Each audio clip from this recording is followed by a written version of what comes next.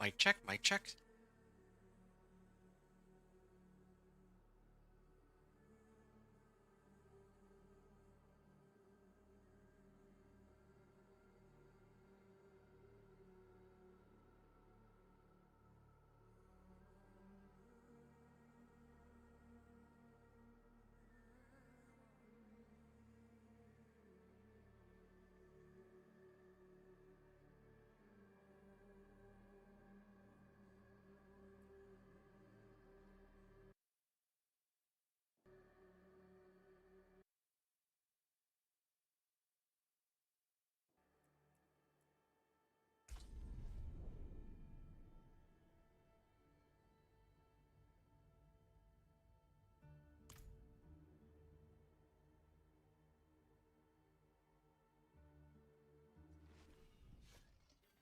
Hey, what's going on? It's Inventor here, with my companion Druid running Torment 1 to Torment 4 on Diablo 4 Season 11 PTR.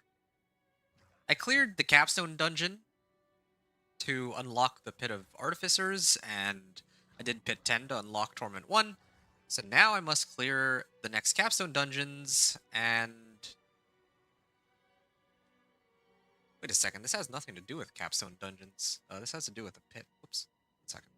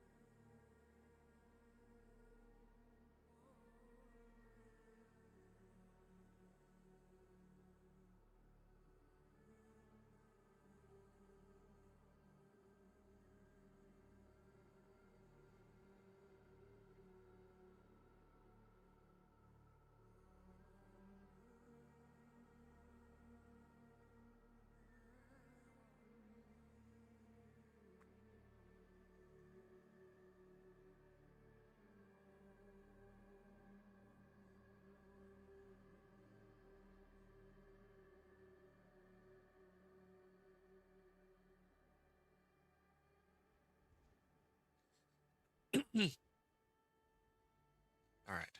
I think I'm ready to go. Test, test.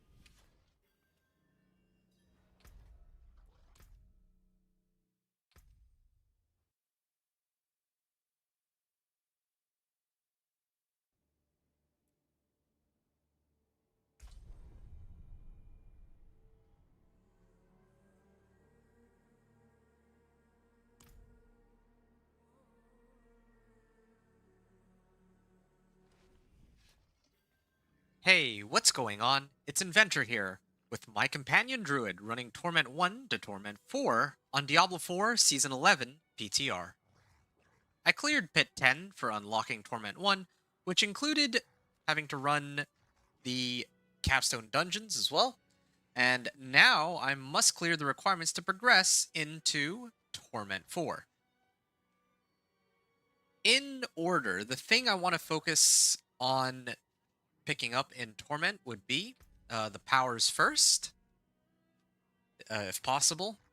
Any missing tempering recipes second.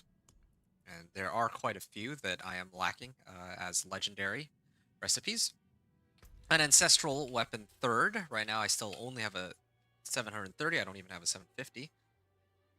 Uniques fourth. So in this case I'm missing Storm's Companion Pants and Irida's Ring. And I might even be able to use Gafflin's and Mad Wolf's Glee too. There's Masterworking 5th, which needs Obdicite and Nethyron. And then Glyphs 6th. At least that's the intended progression here. And lastly, there's the new mechanic, Sanctification, which will add like a brand new bonus to whatever item gets sanctified, but I think once you do that, you can't modify the item or something like that.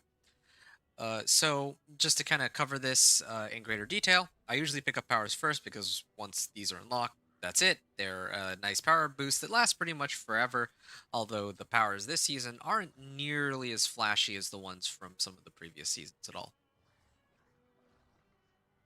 Uh, so there's plenty of uniques and aspects to pick up, and so the adventure continues. There is one thing I'd like to do before grinding, though.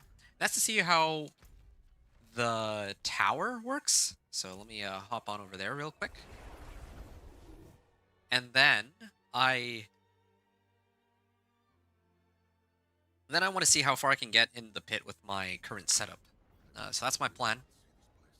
Um, yeah. So let me start off with this: the tower. Oh, yeah, right. There's a bug in the PTR where even if, well, first of all, I tried to do the capstone dungeon, like the second one, to unlock this artificer's obelisk, and it didn't let me. Well, yeah, I cleared the bosses at the end, and it didn't actually give me the credit for it correctly. So I think it's bugged in the PTR, and so the only way I can really access the pit is by getting MRAC to give it to me. As strange as that sounds. There are okay, so here I'm trying to run the leaderboard. What the heck? Is this in the wrong order? I think it is. Okay, I'll discuss that in a second. So, previously, the Artificer's Obelisk would give you the option to do the pit or the tower, but now, sorry, previously, this obelisk would allow you to do the pit, right? We all know the pit. I'm not going to talk too much about that. The tower, from my understanding, is basically just the pit, but it's like, um, but with like a leaderboard attached to it, essentially. But the weird thing about this leaderboard is it's in the wrong order. It says tier 7, tier 10, tier 20, when in reality it should be the other way around. Um, this is interesting because this is in the right order, but for some reason, all of the character-based leaderboards are in the wrong order. Obviously, the higher the tier, the more valuable that run is supposed to be. And same thing with the times too. Obviously, the people who've cleared that pit tier. Okay, it's not. This is an interesting order.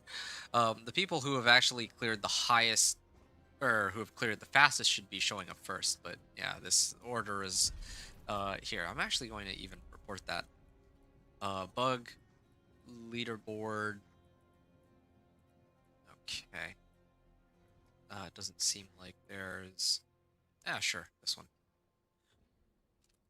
Leaderboards for classes are in the wrong order. Open the tower leaderboard and see that for any class, the pit tier is. Oh, hold on a second, it's backwards.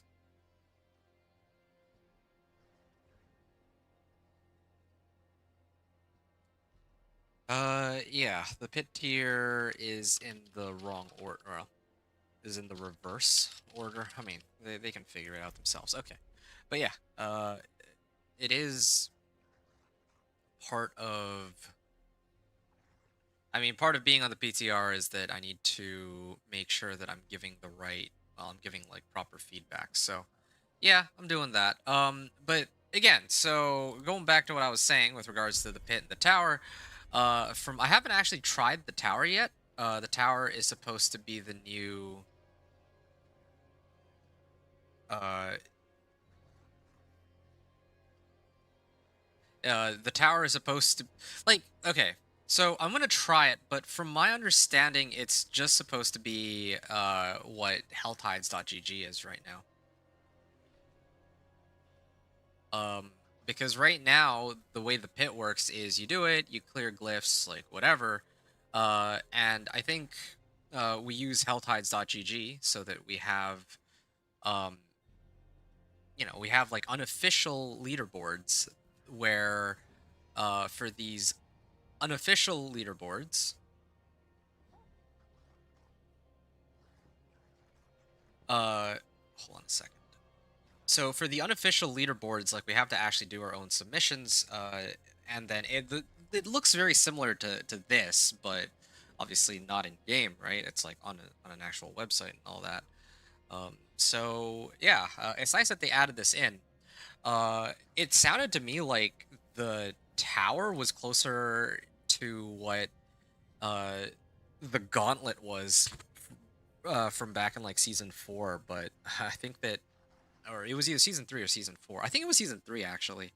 And yeah, there were not too many people who were very pleased with the way Gauntlet was, I think, or well, maybe some people really liked it, but I think that overall the backlash for it was just wait like there was a lot more backlash because um, it wasn't really testing what the highest echelon of uh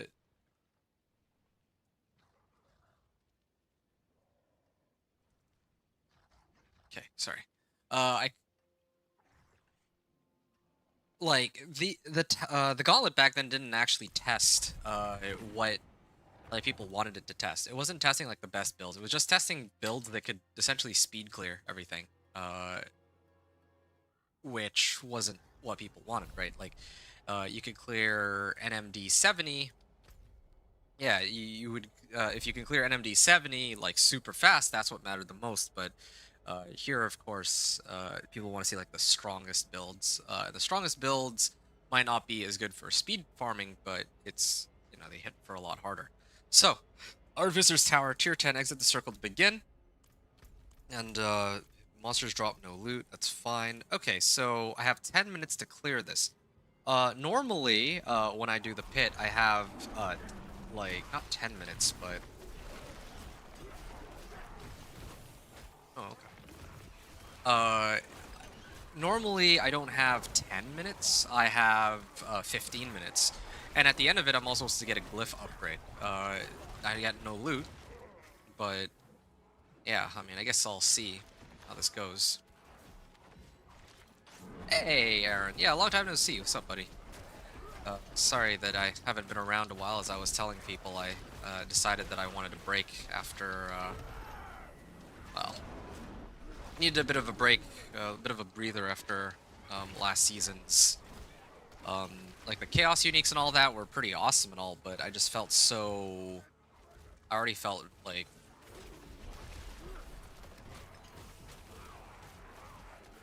last season I already felt like I was like I had already reached the point that I was satisfied with. Like I'd already did the season journey, and uh, I reached like pit 100 and all that stuff. So I kind of wanted to take a break and do other stuff. How have you been, Aaron? Are you taking part in the PTR and trying things out for yourself, or what's the situation for you right now? Yeah, I'm still missing a lot of. I am still missing so much gear. Like I don't have uniques.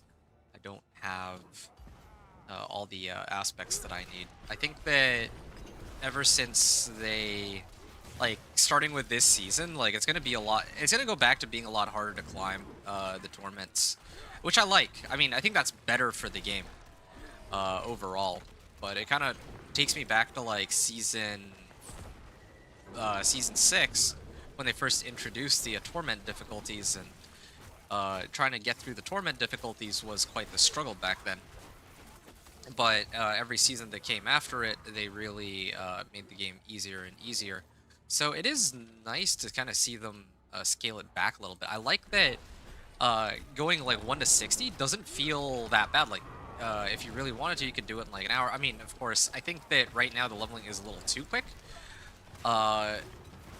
In my case, I did it in like 4 hours, but if I just spam Belial, or no, I think it's Azmodan over and over, I probably could have done it in like, no. I probably could have done it in like under an hour or two. I think that might be a little too fast. But the bottom line is that the leveling process, at least, is feeling pretty good right now in comparison to what it used to be before. Oh, okay. You couldn't get your Bard past Pit 80 last season? What build were you running? And you said last season. You're talking about, like, Season 10? Or are you talking about Season 9?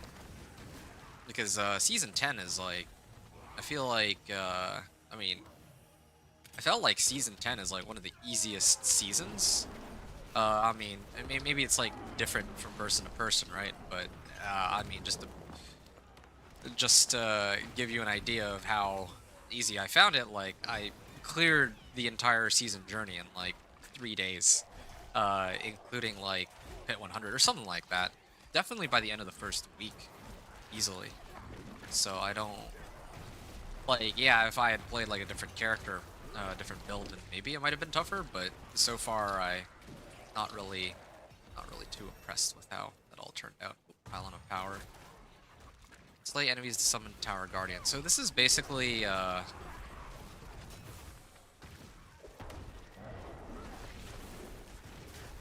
this is basically the pit, but if the pit and the gauntlet had like kind of like merged together.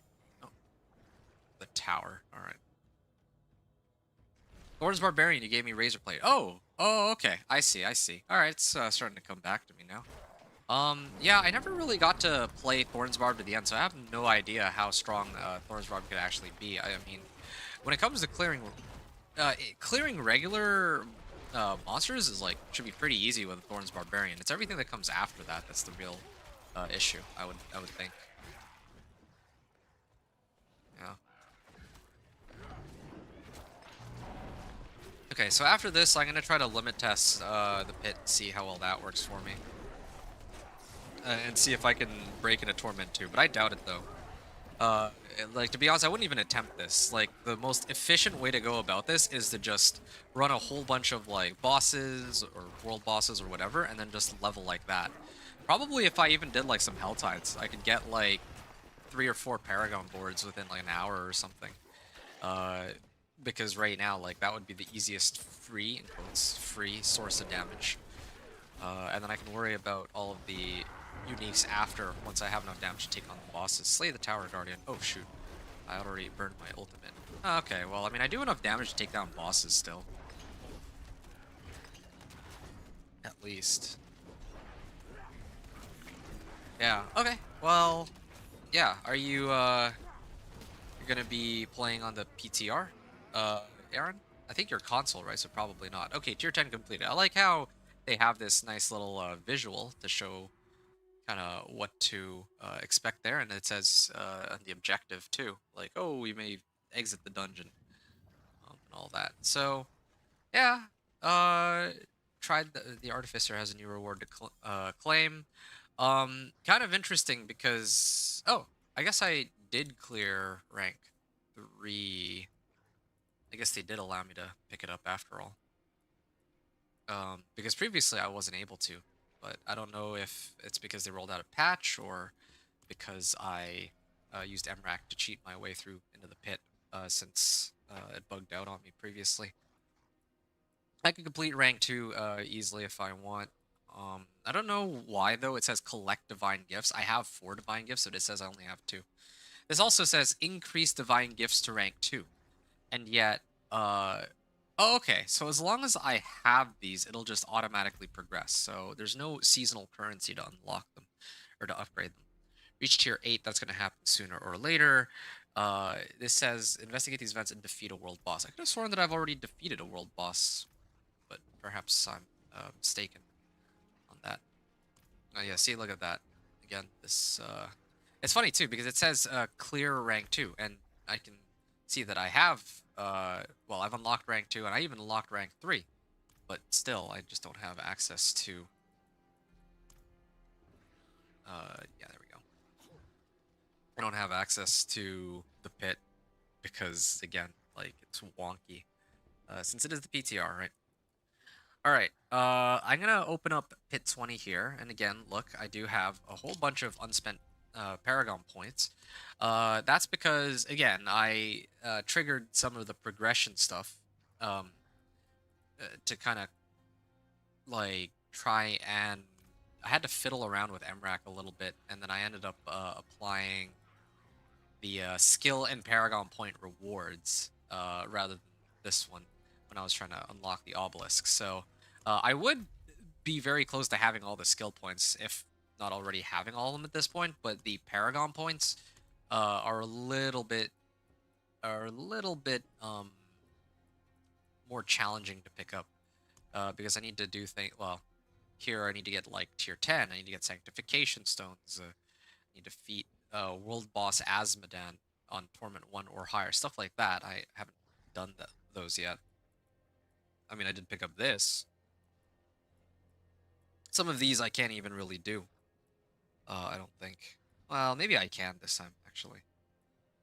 But, I gotta conquer a stronghold, looks like. So, plenty of stuff to do. Current ranking top 50 elite. Oh, that's an interesting title.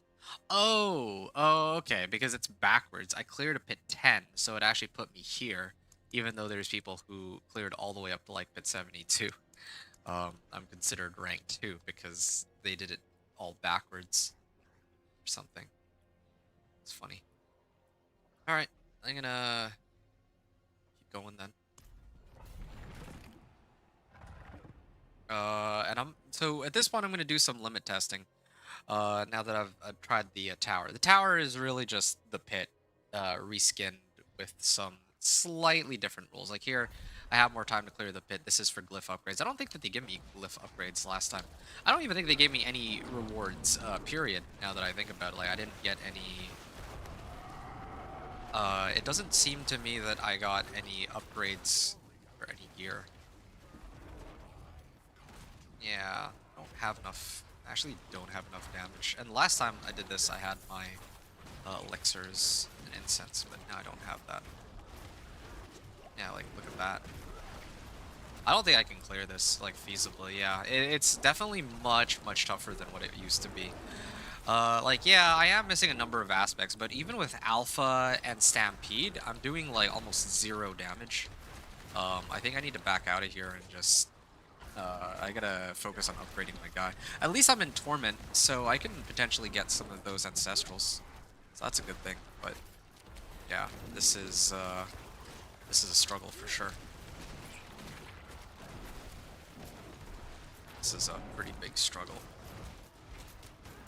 And I find it interesting that, like, if I look at the tower, right? Like, there's gonna be some people who completely bypass a leveling process just to try the tower. And despite that... Okay, there. Despite the fact that some people were pushing for the tower, they were only able, apparently, to reach, like, up to pit, what, 70? Here, let me take a look at that. It seems to me that somebody did make it to 150, but if I were to venture a guess, there's probably some broken interaction that allows you to do infinite damage. This is my guess as to what's happening there. Yeah, because I don't think we're supposed to be able to do pit 150, just generally speaking. So, yeah, there was somebody who cleared pit 72.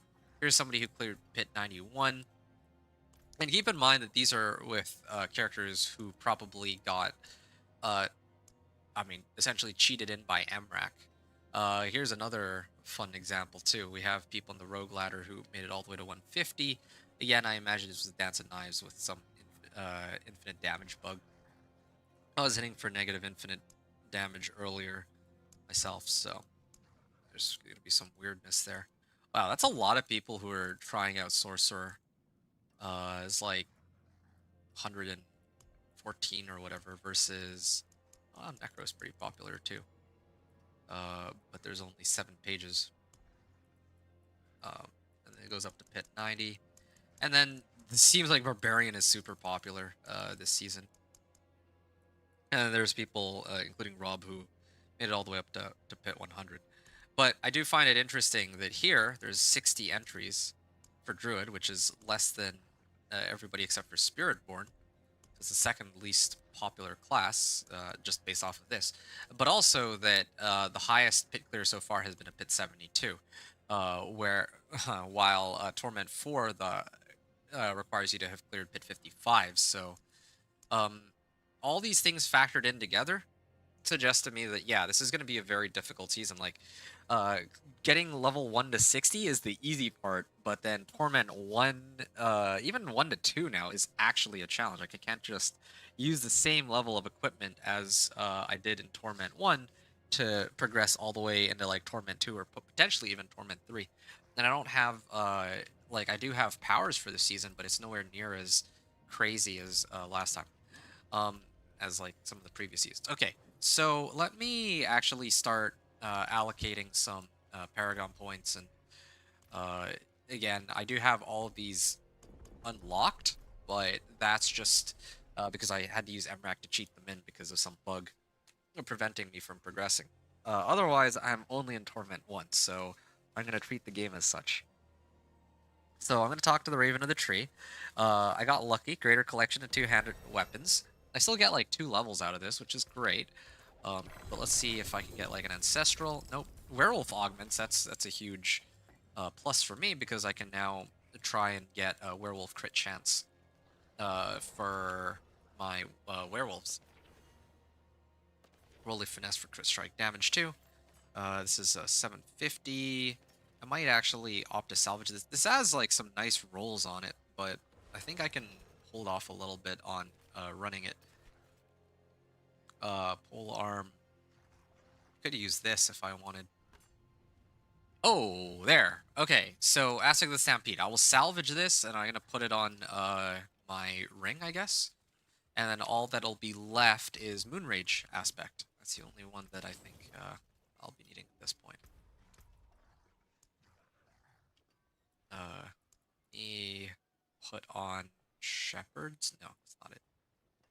There we go, Stampede Aspect. Okay. It costs 200,000 gold now. Oh yeah, it's because of 750 item power. Makes sense. Okay. And then this one, I guess I can... I mean, this Vehement Brawler, but... I think I'll do Vehement Brawler, because it'll pump up my Petrify, or reduce the cooldown on it. Nice.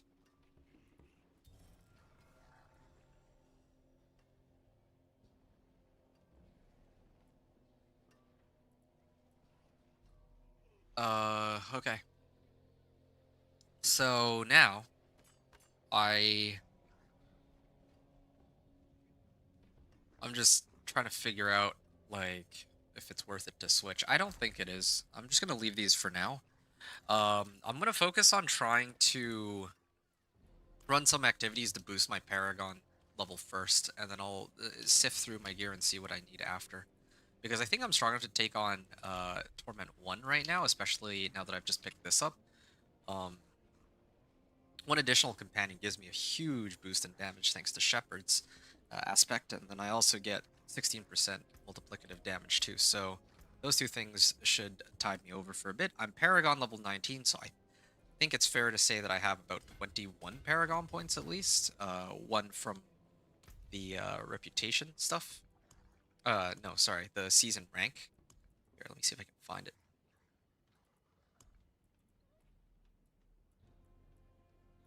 Yeah, this one. So there's this. Um, and then I think there's also one from, like, an extra one when I first get to Paragon level 1. So, well, actually, I think that comes out to 20. Okay, sure. Let's say 20 Paragon points right now. Because, yeah, they've...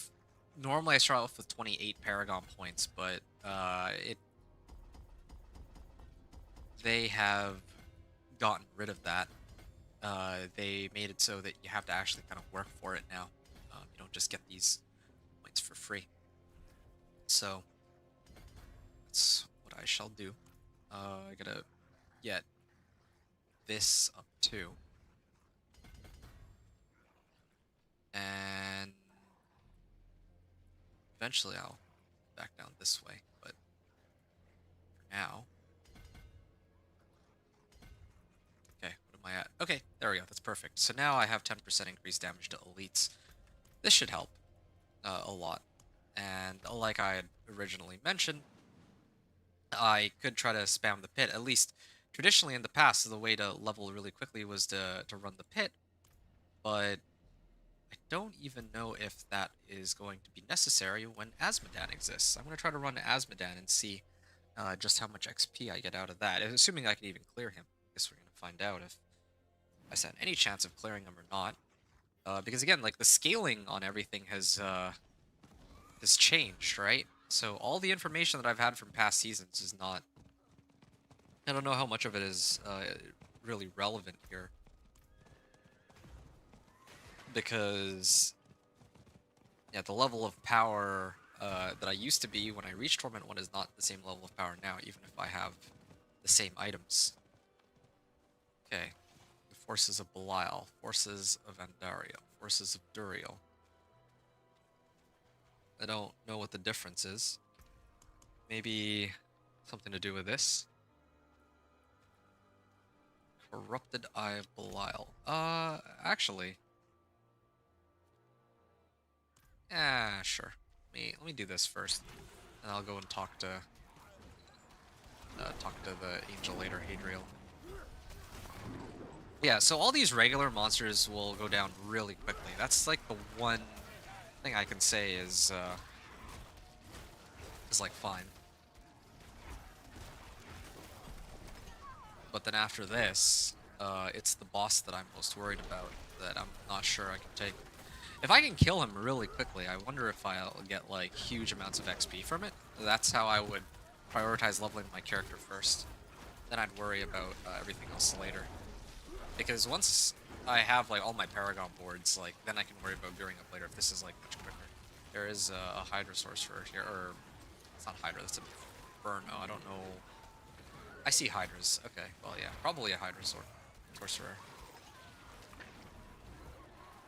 Yeah, the Hydras are doing quite a bit of work here.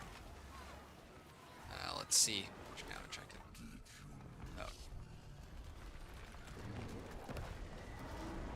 Yeah, no, he can.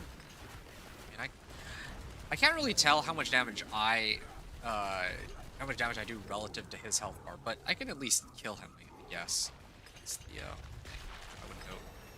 There we go. So yeah, I went from Paragon 20 all the way to Paragon 55 in one clear. And I could actually just keep running this again and again to boost myself up in Paragon levels. Which, again, I don't know if that's their intention. I don't think it is. But, like, what else am I going to do, right? If I don't do this, I could just do more Whispers, I guess. That would... Like... yeah, I didn't even expect that I'd get that much.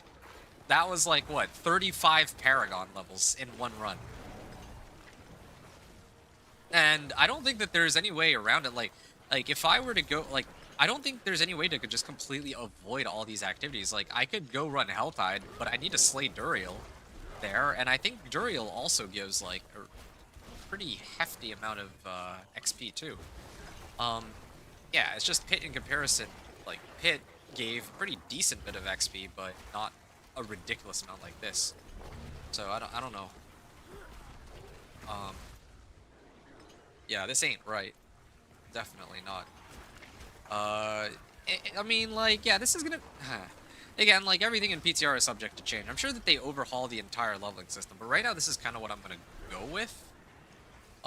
If I did have to go through the leveling process, I'd probably do a whole bunch of Helltides and Whispers just to get all the stuff that I'm missing. And then I'd probably start running the pit as well. Some combination of those. If this was not like a viable leveling method. Oh, there you go. There's another 27 Paragon points in one go. And then this is still here, this Whisper. It's kind of weird that the Whisper still remains. Well, sorry, that I can't even get credit for the Whisper. Like, I summoned Asmodan twice here. Like, I don't know if I need to, like, open his horde, but that doesn't make much sense. Oh, look at that. 7 to 83. 16 Paragon levels. 16 Paragon levels. Wow. So, yeah, because Because I feel like the progression system, like, I think that the pacing would be better if we didn't get this ridiculous amount, or like such a ridiculous amount of XP like this. Right? Like right now, this is actually way too much XP from one run, like 25 Paragon levels in one go. Like that's a little nuts. And I don't really have a way to, like, I can avoid doing this activity if I really wanted to, but yeah, like if this is the fastest way to level, then this is what I'd recommend, right?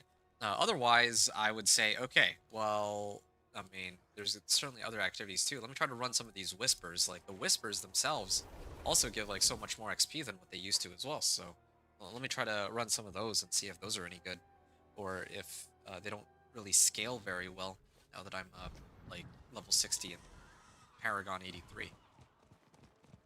Let me find out. This will be a good chance to test. This will also be a good chance to see what my damage is like now too. I know that I have a bunch of Paragon points, and I opted not to put them in on purpose.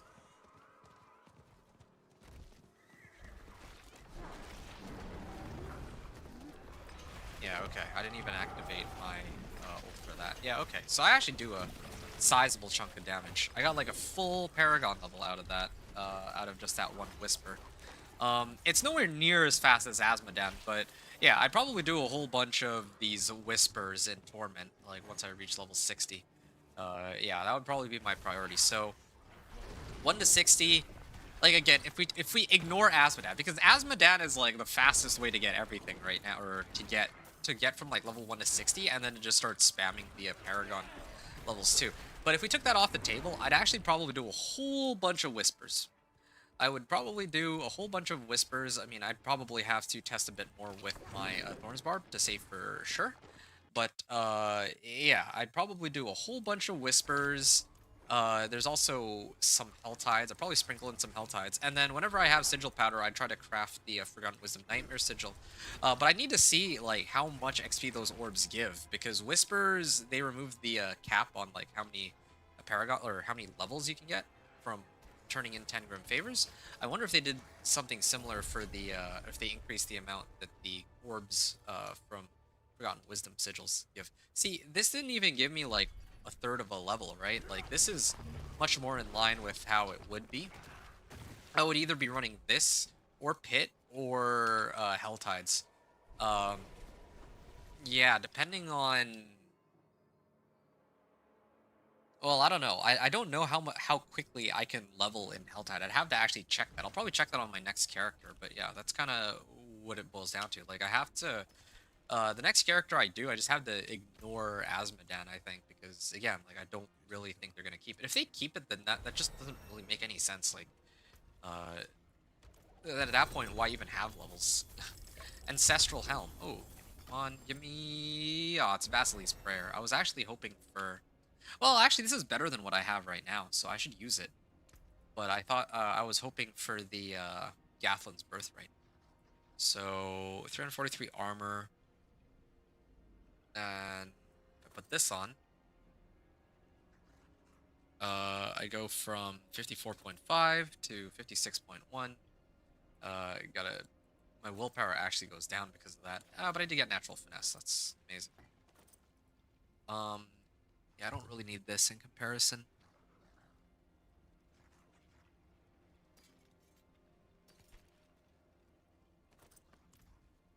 Okay. All right. That's a good starting point. Salvage these. Starting to get more of the materials I need for tempering and all that. Yeah, I got like 2 Paragon levels out of this. Yeah, like I think Whispers would be fine. Whispers and even this, like I'm gonna run like a Helltide real quick, just to see what that's like, how many Paragon levels I'll get. And also, I would need to turn in the Cinders at the Tortured Gifts of Mysteries too. So I'm starting here at Paragon level 86. Let's see how well this goes. And then maybe I'll go and run the pit just to see how much XP I get out of that. Test all of them.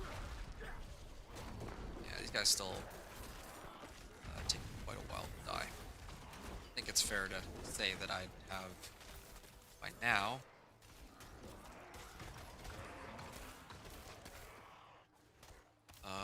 That I would have something like this. Well,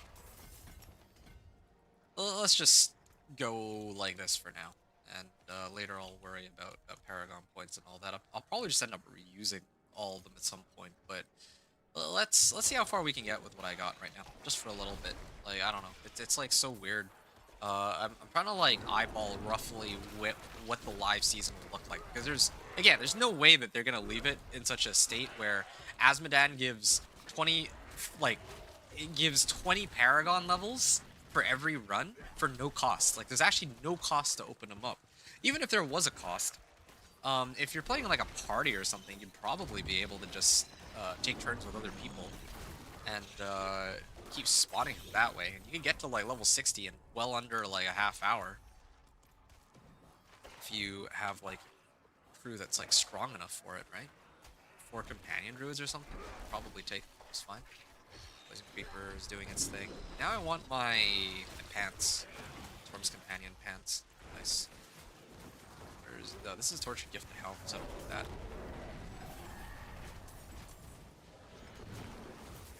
Okay. 285,000 gold. Yeah, at least they upped the amount of gold we're getting now in comparison to what it used to be.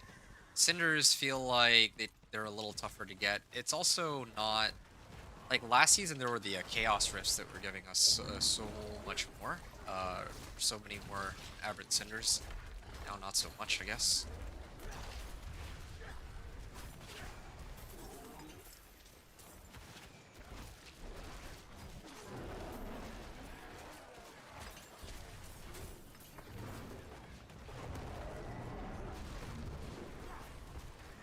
Also, the Ravenous Soulspire isn't... Oh! I'm actually getting bonuses. All of... I'm guessing somebody triggered them and I happened to run right by them without realizing it earlier. Armor and all resistance. I see. So that's why... Whoa. My armor stat is... Double check that.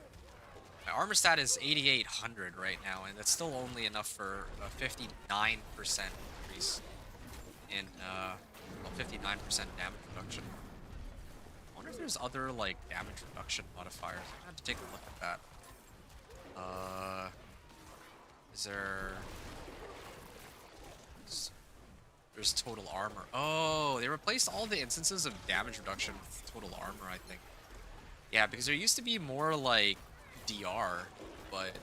No, they completely removed all sources of damage reduction and just replaced it with total armor. I don't know what to make of that.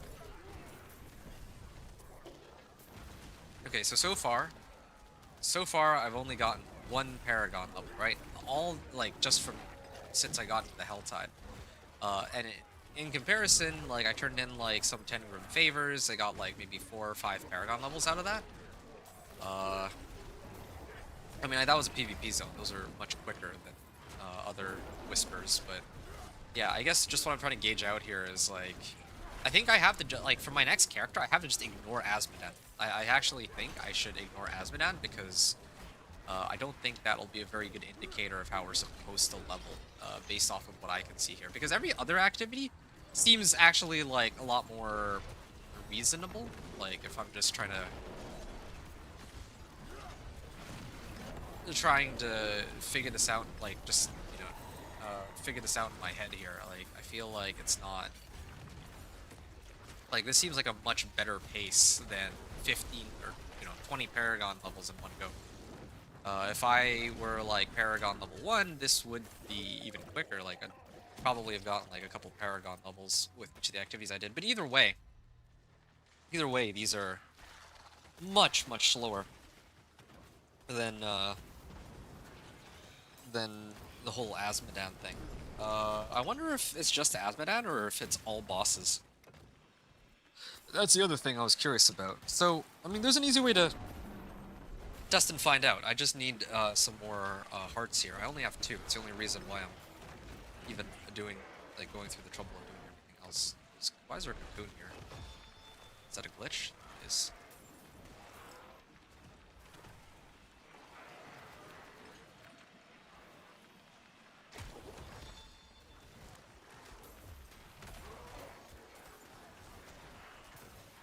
Yeah, no, I think that they spawned two events on top of each other, is what it looks like. I think this is an accident, something of that sort. This guy's name is PoE in the week. Nice. Impressive.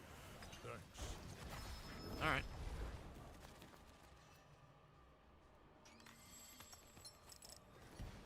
Okay. Hello. Well done. I appreciate that. Oh, Decaying Port of Pain. Yeah, sometimes I feel like I don't do nearly as much damage as I would expect to. Yeah, maybe I need to get my Storm's Companion pets. That'll be, one of my biggest priorities. Have to, farming that whenever I can. But I'll sort that out after this Helltide. If I can get Storm's Companion, that'd be a huge help.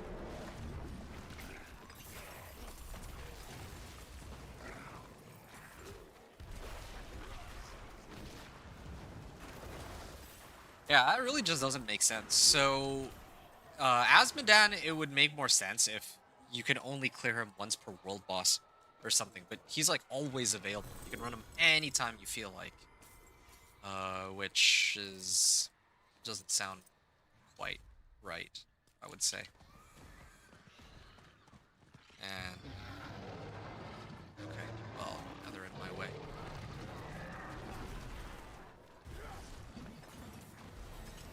Handguards.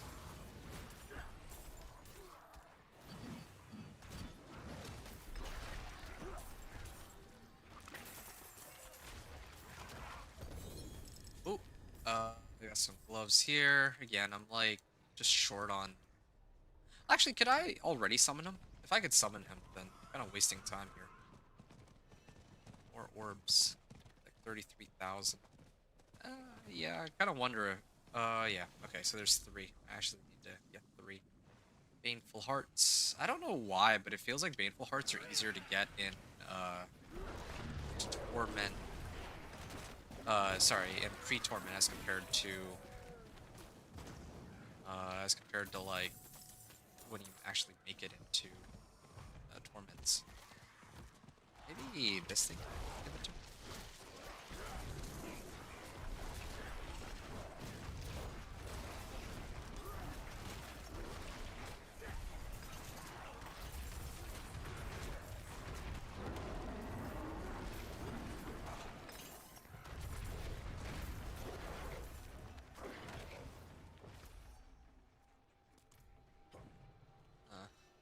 I need a way to spawn this.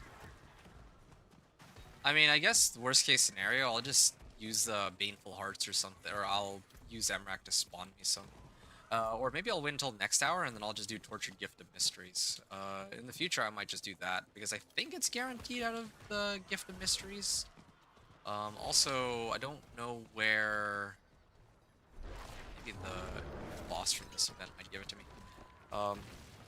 I wonder, like, I see these damage numbers that I'm dumping are pretty low as compared to what I'm used to. This one, these are supposed to be in like the hundreds of thousands. Some of them. I don't know why they're so low. Maybe the monster's health and resistance or defense like scales the difficulty. I mean, but like crazier now than what it used to. Like yeah, these difficulties have always determined that it's true. Yeah. Oh, I triggered the threat meter. Have to deal with all of them. Hey, Helltide Harbinger. Okay, I'm hoping this will give me what I'm looking for. There, that's one down.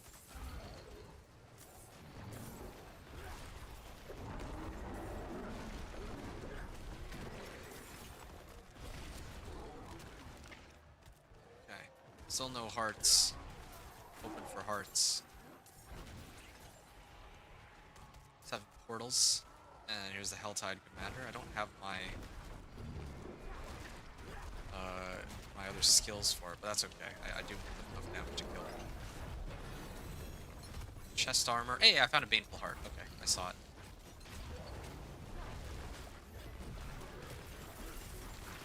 Alright. Yeah.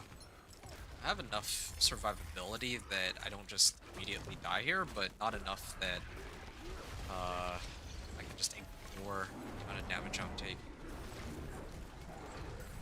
I don't really notice the AI on the monsters being different, if I'm being completely honest.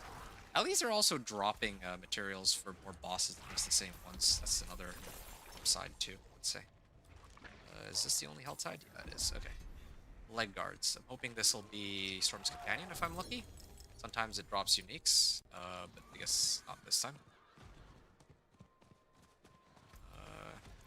I'm gonna have to TP back a little later. Okay. I think I can still get it. Took me a while, but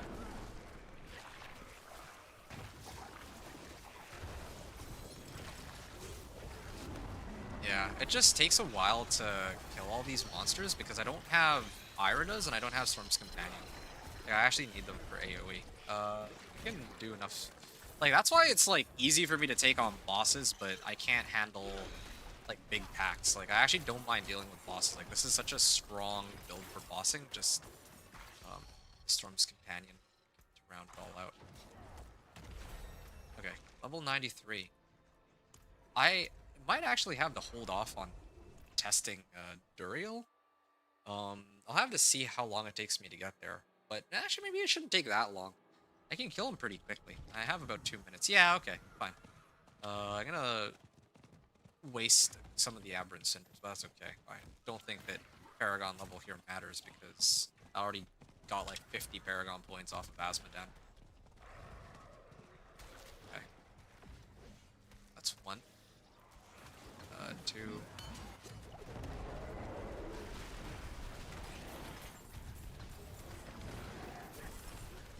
This is actually pretty annoying, the fact that there's so many of them, I can't actually access the altar. And if they even hit me once, it won't let me trigger the thing. Okay, there. Yeah, so I have a minute and a half. I should be able to kill him in a minute and a half. I think I have enough damage for it now. You know what? Just to be on the well, it's a little late now. I don't wanna fiddle around with my Paragon board while I'm trying to avoid dying. Be a sad way to die. And then if I die, then I think I have to reset all of this, right? Especially if Duriel shows up. It's fine. I'll just wait.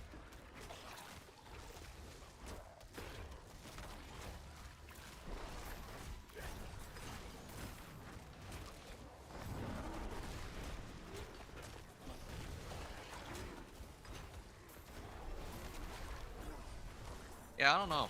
I think that because there's no cost on Artificer's Stones, it does take a while to run Artificer's Stones, or to run the pit now, though. Like, as a fresh level 60 going into Torment 1, I think I would just focus on... oh, hold on. Oh, yeah, there you go. Done. Okay, so level 93, right? Level 93. And I only got 2 levels out of that. So, I think it's fair to say, and that was with the Whisper, right? So, I think it's actually very fair to say that, yeah, Asmodan giving like 20 levels worth of XP is kind of crazy. Like I don't think they're gonna keep that for the live season. If they do, then great. Like whatever. I guess then there's only one way to play. But I think if they don't keep it, which is a lot more likely, then I think that whispers are still fine. Like clearing out whatever whispers are available or running the pit. But I think the pit is kind of annoying now. Like, the monsters are, like, way tougher than what they used to be. So I think I would actually just recommend running Helltides and Whispers for the time being. Yeah, that's what I would say if you're in the situation I'm in. It is done. Ancestral Collection of Leg Guards. Okay, so normally I do collection of two-handers, but this is an Ancestral collection, and it's Leg Guards, and I need Leg Guards for Storm's Companion, right? It's like the one... It's the one unique that matters the most on this build, so. Okay, a lot of recipes here. Okay, now that's all out of the way. I can also do some gambling in a second. after I sort out the rest of these. What is this? Frostburn? I don't really need Frostburns. Uh, yeah, I think I'm gonna start getting rid of these. Start trying to figure out which items are worth keeping and which ones aren't. Yeah, here's one that actually is worth keeping. Um, defensive skills. Hold on. These two might actually go pretty well together. That could help with debilitating roar, perhaps. Debilitating roar. Yeah, it would reduce the cooldown on it at least.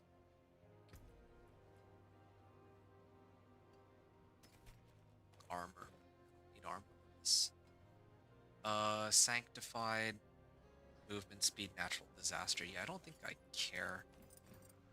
This amulet. I'm not really too concerned about putting much emphasis on my pants. Like, yeah, I've got like J max life on this, but I'm gonna be getting Storm's Companion anyway. Same thing applies with this one. Maximum resource. I got max roll Juggernauts off of this, which is great, so I'll salvage that. But the problem now becomes they offer 600 armor. But I don't even think that that's really all that much in the grand scheme of things. Like 600 armor would have been a steal back then when 1,000 armor was the cap, and when Torment difficulties used to whittle down your armor. But here, that doesn't even matter anymore. Like if I add 600 armor right now, how much is that really? I think I can actually test it. Head on. Here, give me a second. Let me, I don't know. Do I have GA armor? Chest armor or something? Or is it just pants? I guess it's only pants. Okay, sure. Why not? Oh, but I have like 56 Forgotten Souls. There's a much easier way to check the effect of 600 armor that doesn't require to do all this. I can just do this. There. Okay, so this is 450 physical resistance, right? Oh, no, that's physical resistance. Oops. I'm mixing it up. You know what? What if I removed... Where am I getting so much armor from? Oh, well, I guess I'll just remove something that has 600 armor, right? So 57.5%. If I remove roughly 600 armor, 57.5 goes down to 55.9. So I'm only gaining like 1.5% damage reduction. And in exchange, I can't evade. Like the evade cooldown is doubled. I don't think that's worth it. Previously, it was like the difference between having like 20% physical damage reduction versus 85% physical damage reduction in some cases, which was far more worthwhile. But now that's not even the dilemma. So I don't think that's worth it. Wait, why is this one? This one has much higher item power, but the stats on it are lower, or the base value. Like this is 138 all resist versus 160. I think it's because it's like my amulet's sanctified. I guess that would probably be it. Okay. Well, I'll put that on, and then I think I'd have to. I don't even think that Wolves cooldown reduction is the way to go because I have pack leader. I think I would need. Oh, I'm missing. Here it is. Petrify cooldown reduction. Yeah, this is the one that I'm looking for. Yeah, that's like the most important one, I'd say. But the problem here is in the past I used to run like werewolf crit chance on my rings, like werewolf crit chance with um companion or with petrify cooldown reduction. That used to be the combo, but now I'm kind of trying to figure out if like which of these two are more valuable. I think that in the long run, I'll probably be able to get plenty of sources of crit chance elsewhere, but still, it's kind of hard to know for sure.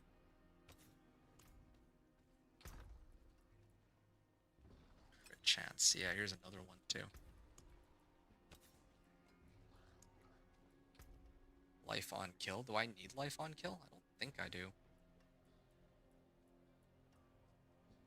Well, 335 poison resist. Again, like I don't like that I have to look and double check like what I'm gaining or losing out of this. So poison resist is 498 right now. Just double check that. Yeah, 498 up to 771 with this. So 32.1. So I get like 9%. I'm trading out 9% poison resist. That's what this says. More or less. Yeah. I Yeah, I don't like this change. I actually really don't like it. I don't think it really makes much sense, I guess. Like it's oh, okay, well, I think max life is probably more important. Can't go wrong with max life. Yeah. I can't get behind it because it just like would you not rather just have a percentage, right? Would you not rather just know that oh, this item gives 10% resistance? Like, why do I have to essentially reverse calculate or reverse engineer the calculation or like eyeball it? I don't I can't really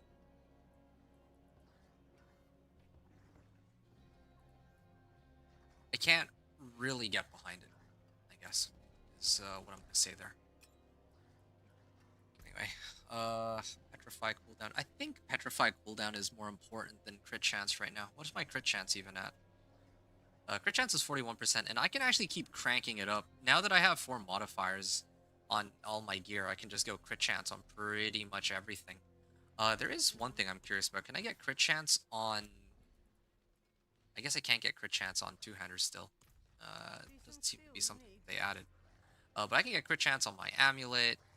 Although, I guess ideally I would want, like, willpower and, like, 3 passives or something like that on my amulet. But still, I think that I can comfortably reach, like, 60, 70%. And then if I put on, I don't know, like Ring of Starless Skies or something, that should get me to 100.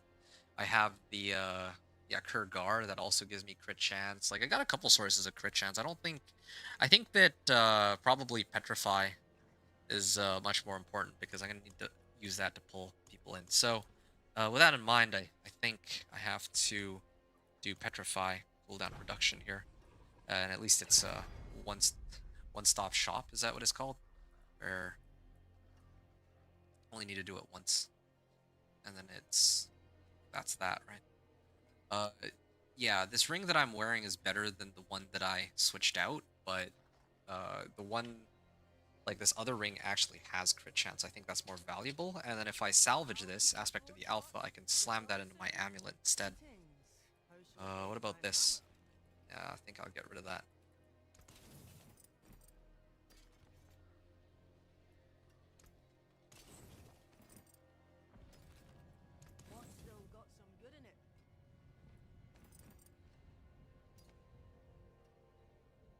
Okay, so a lot of stuff to figure out here. Check to the Crowded Sage. I have Spirit Bond aspect. I've already imprinted that on my chest armor. So now alpha aspect will go here. Yeah, all right. That's a big chunk of damage. I'll probably temper Petrify cooldown reduction in a little bit. But for the time being, this should be... Wait, hold on. So Shepherds, Stampede, and Alpha. I just need Moonrage. Moonrage and then Ira does. But for now, I guess I'll just do...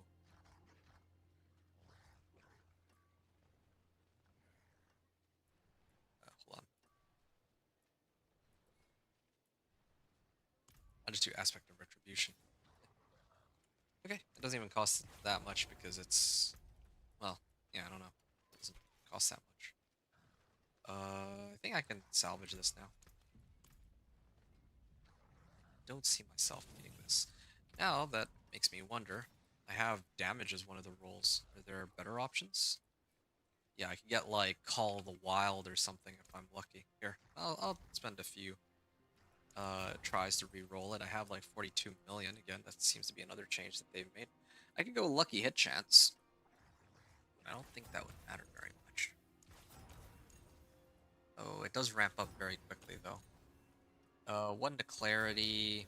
No, that's the one that that's like the passive I don't need. Probably try 2 more times. Yeah, I mean, I shouldn't spend that much on this anyway, because sooner or later I'm gonna be replacing this. This is only 750 as it is. I think I spent like what 5 million on that just now.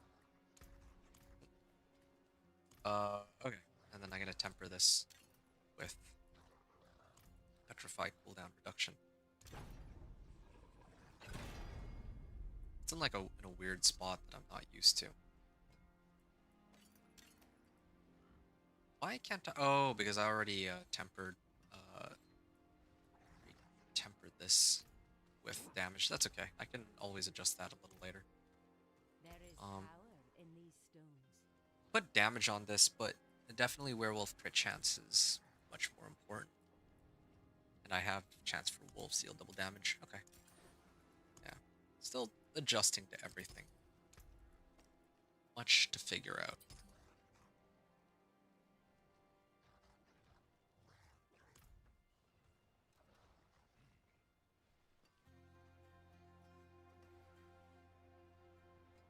Okay. So I'm out there.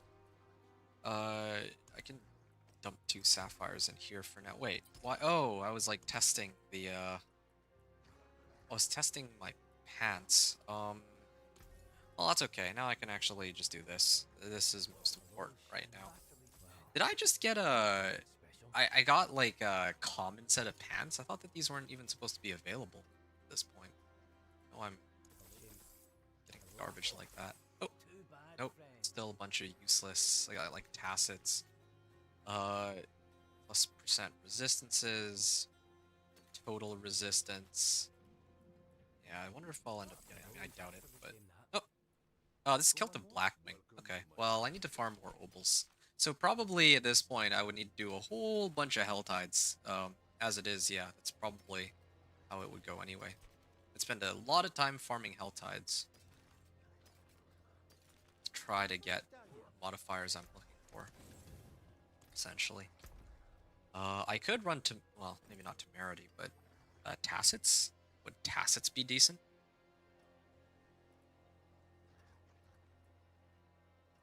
I could try it.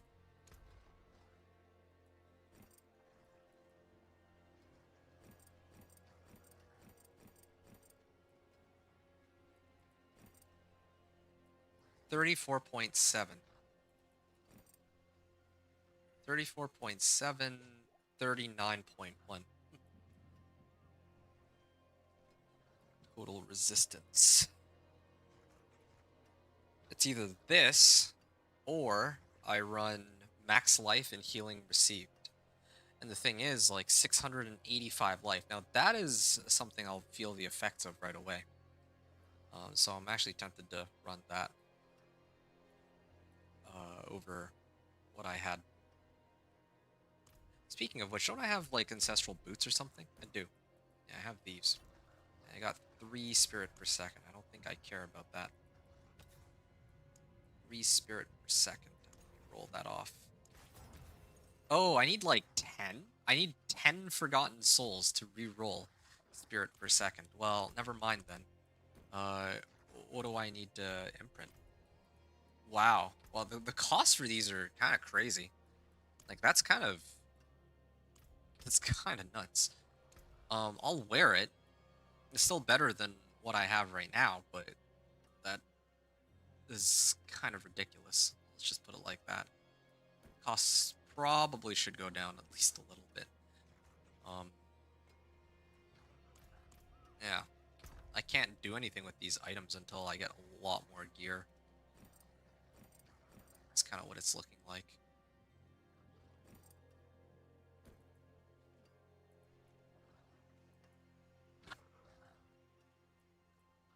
Do I even have movement speed anymore? I actually don't have movement speed, though. Yeah, I just realized I don't have any. Wait, if I use these, then I would get movement speed. But I lose out on life. I need movement speed for my passive. That's why I care so much about it. Yeah, that's not good.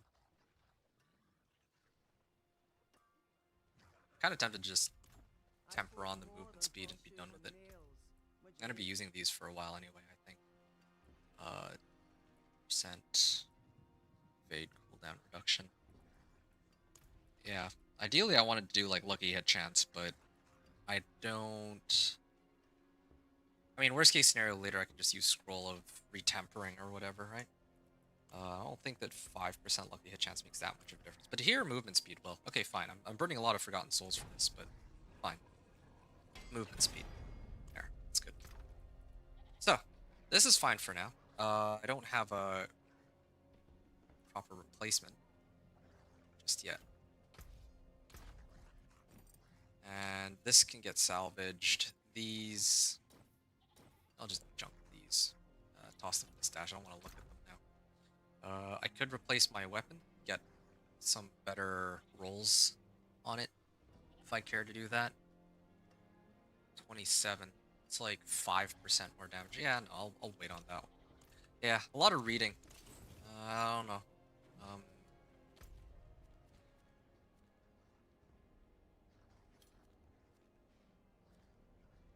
Slay Asmodan. Oh, can't even run him for the Whisper. Slay Grigwar.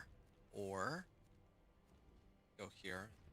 Keep running more of these.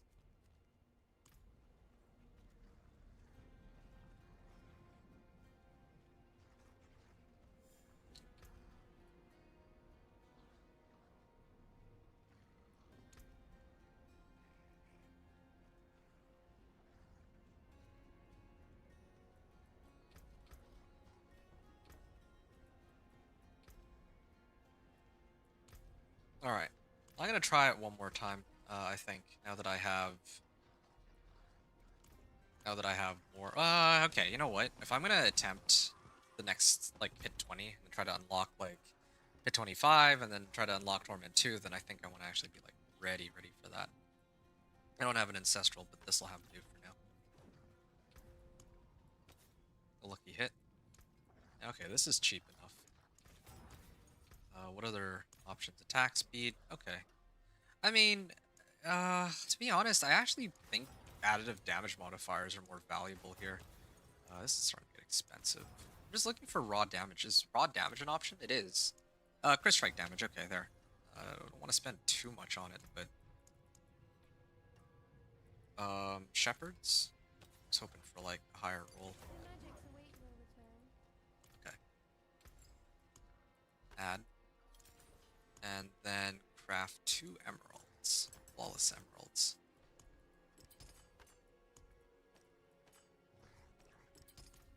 And I still have Kurgar here. That's fine. Okay, and then of course this one's a no-brainer. I need to do a chance for wolves to deal double damage. That's a given. There. Okay. I'm good. Yeah. Everything seems to be in order. I got crit chance on pretty much everything. I have the right rolls. I have decent gear. My chest armor is not very good, but I mean, I don't know if that much matters. Okay, so I'm gonna try it. Progression and lock this. And I'm not even gonna run the elixirs either. I don't think I need it. I'm gonna see how well this goes. Who knows? Maybe it's still not gonna be all that great. I mean, I could... The tower? Oh, shoot. Did I spawn the tower? I meant to spawn the pit. Oops. I need... I definitely need more. A second, I don't want to misclick this. Okay.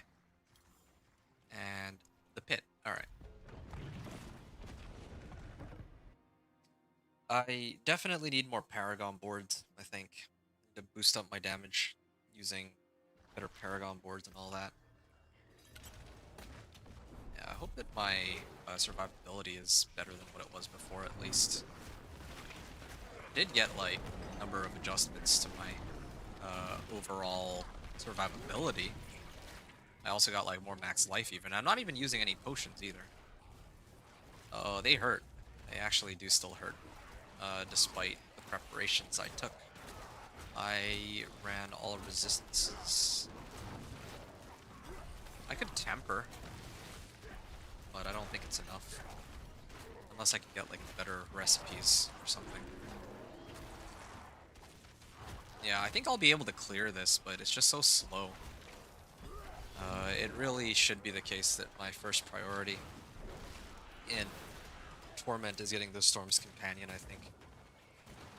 Once I get Storm's Companion, I can do whatever else. I don't have to worry. Because it being an AoE attack is, I think, will speed things up the most.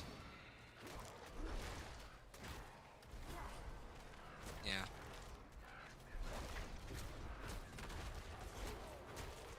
Whispers and Tides. If I were to run Whispers, what am I getting out of it? I guess the thing about Whispers is I can get whatever, I'd be able to get the glyphs that I'm missing.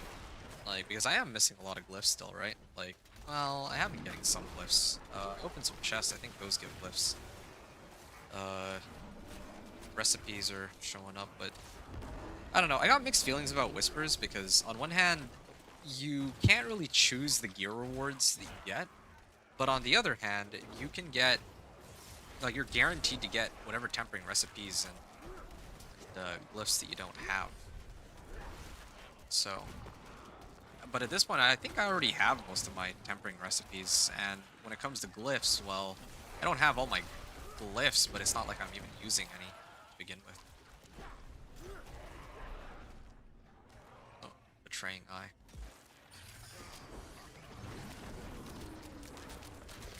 Okay. Yeah, I'm doing, like, the damage numbers are pretty high, just don't have any AoE. So, progress bar just takes forever. And, yeah, they still do large amounts of damage.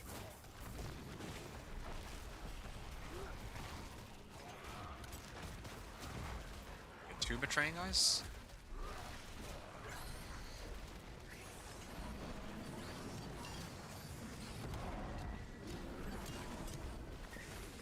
There. Did at least kill the elites. I'll be able to clear this. And again, it's not a damage issue, it's just an AoE issue. It's a funny thing about this build. If I were playing Dance of Knives Rogue, I think I'd actually be able to dog walk this. Or even Thorn's Barbarian for that matter. And keep in mind, like, this is with 3 of the core aspects that I need for this build too. So, yeah. Oh, you know what else I'm missing though? I just remembered. I actually don't have the rune that allows me to spawn wolves. Yeah, that one's a really big help too. Because, yeah, that boosts up, like, damage from Shepherd's aspect by a lot.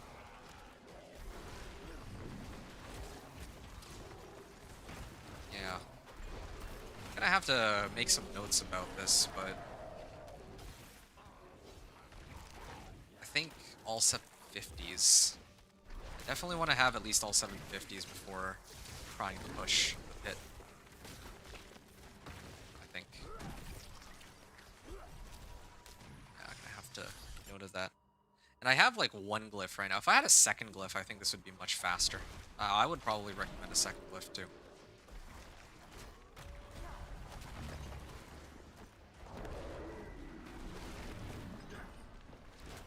Yeah, if I had Untamed Glyph, or Untamed Legendary Node, that's what would make the world of difference.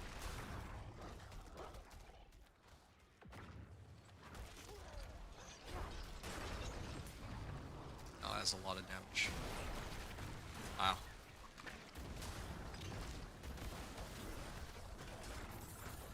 Yeah, this Blast Wave Shrine's doing some work though, I have to say. There we go. And I think that's the last of it. I don't know what the point of drawing out Belial is? Like, does he actually give us any enhanced rewards or like better glyphs or something? Like, what happens if we don't summon him? That's what I'm a little curious about.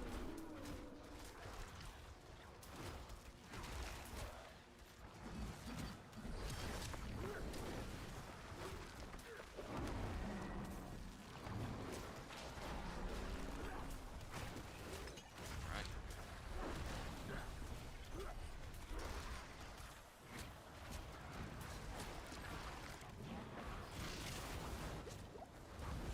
Oh, let's poison that. Pulling me in. Trying to make some space. Again, having some total armor and resistances really does help. Debilitating roar here.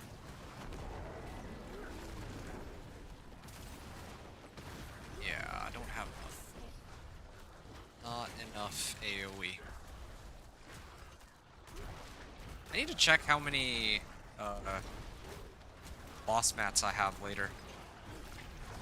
For Beast in the Ice in particular. If I can go fight Beast in the Ice, maybe. That might help. I can actually check now. I want to know. No, not those ones. Okay. Beast in the Ice's sword. Maybe I gotta run some Nightmare Dungeons. Just so that I can get... Oh, look at that. Yeah, I don't know where that infinite damage is coming from. Definitely some weird interaction there, but... Legs of concentration. Hold on. What is this? Intelligence. So this is the sanctified item.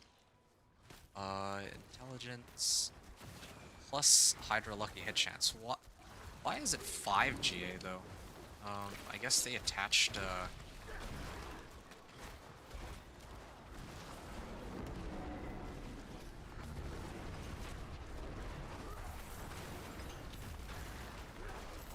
I guess they added. Well, Sanctified adds like a GA modifier. So wait, so it should be this one, but it's only 118. So or 118 intelligence. So I don't know what's up with that. It's so strange. I don't know. I can't fully grasp the changes that they've made when it comes to the affixes.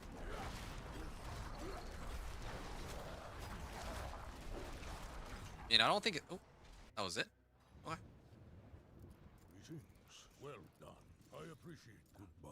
Alright, let's see. There we go.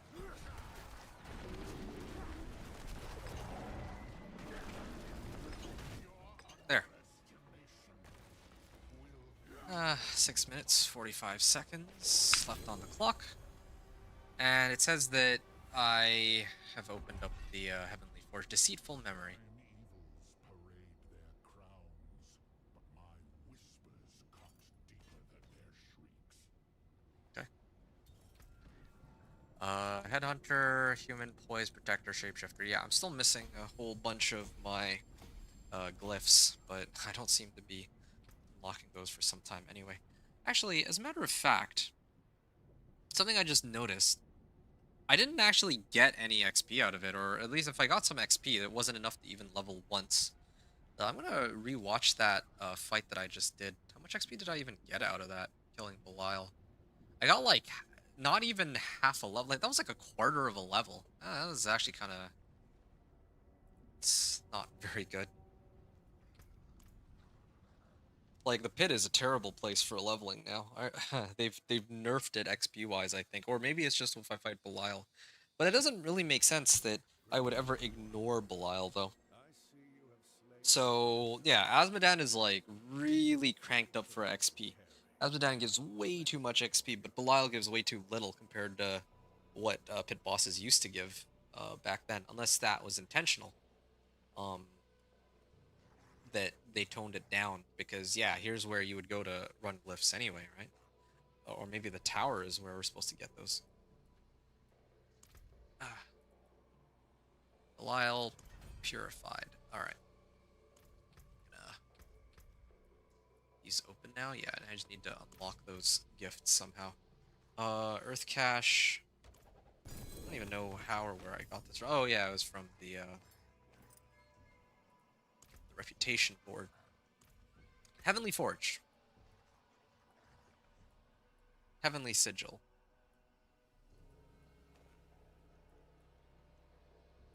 Can only been sanctified once, so I can't even sanctify. Wait, what? Can I sanctify this even with? I don't even know. Count bound. I have nothing that I can sanctify. All my items are garbage. Uh, I guess I can sanctify my. If I sanctify my boots though, like I have one dead modifier. Like, spirit per second is actually pretty useless. But am I ever really gonna re-roll that? I don't think so. I guess I'll find out whether or not when I sanctify it, if I can still re-roll spirit per second, because it says items can only be sanctified once and cannot be modified after. I don't know if it means it can't be re-sanctified or if it means I just can't change the item at all. So I had no materials and I can add a modifier, blessed by the high heavens. So it's sanctified. Oh! Item has been sanctified and can no longer be modified. That's what it says on the Heavenly Forge. But now, if I try to go to the Occultist, can I still modify it? Because the wording seems to imply, like, it's a little ambiguous to me. I don't know if that means that I just can't resanctify, or if... No, okay. So, it's stuck in this state forever. It's unmodifiable. So I have to get the right modifiers on the item before I try to sanctify it. And when I sanctify it, the thing that it gets sanctified with can sometimes be like a pretty crazy modifier here.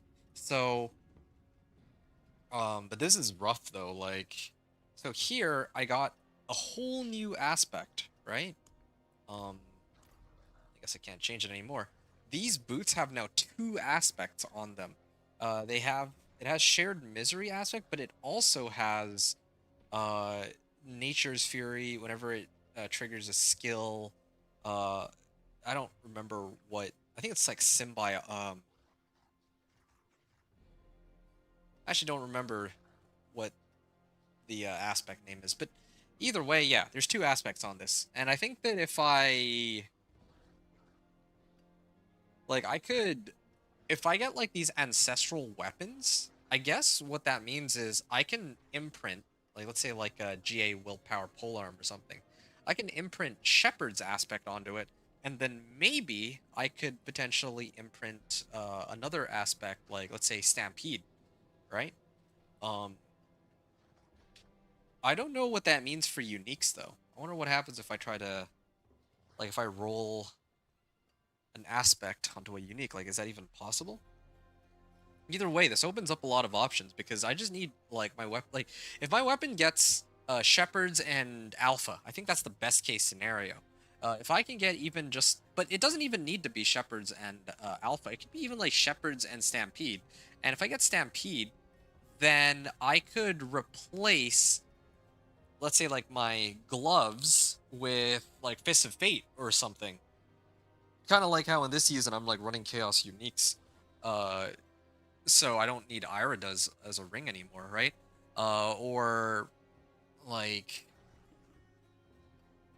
yeah, now I can actually run Iridas in peace without having to worry so much about losing out on uh, other modifiers. Oh, I got a good example. I could run Iridas with Ring of Starless Skies. That would solve my crit chance issues. And then I could get like shepherds and alpha on my weapon, and then like alpha and moon rage on my amulet or something, and then my gloves can be something else. I don't know. So I got a lot of options with this new system. I like that. It is going to be kind of troublesome trying to get all the right rolls, but that's kind of exciting that there's some kind of like chase modifiers there that are going to be worth looking forward to, I guess, in a way. So that's good to know. Okay, so I cleared pit 20, and I had like 7 minutes left on the clock. I think it's fair to say that I could probably make it all the way into Torment 2 at this point. But I would like to maybe try to see if I can squeeze in some other activities, such as Helltide. Like I need to get Storm's Companion. Like that's like my big, uh, the big, my biggest priority right now. And yeah, I tried burning some obols for it, but no luck. So I'm gonna need to keep doing more, or maybe I even have to start running some of these other activities. Oh, oh, I missed it. They managed to kill him like so fast. Wow. Okay, there's a Legion event. I could try to go for the Legion event, but I don't even think I'll make that. Will I? Yeah, I could try. I got like 10 seconds to make it, which I don't think that's gonna work for me. But here, let's see. How close is it? Yep. And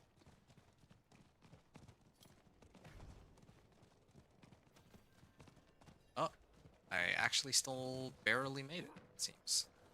Don't have any AOE, so this will take a little longer, but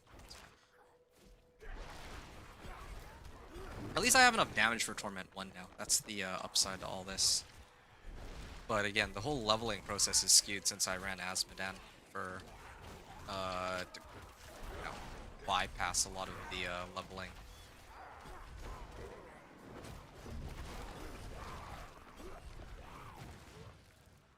Alright, I'm gonna get another Paragon board soon, I think. Because that's probably what I'd recommend somebody to do. I think that I could clear it. Like, I could probably clear Pit 25, but, like, on my current level of power. Maybe if I adjusted some things here and there, I could get, like, a little bit more damage. Squeeze out just a bit, but, no, it's not worth it. It's really not worth it to... Oh, I just realized something about this Legion event, too. This Legion event, I wouldn't normally be able to run this because this is Core Dragon, I believe. And that means that I would have needed to run some of the strongholds to open this Legion event up. But that's okay. I'm not going to be so picky about it this time. I'm just trying to vary things up and see where I can get, like, good loot, levels, and all that. So, Basmodan right now is, like, an S plus tier sort of XP farm. Yeah, but now I gotta figure out alternatives. Yeah.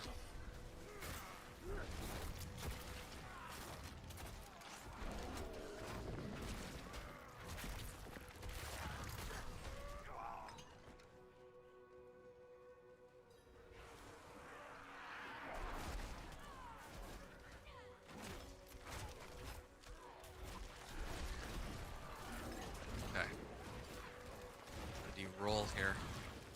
2 to core skills, and he rolled attack speed as the Sanctified, or as the Heavenly Forge modifier. Yeah, Poison Filter still got them.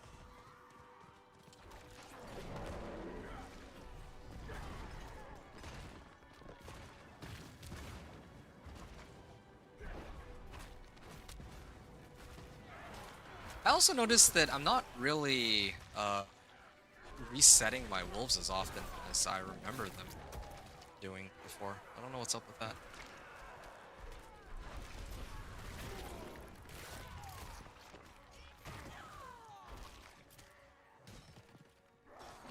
All good.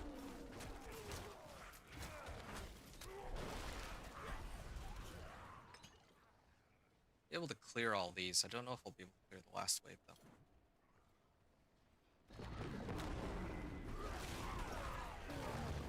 Yeah, at least I'm reset materials to some degree, or reset my fight down. So, yeah, I have enough damage to hit these. Just it's all on the timer. If I were playing like a sorcerer or something, a lot quicker. Or if I were playing like a minion necro.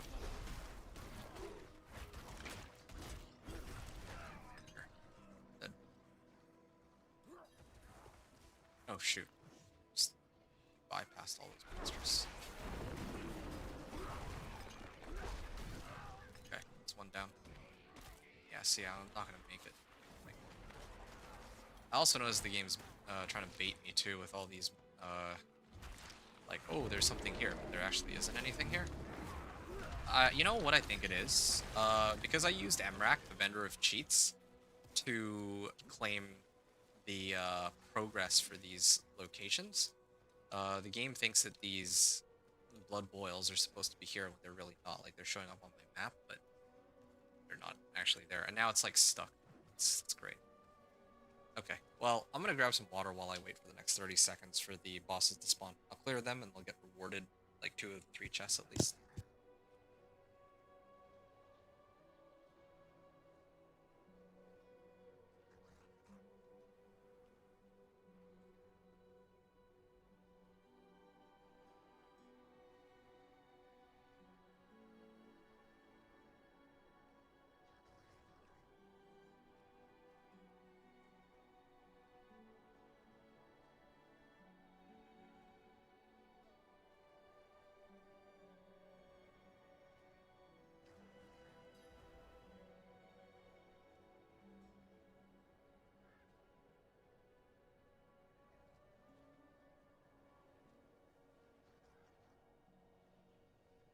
Okay, there we go.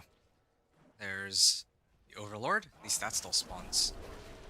Let's see how quickly he goes down. Oh, it was like instant. I didn't even get to throw my wolves out. Oh, yeah, there we go. I did get to throw my wolves at him. So I have enough damage to dog walk Torment 1 at this point. It's just reaching Torment 2 that's the hard part. Heavenly Sigil. Oh, this is a great place to get Heavenly Sigils for upgrades. Earlier when I upgraded my boots, I was able to do it even with no Heavenly Sigils. I wasn't supposed to, but I was curious to see if that would actually work. It seems that that's a bug, but yeah. So got some good stuff out of that. Got a nice amulet here, which I don't really think I need. Boots, whatever. 750.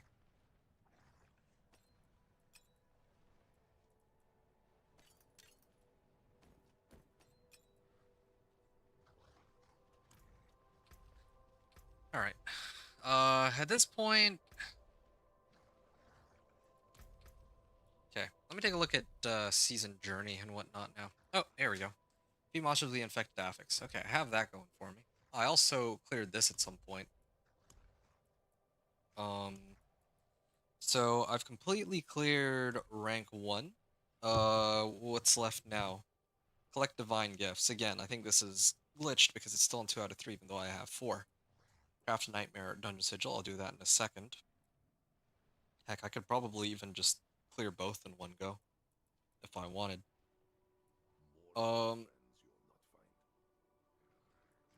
Yeah, it's... Well, I mean, this one I actually need to level 2 of my gifts to rank 2.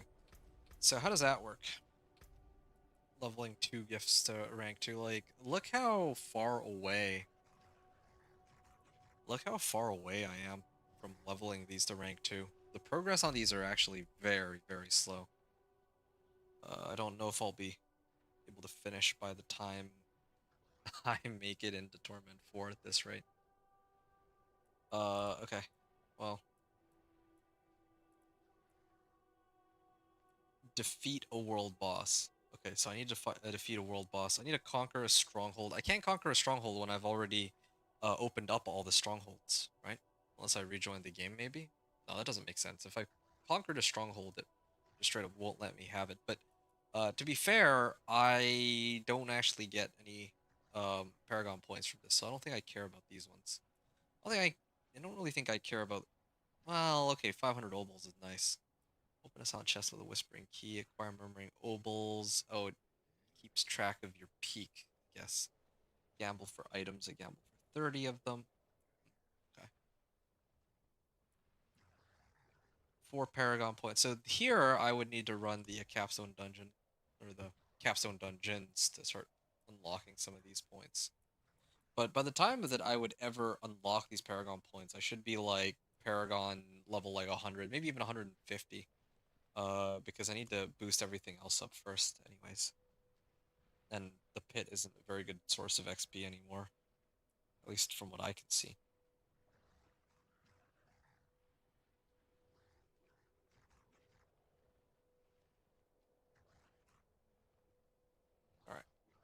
Gonna open these up. Ring. Got just one ring out of these caches. Heavenly sigils. Oh, I can use these to teleport to the Heavenly Forge. Consumed by the Heavenly Forge to sanctify an item. Oh, I try to right-click this and it doesn't do anything. Yes. Still, work in progress, I take it. Okay.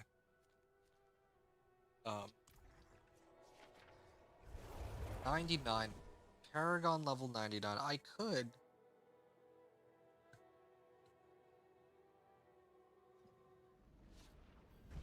hold on. What if I do this?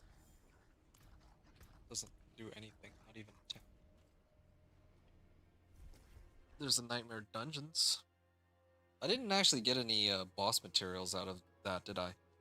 It'd been nice if I did. Greetings, wanderer. I see you have slain a lesser evil. Give me any trophy you carry, and I will cleanse it for you. Okay, but I already opened up Belial, right? Okay, sure.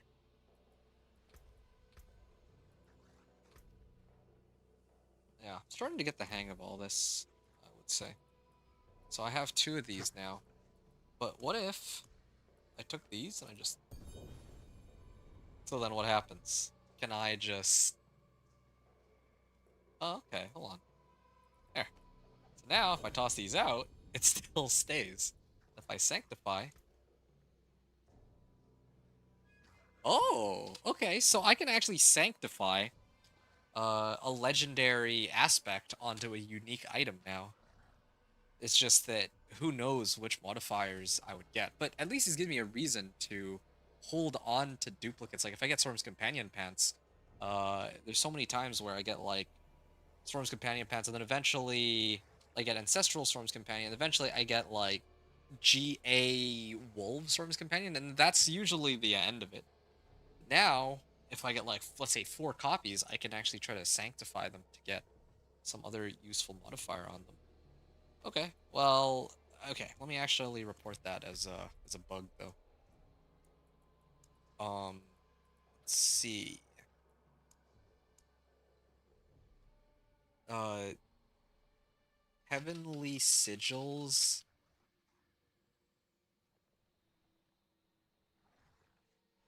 You can, sanctify items with no cost by dropping your, what's it called? Nightmare sigils. Like, there's so much terminology now. Heavenly sigils. Yeah.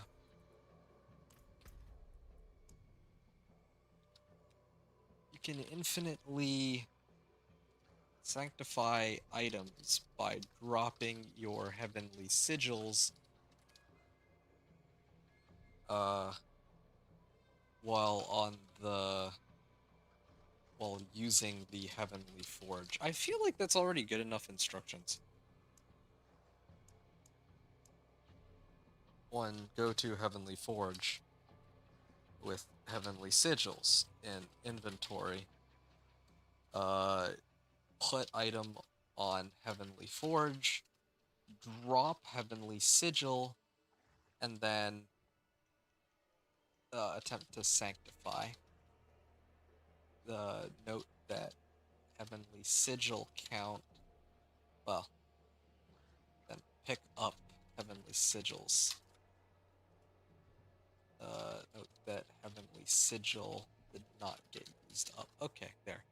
So that's bug, and that is for items, scrolls, and collectibles. Nice. There. So it's another pretty important one. Use the corrupted items to unlock chests.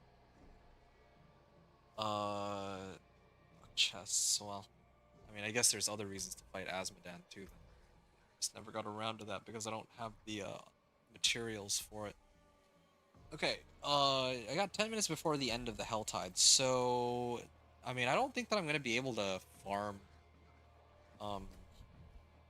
like, I have no hearts, right? So I don't know if there's even a point. I'm actually kind of tempted to just start running Whispers, except if I run Whispers, I think I only get, Malignant Hearts. In order to get these, much as I hate to say it, I gotta do a whole bunch of Nightmare Dungeons. So let me actually see which Nightmare Dungeons might be worth doing here. How many can I craft? I can craft 17. That's best news I've heard all day. Hooray. Okay, let's find out. What did I get? Equipment Delve, Channeling Shrines, Roderick's Strong Room. I might... Oh, there we go. Here's a Forgotten Wisdom. I might actually run that one. Oh, here's another one. Roderick Materials and all that.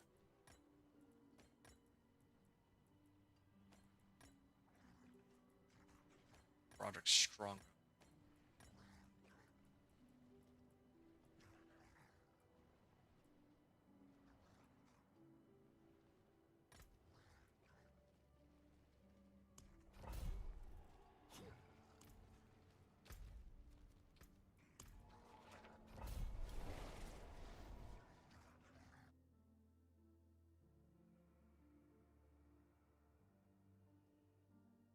If I go.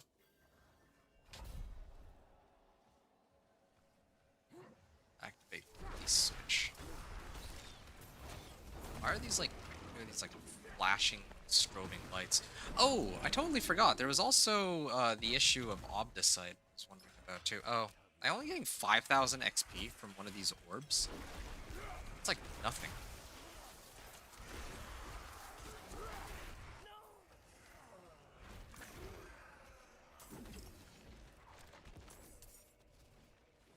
Plenty of materials. But the amount of XP I get out of this, like, I want to, like, just dog walk it.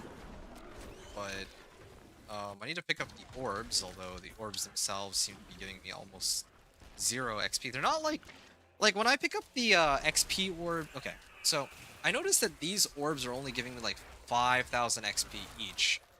Which, is far less than the XP orbs I get when I turn in, or when I clear the Pangs of Duriel in the Helltide. So I think Nightmare Dungeons are not it. I'll probably check again with my Thorns Barb, but so far no good. And okay, this actually can. I feel like this is kind of hurting my eyes that it's kind of flashing like that. Another bug, I think. I don't know how that got adjusted, but sure.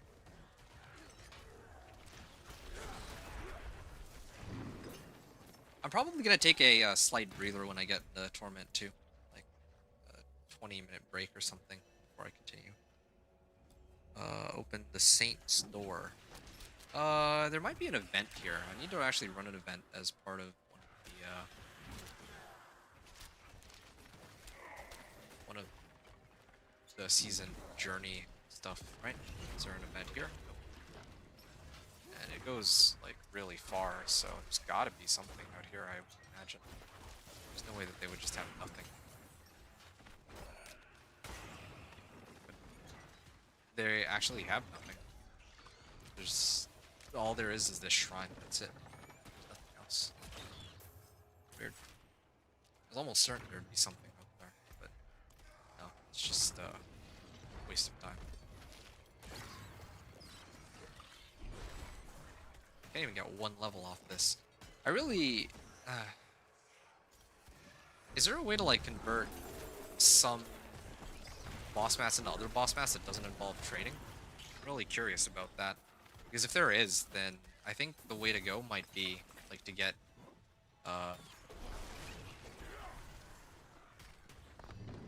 like, in my case, I'm really just looking for... I'm looking for Distilled Fears, and Nightmare Dungeons give Distilled Fears, right? But if there's a way to, you know, farm them, let's say farm Helltide for other boss mats, and then to convert them into Distilled Fears, I think that might be quicker overall. Because even if you don't get Distilled Fears as quickly, you'll get plenty of other loot. I think would make it much more worthwhile than this nightmare dungeon I'm running here, where what am I really getting out of this?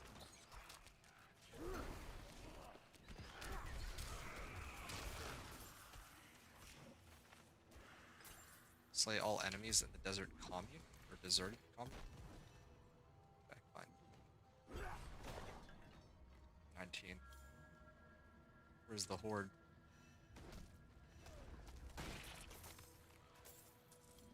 Oh, there they are. I was wondering if they all went. Is this an event? This has to be, right? Yeah, yeah. Craft the Nightmare Dungeon Sigil. And then complete world events in Nightmare Dungeons and complete Nightmare Dungeon with a rare affix. Okay, so I should have done the one with the Roderick Strong. Really.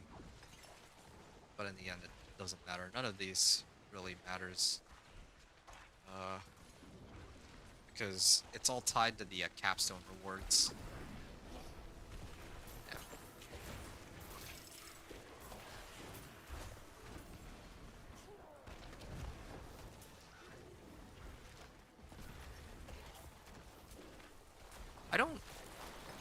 I stand by what I said, though. I think the capstone dungeons should be able to unlock Pit Tower. I don't, like, directly. It doesn't make much sense to me that the season journey is tied to the capstone dungeons, because the season journey is like a bunch of rewards, but capstone dungeons were supposed to be unlocks for direct unlocks for the game, like parts of the game. Okay, travel to the Chamber of Lost Souls. I completed that too, so now all that's left is to run a Nightmare Dungeon with a rare affix. They gave me this totem that I'll never use. I don't think I'm gonna ever use this either, but I do get a conceited aspect out of it, which is good.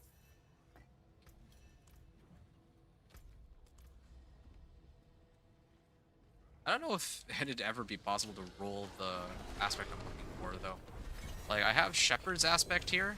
Hey, Ahu rune. Nice. I think usually I run, like, Ahu Zan. Penitent Greaves. Yeah, I don't really need this, I don't think. I mean, I could replace my current boots for it and get more damage out of it, but I like my resistances. How are you getting Nethiron? I didn't see it at cheat event. I don't want to farm for it in PTR. Let's see. Did I even get a Nethiron? Oh, I did. I think I might have gotten it from Belial. Yeah, Belial, I think, drops it. Well, I don't remember. It says that Bartok drops them. It says Astaroth drops them. It says in escalation dungeons, but I don't remember the last time I came across an escalation. World boss is an option. I haven't been able to do any world bosses yet. And Belial. So I think some of my pit runs got replaced with Belial, and that's where he drops Nethiron. Unless you're talking about like Belial, like the big Belial that you have to go to the lair boss fight. Yeah, that's kind of what I gather. 10 Obdicite. Um, why was I here? I mean, part of the reason I was here was to check the XP, but that was pretty pathetic. Um, so yeah, how many? I got like 2 distilled fears out of that. That was actually terrible.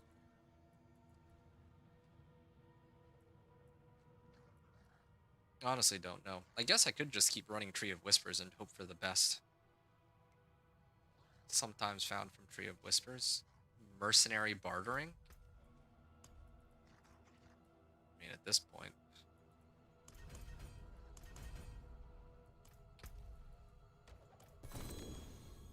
Okay, I got like 150 Obdicite out of that too.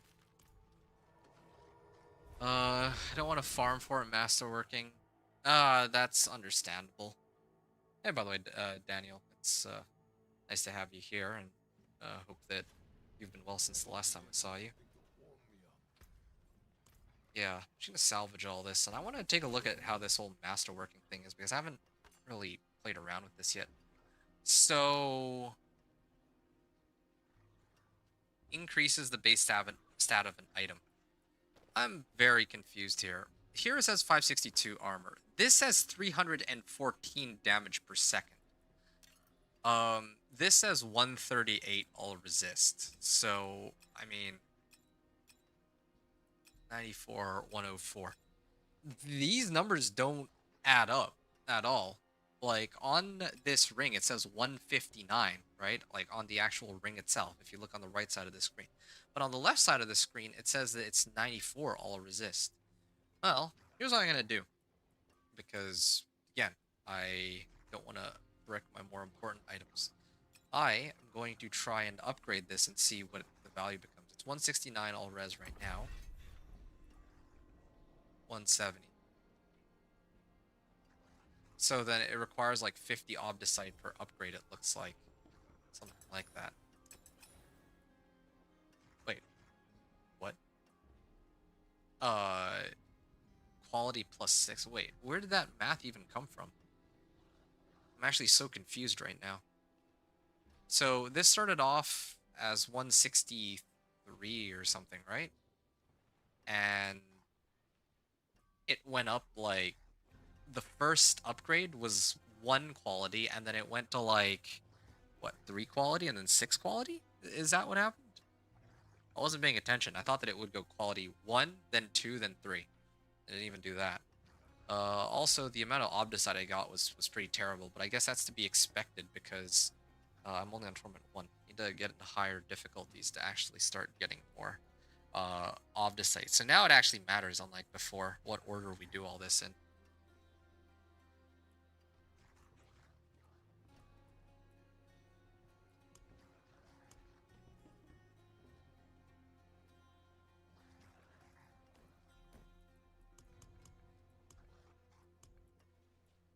What other ones do I have?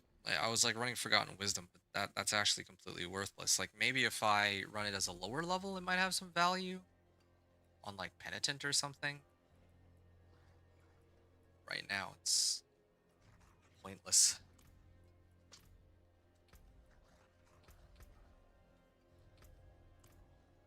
I could do Torment too. Oh, hold on. Nope, not that one.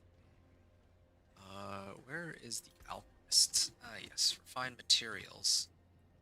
I have plenty now.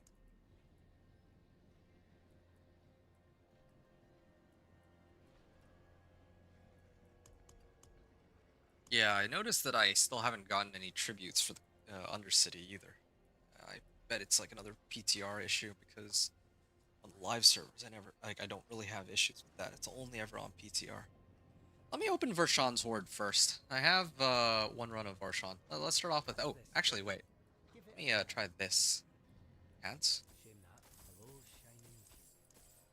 Just really hoping for, nope, no uniques. Well, to the drawing board. It is always very frustrating to me that the only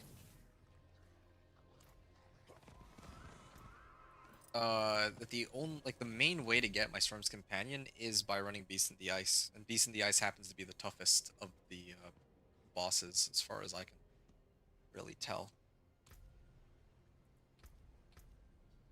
Well, it's almost the start of the new hour, so I'm gonna go and run this first. Just gonna run whatever boss mats I have. I think that would be a good idea. Maybe try to see if they might either drop like some Belial mats for me, or well, they might summon a Belial that I could then use to get Storm's Companion, or maybe these bosses themselves might drop me Storm's Companion if I'm super lucky. Yeah. Yeah, there's a lot of other stuff they can drop too, right? I think I got the Ahu rune too, but I don't have a Zan to go along with that. And I don't really have any other. It's crazy to me that I got an Ahu rune, like a legendary rune, before I got any rare runes, and before I got a rune of invocation that's actually usable. Okay, well, at least this guy is... Yeah, like, I'm not quite able to kill him anymore. Like, I don't have as much damage relative to him. Oh, wait. Wait. He just gave me, like, 5 levels. So if I just keep running these bosses over and over, does that mean like I can get like I can just power level myself by farming bosses? Yeah, there we go. I got Iridus, so at least I have that going for me. And I even get Mad Wolf's Glee. And the funny thing is, I don't like it's not. I mean, I could just run around with no armor and like previously, if I didn't have 1,000 armor, I was basically just griefing myself. But in this case, since here, like, what's the overall outcome if I switch to this? Werewolf form is now your true form, and you gain 4 ranks to all your werewolf skills. So yeah, now my wolves are gonna go up in damage by quite a bit. It's from 30,000 to 37,000. That's like a 25% damage increase, apparently, right? And what am I really losing for this? I'm losing what 247 physical resistance. I gain max life and I lose willpower, but still, like it's uh pretty. It's kind of like a negligible amount. Um, so how much physical resistance am I really losing here? Again, it pains me that I have to keep checking this. So previously, or before this, like without the armor, it's 38.6, 45.6%. So I'm actually losing out on 7% physical resistance, but I also gain a bit of armor, and I gain a lot of damage. Yeah, I think I can live without the physical resistance easily. Like, that's fine, whatever. So yeah, now I have Mad Wolf's Glee. At least I have that going for me. And Ira does now too. So there's two of the things that I wanted in the first place. And now what I can do is I can go to the Heavenly Forge and actually start trying to um, get like a good Sanctify roll if I want on these to try to get the modifiers that uh, I desire the most, right?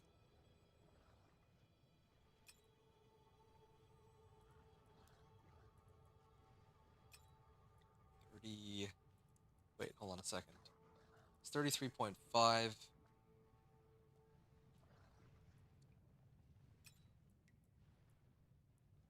So now it's down to 27.7. I've reduced it by like a sixth. I mean, I guess that makes sense. 17.5% cooldown reduction. Um, yeah, too bad I can't actually boost the affixes on this ring anymore. That's a bit of a shame, but um, yeah, I don't know. I don't like this adjustment to the masterworking. Maybe it's just because the system itself is buggy and needs to be fleshed out, but here, like what? I'm like masterworking it so that the all resist value goes up that I don't really care about. But the old system, at least, I could see the willpower, the lucky hit chance, damage to close, and cooldown reduction go up. And I like that. I like that I could actually feel the difference on my items. The one upside to the new system is that they've made it a little bit tougher. Yeah, they've made it tougher, like to progress, which is good in the sense that like at least we're not like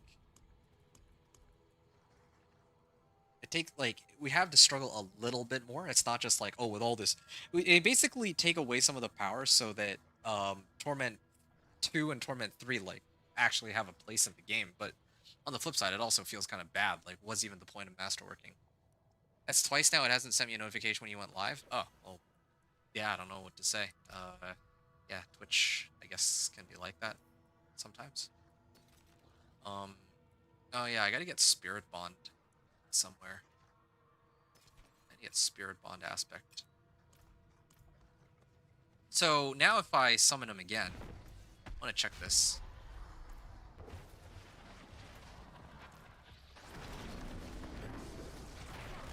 Wow, that's a lot of damage.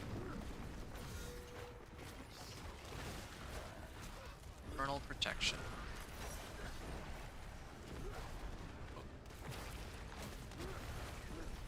There. See, so basically by just running bosses over and over, I'm just getting 5 free levels. I don't even need to do any other activity. I can just keep running bosses, even with no hordes, by the way. Like, I actually don't have any materials to open up this thing. So, what I can do is, I can just go back to the Tree of Whispers, reset it, come back, and then just run it again. If I have materials, I could do it even quicker, but So right now, that's kind of the situation as far as leveling is concerned. I have a couple different ways I can level super fast. Um, yeah, even without opening the hordes. I mean, I don't mind getting that much XP if I open the hordes, but I don't know. I don't think it makes much sense the way it currently is. So I can just power level myself for free. There's like no drawback at all. Yeah, okay, sure. Spirit Bond.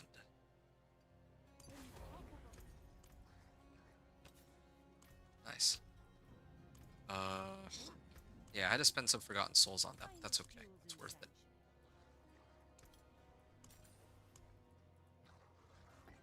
Her and then Gar, right? Yeah. So now I can get Spirit Bond Aspect, but I also have Mad Wolf's Glee, and Gathlin's Birthright's the one that's missing at this point. What else am I? What other mats do I have? Exquisite Bloods. Okay, so let me go have a chat with Lord Zier, and hopefully he can give me some stuff of value. Yeah, I don't really like the new masterworking system. Overall, it's very underwhelming. At first, I thought it would be nice to really boost the damage per second, but the old system was way cooler because you can actually, like, you can actually select like very specific rolls, and it actually feels pretty good to get the crit roll. But I think the main issue that people had was that it was way too difficult to get like a double, or maybe even like a triple crit on an item in a lot of cases, right? Um, yeah, it required an unreasonable amount of rolls to get like a triple crit, and I think that a lot of people would have been satisfied if they had just made it so that you get two roll like you get like checkpoints, like rank 4 you upgrade one specific affix, and if you don't like it, you can reset it back to rank 0. If you make it to rank 8, and then you get like 2 crits, then you can re-roll it or reset it back to like rank 4 rather than rank 0. Something like that. That would have been, I think, I still think that would have been superior. That's like the one thing I would say that's, that I don't like. Well, yeah, that I would have wanted reverted, but some of the other adjustments I can kind of get behind. The leveling process feels a bit better for starters. Oh, I mean, there's like some things that I think I should be gotten rid of, and other ones that can stay. But yeah, here's another one actually. The I'm getting like 5 levels for every boss clear I do. Again, if it's for the like when I open the horde, that makes a lot of sense. But otherwise, it doesn't really make much sense in my opinion. Yen's Blessing. Again, they just removed the resistance to all elements on this. Casting a skill has a percentage chance to trigger non-mobility, not ultimate. Yeah, no, that's not. That just doesn't work here. That doesn't help me. Resistance to all elements. Temerity. Okay, well, yeah, so I can keep power leveling myself on this if I really wanted to, but I don't. So, keep going. There is a Whisper attached to Andariel. And the reason I'm going to go here, again, I'm curious to see if I get more XP out of clearing Andariel, like a lot more XP compared to the other ones. I don't think I do, but it would be kind of funny if I did. And I also don't know if I have enough damage to, like, one-phase her either. So I guess I'm going to find that out soon. It's at this point that I think it's reasonable to assume that I have enough Paragon points.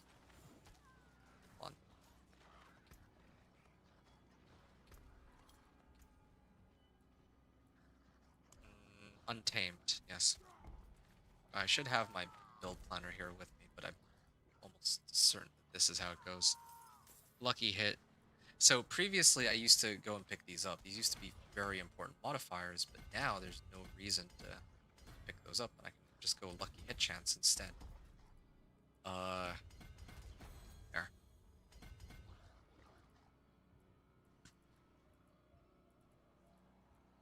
And I can get more companion skill damage if I want, but let's start off with this.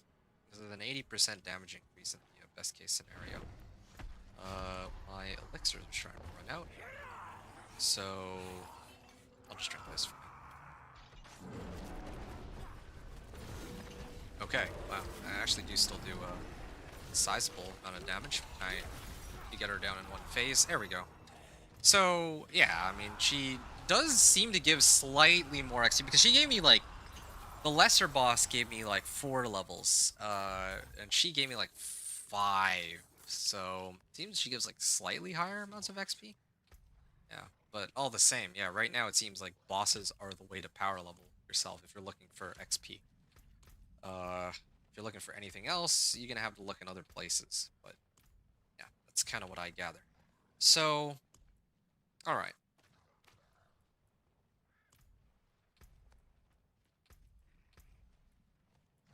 I still don't have Storm's Companion. I think I'm gonna play until I get Storm's Companion, and then, well, once I get Storm's Companion, I'll go take a bit of a breather. Yes, I was gonna. I mean, that's basically synonymous with opening up Torment 2, I think, because again, like Torment 2 is really just a check for Storm's Companion. That's kind of what it feels like, anyway.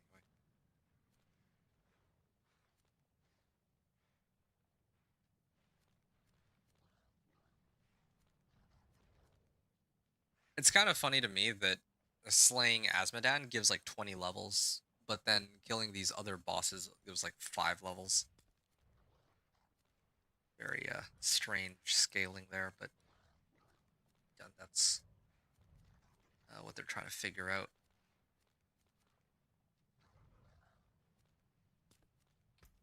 Hold on. Maybe here.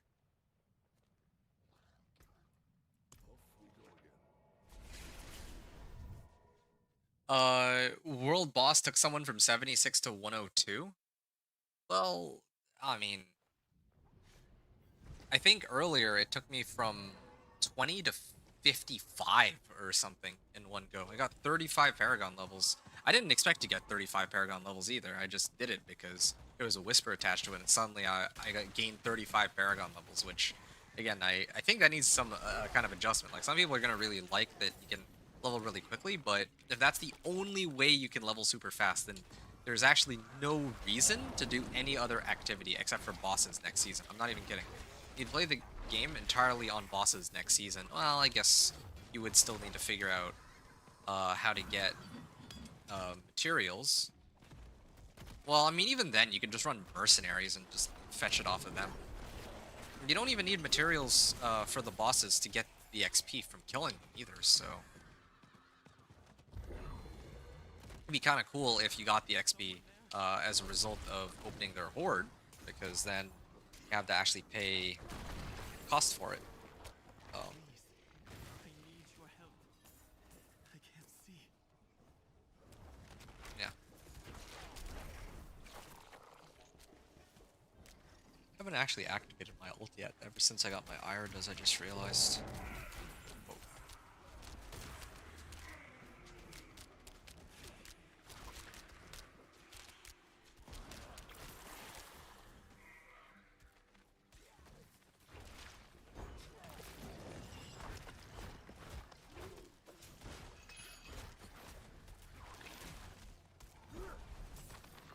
How long have I been at this for? Okay, I've been at this for 2 hours. In the past, going from Torment 1 to 2 only took me like an hour.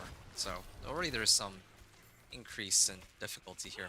But to be fair, I'm also missing a number of runes too. I'm supposed to get the one with for wolves. Yeah, I still don't have the one for wolves. K? Yeah, K rune is the one that I'm missing. It's always K rune that I have like a hard time trying to find for whatever reason. But yeah, here I am. Shielded. Shielded from what? Oh, maybe I have to kill some minions before I go after him. Reverse down like DR aura. There. Try to wood event. Totem. Wow, I actually got something of value out of that. Stone of Behemoth. Malignant Hearts. Right.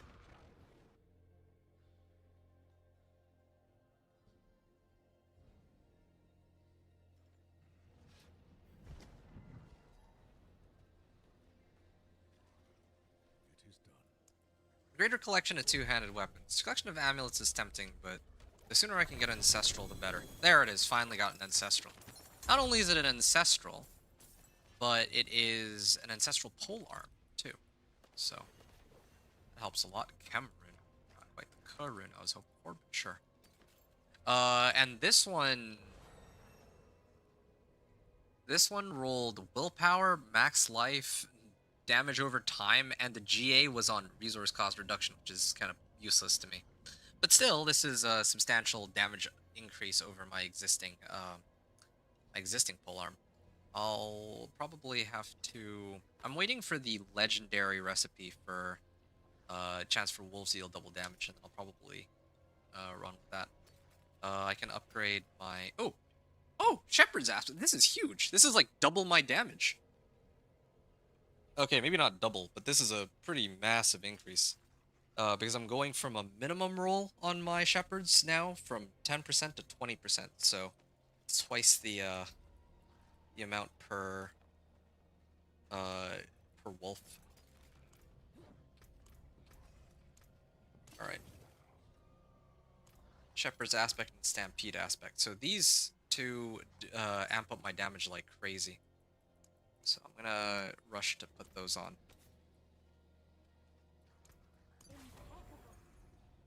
Alright, there. That's a slight increase, but this one is a huge increase. Shepherds. So right now I have 3 plus 4 plus 5? Or is it 6? Let's just say 5 for simplicity's sake. So 5 plus 4 plus 3, that's 12. So I'm getting 120%, or extra 120% more damage. But now, with this adjustment, I am getting 240% more damage. So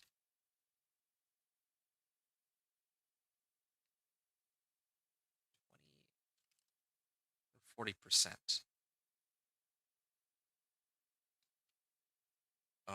Versus 2. So this is actually a 54% damage increase if my math is right. Something like that.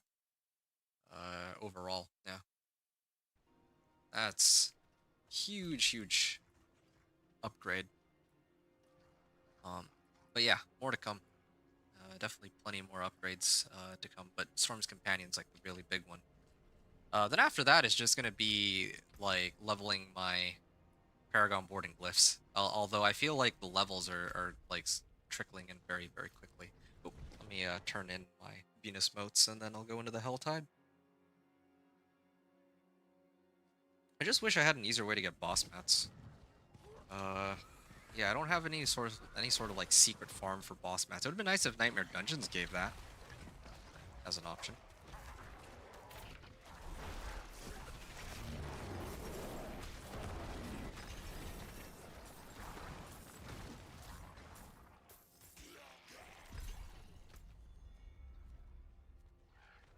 Legion event is coming, but I've already cleared a Legion event, so I guess I can't get that one. There is a Harbinger of Hatred. I could try to run that.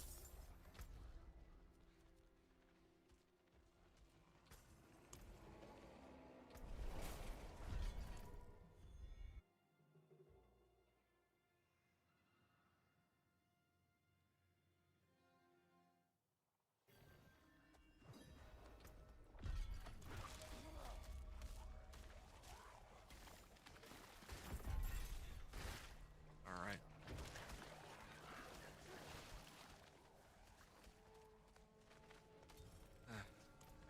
That's one of the new sets of boots for the Spiritborn. Not mistaken. Wait, did I just go all the way around? I just did. Wait, what? Huh. What the heck is this? Is it... Oh. It's not showing up on the... Path isn't actually showing up on the map here.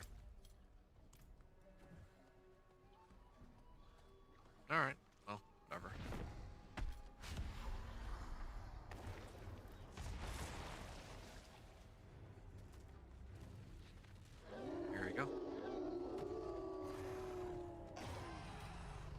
Okay, hopefully I can kill him before he takes me on with his one-shot mechanics. Or maybe those got fixed. I don't know. I think they did though. Oh, okay, there we go. Again, I was only really here to clear the Whisper, not for the extra 5 levels that I got for doing absolutely nothing. It is locked. Uh, yeah. Question doll. It is locked. I hate to say it, but like I don't know. Is there some way I can get like more boss mats? Maybe you know how I usually do it? Usually I get boss mats by clearing the season journey stuff. No, not dungeon keys. Actually, yeah, it is dungeon keys. This one. Reach tier 10. So if I were to get this, then yeah, maybe I could actually get some value out of those.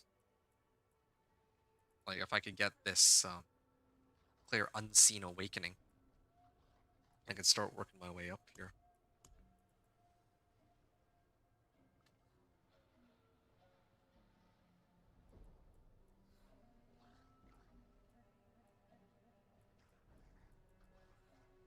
Cache of the Lesser Evils. It is locked. 108 Paragon points left over. Yeah, so now I can run Helltides if I really want, but I'm trying to figure out if there's like a faster way to get Storm's Companion.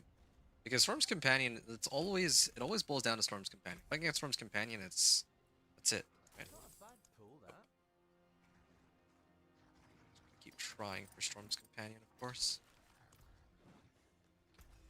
Might have been starting from nothing. I still haven't really run Iridas yet for all this time. This belongs here. This belongs here. Okay.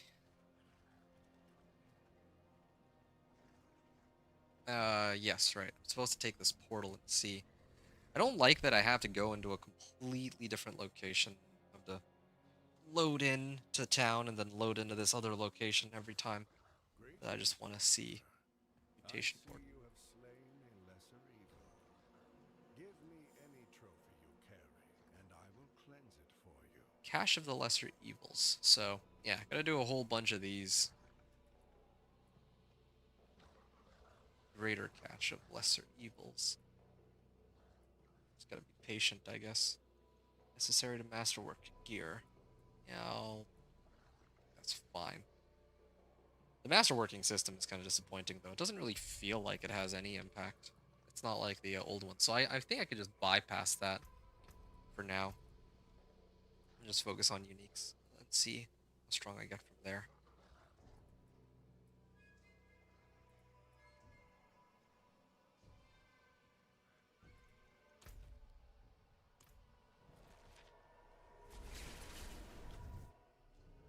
You know what? Maybe if I ran Helltides and I just kept opening the Gifts of Mysteries and the ones with pants. Maybe that could do it.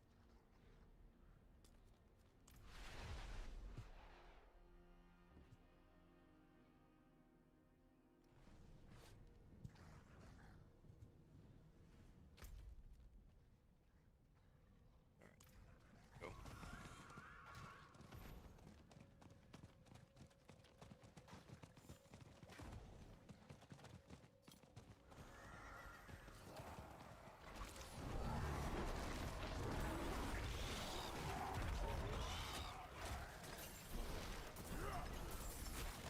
Yeah, I have plenty of damage to like one-tap these guys now. If I want to kill them even quicker, there's some other ways to do that too.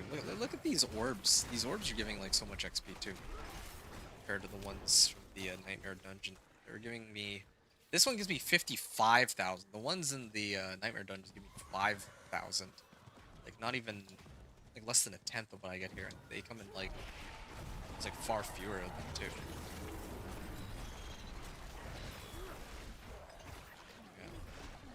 Baneful Heart. Get a Baneful Heart, that helps. feels bad not having any potions.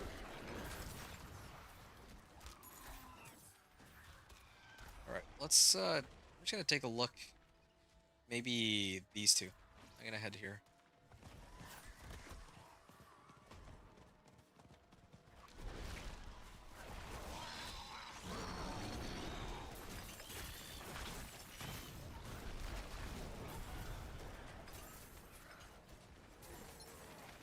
Seven sigil powder.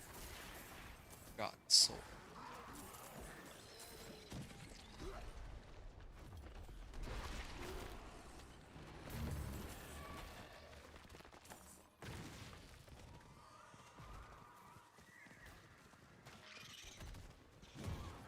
Okay, what's this gonna be? Pants, chest armor.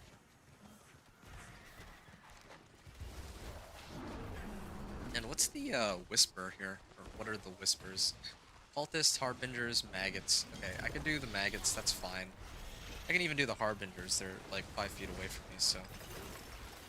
There, that one's done. Oh, actually maxed out.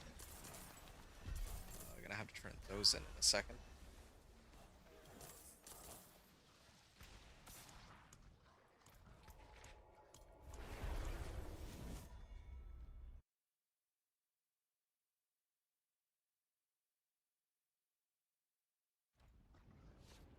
I think, yeah, probably Helltides. Helltide events, specifically.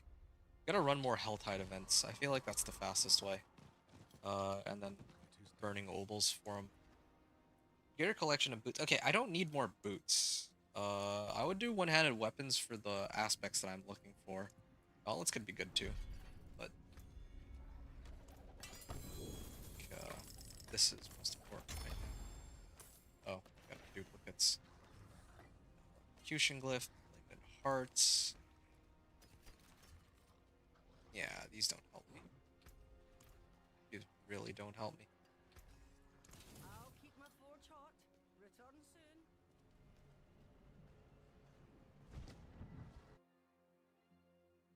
Okay, let's see what the other armor cache is for.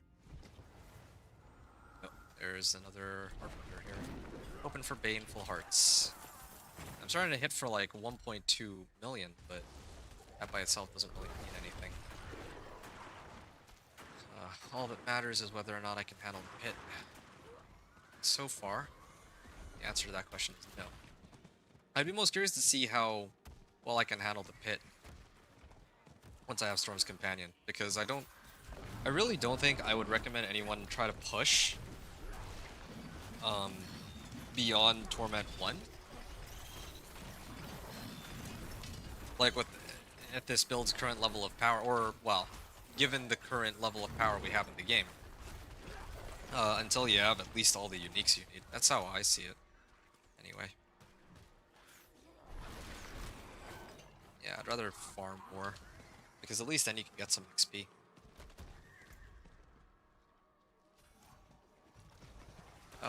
They're...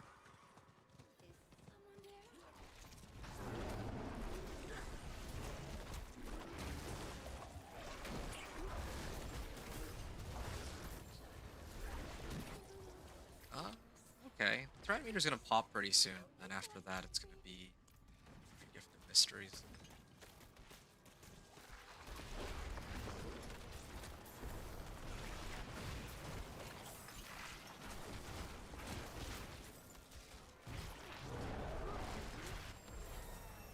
Where? Earth and Bulwark. Yeah, I could use that if I want. Ahu and then Click. Get myself barrier that way. Make myself very difficult to kill. Yeah, but I definitely want the Ka rune. It's like the one that matters the most right now. Very surprised I don't yet have it. You know, that's what I would need to do. If this were like the live season where I had access to tributes, I'd probably do the ones with runes just so that I could get Ka rune. Rune? I think this one is for, yeah, this is for rogues. And all that. Quack's rune, getting a lot of runes all at once.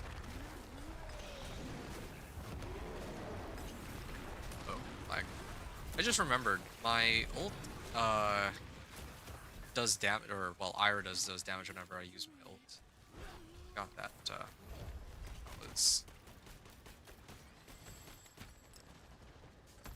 the thing. Adjudicator's mask, like nothing out of this. Hey, Pangaduriel. I feel like that's way lamer than a Hellborn.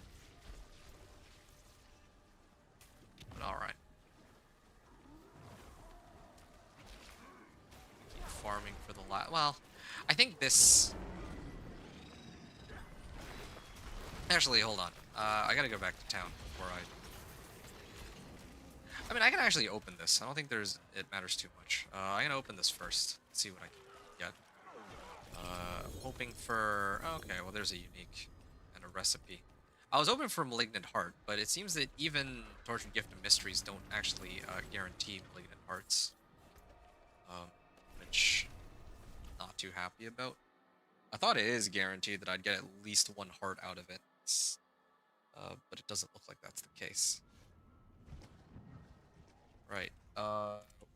Yeah. So the thing I wanted to do here is I wanted to actually get 2 Whispering Keys and then 2 attempts. Nope. The sooner I get those pants, the sooner I can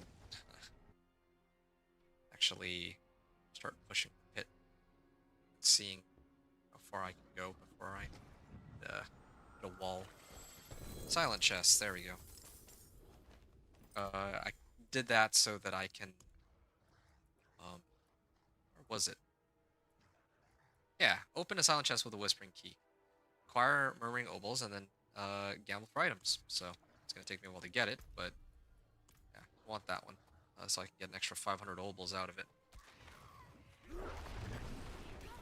And yeah, I can keep running more of these.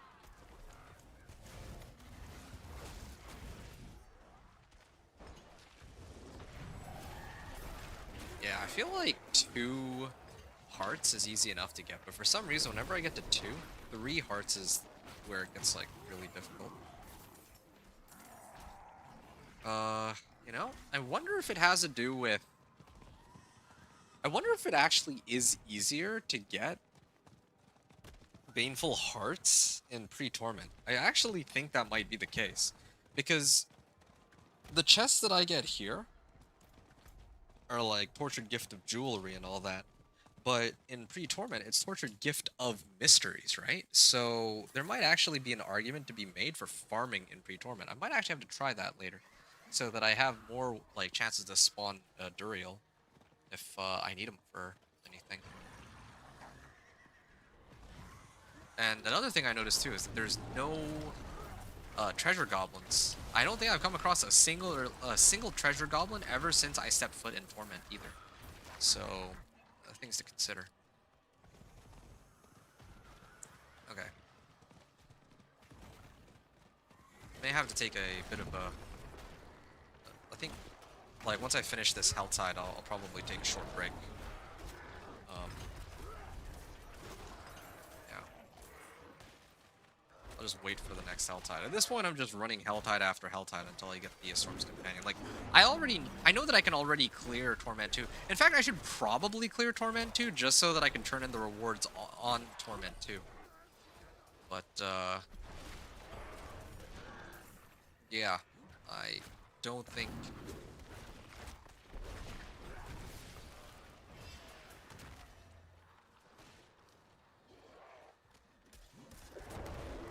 I don't know if I would recommend people to go out of their way to open Torment 2. Seems like a lot of work for not very good reason. Okay, so the reason I'm doing this event is I'm hoping that I can get enough obols. Oh, Zazius Slicer. Hey, it actually spawned this time. Last time, they didn't spawn. Oh, it really is Slicers. I see. I'm only getting like, what, 50 obols out of this? Well, 50 is better than none. Slay cultists. Well.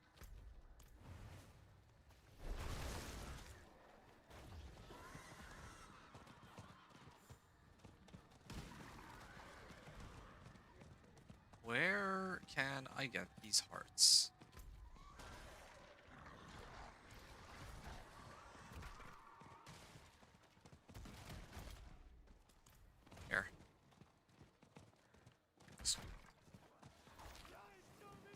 Mercy.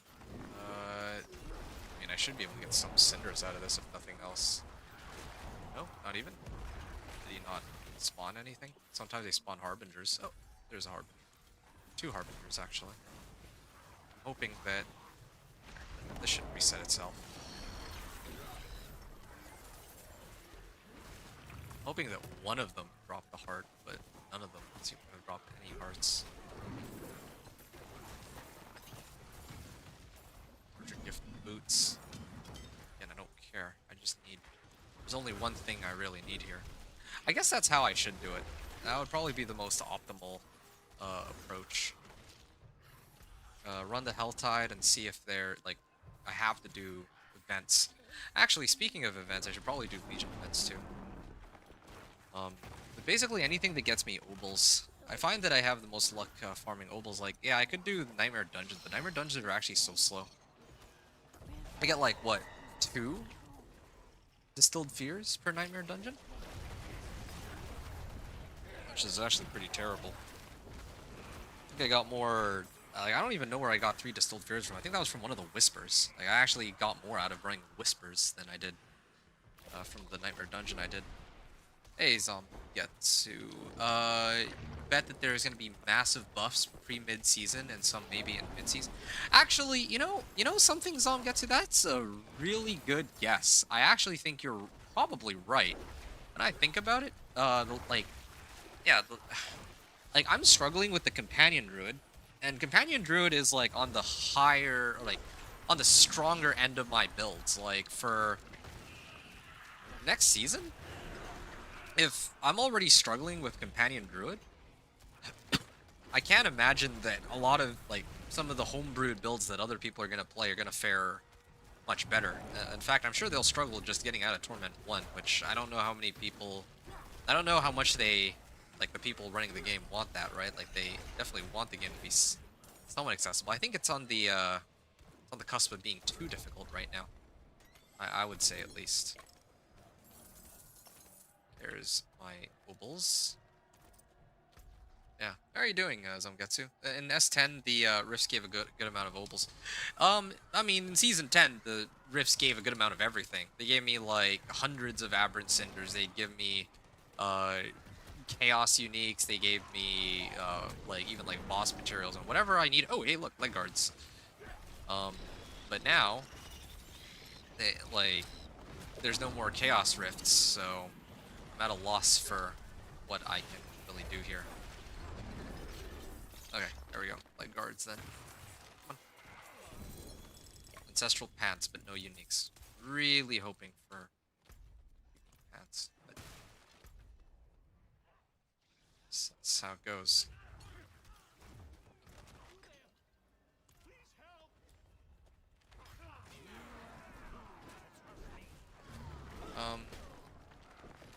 Yeah, so I gotta survive these. That's fine. So I cleared this one. I'd have to check this Tortured Gift of Protection next, and then I go to the east one. Those are the last 2 that I need to do. So really, at this point, I'm just checking for when I get Storm's Companion pants. I know I've said that a few times already, but yeah, that's really what it comes down to. Once I get Storm's Companion, I can progress into Torment 2, and I think that's that. I might have to... Like, I was planning to take a break after I do get Storm's Companion and I clear Torment 2, but I might have to take a breather for a bit even before then, looks of things. This is taking a lot longer than I thought. So, nice break would be in order. You're seeing... Zombie said, you're seeing fully kitted out min-maxed builds capping at 10 billion to 100 billion at max. And you're saying that this is for Season 10 PTR, right? I mean, I guess it would have to be... Or sorry, Season 11 PTR. Because in Season 10, I think there's a lot of builds that are hitting for well above that amount. Whereas in Season 10, they were doing 1 trillion to 10 trillion. Yeah. I think that there's I mean, there's like some infinite damage bugs right now, but yeah, like you yourself are saying, there's so many... It seems like they've got... it does seem like they're really trying to reel in the amount of damage people are or they're trying to slow down the game because right now, like, yeah, I mean, in season 10, like, I finished the season journey in like 2 days, and I was able to clear all Torment 4 bosses and make it all the way to pit 100 in like a couple of days. And I don't think that, yeah, if you're like a blaster, then then fine, sure. If you reach those stats, that's okay. But I think everything right now is like way too easy, right? Like, not even factoring in that you could get a boost from somebody else in the pit. Like in my case, I actually worked my way up from level 1 to 60, and it took me more time to get from 1 to 60 than it did to get from Torment 1 to 4, which is kind of crazy. Like, and I think that a lot of that stems from having all these free like skill points and Paragon points, and I think their intention is to really kind of pull back on that. Although I do think it's worth noting that there are some very fast ways to level. Oh shoot, I ran out of time. Oops. Yeah, and it also got laggy on me too, so that kind of distracted me. But yeah, that's how it goes, right? Yeah, season 11 PTR. Well, yeah, I don't know. The most I've been able to do so far is a million, but that's because I haven't actually leveled my glyphs, and I don't even have any glyphs active. And I haven't really used any of my Paragon points. I'm just trying to see like how far I can get with this, you know, like slowly building up my character. Especially because, as I've mentioned a few times, I don't expect this method of leveling to be present. Like trying to do, but like I'm sure you've seen, right? There's people who are just like, in my case, I gained like 50 level or 25 levels from just slaying Asmodan one time, which I don't think makes very much sense. But that exists in the PTR, and I can't imagine them keeping it since their goal is to kind of slow down the game. But I can understand them buffing a lot of underperforming builds, though. Although I don't know if they have very much data on underperforming builds, considering that most of the people who are playing in the PTR, or even on the live servers, are not going to be playing these like weaker builds, right? Like that just wouldn't make very much sense at all for them to play. Yeah. Sure. Oh, Pangadorial. Yeah, it wouldn't make much sense for people to play the underpowered builds, like for this long. Yeah, like the really underpowered builds just feel pretty bad right now, I would say. I find it funny. Okay, so Zombie said, I find it funny D4 is removing fun. Trying to be more like PoE 2 launch, and PoE 2 is adding more fun, trying to be like Diablo 4, very odd dynamic. Really? So what's PoE doing that Diablo 4 had at launch? Because in my case, I don't know. I don't know if I see. Well, I don't know if I see it that way. I actually hate it when people use that term. Like something is more fun. Like, and then they equate it to like, what exactly does that mean? Actually, though, right? Like, I'm not even trying to be pedantic here. I just, people were complaining that they were removing fun. Like, anytime power gets removed, people complain that they're taking away fun, right? But more power isn't always more fun. That's not what that means. So, like, if we look at, like, Season 7, I think this is the best example of that. From Season 7 to Season 8, I think a lot of people were saying that, oh, yeah, they took away a lot of fun because builds were, like, the pace of the game felt slower as compared to Season 7. But, I mean, that kind of disregards the fact that, yeah, you could go, like, 1 to 60 in, like, 2 hours, that you could get, like, Torment 4 in, like, 5 hours on, like, a fresh character, that kind of stuff, right? Like, in a way, I would argue that it's more fun if it takes, not like, too long, but it can't be like, oh, yeah, I'm just gonna completely go from, like, level 60 all the way into Torment 2, and then I'm just gonna completely bypass Torment 1. There's nothing fun about that, right? Like, at that point, you just have characters that are too powerful that have just been power crept into oblivion. And people say that it's fun because, you know, they're going, turning their brain off and just destroying everything, but I don't know. I don't really think that's a healthy approach or sustainable approach for the game long term either. Adding movement speed, making endgame easier. So you're arguing that making endgame easier is more fun or less fun? Because there's gonna be a lot of people who will argue the opposite, no matter which side you're on, right? Like, there's some people who want the end game to be slower, where you can't reach it in like 2 days, such as myself. And there's gonna be other people who would advocate for that the game is better off making it easier. And I'm gonna tell you something, right? And not everyone's gonna share the same opinion, so there's no right or wrong answer here, at least in my eyes. Right now, I'm playing on the PTR, and this PTR is way more fun than some of the previous PTRs because although the 1 to 60 journey is much faster, which it should be, right? Like, it shouldn't take that long to level. The Torment 1 to 4 is tougher. It's actually more challenging. You have to be a bit more careful. It's not the case where, oh, well, I have 1,000 armor now, and so now none of the monsters can kill me all the way up until like Torment 3, essentially, is what that would mean. And then the same thing with damage numbers too, right? Like, at least now there's a reason for me to be in Torment 1 rather than before where I'm really just stopping by Torment 1 all the way to Torment 2. Uh, so it's weird. It's bizarre how that goes. That was removing speed and making endgame harder. Yeah, they're definitely making... Okay, so this is true. They are making endgame harder. Making it easier to achieve endgame. Yeah, so, again, like... I think I see what you're getting at. But yeah, I think that it doesn't make much sense to me that in the first, like, 2 days of the season, I can one-shot a Torment 4 boss that's supposed to be considered the end game of, well, of Diablo 4, right? That just doesn't seem very... Well, that just doesn't seem like very good game design. I'll just say it like that. The real end game, I don't know if you ever reached the end game of PoE 2. I haven't touched PoE 2. That's why I'm asking you about PoE 2. But I can't really give an informed opinion about PoE 2, but I can certainly give one about Diablo 4, right? Since that's pretty much all I play in the ARPG space right now. And right now, the state that Diablo 4 is in is that, yeah, like, um, I, like, I think that the endgame needs to be reworked in some way. I don't...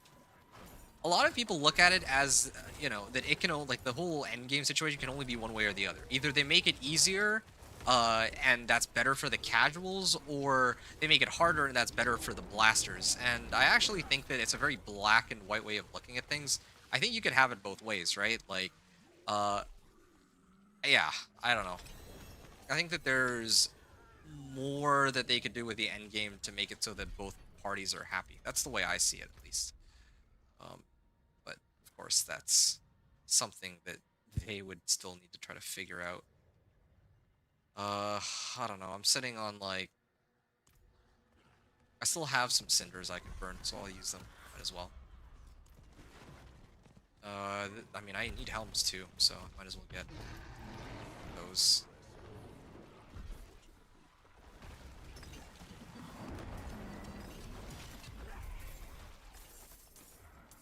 Oh, there's a Harbinger down there.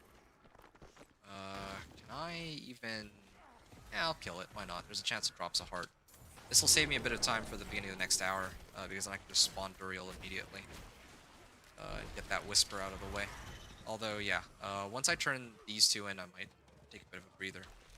But Diablo 4... Wait, no. But getting all the pinnacle bosses used to be very annoying. It can take even blasters up to a month. Yeah, no, that's kind of an extreme case. I don't think that it makes sense for like these pinnacle bosses to take a month to get to. I feel like Last Epic is a good like middle ground. I've always looked at it as a great middle ground between what I hear of PoE and how I felt playing it, where like it was very reasonable. It guided you through what you needed to actually get to the point where you can actually fight these bigger bosses. Yeah.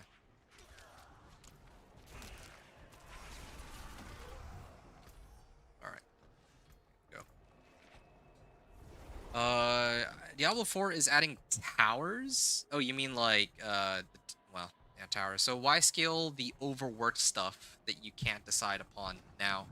And I think towers could be that avenue. Why change the rest of the game when you got people to play it again? Yeah, so that is something I can agree with. Like, I have mixed feelings about some of the, like, I'm not gonna be, I don't know. I don't think that all the changes are good, and I don't think that all the changes are bad, right?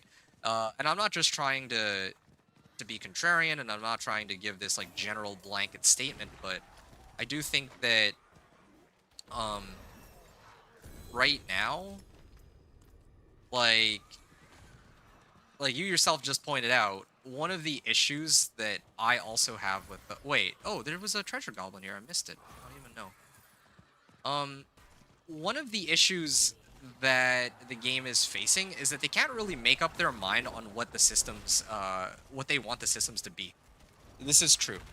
Like, I think this is like the fourth iteration of the combat system. They changed it, like, I think they changed it back in season 2, and then they changed it again like in season 4, and then they changed it again in season 6, and now here we are again in season 11, and it's previously they wanted to change resistances into like into percentages so that it's easier for people to understand. That makes a lot of sense to me, to be honest, if that was their goal. But then they kind of reneged on that, and now we're back at square one, where you have these like arbitrary values. Like, what does it actually mean to have 20,000 toughness? What does it mean to have 8,000 armor? What does it mean to have like 1,000 lightning resistance? I don't know. Like, what did those values actually stand for? I actually have no idea. But that's how they've decided to rebalance the game, so I don't know what to say there. There's more people on season 11 than I've seen since the vampire powers. Yeah, I wonder. I wonder about that. You said on season 11. On season 11 or season 10? Because season 10, a lot of people were saying season 10 has been great. Season 11, I don't know how hyped people are for season 11. I wonder if it has to do, like, I know this is maybe crazy talk, but I wonder how much of that has to do with the fact that it's the new, it's like fall now, so more people are kind of like staying indoors and are kind of getting back into Diablo 4 since there's, since we're all indoors, right? It's kind of the hunch I have that maybe that's why, like, something that a lot of people don't consider is that um, the seasons, talk about real life seasons here, do impact how many people are actually playing as well. Because when it's summer, then there's actually a lot more people who don't play. Even if the seasons themselves are good in some cases. So, and the people, I've seen a lot of people will just say, yeah, it's because the season isn't very good. That is causing a lot of people not to play. But that's a completely separate discussion. I'm not going to, I'm not gonna get into that. That's too long a debate. Okay, so I'm gonna try one more time to roll for Storm's Companion. I have 400 obols, so I'm gonna try to burn through these real quick. Pants. I haven't gotten a single unique. It is crazy to me that I can't get it. Okay, so while there is a Whisper attached to this pit, I think I'm going to clear that. Yeah, I'm gonna go try to clear pit 25 here. And I'm gonna unlock Torment too. Then maybe take a bit of a break. Yeah. Sure.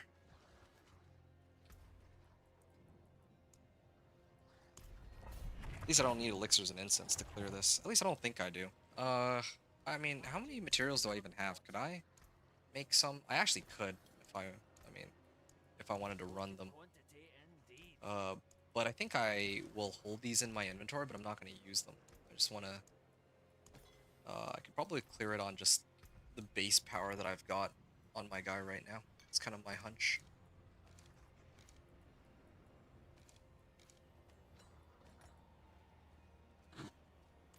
Oh, there's exquisite bloods and all that, plenty of boss mats and all. Anyway. So you said I honestly hope they mess up in Sacred 2 Remastered. I don't know what Sacred 2 Remastered is. So come back to fixed Diablo 4 in Season 12. Well, I don't know. I don't... I don't know what a fixed version of the game would look like, to tell you the truth, because, um, yeah, like, it would be very difficult for, like, I'm sure that if I were to ask you right now, okay, what are a list of changes that you would want to the game, right? I think what would end up happening is if you were to craft that list of changes, if other people were to look at that list of changes, they would probably not agree with all of them. And then, you know, maybe they have their own set of changes that they would want to make, right? And then the list goes on, and you have a lot of differing opinions when it comes to how Diablo 4 should be run. And so I think uh, for the developers, it's like they have to juggle so many different takes on the game and so many different perspectives that it would be very hard for me to imagine that they will fix the game in a way that you or yourself are happy with by the time you come back to the game in, like, you know, next season. And he said it's just crazy. So many players are, so many streamers are playing with damage numbers off. Well, I'm not even really surprised. Really, I like seeing the damage numbers, but who cares about the damage numbers? All that matters is whether or not you can clear whatever content you're attempting to do, right? That's the most important thing. And not only that, but it also matters. What matters more is whether or like, okay, if you see, sometimes you just see way too many damage numbers on screen, right? Like, if you ever played, like, Spiritborn or Quill Volley, there's just so many gigantic orange numbers on your screen that it's very difficult to, it's actually very difficult to determine what, like, you can't actually even see what the damage numbers are. So, I'm not surprised that streamers have it off, right? Any fix for Blizzard is somewhat playable. Fix for Blizzard? You mean, like, you're talking about, like, Sorcerer Blizzard? Balance every class to pit 150. Ah, that would be nice. That's like a pipe dream, though. Like, I don't even think they can sort out balance between classes, and I'm at the point where I'm pretty sure they do that on purpose, right? Like, because there's some seasons where they can't possibly look at a class and a build and then think to themselves, huh, well, this actually makes a lot of sense, right? Like, I think my favorite example is, like, last season, Hydra Sorcerer. A lot of people loved Hydra Sorcerer. A lot of people were saying, like, see, this is a prime example of what I mean when I say, like, there's differing opinions of fun. A lot of people love that Hydra Sorcerer is completely broken, and they were trying to take advantage of it while it still lasted, but, you know, how fun is it that Hydra Sorcerer is the only Sorcerer build that can feasibly achieve, like, pit 110 or 115, right? And all the other Sorcerer builds get left in the dust. Yeah, like, maybe you can get Blizzard Sorcerer or Chain Lightning Sorcerer reaching, like, pit 100 or something, but, like, it's just, there's a very obvious disconnect in the power between just, even, like, not even just, like, between classes, but even within the same class, the different builds. Yeah, he said balance every class to pit 150, have the towers scale up to 3 times harder than pit 150. I mean, sure, I'm not opposed to any of those changes, if I'm being honest, yeah. I don't know. Well, I have unusable content in your game seems like a big waste of assets. I don't even think it's wasted assets because it's just the same assets, really, right? But I get what you mean.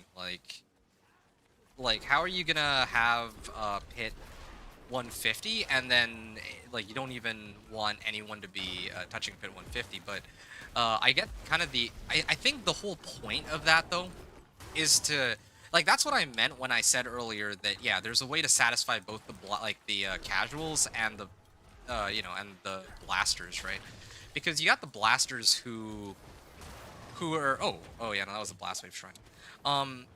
Yeah, you have the blasters that are playing, like, I don't know, who make it to, like, pit 100 in the first, like, 2, maybe 3 days of the season, maybe even less than that, maybe, like, even on the first day they achieve it, right? And then after that, what are they gonna do? They have nothing else to do.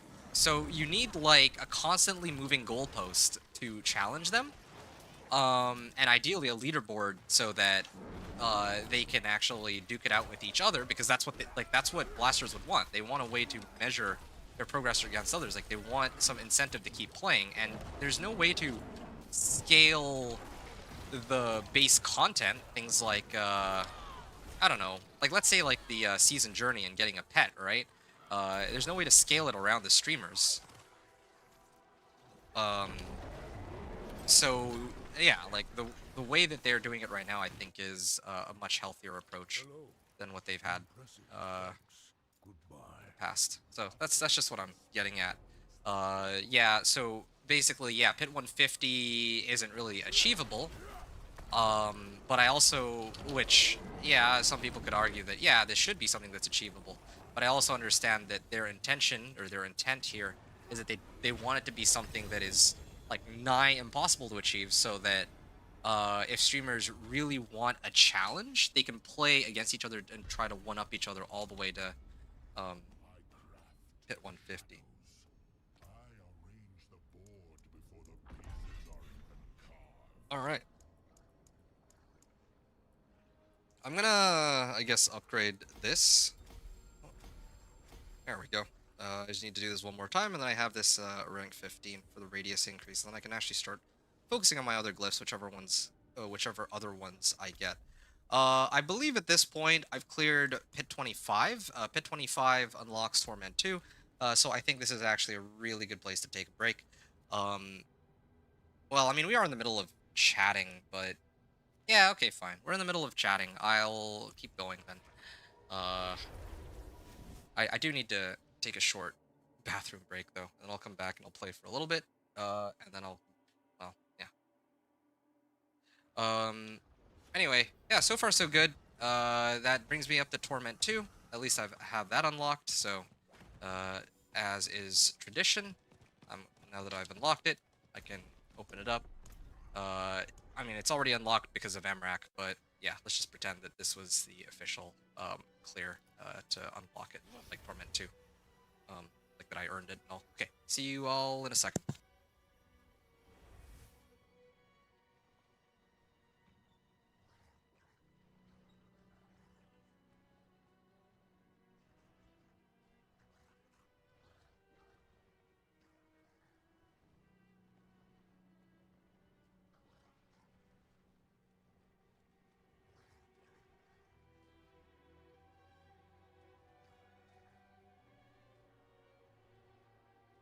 All right. Yeah, I'm here. So Zamgetsu said I did pit 115 on ball lightning this season. Oh, congratulations! Could possibly push to 120 if I'm in max. Yeah, see, but that's exactly it though. The fact that you're already in pit 115 is like you're probably one of the people who probably are closer to like the blaster category than for the filthy casual category, right? I imagine filthy casuals would be the ones that are just trying to play to complete the season journey, but that's something you probably finished like a long time ago. Now you're just trying to grind and min-max to get to pit 120, which is really your only competition is other players and what they're able to do. And you said seems like that's a place for the tower. Yeah, I mean that's the whole point of the tower, right? Like I'm sure you've seen the tower. It's they've kind of set up tower as the place where you're competing with other players to get like a high score and all that. You said all Uber bosses should scale to pit like 100. Yeah, I mean, I remember back in it was either season 4 or season 5 when they introduced like the tormented bosses. Now that was cool. That actually made a lot of sense to me that you would fight like the normal version of the bosses, and then you'd fight their tormented version. The tormented version was a lot stronger, right? It's too bad that they weren't able to, I guess, keep that because that was nice. But also, the one of the key differences is that back then the game was in a very different state. Like, different state in the sense that now, like the way that the power creep has gone in this game, yeah, like I don't even know if they were to bring in these like tormented bosses. Like I just don't think that they would stand a chance. Like you already have Torment 4 bosses and they're getting like completely crushed. I don't know, like maybe give them like 100 times the amount of life that they already have. Well, maybe more than 100 times. I don't know how much how tanky they need to be to survive not getting like one phase anymore. Because players have grown so darn strong. So a lot of stuff there. I know we covered a lot of topics, but it's kind of my thoughts on it. Alright, Torment 2. Old boss in 8 minutes, Legion event in 3, and there is... that's a lot of Helltide stuff. Okay, here's what I'm gonna do then. I'm gonna head here for... oh, these are other whispers that are not attached. Alright, I'm gonna try to do as many of these as I can. And then once I finish all the whispers, then I'm gonna take a short break, I think. Wow, that is a lot of whispers though. I think I have to start here actually.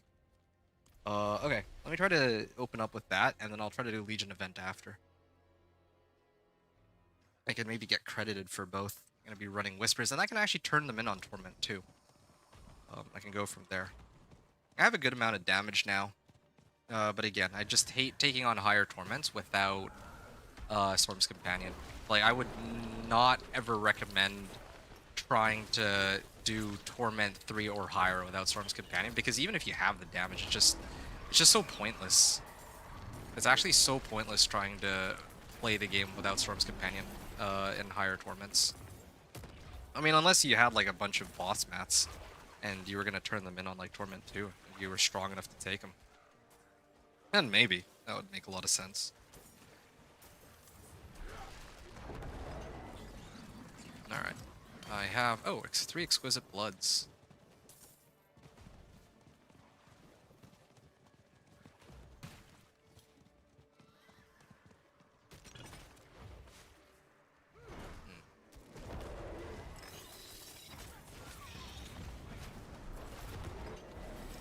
Alright. And I think Pang of Duriel will show up here.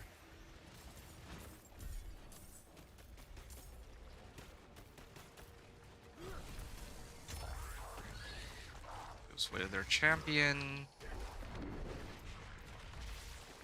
Okay. It's 2 down. Legion event. Oh. Legion event coming up soon. Okay. So, I think I can do these 3. This would be good. At least I have the most important ones completed first. No, that one's kind of a waste of time. Yeah, I actually would like to reach the Legion event. Although I don't really feel like the Legion event gives too many rewards that are... like, I mean, it did give the angelic sigils, or yeah, whatever it's called. So that's helpful.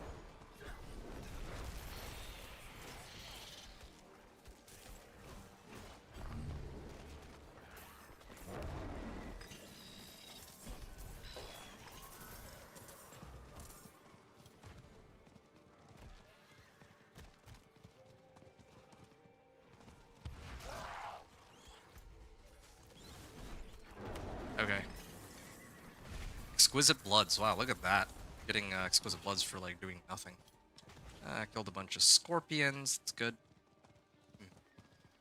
Yeah, again, thanks to Iridas, I can dog walk Torment 1. I know it's supposed to be a companion druid, but...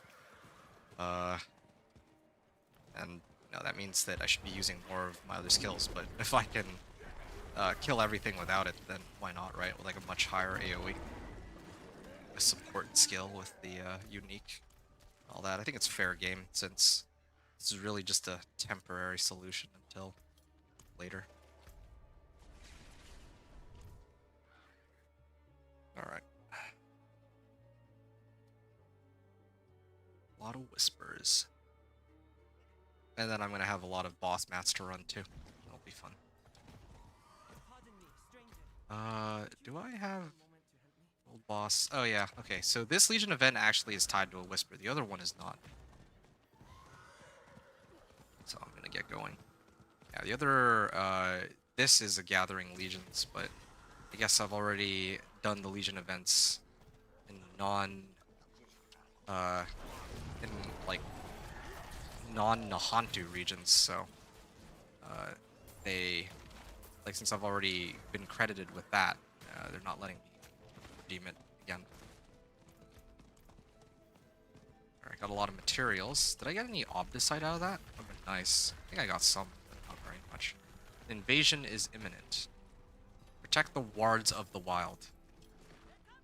Defend wards until the herald. Arrive. It's like tower defense, but I can't protect all 4 of them. If there were other players, then maybe. So I can't. There's no way I could do the mastery for this. I just don't see that. Unless... unless, like, I clear this one, and then they spawn somewhere else, and then I have to go there. It would be rather unfortunate if they hit all 4 locations at a time, though. Yeah, here. This is a good example of where I can poison creeper them. Alright.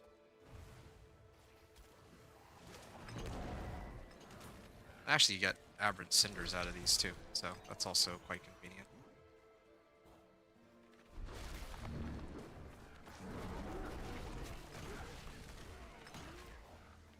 Yeah. It's kind of cool though. At least the leveling process is a lot faster now. I like that. I like that the leveling process is faster at least. I know I got like 50 of these levels from... Well, I got a lot of levels from running bosses though. I do like that the bosses are do have some value for XP. I just think that it should probably be locked behind boards so that you have to like work for it in some way.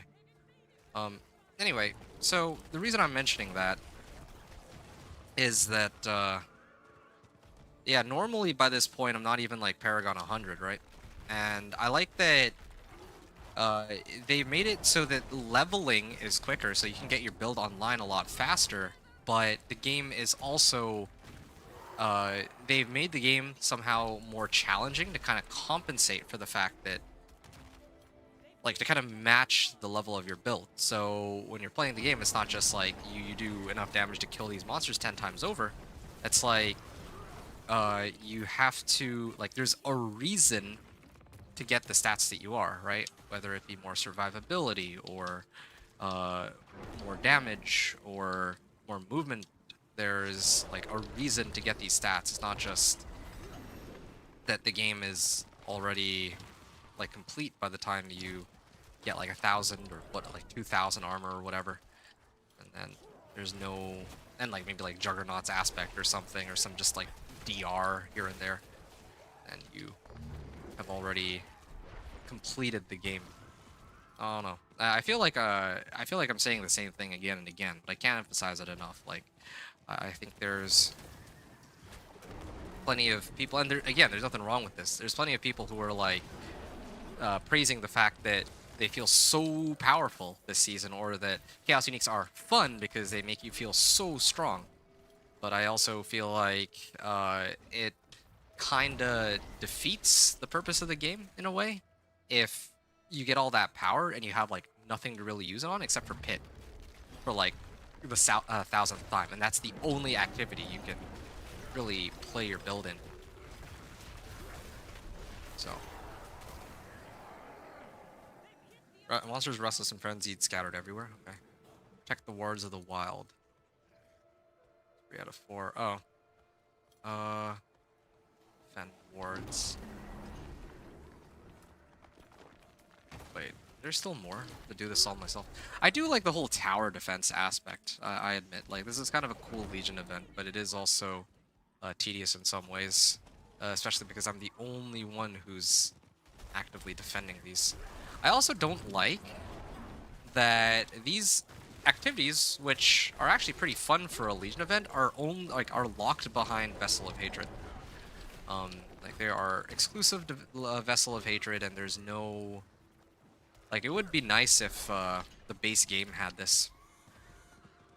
Like, if you could do activities with like this, like while leveling through the game with other people, that would be a lot of fun.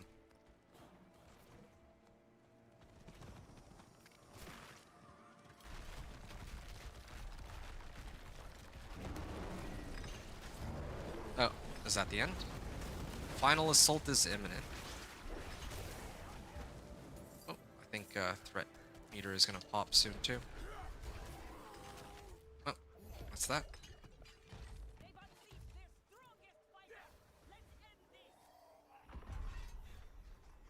videos behind.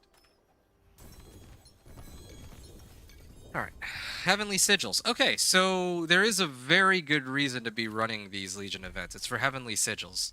Should always run Legion events to get Heavenly Sigils because we need these to upgrade our gear and whatnot. But as it stands right now, if you're burning... Well, actually, no. Heavenly Sigils, you could burn on, like, early game items because it's actually tougher to max Masterwork an item than it is to just sanctify it. So, like, in the case of this weapon, I could just sanctify. Like, I don't have any Masterworking on it, but if I sanctify, there's a chance I just get a Stampede aspect on this. And... Or, like, some other aspect, right? I'm not going to be rolling any of the modifiers on this. I already got, like, max crit strike damage.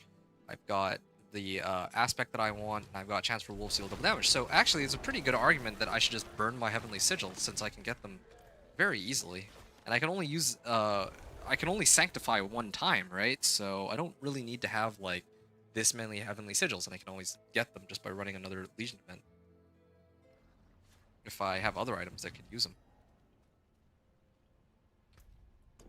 Okay, I'm just gonna turn in my rewards here.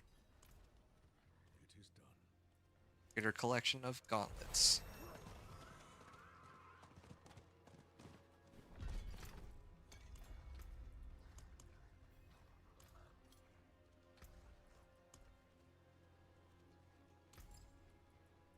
Okay, standard.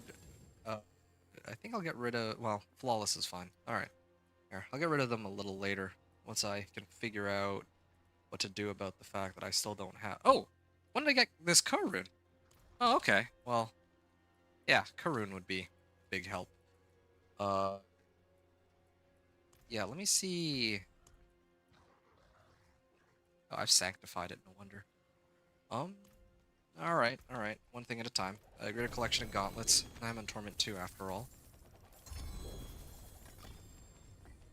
Spirit glyph. That's good. And I also have... Oh!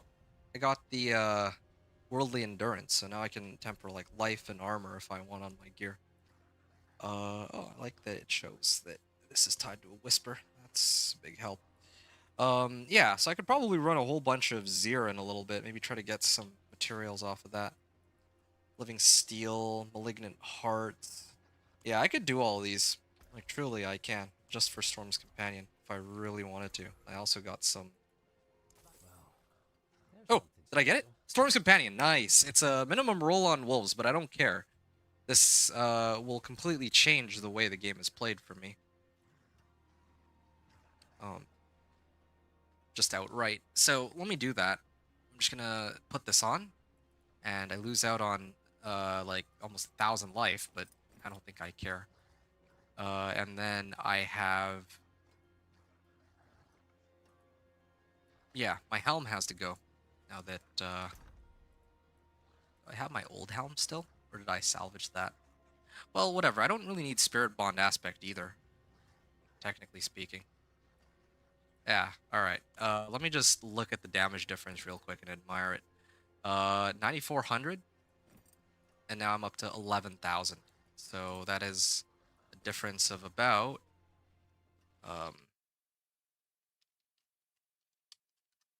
That's like a 28% damage increase.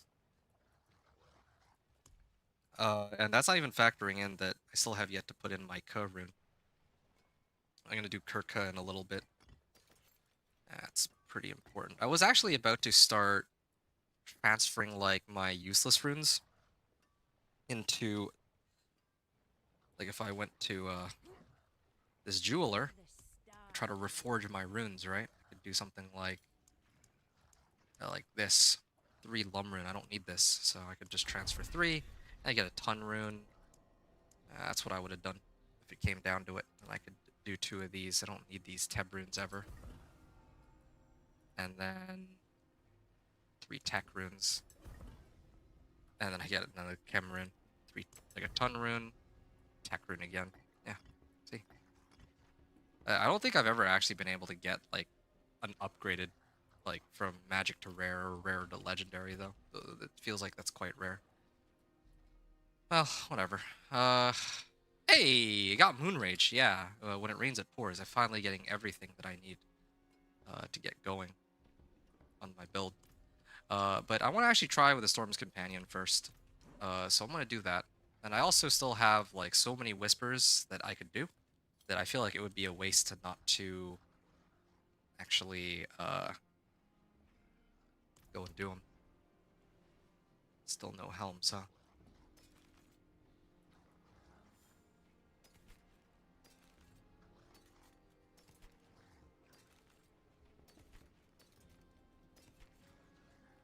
All right. Do I have that? Wait, what is this? Leaderboard top 100 elite.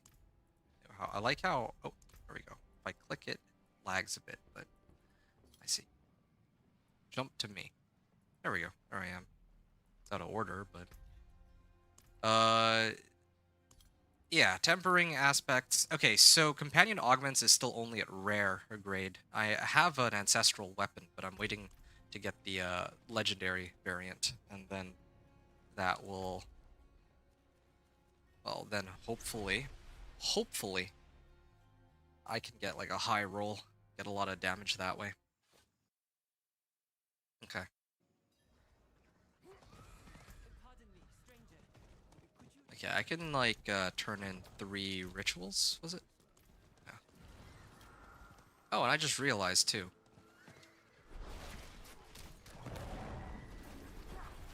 Oh, there you go. Now the damage is starting to roll in.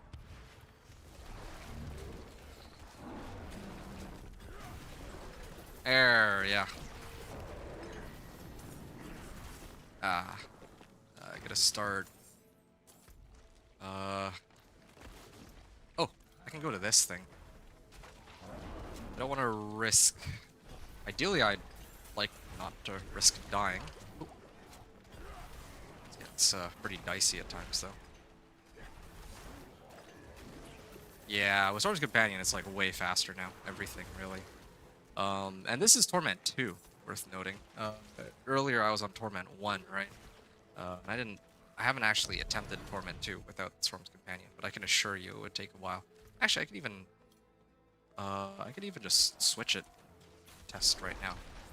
Like, yeah, my damage is still pretty good, but you see it takes like forever, right? Even with Petrify and all that.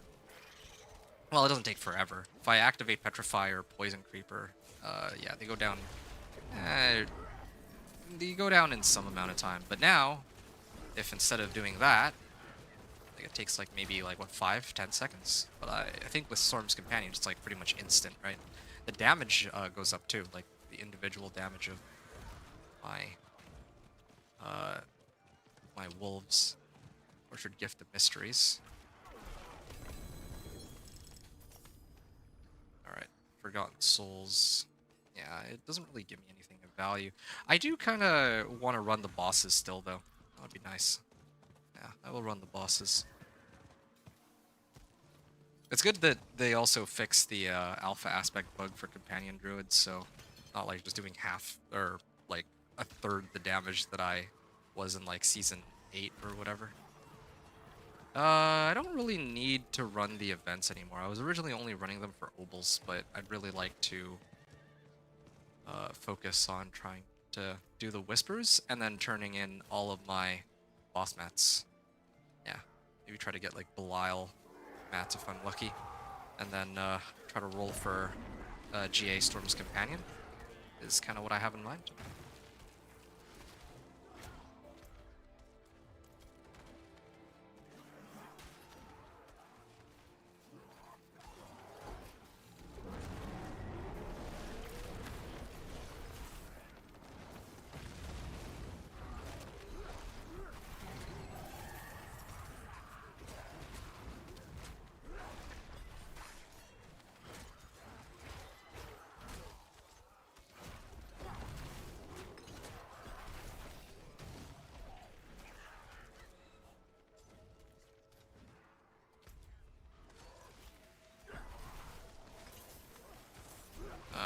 Okay.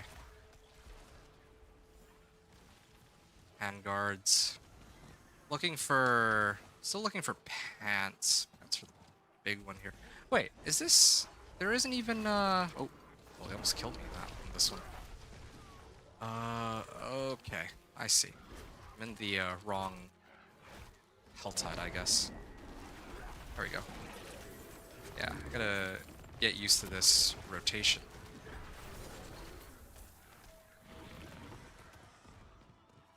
Okay, so that's with Storm's Companion. Now, if I now put on Kirka, but I need to replace Garun with something. Okay, hold on a second. Let me create some space for myself.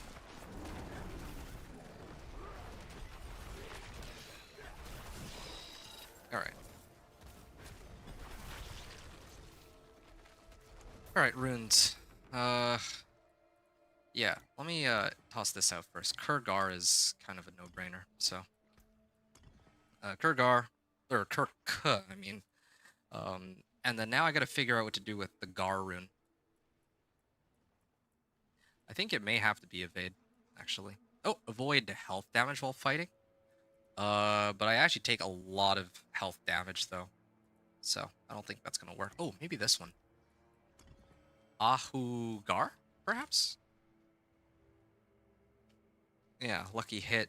High chance against non-healthy enemies. It's like, what, 63% chance. So, I just need to hit, like, non-healthy enemies and I can just keep this going. That should be okay, right?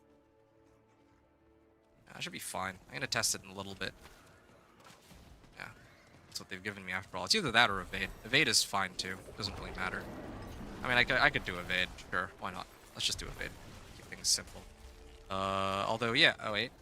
Yeah, increased crit chance. That like, the Ahugar thing would have worked, but sure. Just for... I mean, you can trigger it with just evades, so I'll do that.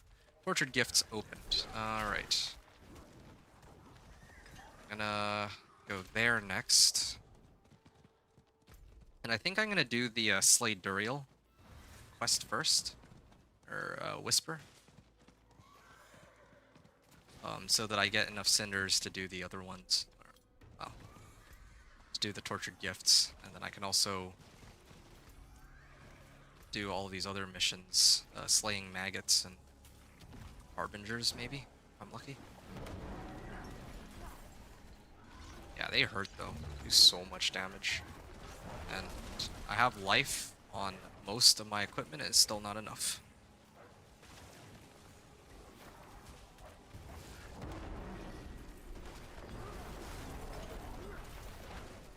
Okay, see? So there's plenty of maggots that are showing up. So I can do both of these at the same time. Yeah, I don't know about Harbingers though, but I can at least get the Duriel quest done and the maggots at the same time.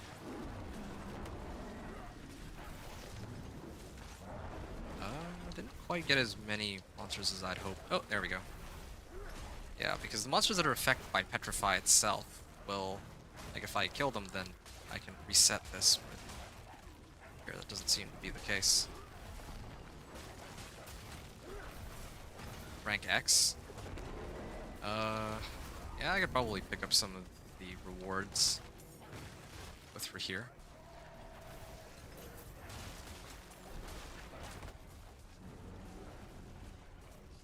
Okay. Yeah, no, I definitely do enough damage to overkill him. I mean, my sister will finish you. Huh. Descendarial. Hey, 2 Heavenly Sigils, nice. Okay. No Tortured Gifts. Okay, now I gotta focus on opening these Tortured Gifts. There's like a Tortured Gift of Mysteries, but I don't think I care about that right now. Okay, so this is a Gilded Baron. I should have actually checked how much gold I had before, but I think I got like, what, 50 million out of that? So that gives me wiggle room to upgrade or adjust my gear. I love how you talk yourself out of breaks all the time. Yeah, well... Oh, sorry, I missed this message, Wicked. Yeah, I didn't see it for some reason.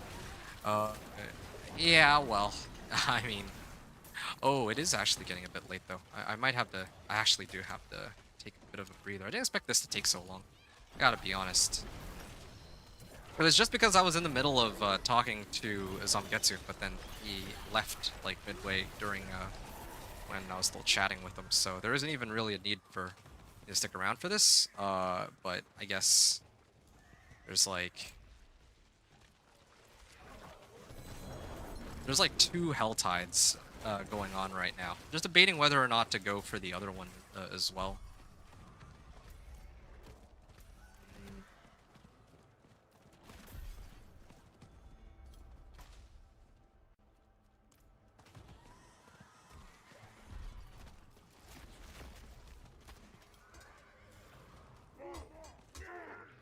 Leg guards.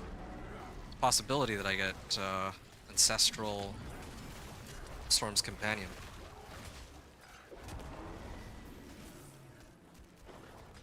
There.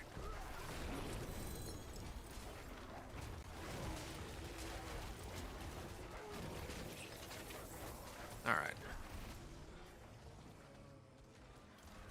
I'm gonna head up this way. And it's all good. I've just been hanging out watching your progress. Well, I appreciate that. Thank you. Wicked. I am starting to get a much better understanding of how the PTR at least should play out. Like if I really wanted to speedrun it, then yeah, I just run Azmodan over and over until I reach like Paragon 150. Because there's no cost to it, right? So that's like the only thing I should be doing. But I mean, I think the next character I play, I have to ignore Azmodan and focus on other stuff as well, like Whispers and all. And that'll be interesting. Switching it up and trying to figure out like what works, what doesn't work. Yeah, my character is in a much better state now too, because I've got Storm's Companion pants, so that's a pretty big, you know, boost to everything. Yeah. All right. I'm gonna do this. Well, a couple things here. So 1, 2. Like I have like I have plenty of gold now, so I can actually max out on that. Pretty much everything that's non-ancestrals, I should probably just salvage. Hey, aspect of elements. Fate can favor you granting the same bonus more than once, stacking up to 6 times at maximum. It's your lucky day. I don't even know what that means. This is a nice upgrade to my current aspect on my gloves. Ooh, Moon Rage. I have to play around with that in a little bit. Spirit Bond. Salvage all. And turn this in. Torment 2. Greater collection of dungeon keys. Okay, let's see. What do we get out of this? Okay, I find it worth noting that I didn't get any Infernal Horde compasses out of this either. I'm pretty sure, again, with the PTR, it's always that they don't carry over the progress for the Kurast Undercity tributes and the Infernal Horde specifically. Every single time. I don't know why that is. But okay, it's fine. I don't really need to run Infernal Hordes anyway, although it would have been nice for Obdicite later on down the line. This Legion event would have been nice to hit, I admit, but yeah, there's just too many activities, not enough time. I think I'm going to focus on going here, clearing this, then slaying Duriel, and then collecting cinders. Or maybe I can just do both, yeah. Yeah, okay. This is it, though. This will be the last bit, and then I will actually, for serious, take my break. I have to be right back for a bit. Yeah.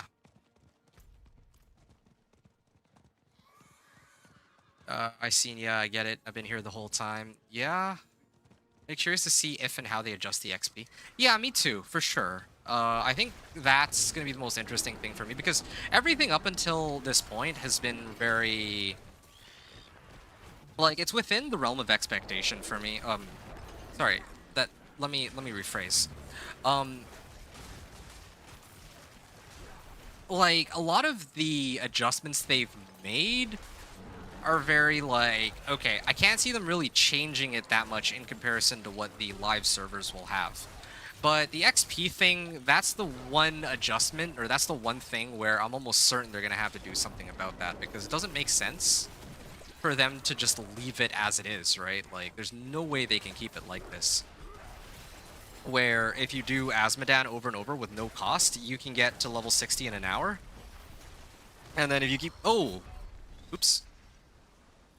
Okay, well, yeah, survivability issues. That's another thing, too, survivability issues. I wonder if they're going to do anything about that, or if they're satisfied about the fact that, yeah, like, people are struggling to stay alive. A Watt rune.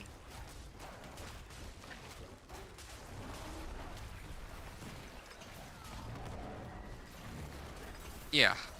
So, I don't know. Collect cinders. Well, at least it doesn't affect my cinder collection progress. Yeah, so I think that most of the systems, like the masterworking, the tempering is good. And they're not going to change tempering, like, unless they can be kind of crazy sometimes, but they're not going to, I don't think they're going to try and go out of their way to adjust tempering from what it is right now, because this is way better than the last system, I think. Like, a lot of people are going to be so much happier trying to re-roll their modifiers. I'm okay, like, not getting the maximum roll on, let's say, like, crit chance, but it has to be crit chance. Otherwise, I've bricked an item for no reason. But other people, like...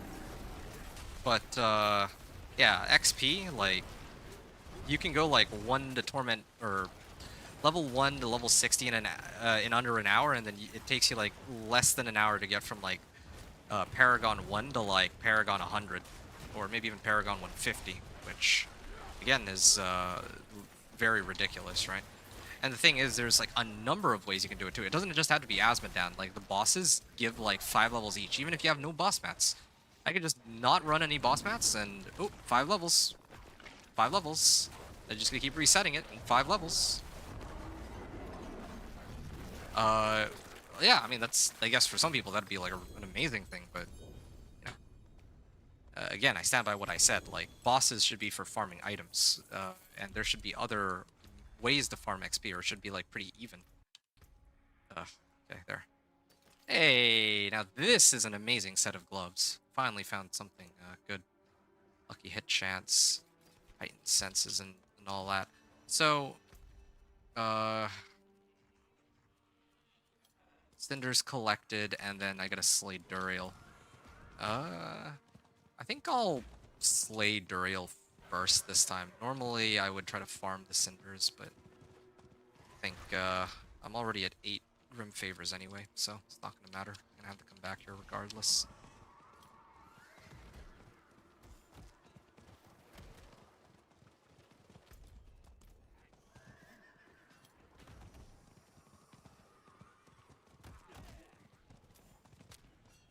Alright.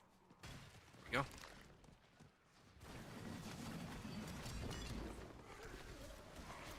Okay, let's pull them all in.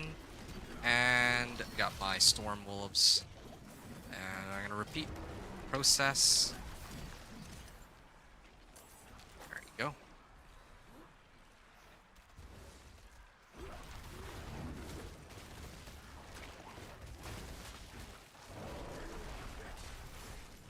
Alrighty.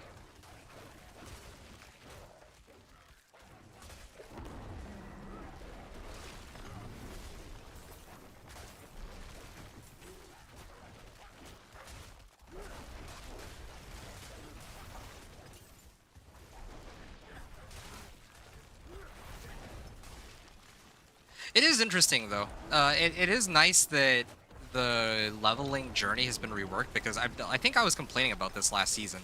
That I've done this whole leveling thing, like, the same way. Like, what? Season 6 came out, and I've leveled since then 6 characters, or let's say, like, 4 or 5 characters, at a minimum. Every PTR and every live season. So 4 seasons times 2, times 5. So I've done like 40 characters or something like that, right? 40 times of the same, like,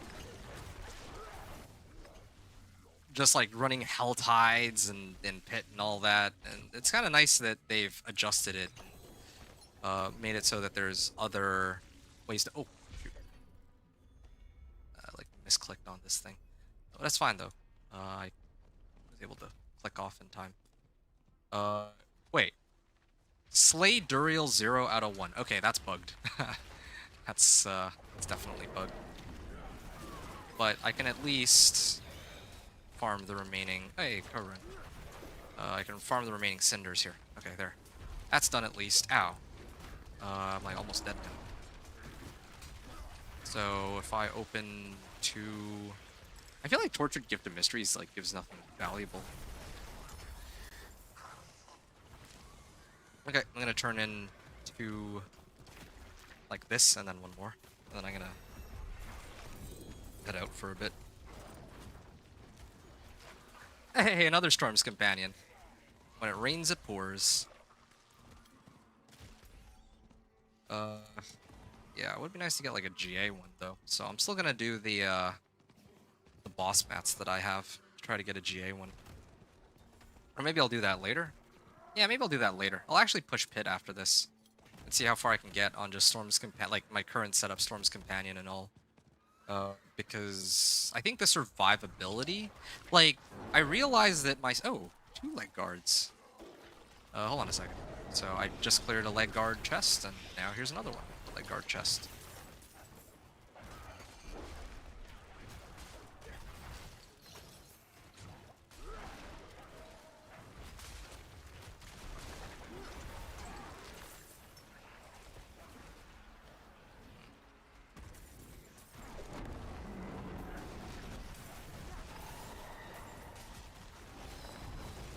Hold on a second. Just trying to through this. Alright, there we go. I'm out. Still no Storm's Companion, or Ancestral Storm's Companion, but that's okay. At least got that out of the way. And I think my highest damage number so far is 10 million. So this is Torment 2. I'm like 3.5 hours, and it's kind of funny because Torment 1 was tougher. Like reaching Torment, going from Torment 1 to 2, I think might end up being tougher than Torment 2 to 3 because once I get Storm's Companion, it's such a huge power spike since my wolves become AoE. It's like the biggest thing to worry about. At this point, I think I go Collection of Chaos. I have good gauntlets, and I have all the aspects I need, including Moonrage, so if I can get, like, hey, Companion Augments. Oh, okay, well, that's perfect then. I can throw on my Ancestral, or that recipe on my Ancestral weapon. That could be a big help, but...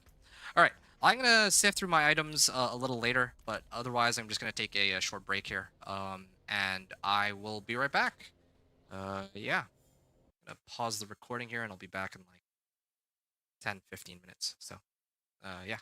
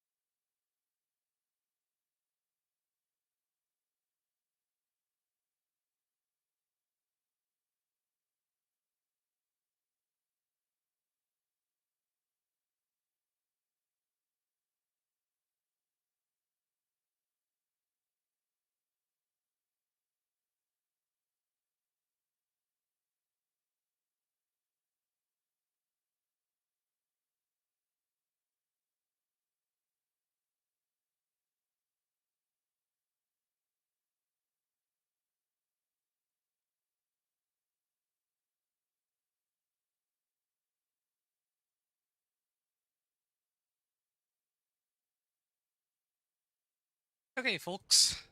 I don't want to scare you also. Hopefully, I've been gone for a bit, but hopefully I didn't terrify anybody here. Um, Something I realized I forgot to do earlier is that I need to actually write down some notes regarding my Pit 25 pit clears. So, here, let me just write this in. Um, I think my first Pit 10 took me like what, 6 minutes or something? I don't know. I have to. You know what? You know what? Give me a second. Like, I actually started recording again and all that, but hold up. Okay, so this was the original run that I did of Pit 10, and I cleared it at 8:45. Okay, 8:45 remaining.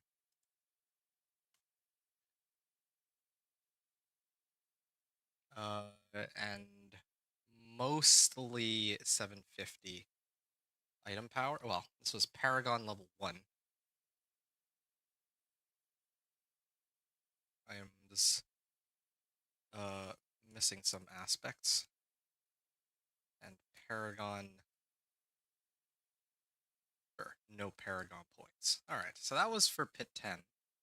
Then when I cleared Pit 25, whenever that was, I had, I think it was 9. I had like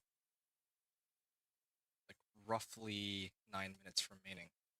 And what I had was all 750s, our items, uh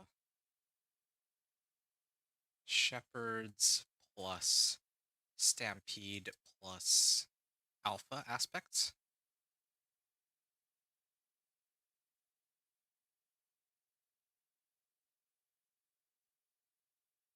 And then I think I also had plus Headhunter Glyph and Untamed Legendary Node. Okay, there. So that was for the Pit 25 clear. This was before I had Storm's Companion. But now, I'm going to try to run... I'm going to start trying to pit push all the way up to 40, or pit 40, now that I have Storm's Companion. And then eventually I'm going to hit a wall on damage, and then I'll just start adding Paragon points to kind of see how much I need get to actually fix the issue, I guess. I think that's how it's gonna go. Yeah. Alright. That sounds good to me. Just gonna salvage all this. And I actually have some I have some obols, so I'm actually gonna spend it on a better cap. I was hoping for, I forget what that item is. Gathlin's Birthright, but I think that might be a little bit much to ask for. So this is fine though for now. I can re-roll this for +1 to companion skills. Oh, that's really nice. Yeah, I mean I was hoping for resistance to all elements, but I mean this is even better actually. Yeah, it's just too bad I can't roll it for. It would have been nice if it was like a +2 or there we go, +3 wolves. That's even better. That seems to be a bug though. It says that I think it gives me the minimum roll. Like it says that I'm supposed to get +3 wolves, but then when I select +3 wolves, it'll just give me +2 wolves instead. So that's a little annoying, but sure, fine. +2 wolves is still better than nothing, I suppose. Uh, yeah, I lose out on a little bit of armor. Let's see what the difference is here. 55.4. Down to 53. Yeah, no, it's fine. Whatever. Yeah. I lose out on some life too, but I can make up for that with elixirs and incense. And my willpower is actually still largely the same, so that's good. I'm gonna stash this. I could probably salvage this one. And then I think I'm pretty much ready to go. I also have Moon Rage. But I'm gonna... Yeah, I should probably run Moon Rage. I think I should at this point. I'm gonna salvage this, and I'll slap it on. So, this is essentially Plus Storm's Companion. Like a non-ancestral one. Ancestral one is kind of huge, especially if I get life plus ranks of wolves. It's like a massive damage increase. But let's see how far I can get just off this alone. So just want to double check this. 12,000 damage through 10.3 all the way up to 12. And then if I put on Moonrage aspect, I can... there we go.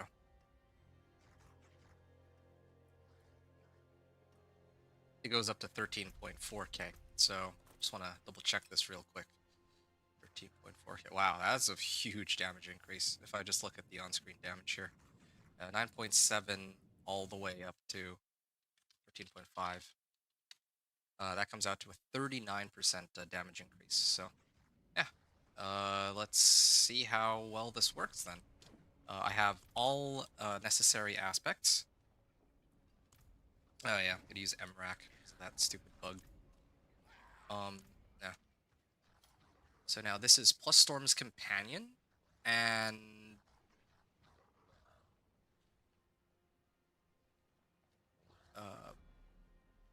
Plus Storm's Companion and plus Moon Rage aspect. But I haven't actually added any legendary nodes or all that. Okay. Pit 30, I believe. And it is really choppy, but whatever. I have plenty of boss mats that I'd like to run. Maybe I'll run them on... I'll attempt to run them on Torment 3 or something. We'll see. I'll think about it. I might as well, right? Well, I think Torment 2 is probably better, though, because if I come across a Belial, I don't want to run the risk of failing, like, dying against Belial and then failing to get credited for that. That would be a bummer. Yeah, no, damage is going to be a big deal. And keep in mind that, again, like, damage is where this build shines. It really is just the cooldowns of the AoE. The Storm's Companion does help mitigate that now, but I guess what I'm here to check now is, like, what... this is, like, the baseline for me. If I'm struggling...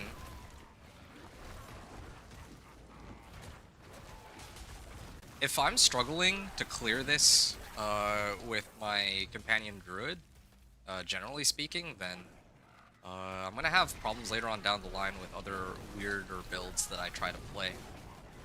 If I do decide to play other characters, right? Generally speaking, I don't really play like... Oh, I think a good example is Blizzard Sorcerer. I don't know what I'm gonna do with Blizzard Sorcerer, especially before I get to...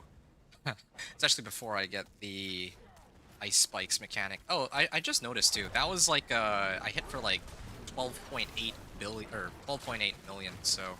Yeah, definitely some big damage numbers coming out on this, like, much bigger damage numbers than what I had before. Starting to break the 10 million mark. And this is, keep in mind, despite, like, I'm already Paragon 138, right?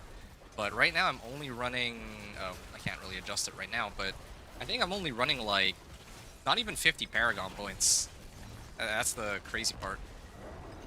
But, you know, you could easily get the Paragon, like, I would really recommend that people would focus on getting to Paragon 50 before they attempt, like, Torment 2 and all that, because it's like so easy to get to Paragon 50 and you save yourself a lot of time. Like, there's no need to really rush all the way into Torment 2. The monsters are so much tougher as compared to Torment 1, and you're not really even getting that many better rewards for the activities that you would really be using Torment 2 for. Like, when I turn in my Renown reward, or turn in my Whisper rewards, I do set it to Torment 2, but, Like, yeah, it helps a lot for sure, but I think that it's not really worth it to try and bash my head against I think it's like pit 25, right? So I need to like really make sure that I can clear pit 25. Like it might take me like 10 to 12 minutes though. I don't know. I just don't think it's worth it. I think it just takes too much time. Just focus on making it so that you can make it into the next pit tiers comfortably. I think should be the main focus, the main goal. All right.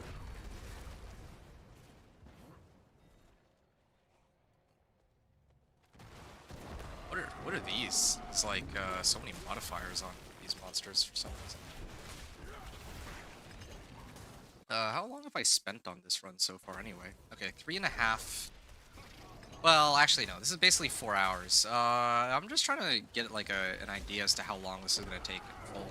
Probably another 2 hours is my guess. At least another 2 hours to get to Torment 4. Like, now that I have Storm's Companion, this part is pretty easy. I can get to, like, Torment 3 just fine. And at that point, it's really just a stat check on how much damage I can actually pump out. And that's gonna come, a lot of that's gonna come from Paragon boards, for which I already have the points for. I'm just holding off on using them because I want to see how far I can go with just this level of equipment. But if I were to, like, get on, like, oh, then there's some weird buggy damage numbers too that hopefully get fixed by the time the season goes live. Yeah, it really is an AoE issue. I'm pretty sure. Like, well, I guess I did up my damage by quite a bit too, but definitely think that. Oh, wow, that was fast. Yeah, like having. Okay, maybe it's partly a damage issue too, but having this, having the AoE, it just makes such a huge difference. Like, the run is taking much less time than what it did before. You are predictable. And anyway, you need me. Okay, What are sins, if not accompanied by lies? there we go. Rank 16, why not? Okay, so then I can start pumping up Spirit. Uh, Keeper Glyph. I don't care about Keeper. I need Wild's Glyph. It's always Wild's Glyph that I have trouble getting to. There's like, every season there's a select few things that become problematic for me. For some reason.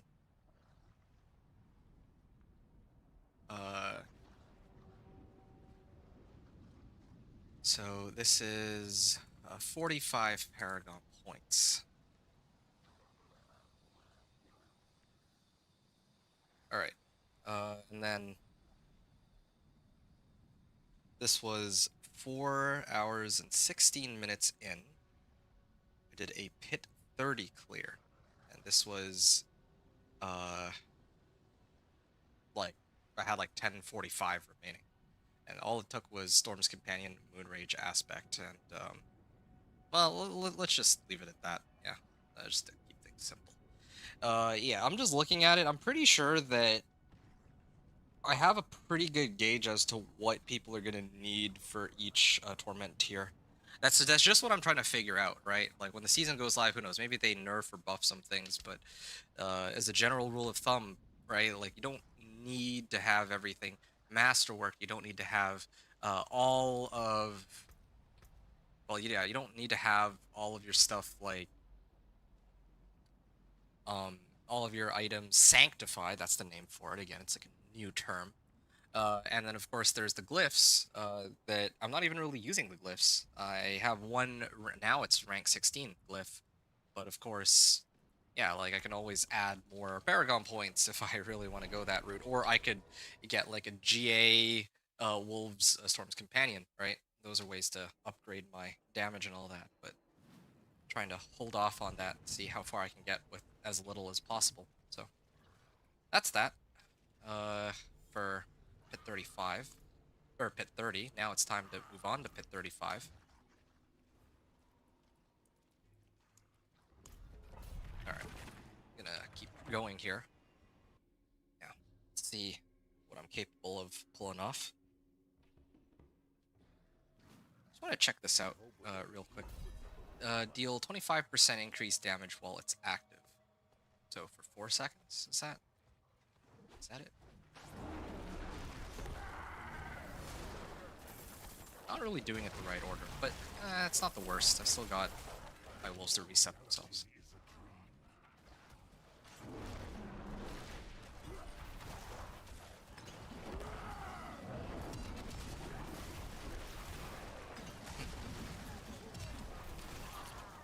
Good. Yeah. I'm still doing plenty of damage to just one-shot these monsters. I think the issue is really just I'm not very good at grouping these monsters. There's a lot of players that are better than me at this sort of thing. Like you can see here, I'm just waiting for my Petrify to come back. If I Petrify back, then great, but I think right now, Petrify cooldown reduction. I do have Petrify cooldown reduction on my ring, but that's, and my amulet. But yeah, normally I'm used to having it like GA or using Masterworking to pump up that value, but it seems that, yeah, this season my Petrify is not going to be quite as fast to come back.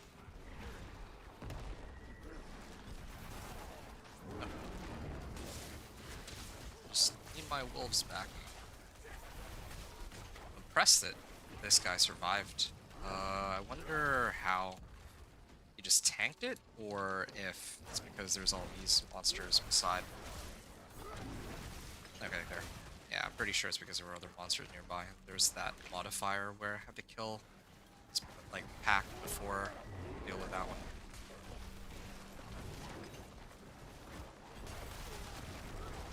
Yeah. Okay. Got the damage, but I need to, like, set it up. Pit 40 is going to be a pain, though. I can already tell.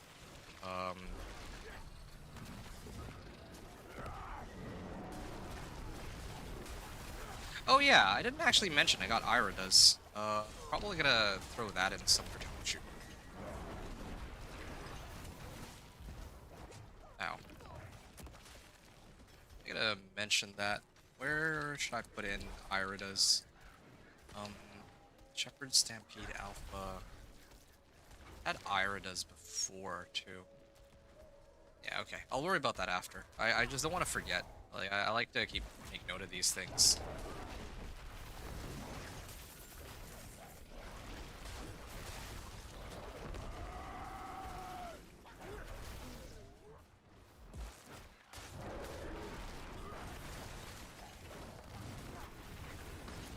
Okay, 9 billion damage.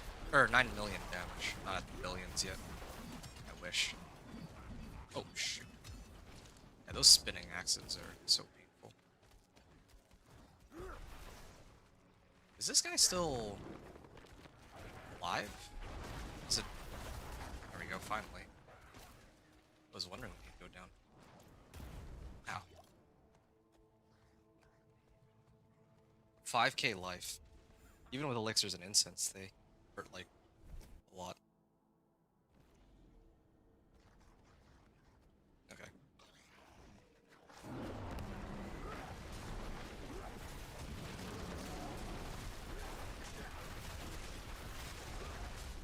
I mean, wait, was that 40.9 million just now? Was that damage calculation correct, or crazy?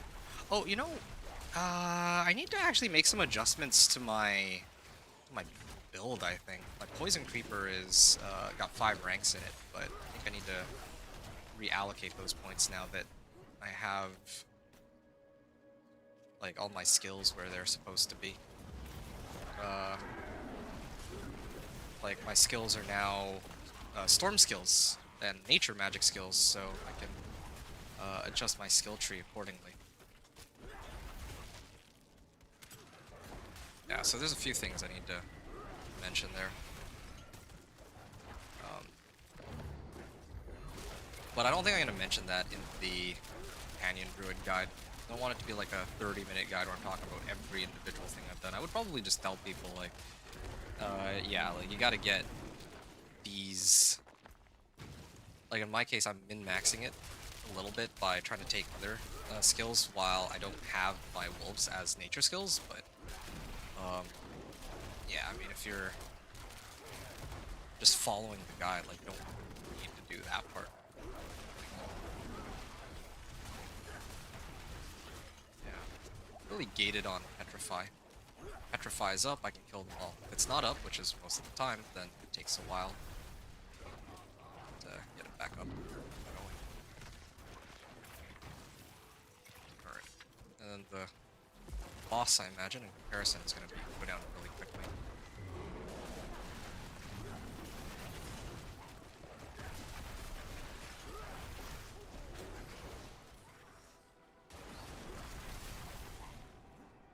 Yeah, I also forgot I got Kurka too, so there's a lot of stuff that I need to take note of. My wolves won't reset either. I noticed, I don't know why, but I feel like the wolves are not resetting as often as they used to. Yeah, they definitely used to reset a lot more quickly. Like I wouldn't even need to use my wolves a lot of the time, but now it's different.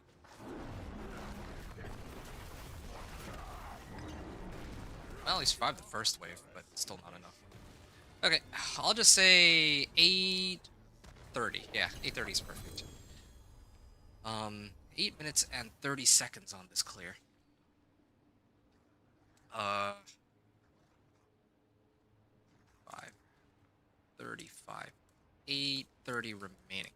So, what did I adjust? So, earlier, I ran Shepherd Stampede Alpha, with, I think I had Mad Wolf's Glee, right? Mad Wolf's Glee and Irida's.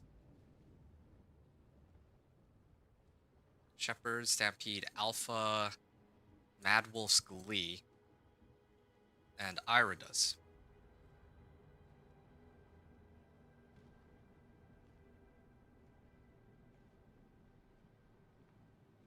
Oh, and then I also had Kurka. When did I put Kurka in? I think it was with Storm's Companion. Yeah, okay. Enrage Aspect and Kurka with Kimgar.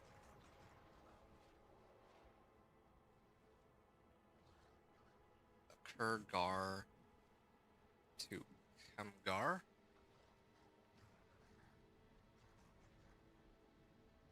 And Kurka. Okay. Yeah. That's good. So now I can attempt Pit 40. And I think at this point I need to make some adjustments. Caldeum smolders, but never fully consumed. I'll do Spirit, I guess. Endless, like the burning hells. Yeah, I could certainly do it if I burned all of my Paragon points, but I think just for simplicity's sake. That's all. Give me a second here. Increase by 3 seconds. Well, it certainly helps if they're strangled, but here, I'll just do crit chance here. I do like extra 20% crit chance. Okay, so it's already immobilized. The lightning damage delta is increased by 21%.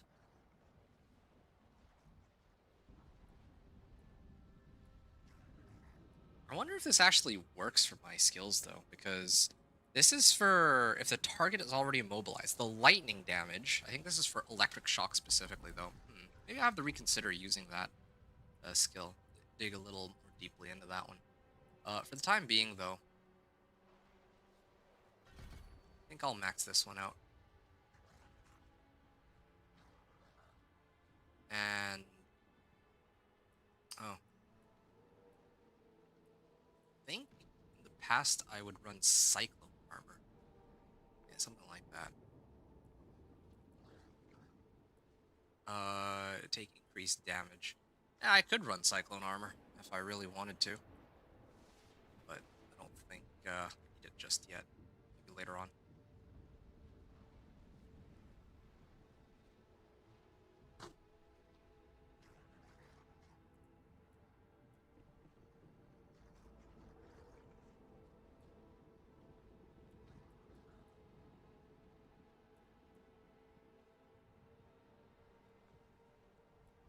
Alright. Yeah, I don't really have anywhere else to put my remaining points into. I could just go Poison Creeper. I could actually just leave it as is. Storm skills increase damage that means they're stunned, immobilized, or knocked back.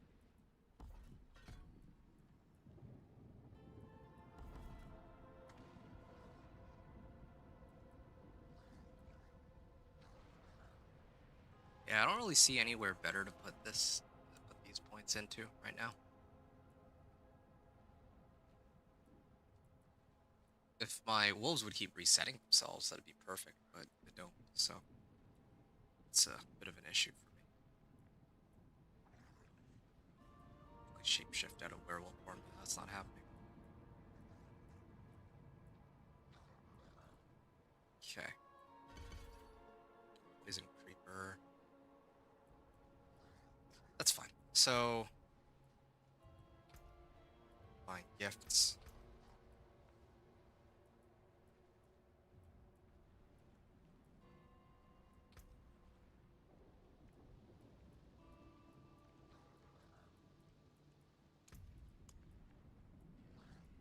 Does have any obdicite?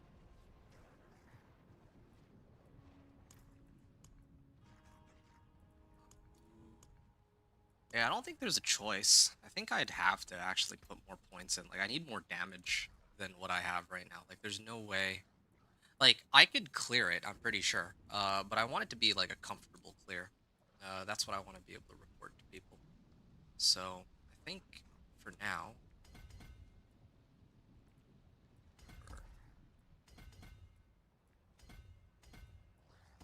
Uh,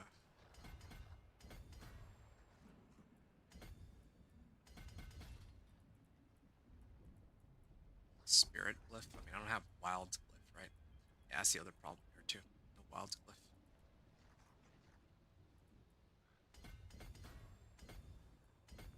There we go. A lot of damage out of that. 64 Paragon points.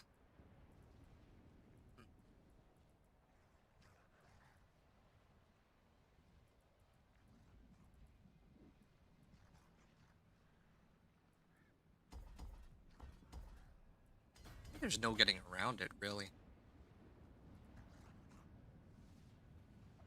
I'd probably recommend at least 75 Paragon points on this. I wish I could say otherwise, but there's just no way. Like, it would be nice if I could just temper or masterwork everything 4 ranks. That would solve a lot of my problems, really.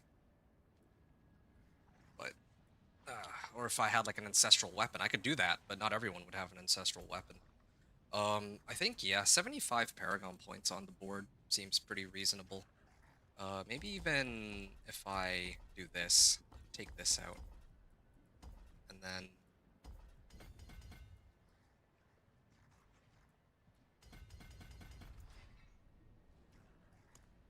What if I do this? This is still 62 Paragon points. There's like no getting around it. I have to use more than 50 no matter what, or how I want to spin it. This is the best I can manage. Well, I mean, even that still requires points. Yeah.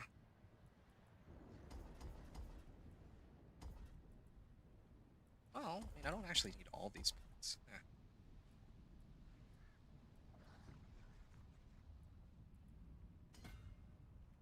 39 willpower.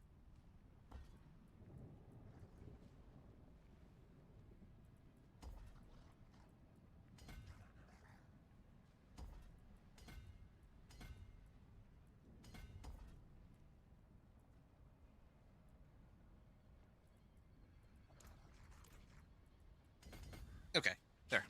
50 Paragon points. I think that's decent for now. I still have 8 minutes left. I wanted to at least make it to Torment 3 before I used up the last of my incense, so I shall go one more time. I really wish the game would not be so choppy. Maybe I need to just restart it, but it just gets so laggy suddenly. Aggression. Okay. Here we go. hit 40. This is for Torment 3. Nothing too crazy, nothing too special. I still also need to do the capstone dungeons, huh? Yeah, I gotta make sure I run those before I open up Pit 55, just so that I can kind of see what they're like. Oh, okay, Shorin's Descent. All this. This is probably one of my preferred maps. I still do enough damage to clear this. Well, I mean, I already had enough damage before. It's just a question of like clear it quickly, based on how long it takes for Petrify to come back. Yeah. Just now there's a delay on Petrify because Petrify. I think there's like a time limit on when I have to kill them while they're still petrified, or else the reset will go off, cause me some problems. This is fine though. Yeah, I think I can manage this, especially with the adjustment I made to my skill tree too.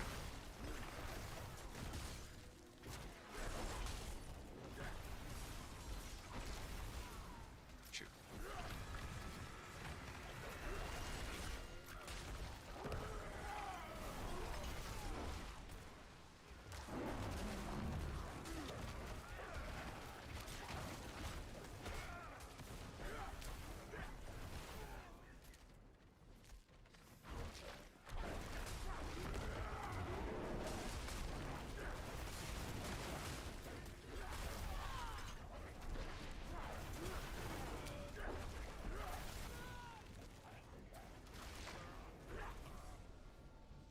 Okay.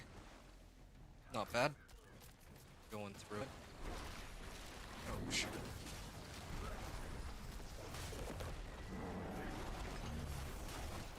$50 Paragon points on this.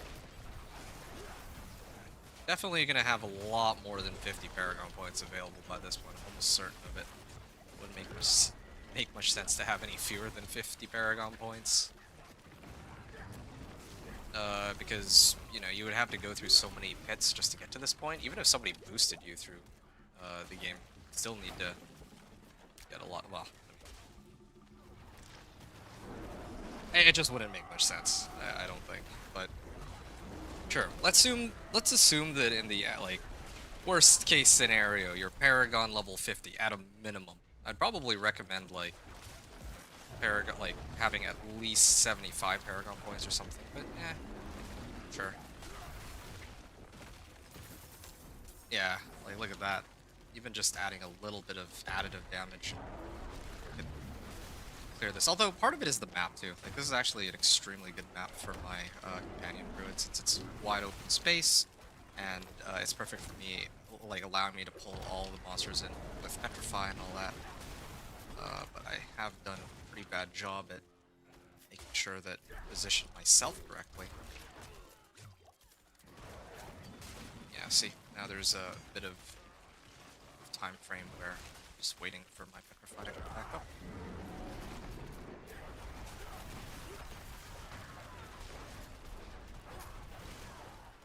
Good. And then I'm gonna head up this way. I know that the portal is right to the top left, or directly to the top left of me, but I also noticed that I'm hitting for 22 million overcrit. That's good. The damage numbers are high as always. I just don't know what the scaling of the next torments are going to be. And I think that just the Paragon points alone will get me there. But yeah, getting power. Oh, that's a close one. It's not as easy as it used to be, because previously I could rely on things like masterworking rank 4, and that was really easy to get. But here I can't even do that, or I can, but it doesn't have nearly the same effect.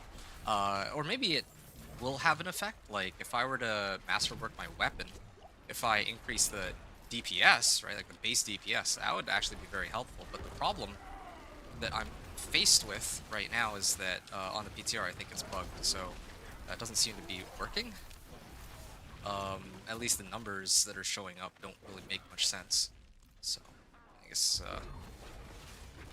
I don't know. I don't want to rely too much on those numbers because they don't seem to be entirely accurate.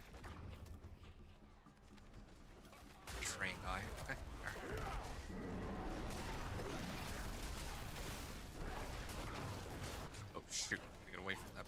sneaks up on me.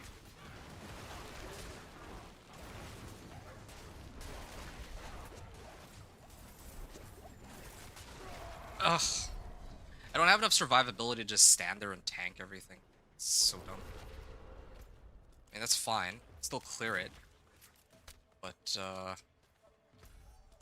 that's pretty irritating. I don't really, like, I'm running elixirs and incense too. I don't have very easy ways to boost my survivability any higher than what it's at right now. And why are they invulnerable? Or unstoppable, I mean.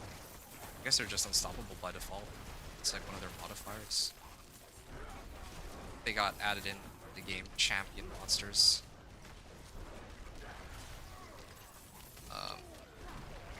Yeah, they've definitely reworked how some of the monsters operate in terms of like what modifiers they get. This is true.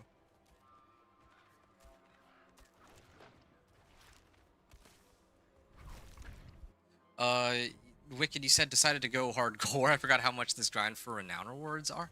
Hold on. What do you mean? Like, you're talking about on the PTR? Because, I mean, there's no renown rewards to really grind if you're playing on seasonal, right? Like, they got rid of that. All of the renown rewards are tied to the season journey now. So you get skill points as you complete objectives rather than them being handed to you if you did the renown ahead of time.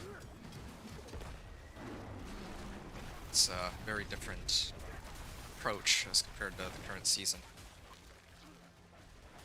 I'm pretty sure that this, like, the progress bar isn't accurate, but I have no way to really prove that. Also, had Spirit Bond aspect. I forgot to mention that.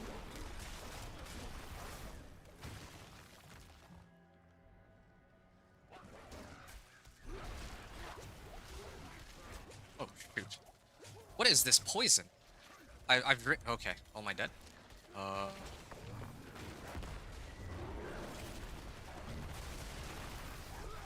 Yeah, this poison is crazy. Like, I have no way to circumvent that either. Like, I used up all my potions. I used Earth and Bulwark.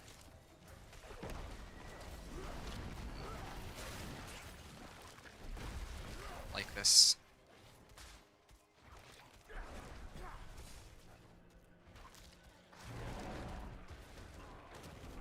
Ow.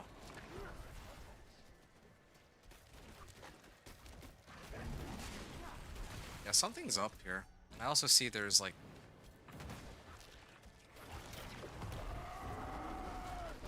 Okay, this pack might do it. I noticed that the bar seems to be going a lot slower than what it used to in past iterations of the pit. Oh, ow. These guys actually do hurt. Other adjustments to the game. Take it.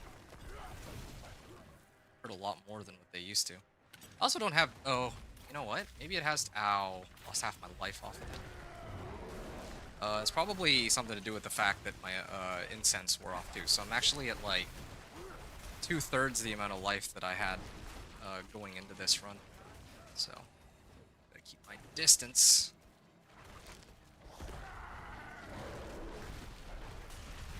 It'd be great if the bar would just reach the end.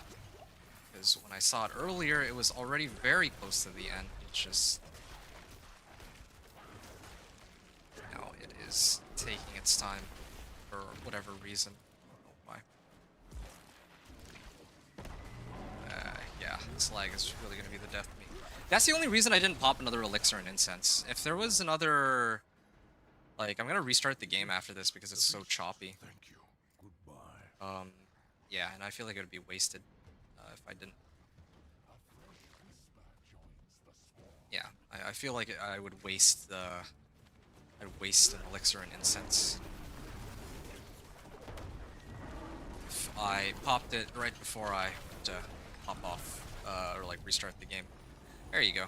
Okay, 5 minutes remaining on that one. It's doable. That was with at least one death? That was one death only. You said, no, I got what I wanted for the BTR. You're back on Season 10. I see, I see. Watching you, so I get the leveling chase. I went in and boosted my guy and messed with the new mechanics for gear. Oh, okay. Yeah, yeah. Glad you were able to make use of my, gameplay here. Really, really glad to hear that. Okay. Okay, so 5 minutes remaining. Just for simplicity's sake, I'll just say 5 minutes 30 seconds remaining. I'm not even gonna count the death. I'll just add 30 seconds and call it a day. That was pretty sloppy. Well, you know what? No, 5 minutes remaining is fine because this is also a good map. So 5 minutes remaining, and this was with uh like say 50 Paragon points. Spirit Bond aspect. Spirit Bond. It's Alpha plus Spirit Bond plus Mad Wolf's Glee. Plus Ira does. Not gonna lie, that's probably how I'm gonna do it from now on. You explain everything along the way so I get all the info I need. Well, okay. Well, yeah, if... I mean, I'm glad that somebody is able to make use of my content, I guess. Oh, and also tempering, too.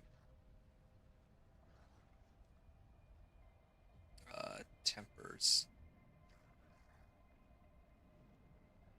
Well, just put tempering. Yeah, I mean, that's kind of why I do these gameplays, right? To kind of feed people the information they need going into the new season. Or even going into the PTR, I suppose, in your case. If that's what you're using it for, then yeah, I'm really glad to hear that. That's awesome.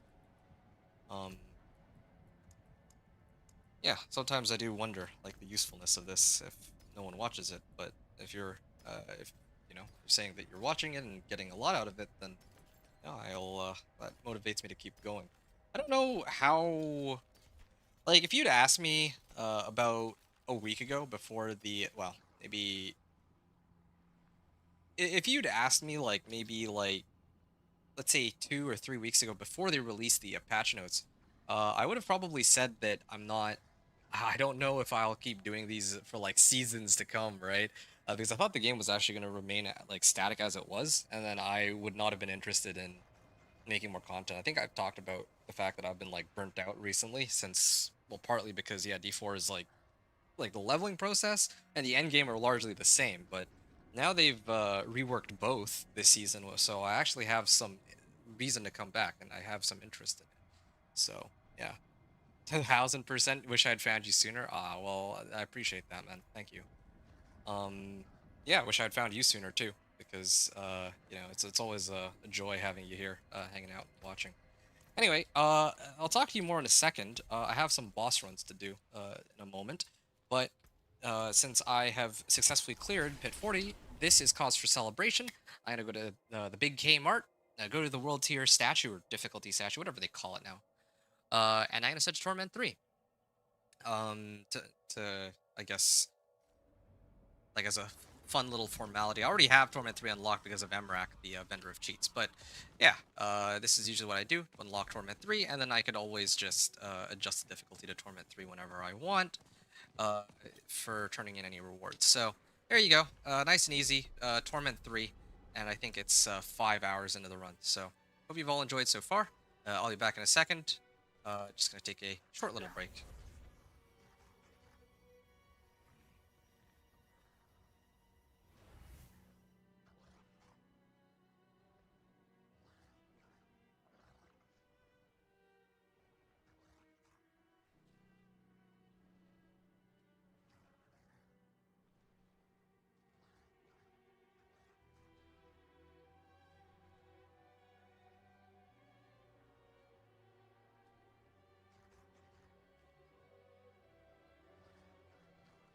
Right. So that is for Torment 3, or reaching Torment 3. Now, I could, if I really wanted to limit test, try to push my way all the way for Torment, like Pit 45 and all that. But I feel like this. My last run was like 5 minutes left on the clock. I feel like that's already a good place to kind of say that, yeah, probably should uh, look over my gear and see what I can upgrade here, what I can adjust. So that's what I'm gonna do.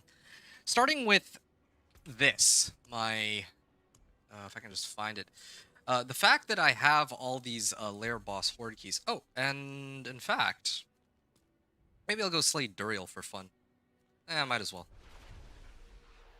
Oh, I also need to restart my game. I totally forgot. All right, let me clear Duriel, and then I'll restart the game. And then that way I'm restarting the game while I'm. Yeah, it's fine.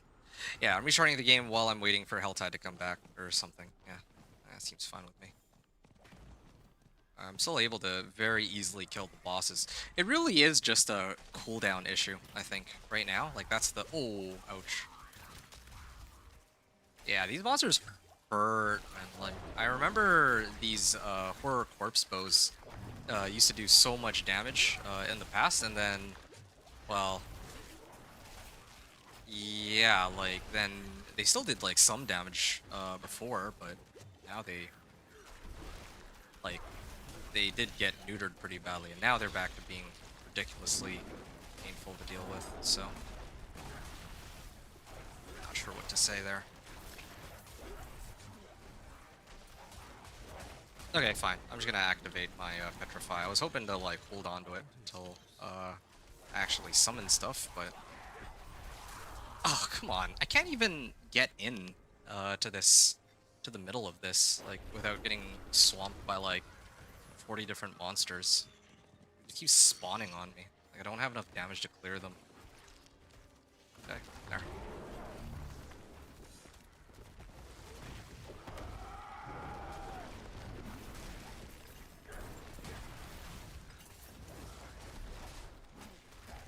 Yeah, so right now, I don't know, I'm actually enjoying myself a lot, but I would say that I'm most excited to do my Thorns Barbarian, because when I do my Thorns Barbarian, I'm gonna completely skip doing Asmodan, and I'm just, and maybe even Helltides. I might not put that much emphasis on Helltides, and just do a whole bunch of Whispers, and see if I can, like, how quickly I can go 1 to 60 on just Whispers. And yeah, like, I can retest, like, all, like, everything I know about leveling, because if Whispers are actually pretty good, then this is going to be a chance to kind of talk about my preferred leveling method of running Whispers and all that. Oh, shoot. I should be standing here.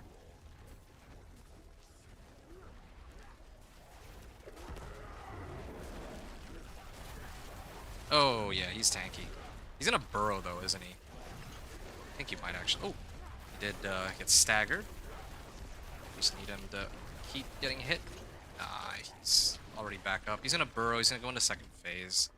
I mean, I don't mind that. It's really a stat check. Like, I don't have enough damage yet, which is fine. Again, like, I don't mind because I have much to work towards here. And he actually goes into second phase too, because I've done enough damage to like take him down 2/3. Can't even kill these spawns.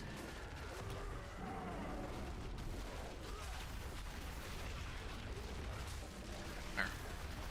Be nice if so many of them. I just want my Petrify to come back. Where's my wolves at? Yeah, come on, kill them, please. There you go. Hope the pangs died with them. I don't want to deal with all those pangs. Okay, there. Exquisite Bloods and a Heavenly Sigil. Nice. I kind of wonder what rewards I would get from Adriel, I think his name is. Is it worth it for me to sit here and try to kill the remaining maggots? I don't even think I can kill another 15 of them in time, so I'm gonna head back.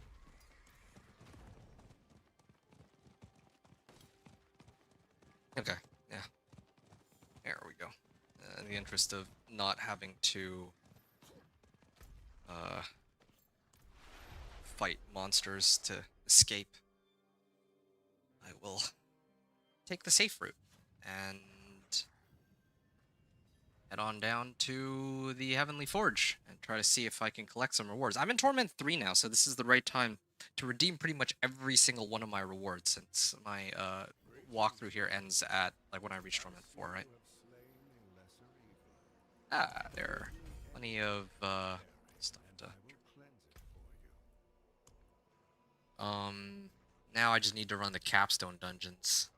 If I run the capstone dungeons, then I can get some of the corresponding rewards. Collected the sanctification stones, but the problem is I haven't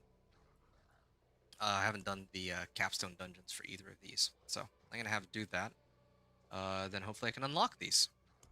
But then again, I couldn't even do Hellish Descent because kind of got bricked. But I mean, I unlocked Unseen Awakening, so maybe I can actually do that one.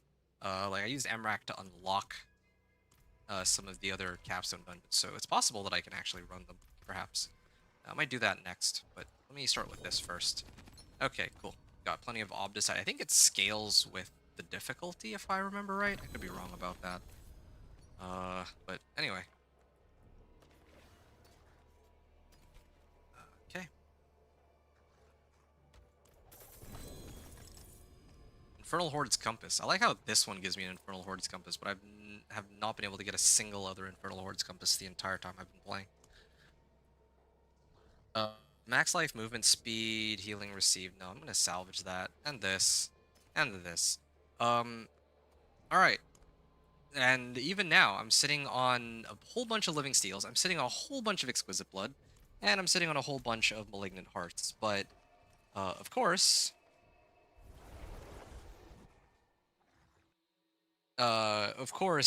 it's...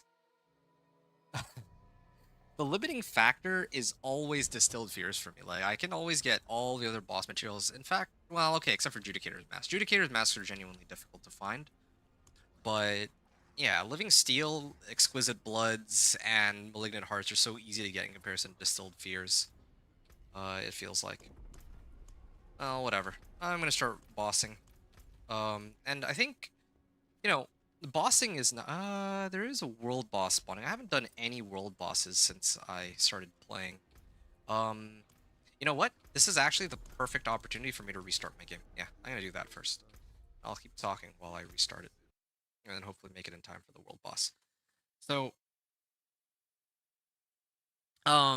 there's actually some pretty good... Like, there's a couple good reasons why it's good to run bosses, not factoring in even the XP part of it from this season, right? So the bosses, like, opening their hordes, even if I'm running hordes, even if I'm running the bosses that don't drop me anything I need from their loot table, sometimes they can drop me items from other bosses, right? So I could potentially get my Storm's Companion that way. I have in the past for some items, including Storm's Companion. Uh, and even if you don't, you get plenty of uniques that you can either trade out to other people who need them and then maybe get something in return, or you can just sell them for gold. That's what I do. If my or if my stash is full of items I don't need, then I'll just take them, take all the uniques, and I'll just start selling the ones I don't need. And yeah, suddenly I'm up like, what, 40, 50 million gold? That doesn't sound like a whole lot. That's like the equivalent of one Gilded Baron, but you know, it really doesn't hurt. Like, there's a value in selling these, or you can salvage them, but don't ever really think I run out of materials to the point where I need to salvage uniques. Only selling them. So that's one option. Also, sometimes when you open the lair hordes, you can get like some legendary runes and whatnot too. Like, you can actually get some pretty decent stuff out of it. So yeah, just gotta emphasize that lair bosses, if you have the boss keys, you might as well just run them, right? Or you can save them for Torment 4, but in this case, if if you're like me and my sole goal is to reach Torment 4 as fast as I can, this is what I would do.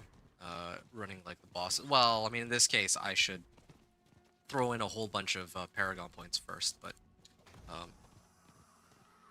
yeah, I'd rather run the bosses first. In this case.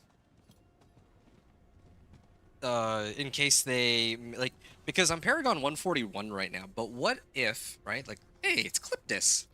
Hello. Greetings. Hey, I know this guy. Thank you.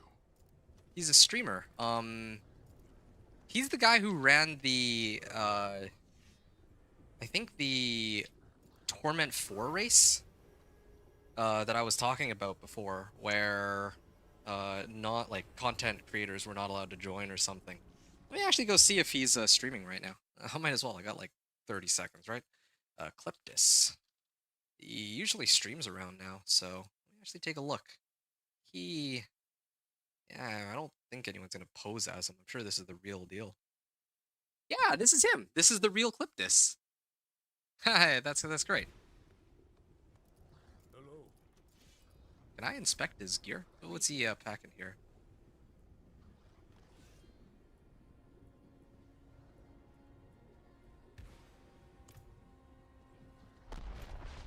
Uh, yeah.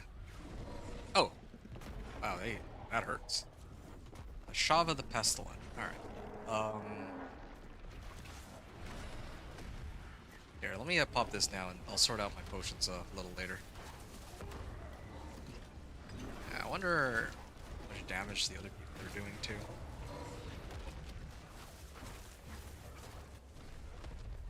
That's. I forget what that skill's called. Rushing Claw. Such flashy effects. Okay, well, at least a Shava still takes some time to bring down. At least it's not instant. Or Shava doesn't die instantly. And also, at least I can actually get some rewards from the world boss this time. I don't think I've actually successfully cleared a single world boss.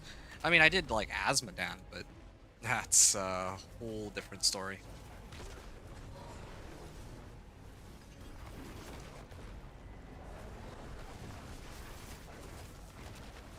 Thought he raided you, ported back to town to help in chat if you need. No. He's in the same instance as me. It's kind of funny. Like, I've hung out in his chat a couple times, usually after I've ended my stream. Like, probably even at the end of this stream, I might go hang out in his chat. Unless you're streaming. Are you streaming, Wicked? You're probably not, right? Or maybe you are. I actually didn't get a chance to check.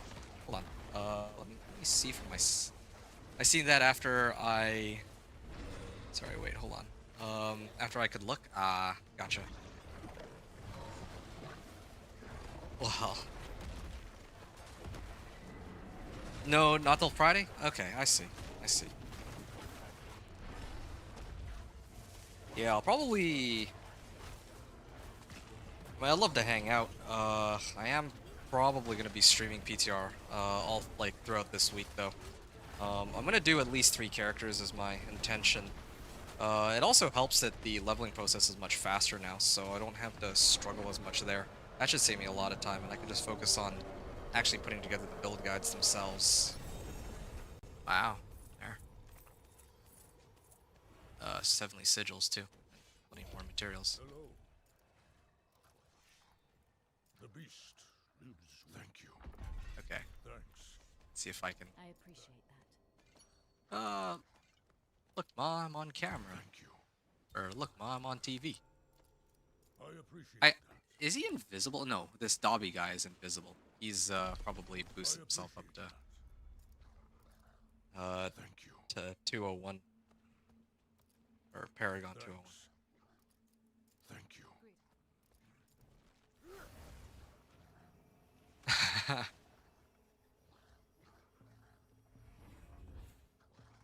You switched to third shift, so adjusting before I start streaming again. Nice. Switch Blizzard with Frozen Orb.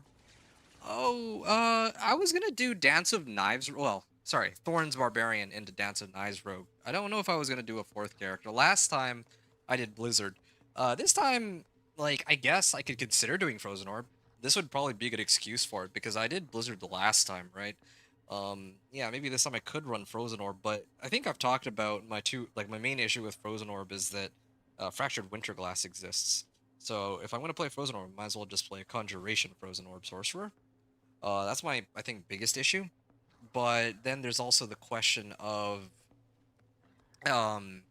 if I run Frozen Orb, how miserable will it be? Because I don't think that the base, like the core skill, is all that good by itself without, you know, any additional mechanics boosting it up. We discussed it last PTR. Yeah, but this PTR is a little different, though. Like, I think before this PTR, like in season 10, right? Like leveling from 1 to 60, and even like Torment 1 to, well, okay, let's not even talk about Torment. Let's say like 1 to 60 is like fine-ish for the Frozen Orb Sorcerer, but I'm kind of concerned that since the monsters are so much tougher to deal with because they're well, they, like, I guess, you know, we are not as tanky as what we were relative to last season, right? So I don't know how well Frozen Orb will do. I don't think that it's as easy. It's gonna be as easy to like sustain it. There's like a lot of stuff. Like the season as a whole is tougher. I just don't know how well Frozen Orb can hold up. I guess is the main issue.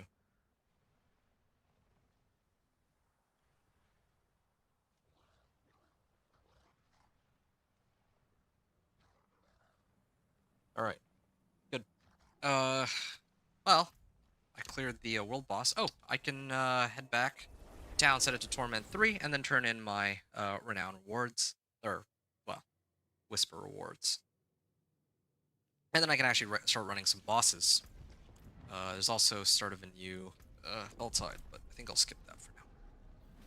How long have I been at this for? Okay, almost 5 hours. I think I predicted it to take me another hour or so from here, so it's fine. Okay, so this will hopefully give me a better two-hander. I already have an Ancestral one, but it never hurts to have a second Ancestral, especially with the whole Sanctifying mechanic, too. Control motion.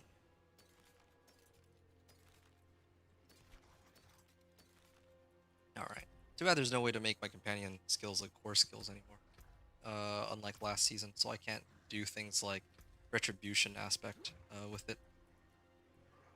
Yeah, oh well.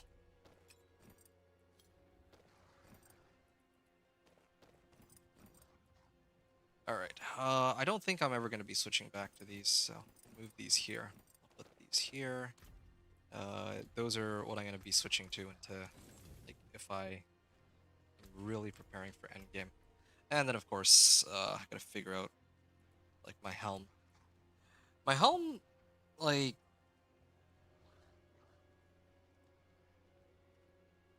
Yeah, Gathlin's Birthright really is a massive damage increase just by itself. Because I get, like, key passives for Perfect Storm and Earth and Might whenever it's up, I think, right? So... yeah, let me take a look at this. I think I like the Sanctified system. Well, what happened here? What's the issue? Oh, this is 8%, 8% multiplicative cold damage. But what's the issue here? That's nice. I don't like that Sanctified will brick the item completely, though.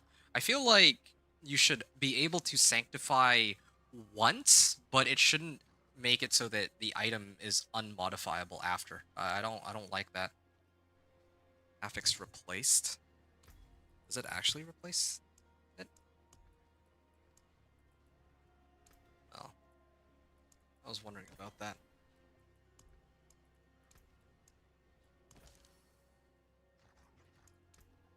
Okay.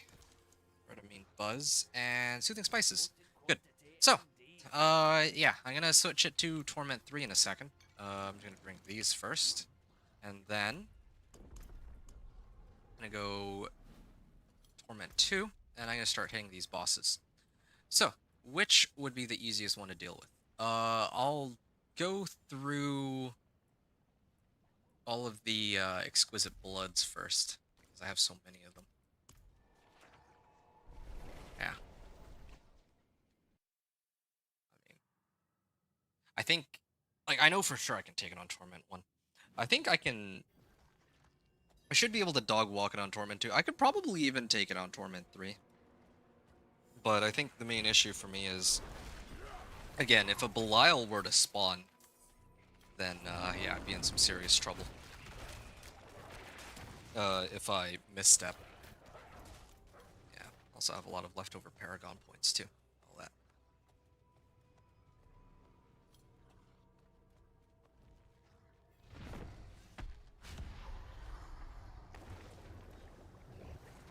Okay.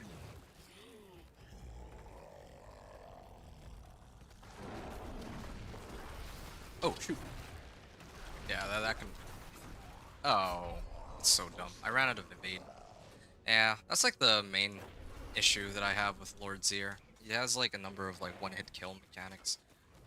Maybe I actually wouldn't be able to deal with him in Torment 3. If I can't really dog walk him in Torment 2, then yeah, Torment 3, well, he'd be a lot more troublesome to deal with. Yeah, it's fine.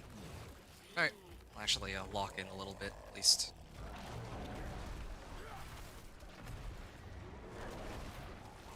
Just a bit. Okay, triggered the barrier at least. At least my wolves can't die to his attacks here. He's gonna try to use that on me again. Fall for that a second time. It does take me a little bit to get through all this, but yeah, it will take me a bit. Oh, oh, that's not good. Where is he landing? There we go. Got like 2 levels off of that. Still leveling off of running bosses. Can't really be helped. Yeah, there you go. There's Belial. Called it. Razor plate. A lot of razor plates. These. Yeah, he's way... Like, this one is way easier than Zir. This is like... This feels like a mini boss in comparison. But, it does have... You have to dodge those mechanics. There. Come on, give me another batch of items. And Betrayer's Husk. There it is. Hey, Ancestral Helm. What is it? Crown of Lucian? Oh, it's a nice max roll on the effect, I guess, but I don't need this. It doesn't help me. Gain increased damage. Yeah, if I had something like a really low resource cost, this would be nice. Yeah. I could like run this, and I get, it says increased damage, right? So it would work with my wolves even if I'm just using Crown of, or some other skill to pump up my wolves. That would be nice, but oh well. Kilt of Blackwing. Wow, I got Kilt of Blackwing. I can't really do anything with this. So, keep going. At least I got a Betrayer's Husk. Like, that's essentially what I'm hoping for, that I get more Betrayer's Husks as I run more of these. Yeah, I just had to run in, like, literal circles around him, unless... okay, maybe...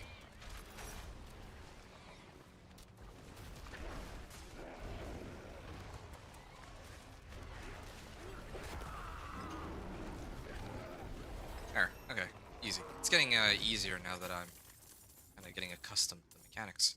But sure, me... More loot. Hey, there you go, there's the Ancestrals. Okay, what we got? Although these are probably going to be very disappointing. Like, look, I get nicely rolled razor plate. If I were playing on my Thorns Barb, this would actually have been a really nice, really cool find. But these don't really help me. Because I'm not really running Thorns. None of the uniques here help me. I don't think. Not from Zir specifically. Like maybe if I find, again, like maybe if I get lucky and find. You know, he drops something from Beast in the Ice's loot table. That could help, but not exactly. I don't really have high hopes for that possibility.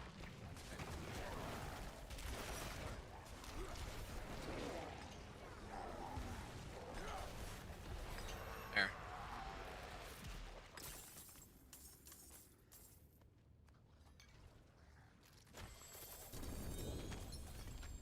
Zal rune. I think that's more life. 20% max life, yes. This is a max roll on the unique effect, but I don't think that really matters very much to me. I still have 4 more attempts. Oh, okay. Here we go. I think think I've cleared him, what, 3 times so far? And I have 4 more attempts. Yeah. It is a little tedious to have to keep running these, but I think part of that is just because I just don't have... I don't have all the damage that I should at this point. Like, I should actually just throw in all my Paragon points. Like, these would be very easy. Like, running this should be the very last thing people do, I guess. Running these bosses for upgrades to equipment, because Paragon points are always going to be a much easier source of XP, especially if there's like so many sources of free XP this season. It's kind of interesting to me because the pit now doesn't really give that much XP. A lot of the XP now is coming from like either bosses or obviously Asmodean. Or even like Whispers seem to be giving a lot more than what they used to. Lyle. Oh yeah, I still am missing the Helm, Gathlin's Birthright. Maybe I need to... Oh, there we go. Yeah, originally I was gonna use these Betrayer's Husks for like Better Storm's Companion, but I'm kind of reconsidering. Maybe it might be better for me to try to get my Helm instead, because even though I could get more raw damage for Storm's Companion, I could probably even get more lucky hit chance too. I think probably if I were to get Gathlin's Birthright, it would be a lot more, could be more helpful, since then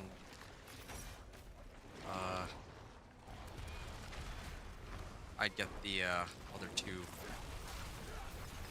key passives, would potentially be like how much of a damage boost is that? Well, at least one of them is like 80% more damage, right? Storm skills do 80% more damage. Yeah.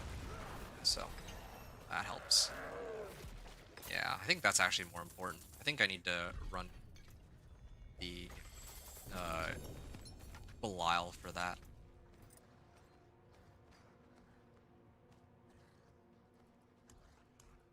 What is this? Oh, cast a non-channeled core skill. I don't use core skills anyway, so I don't think I care. I have 2 more runs, so I think I can open this up. And I can go back to town after this one.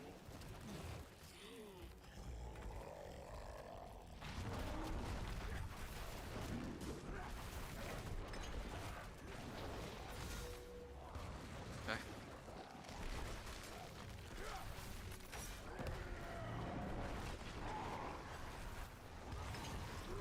Surely, yeah. It goes back down. There, gets his shield back up. It's okay. We'll come back to her. Yeah, it'll come off soon. There. 2 Paragon points, so still farming levels while doing these activities. Okay. I didn't, like, 1 second. Knock room. Okay. Fists of Fate. See, I got Fists of Fate, which aren't normally supposed to draw from here. Damaging enemies with storm skills grants a charge. Yeah, well, this doesn't really help me. Wait, Bad Omen? What is Bad Omen? I'm guessing it's one of these? Yeah. Well, I guessed it right on the first try. Well, this doesn't really help. Okay. I can go back to town and stash all these, or sell them. But the thing about... I'm sitting on 184,000 gold. I gotta be honest, I kind of like the old masterworking system more, I think. Like, I just don't really see the point of this new one, in comparison. 363 Obdicites. So, here, let me check this real quick. I could, if I want, pump this up 314 damage per second. Let's just assume that it's actually correct. You know what? No, I should do this on the 800 item power. What if I reset this? I can't even, like, reset doesn't even do anything here.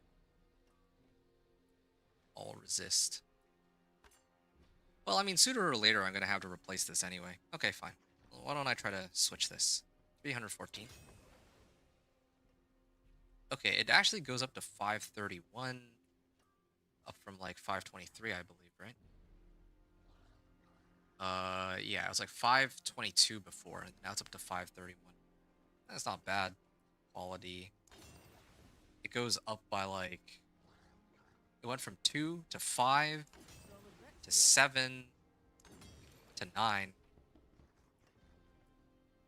Yeah, I feel like this is a downgrade. This is basically regressing the game back to how it was in before, I think it was season 4. Yeah, because I remember the way the game used to be was this exact system.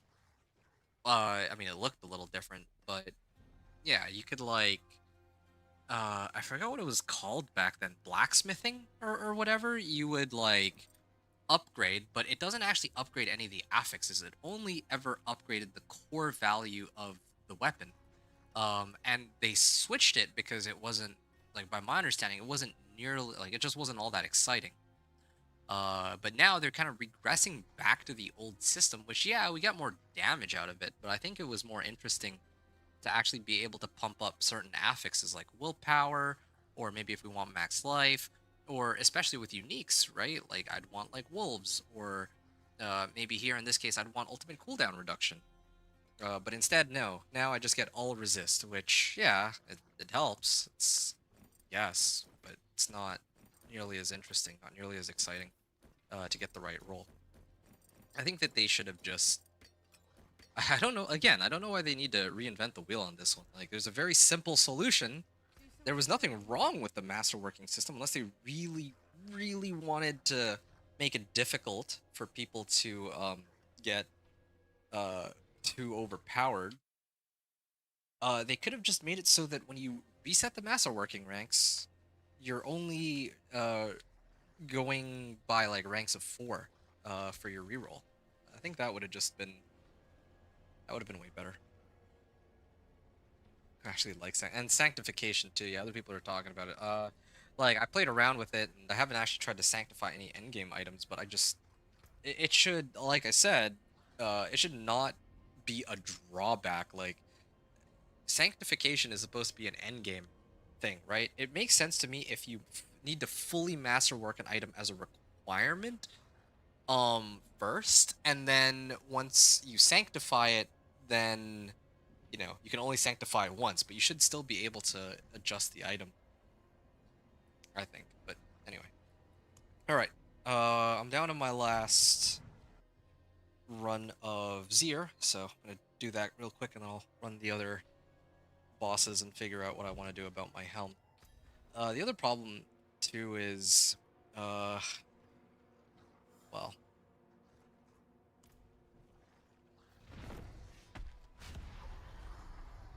Yeah, the other problem is I'm gonna lose out on Spirit Bond aspect, but, I mean, it's not like my wolves die that often, right? I don't think my wolves are really dying all that much. Maybe they are. I feel like I'm squishier than my wolves. Maybe I'm wrong about that, but... Yeah, that's a problem. There. 2. 2 Paragon levels on this.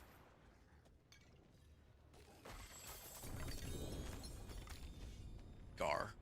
Alright, sure.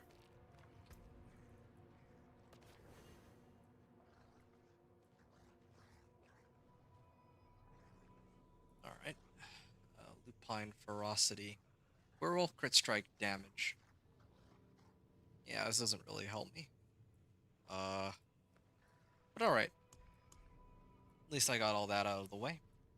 Now I also have some pincushion dolls, but I'll deal with that a little later. Let me go clear the malignant hearts next. I just want to take a moment to really point out that it is actually easier to find pincushion dolls and like for Andariel or even Stygian stones to summon Harbinger of Hatred than it is to get mats for Uravar.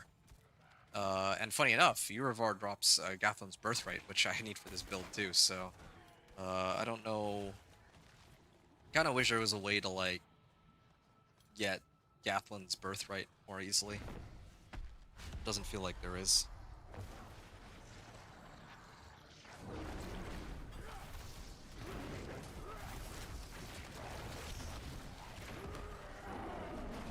I feel like Varshan is a little tankier than Zir, but Zir's mechanics, Zir's attacks can one-shot me though. If he would just go down, good. Okay. Good. And fortunately,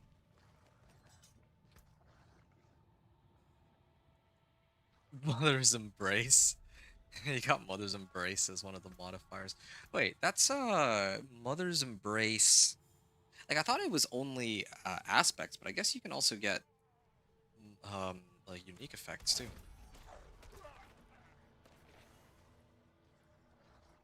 All right. So that's not very helpful. Living Steels. I can run 2 Living Steels. Well, 2 Varshans. Yeah. Yeah, okay, fine. I'll run 2 Varshans. I'm like 2 away from being able to run them a 3rd time, but whatever, I can always come back later if I really need to. Do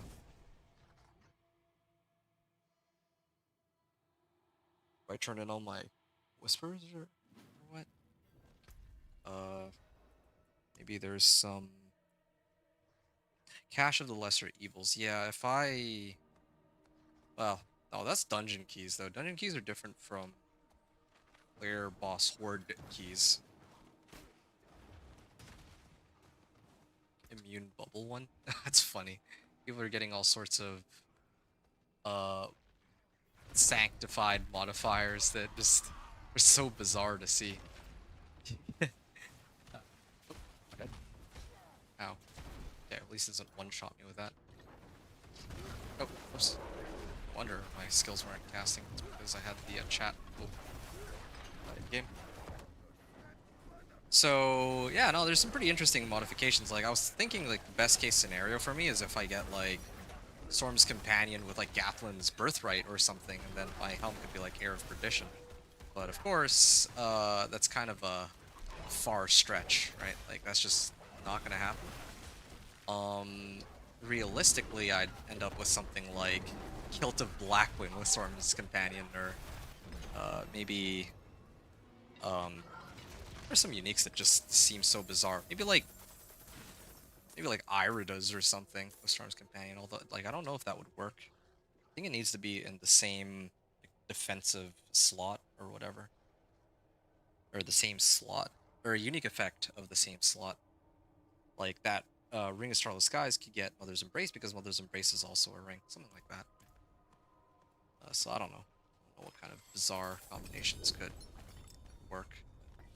Anyway, Chart of Agony. That's for Duriel. Yeah, I don't need these. Hunter's Zenith. I think I have another run available. So now I'm, for some reason, I have 7 Pincushion Dolls. I also have 2 Shards of Agony. Wait, but I need... Oh. I just remembered that I need 3. I need 3 Shards of Agony. I'm hoping that I get one from this. Otherwise, I won't be able to open it after all. You got Unbreakable 3 times. Oh, Indestructible? Oh, that's funny. Yeah, a lot of people were complaining about that. It's like, what is even the point of Indestructible in this game? Like, Ontario's might, sure, fine, but everything else just doesn't make sense. It's like, it just feels bad to get it. How many Neth Iron do I have? We were talking about Neth Iron. I got like 4. Riot Rune. Did I get Mad Wolf's Glee? No. Insatiable Fury. I was hoping for a better Mad Wolf's Glee, but that's fine. I don't need a better Mad Wolf's Glee. Why am I even using this? If I use Penitent Greaves, I'd get more damage overall, I think, but yeah, it's fine, whatever.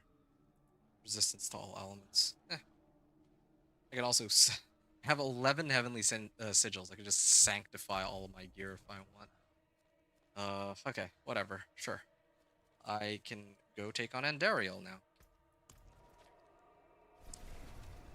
I think that if I used up all my Paragon points, I probably could take on these bosses, like on Torment 3 even, but whatever. Probably just a new way of bricking an item, I guess. I don't know. Like, I think the concept of sanctifying is pretty cool, but, you know, they don't need it to feel bad if you make it, like, they don't need to make it so that you know, roll it into indestructible. They can make it so that, oh, nothing happens, right? Or something. But indestructible? Really? That seems just downright disrespectful.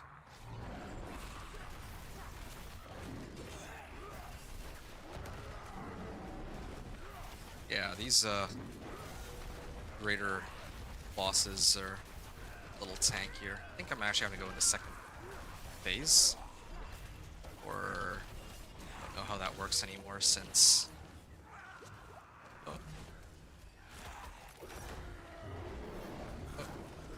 Oh. No, nope, I didn't make it in time. I have to actually play the... Can I kill her, perhaps? There we go, I actually got her. That's good. Paragon, level 162. And I can open the boss wards. I think this is also extra, though. I don't actually need to do all this. Corrupted Claw of Andariel. Okay, so I can open Asmodan's thing if I want. Hey, Storm's Companion. See, like I was saying, sometimes this will drop from other bosses. Yeah.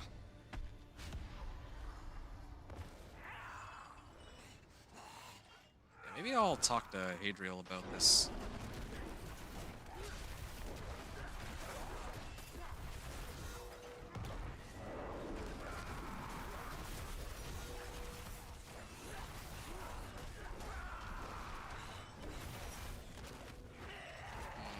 Can I go invulnerable yet?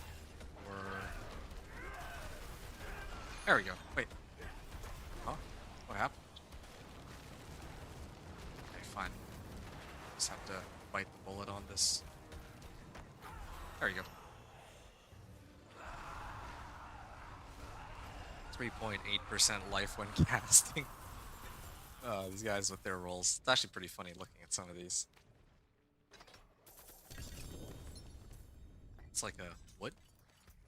How does that even work? Okay, so... I've... turned in most of them. I have 2 remaining.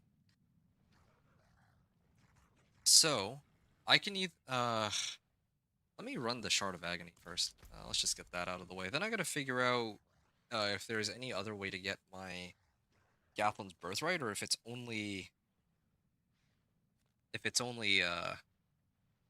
Urivar that drops it. If only Urivar drops it, then I'm in serious trouble. Yeah, I forget which of the bosses drops Gathlin's Birthright. I wish that they just added a list in game so that we could check. Even worse if you get that on a hardcore guy, basically pointless.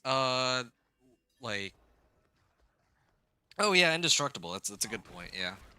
That's like extra pointless. Yeah, that is actually completely useless. Like indestructible on a hardcore character. And it's like, why even have durability at that point? Pointless stat.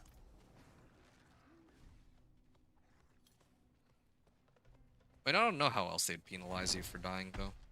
In all fairness. I mean, people would not be happy about them taking a percentage of your XP away. Something of that sort.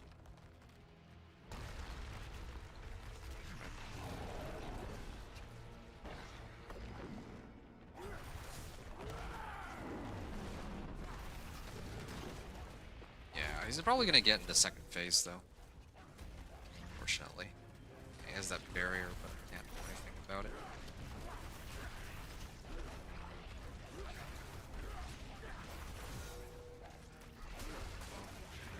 There it is. He went into second phase just as I activated Petrify. I was wondering when he would.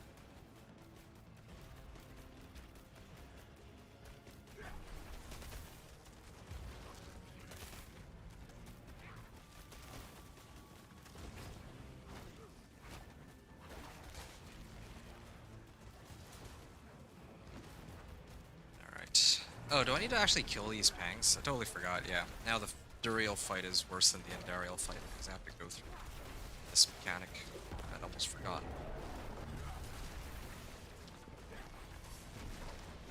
Okay, and then I clear this, and he'll spawn. If... There it is. And I keep my distance. Oh, come on. I actually walked right into it, too. Okay, fine. I'll try one more time. I want to have to do this again. I'm gonna turn my staking stones for either of the other two fights. They're way easier than this. Way less annoying. And at least Andariel comes back down without being prompted. Just need to give her like a second or two. Never thought she turned out to be the easier of the fights between these two.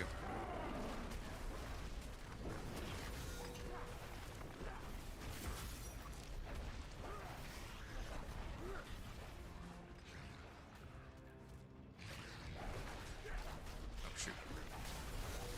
Okay, so he's gonna... Oh. Oh, okay. I got him this time. I don't even know how, because I activated Petrify and I didn't even get to cast Wolves on him. But okay, sure. I'm not complaining. I will take the win and run, as I don't have to fight this again. Ooh! Hey! Look at that. That's, Doombringer, I think. 2 Helms. I'm hoping that one of them is my Gathlins. Doesn't have to be, like, good rolls either. Just any Gathlins would be great. Well, okay, fine. Maybe ideally not minimum rolls, but 2 Betrayer's Husks. Nice. I get 4 tries. Well, no wait. I got 2 tries now. Nice. I actually just have enough. Nope. Tempest Roar. Nothing that I need. Tybalt's, Banished Lord's Talisman.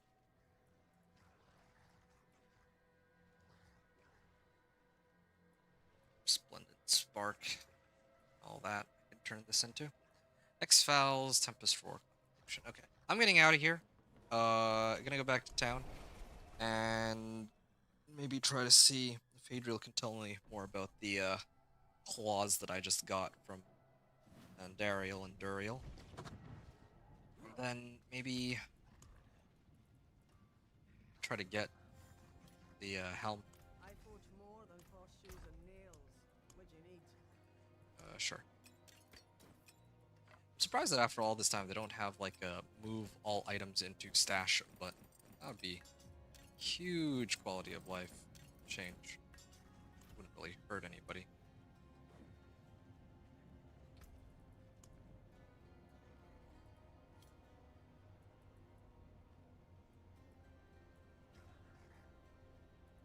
I can convert this into one more run if I want, but whatever. Okay. Let me take a look and see. Boss loot table cheat sheet. Okay. So what I'm looking for now are Gathlins, which can come from Beast in the Ice, apparently. Oh, okay. Well, if it comes from Beast in the... Okay. It comes from Beast in the Ice or Uravar. So, in that case, I'll just do Belial, then. I mean, there's no reason not to do Belial. Yeah. I mean, ideally I should be running this in Torment 3, but, I'm too lazy for it. Sure, let's just get this over with. Yeah, should be fine. 2 Betrayer's Husks. Just what I needed. So, Beast in the Ice, this is perfect. Beast in the Ice would give me a good chance to get Gathlins and Storm's Companion, too. as GAs especially. So fingers are crossed there.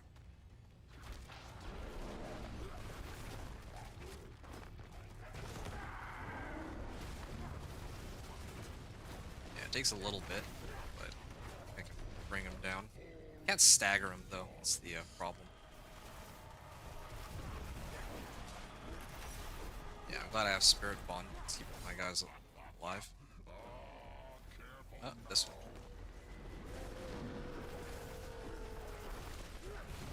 Oh shoot. Oh no. Okay. There's no protecting myself against that. He just like if he uses that skill where he whacks me, then I can't. I mean, I don't know how I'm supposed to counter that. I just like instantly die. That's my only option. Wow, they made it a lot faster now to get through all that like build up.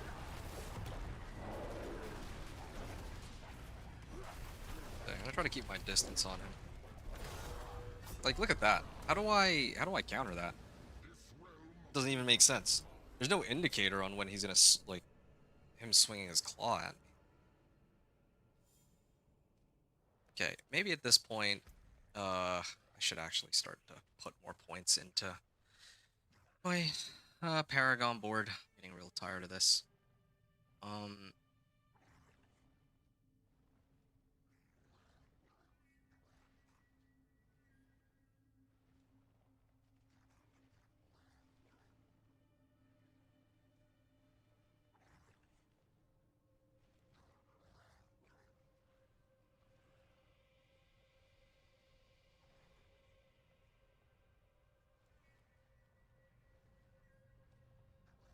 Okay, I'm trying to fetch my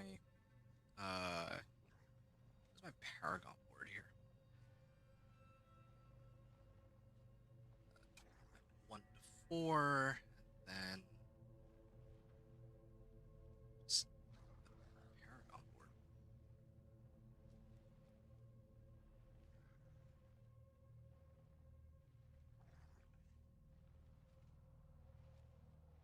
All right.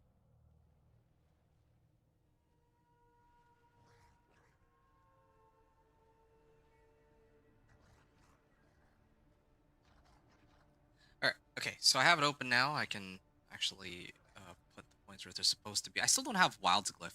As soon as I get Wild's Glyph, that's going to be a huge damage amp. That's another thing that I should probably go and pick up too. That would be a big help. But okay, fine. Let's just disregard that for now.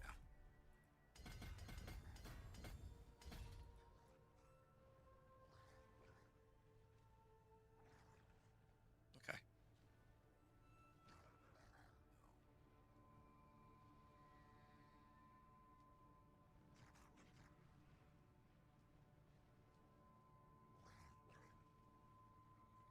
So if I head up this way,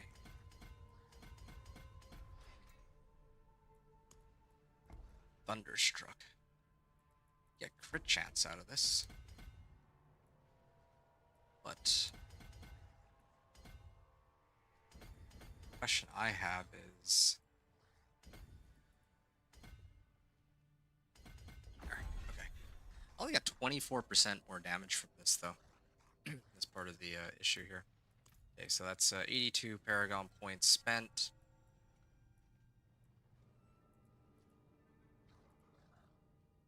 Yeah, 24% is not really that much in comparison to the other boards. Like here, this one I could get like 50%. This one I get 35%. Yeah, it's like a lot higher. And for far less investment of points.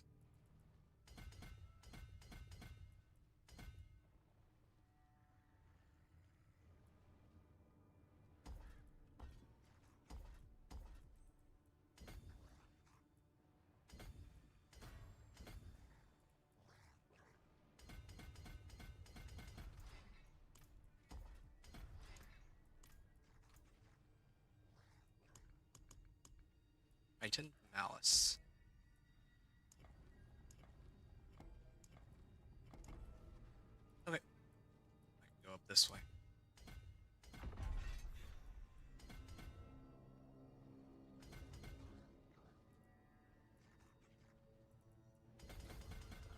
There we go.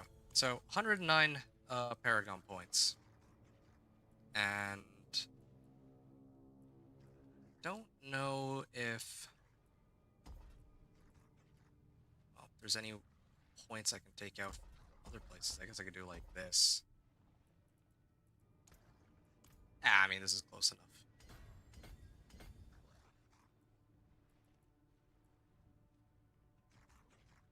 Yeah.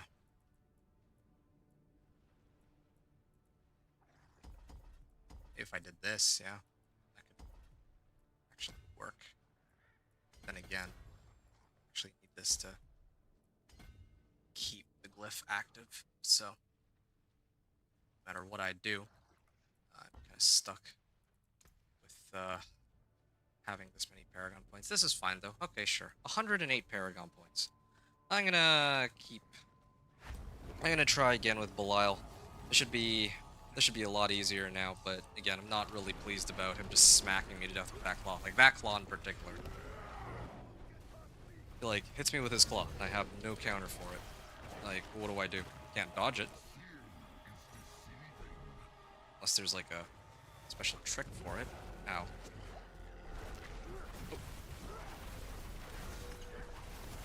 Oh, it's over here.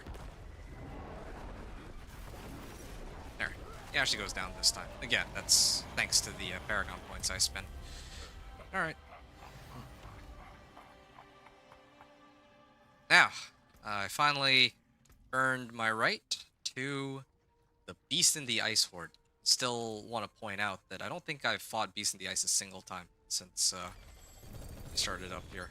Gloves. Of course, it's the gloves that turns out to be the one with the GA on. Yeah. Still no Gathlins. That's okay. I'm gonna try again. Hopefully get a Gathlins. Would be nice. Yeah, one more try. And then I have a bunch of Murmuring Obols, so I'll try that next.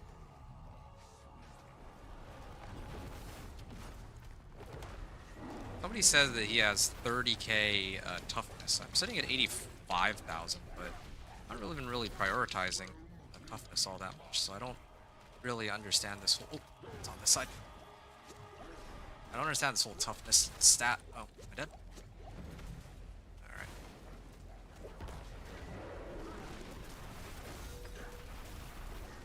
Okay, I think this should be the end. There we go. Okay, that's a lot better.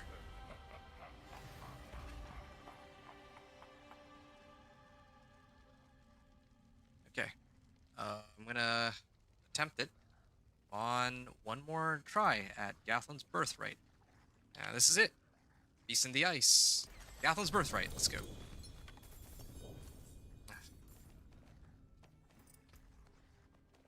All this effort, I spent like the last hour trying to farm for this one Gathlin's Birthright, and I can't find it.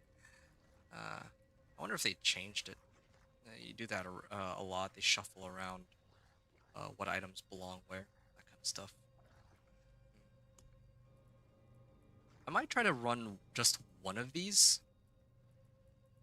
Just a single one. To get enough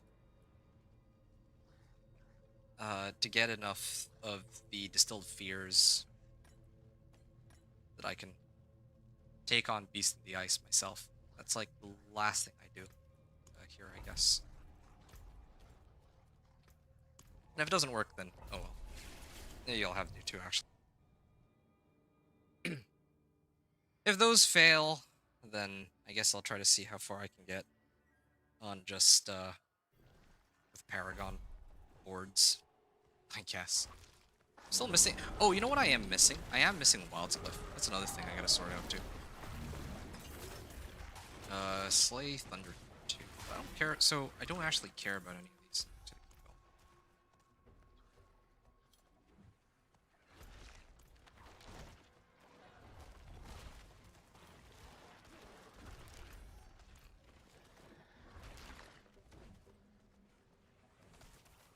Roderick chest. Let's see how much gold I get out of it.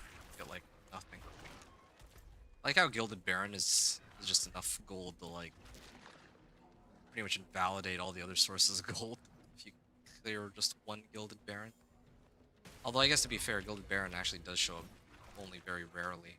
I got like, what, 50 million gold out of it once, so I had to get 140 million gold out of other activities.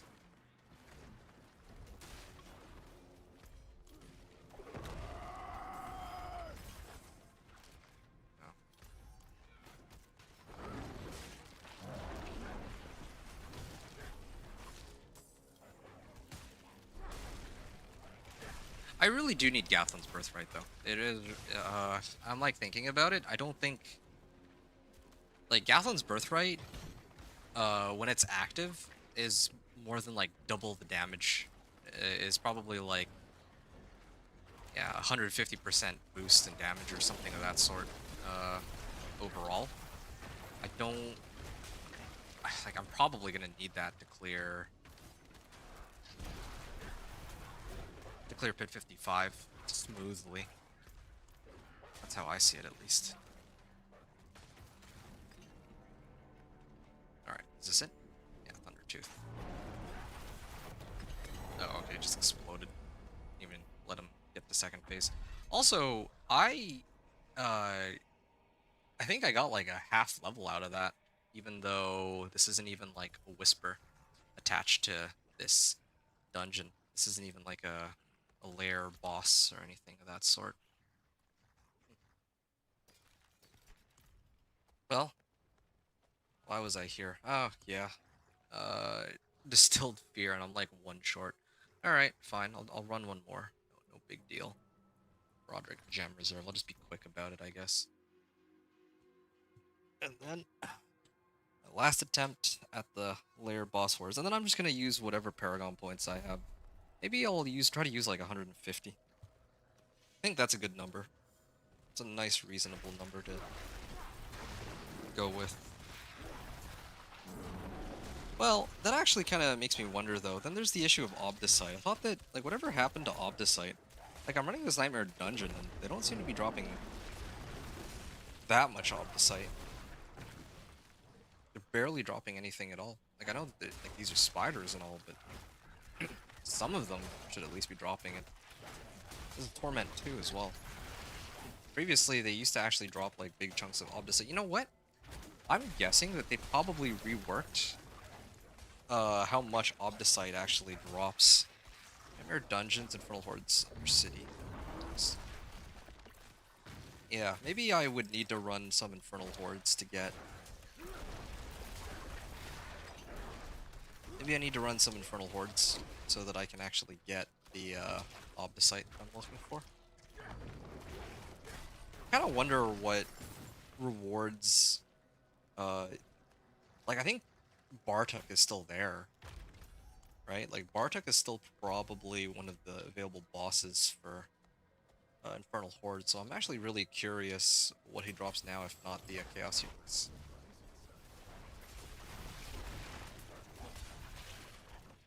I don't see any Obdicite.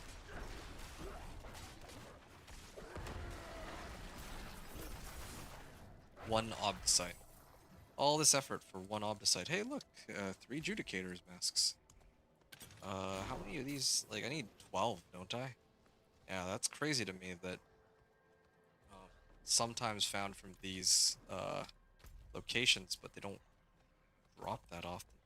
It's such an annoying item to try and find. The Gathlins. Gathlins is always, I think, the worst for me.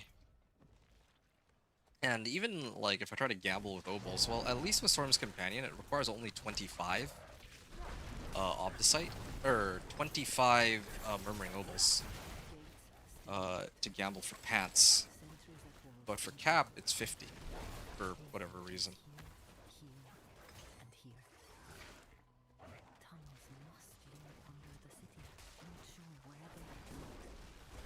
Alright.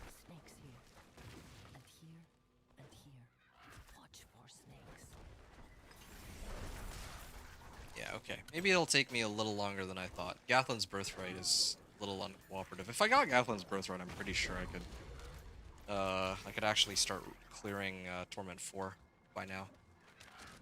But yeah, without it is a little painful. Without the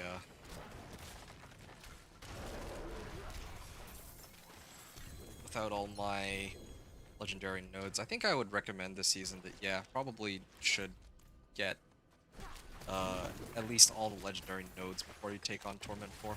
I just don't see any reason why you wouldn't.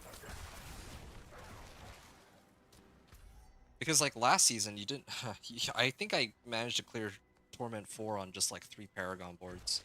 This season I don't think that's I don't think that's advisable. Maybe you could, but I don't think it's a good idea.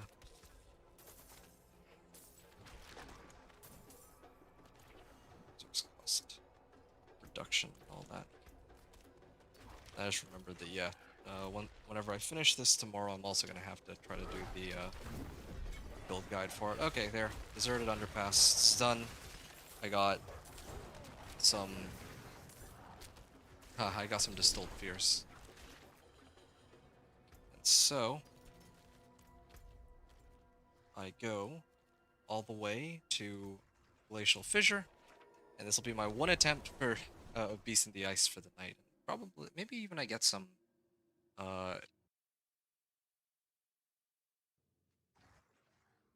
maybe I'll actually be able to clear some of the season journey stuff too. That's another thing. I have to actually do the capstone dungeon stuff. Yeah, I have to make sure I do the capstone dungeon stuff before I reach Torment 4. That was one of the things I to do. I should probably do it now because some of these rewards are just waiting for me to actually clear the capstones for them, and then I can then redeem the rewards and all that. Oh shoot, yeah, I mean I could have dodged it, but I figured I could just tank it. I'm trying to gauge out my overall this level of power right now. Okay, 12 distilled fears. There. Pants, gloves. Okay, still no helmet for whatever reason. I think this is like my third. This is my third GA gloves. I like Fists of Fate too as one of the roles. The best part. Well, whatever. Okay. Take a look. What's available? Okay, so Unseen Awakening, Tempest Oasis, and Sins of the Many. It's time for me to. Oh, I need to run Urivar, but I don't have enough Urivar masks. Well, that's unfortunate. Collect pale marks to barter with mercenaries. That I can do. Defeat Bartuk. Max attunement and torment 2 or greater. Guaranteed ancestral gear. Yeah, I could run those. Yeah, those are ways to boost my gear to ancestral, but I don't even think that's really all that necessary. That's one of the reasons why I'm not gonna go out of my way to do it.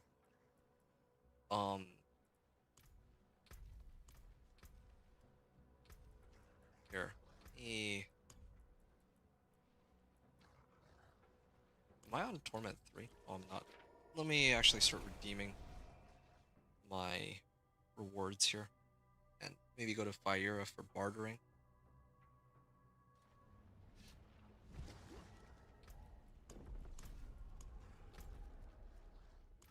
$25. Okay. Let's go into the den. See what we got. I also think maybe I should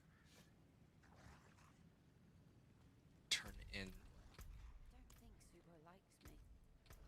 I don't think Subo likes anyone. Grand Rahir cache. And I'll even pick these up. And there we go. That way, whatever is in the bartering, you get more stuff out of it. Restock. Salvage material. Yeah, I don't need that.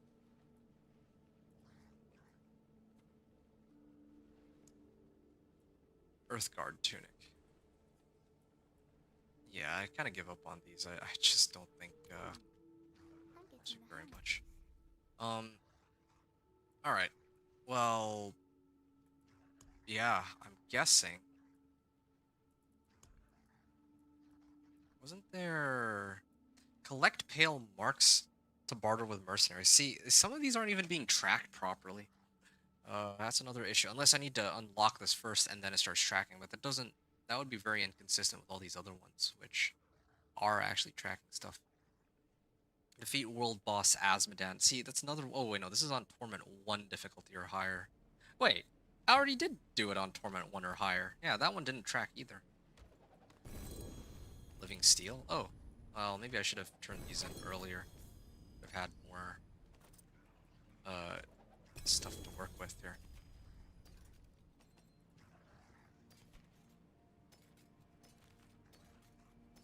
Yeah, none of these are particularly helpful. So, although I did get Inner Calm aspect, so that helps. Yeah, I don't need that. Okay, an Ancestral Ring, finally. Ooh, this one actually has some amazing rolls on it. Willpower, max life, damage, attack speed, like 4 for 4 on genuinely good rolls. Only thing is I probably have to roll off attack speed or damage for crit chance. That's the only thing I gotta sub out.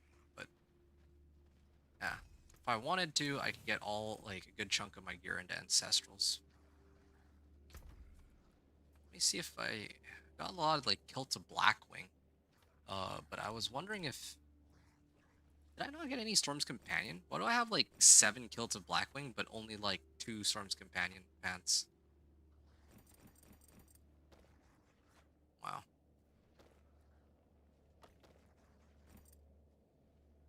This is pretty silly. This is Fate too. Oh, okay. Yeah, I'm leaving my ancestral stuff here, like usable ancestral equipment, because if it comes down to it, then yeah, I'll probably start upping. I'm gonna switch over to all my ancestral gear, so my gloves can be ancestral, my weapon can be ancestral, my ring can be ancestral. I don't have an ancestral amulet, but that's fine. I'll try to make this quick. And then, of course, I'd love to just have Gathlins, but yeah, no luck there. This is already ancestral, so then it's really just my amulet at that point.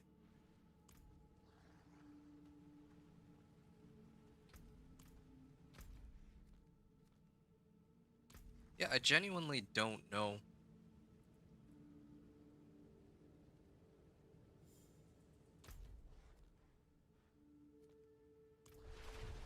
Just some bad luck, I guess, this PTR. This run with the companion druid. Oh well. I guess it's time to start pit pushing again. Oh, wait, no. One last thing. Cap. Oh. Oh. Ah.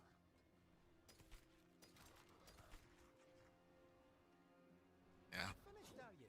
I forged more than horseshoes and nails. What do you need? Yeah, the only thing worth really masterworking has to be these. Has to be the weapon, I think. That's really it. Masterwork it all the way to max, and then sanctify it and hope that it doesn't brick your weapon completely. That's what I see. Yeah, what's up, Samgetsu?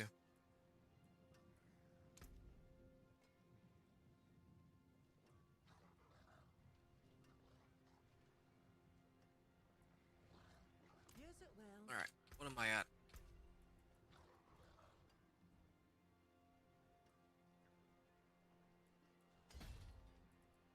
Oh, that's another issue too.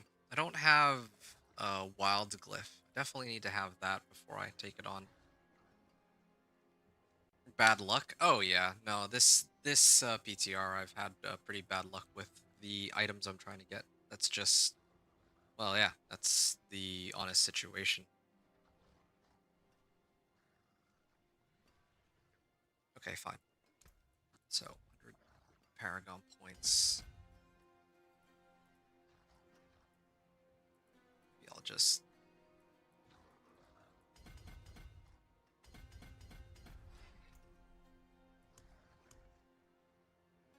Lust for Carnage.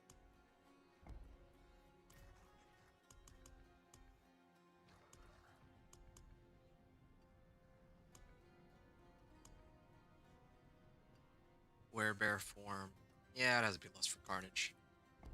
Yeah, see you in season 11. Yeah, well, it happens. Okay. I believe that this is how it goes. Let me pull up my build planner and actually confirm this. Oh, okay, hold on. Actually, for that, I actually went the wrong way. Apparently, I'm supposed to go this route. It's a little longer, but get some value out of it. Lust for Carnage.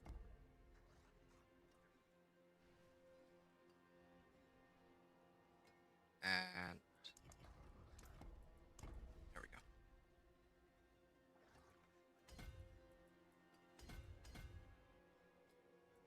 go. Okay, I see.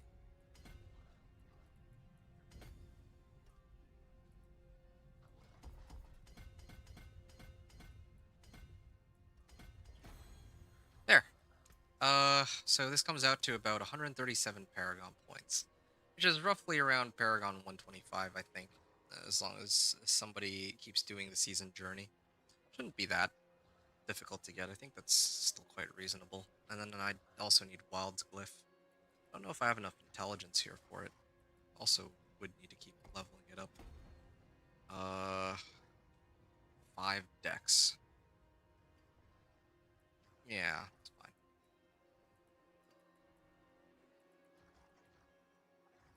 Or Wilds would need intelligence.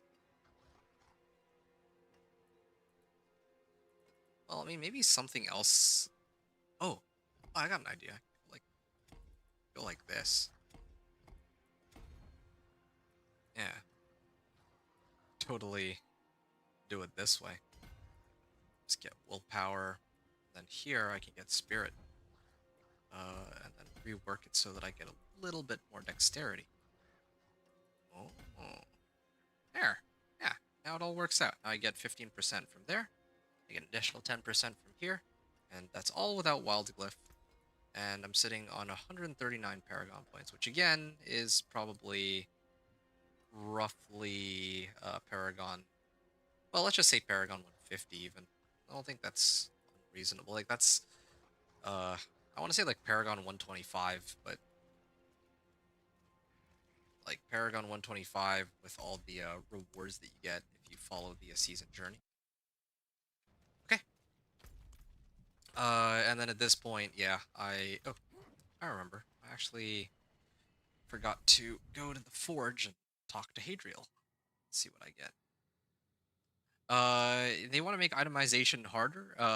Yeah, play race is 90% casual. Druid coming PoE2, at least I'll have something to do. Yeah, fair enough. The glyph game. I don't mind the glyph game. The glyph game is alright because there's a guarantee that you'll eventually get the glyph you're looking for. You just have to run enough whispers. But in the case of like some of the uniques, well, maybe not uniques, but in the case of masterwork, that can take forever. It could take like an absurd number of tries to get the roles that you're looking for. You carry the trophy of a though I warn you. Okay. Essence of Anguish has been unlocked. Yay. Is this rank 2 yet? Oh, it is. Okay, maybe because I'm in higher difficulties now. It's like unlocked.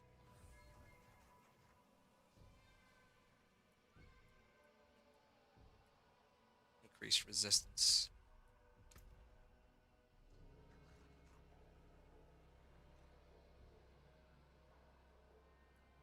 Alright. So, the reputation. Have I unlocked anything? No, I haven't. I think I'm actually going to take a moment to properly sort out my sockets too. This would be a good time to do that. And then I'll also write down. I spent 11 hours just rolling gear for the perfect set and still does a fraction of his season 11, I guess 10 DPS. I mean, that's fine. I mean, like, yeah, it feels bad that they're reducing the amount of power, but as I've said multiple times already in our discussion, like, I feel like there's already so much power in the game that I'm actually not all that surprised that they're trying to remove some of it, because otherwise there's no progression. Like, people can essentially just go from level 60 all the way into Torment 4. So that's fine. Like, yeah, oh no, he's not doing 1 trillion. Now he's only doing 100 billion. He went from being able to clear pit 115 down to 110. Ouch. I feel so I don't know. I feel so bad for people right now. I don't know. I think it's fine. I think it's fine because, like, what's really gonna change, right? About the game as a whole with these changes? Not all that much. Uh,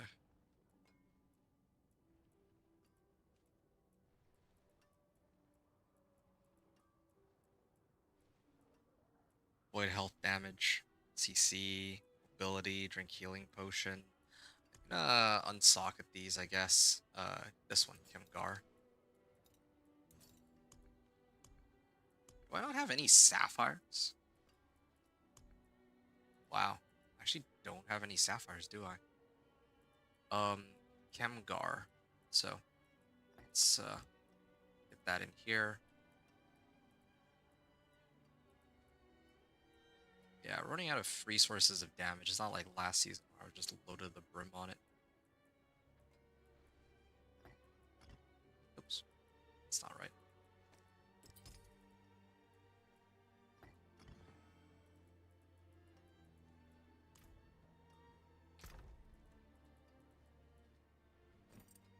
I'm just gonna smash this. I will never be using this again. Okay. There. Good. Wait. There. That's good. Now my willpower is a lot higher. That actually should increase my damage by quite a bit. If I just, wait, no, this is the wrong guy. So I was doing, what, 140%?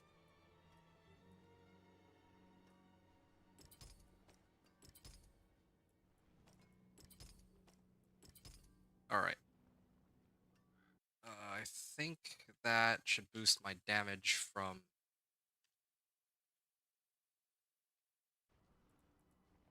259 to 240. That's about an 8% increase in damage. That's not that crazy. But alright, sure. Sure, fine. And then I also can get some diamonds. This is, yeah, I think this would be a good idea. 41, 43, 45. Okay, well, yeah, this will have to do for now. My armor stat is at 55%. I could try to temper armor and everything else, but yeah. Slow the game down is good for Diablo 4. Well, that's what I've been saying. That's what I've been saying the last, like, hours worth of discussions with you.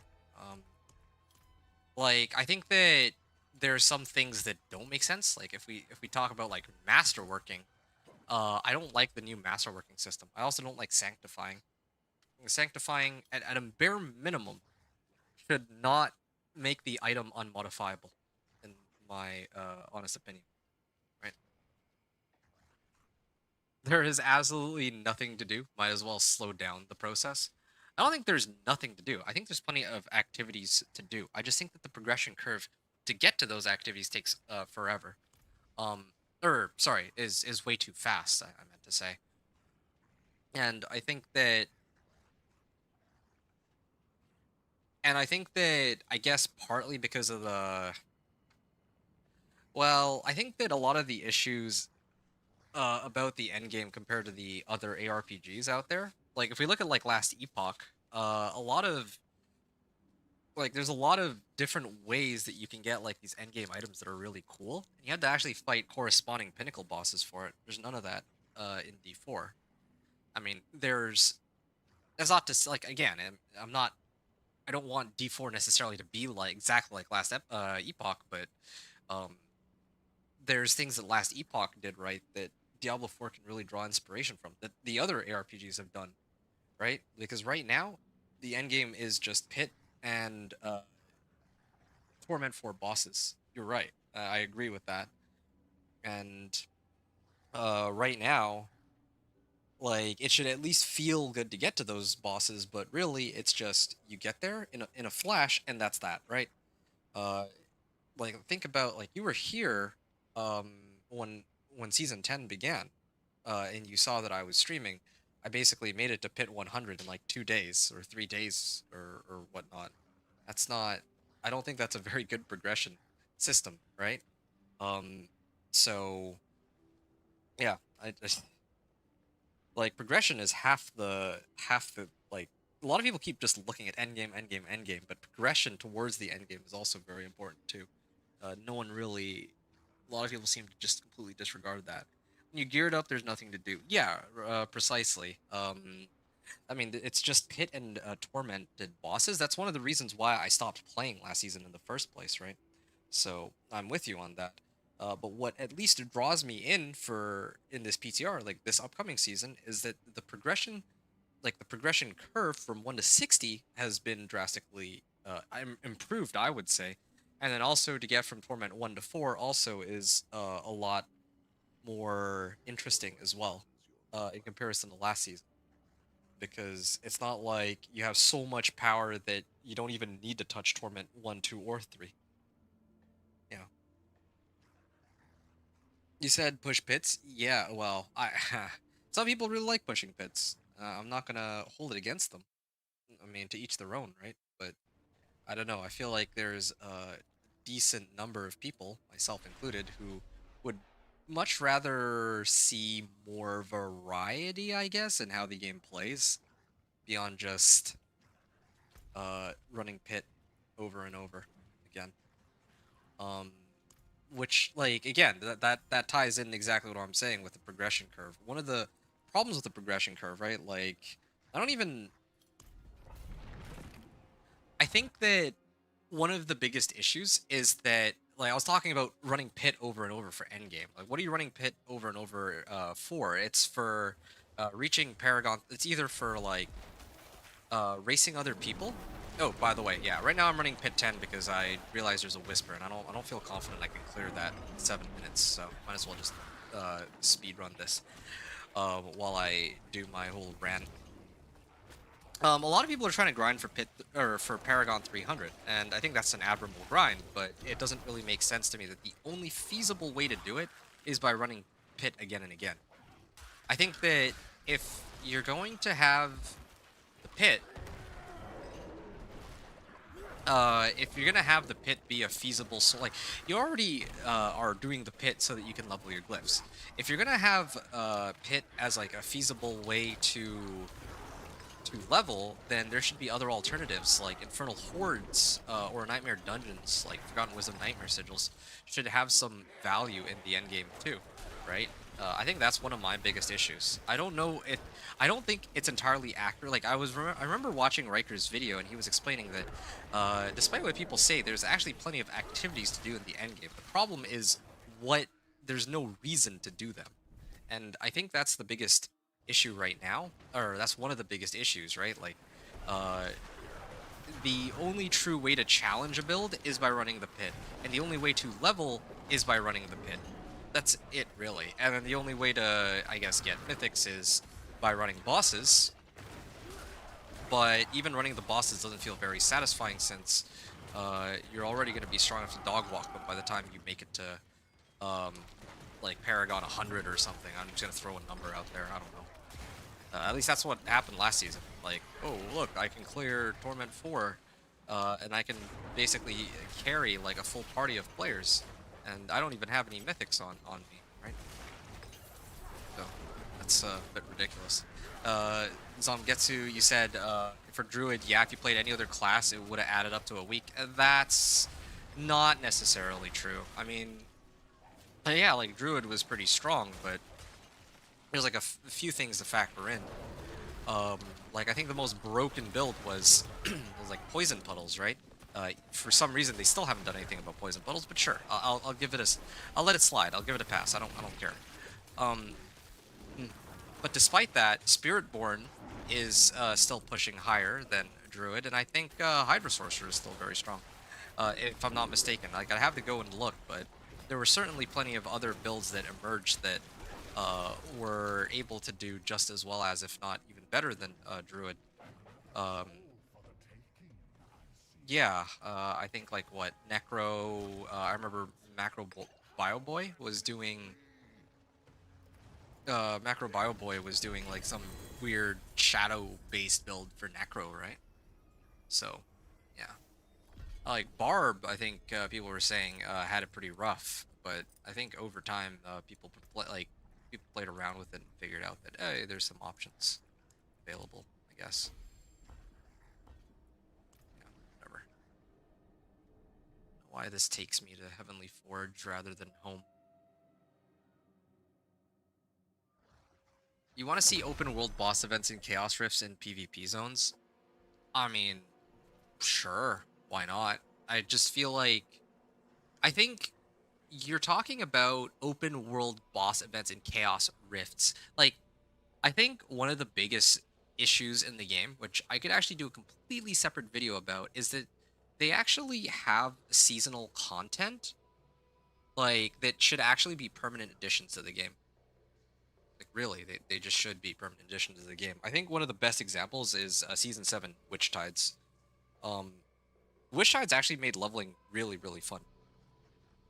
And rather than keep elements of Witch Tides, they decided to just scrap it completely. And that's a lose-lose. As a player, I have fewer things to do in the game. And as a developer, they put all that time and energy and all those resources into trying to develop content for one season, but it doesn't even persist into future seasons. So it's strange. Yeah, there's a few things to do, but little to no incentive on doing it. Yeah, exactly. All required mad gear. Druid required a single hammer. Well, okay, yeah. For the record, I didn't use that hammer, and I still got by just fine reaching pit 100. If I had played, I don't know, let's say Blizzard Sorcerer or Thornsbarb, I'm sure I could have made it to pit 100 as well. But I wasn't really interested, and like we'll never know because again, like I'm just not really like. By the time I stopped playing, I was like actually I wouldn't say I'm like so sick of playing Diablo 4, but I, I would not test that theory of, oh wow, could I make it to like pit 100 in like 2 days, 3 days? Like I'm not really too keen on grinding the game the same way I've done 30 times in the past like 4 seasons to find out. It's just not worth it. It's not worth my time. I'd rather play Battlefield 6. Make an incentive to go PvP. Well, to go to PvP. Well, I don't know. Not everyone wants to do PvP. So that one we can give a slide or a pass. But everything else, I get what you mean. Make an incentive to group play for the raid. Add a boss that drops like a ton of loot. I can get behind a boss that drops a ton of loot. But not everyone wants to PvP, and not everybody wants to do group play. Look at Dark Citadel. That was a thing they added. And I think the Dark Citadel is actually really cool, like low key.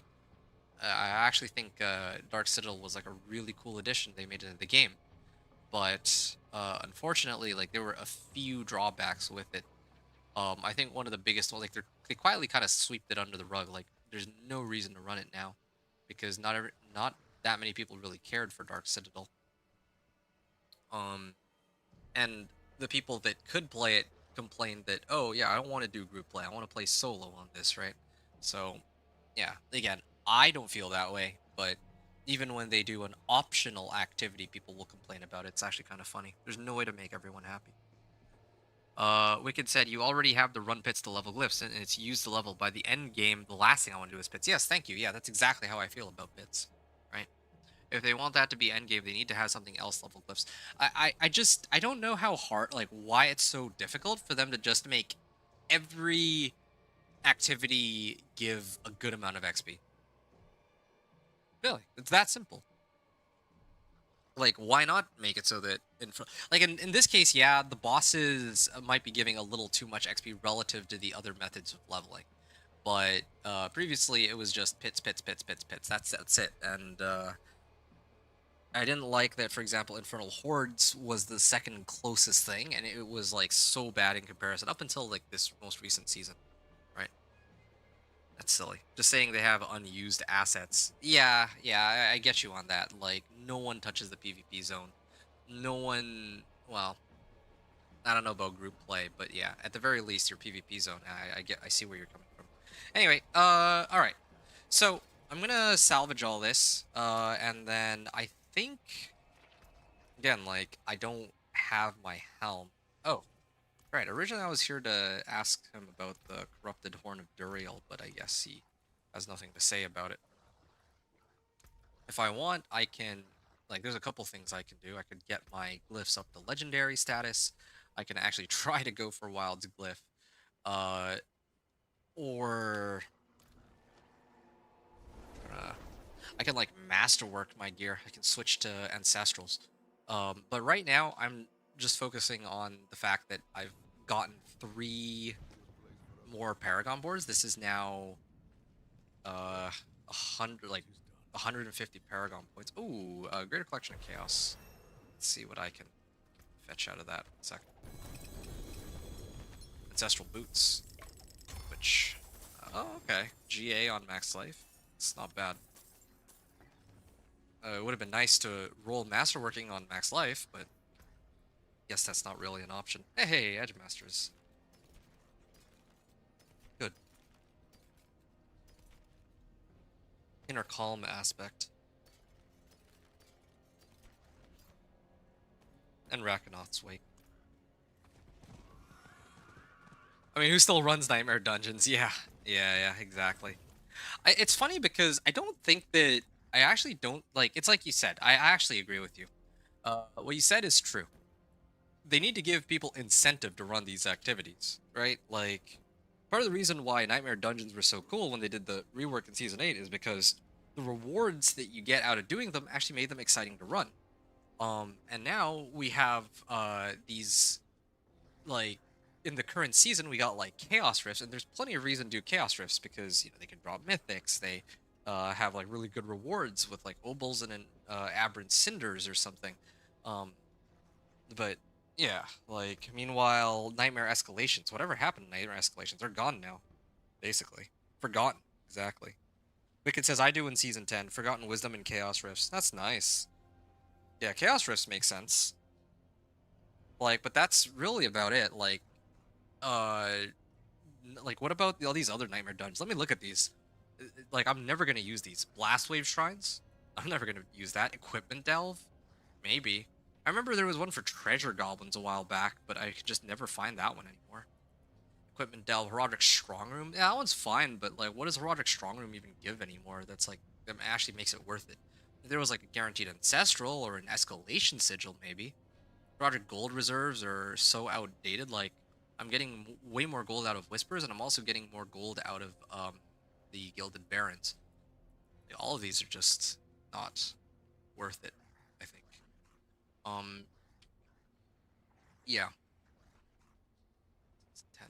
Forgotten Wisdom and Chaos Rifts. Yeah, and Forgotten Wisdom, well, I hate to say it, but I mean, correct me if I'm wrong, but, I, ever since they nerfed the Forgotten Wisdom, like, experience orbs, they've been, like, not worth it at all to run.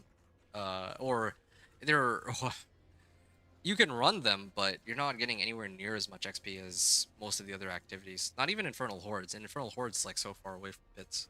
So I don't like that. There's no reason to do it. Anyway, okay. I gotta take a pause here. I am gonna go for a bio break. And yeah, I'll come back in like some 10 minutes. Yeah, and then I can actually start trying to push for Torment 4. I'm gonna pause the recording here. I'll be back in like a second for the recording.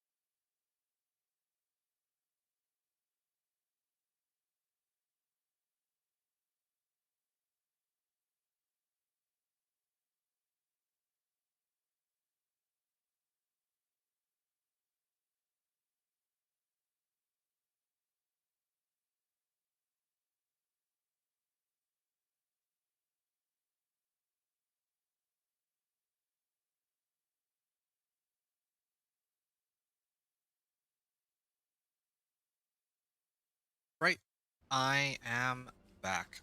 And yeah, I'm gonna follow my original plan. So originally,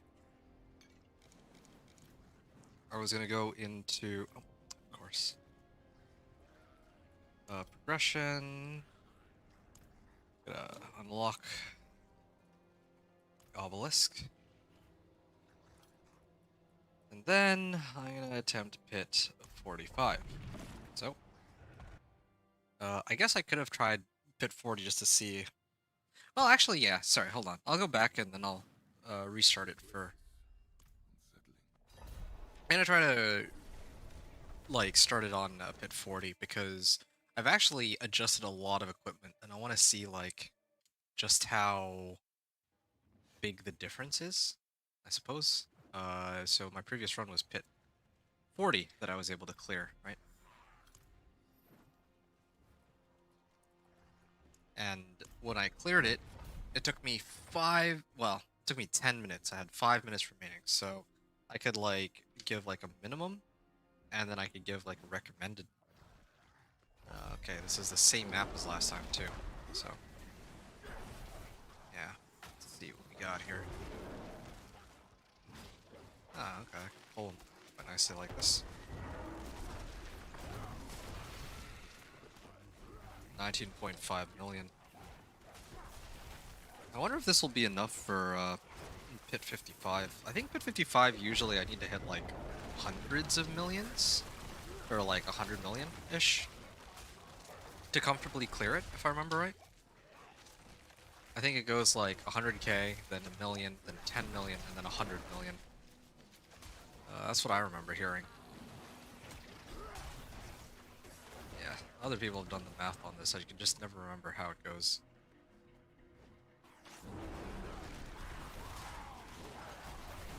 But this is certainly a lot easier than the last time I was here. Oh, I just hit for like 45 million. And this is without Gathlins. If I had Gathlins, my damage numbers would be a lot higher, for sure. Yeah, I think I might already be ready, now that I have my... I think I just hit for 83 million there. What? I don't even know why I'm able to hit for 83 million. That's the crazy part.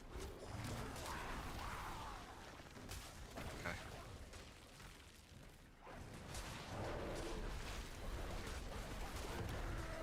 Oh, hey, look at that. Negative infinite damage. I wonder if that has to do... I actually have no idea how I'm getting those negative numbers. I don't know which of my skills could be causing it, but I bet it's one of the dots. I just don't know what... Like, there's probably some broken interaction. I just don't know what it would be. Yeah. I'm actually really curious. I don't know if I'll be able to take it on or not. Like, pit 55 and all that. And I also still need to run the capstone run, so that'll probably take me at least another half hour to an hour, I guess.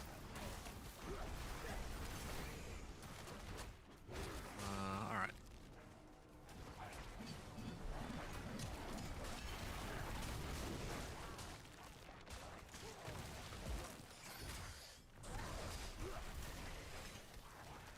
$28 million.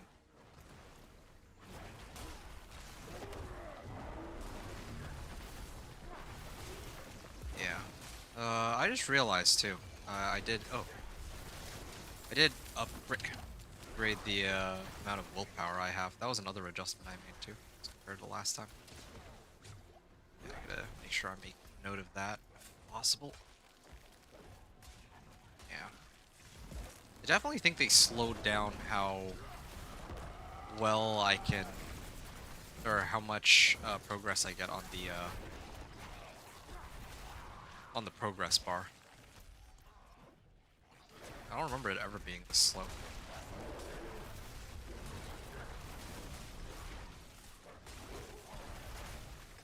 Okay. Just gonna keep going. I don't know why it didn't let me cast Petrify there just now. It's weird.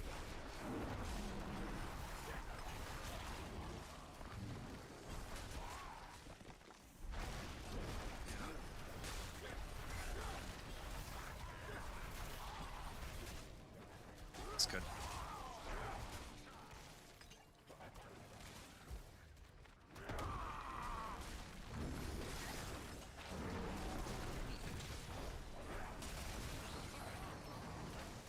50 million, was that?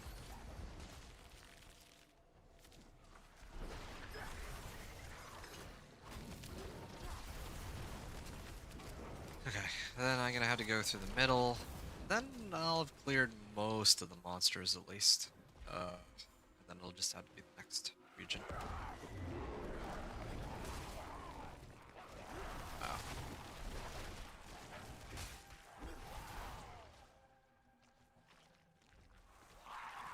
Oh, shoot. Yeah, even if I do a lot more damage than I used to, they still do comparatively enough damage to kill me. Man, having 4 potions is rough though. Used to having like 10, but 4 is kind of has some wild work. 55 million. Hey, 1.3 million on an overcrit. Yeah, these damage numbers I think I might actually be able to take on Pit 55. Maybe, not sure. I think that they kind of scaled down the pit too though. Or, well, not scaled down, but the monsters I'm up against are, if they feel... I don't actually even think that the monsters are tankier. I just feel like I need a lot more than what I used to. This is the problem. Like, this bar should already be full. I remember when I did, like, the previous region that I was in, like, big desert, big open space for the desert. That region, usually, if I have to run that, like, if it were, like, Season 10, I'd already be, like, close to the maximum. Probably would have already triggered the boss by now. So I think that ever since they added these Betrayer's Eyes, they probably also made some adjustments to how the pacing of the pit, like the progress bar, how that goes. Because I'm like clearing these guys really fast and it doesn't matter. Like they actually are so... Progress bar is actually so slow. So I kind of hope that they... I hope that they tweak that too. I admit, I don't like that change. It just feels slower for what... I think it feels like they got rid of the bonus for if you kill like multiple monsters at once. And I don't understand the logic for that. Maybe because there's like Belial's eyeballs. So they don't want us to be able to double dip, get twice the amount of damage, I'm guessing. The only thing I can think of that would make sense.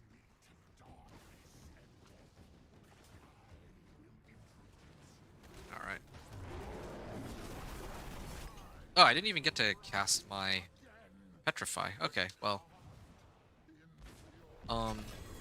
6:54, pit 40 clear, and this was 8 minutes remaining. Now, what did I adjust? Let me take a look. Oh, yeah. Okay, I remember. So, it was mostly the Paragon boards. I didn't actually adjust any of my equipment. It was just my helm.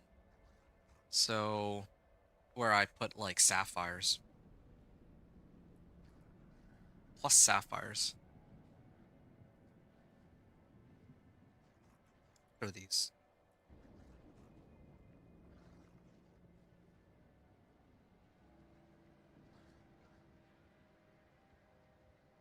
So, that's for my gear.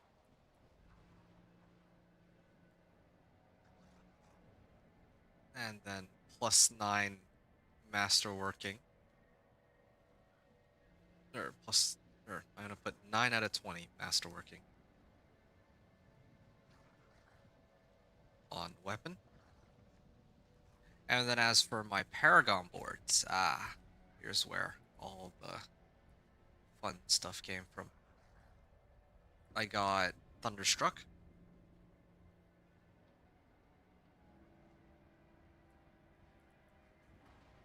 Lust for Heightened Malice. Lust for Carnage. Legendary notes. Good.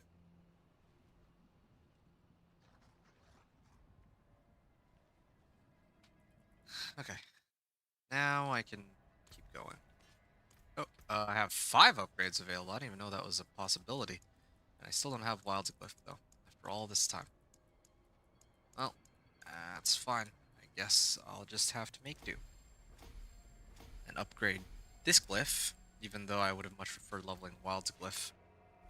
But as is customary in these runs, I can just never find it until the very end. There's always something I just can never find until the very end. One day, I'll be able to get everything, every aspect, every unique.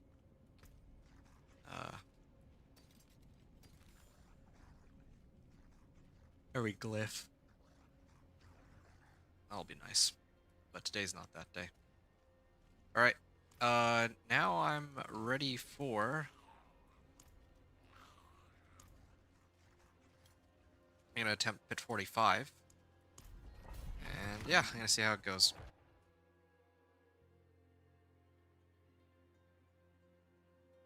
Yeah. Could load up on more glyphs if I really wanted to. I have plenty more Paragon points, but yeah, trying to do as much as I can with as little as I've got. And I'm hoping that I can report to people that you don't actually really need all that much to really get started here. But so far, I'm not sure what to say. Oh, shoot. Yeah, survivability issues. That's gonna be a problem. I can't even... Oh, there's some crazy overcrits there.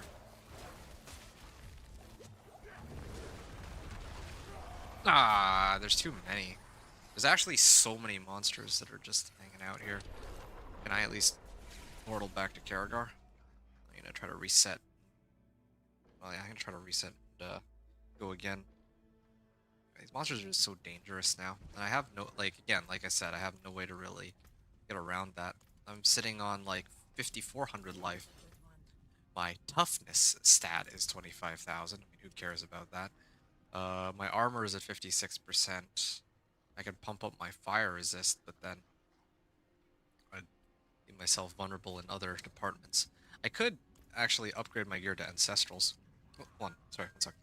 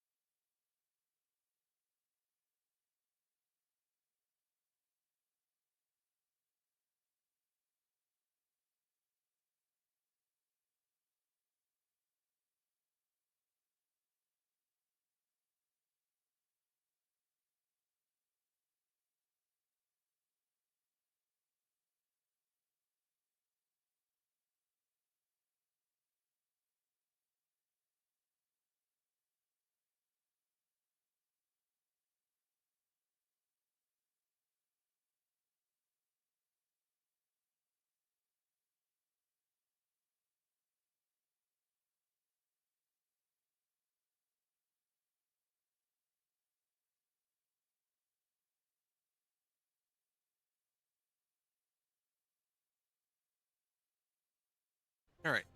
Sorry. Gotta had to step away for a second. Okay. Where was I? Right. So I had 9 out of 20 masterworking. I had legendary notes. Okay. So that's all done. Now I gotta unlock the Artificer's Obelisk again. And now it's time for me to take on Pit 45, which if I were to... Hey, thanks, Wicked. I'm glad you're still here. Yeah, I mean, I'm planning to get this done by tonight. I also still have to run the capstone dungeons, though, so it's gonna be an issue. I just realized this betraying eye is here.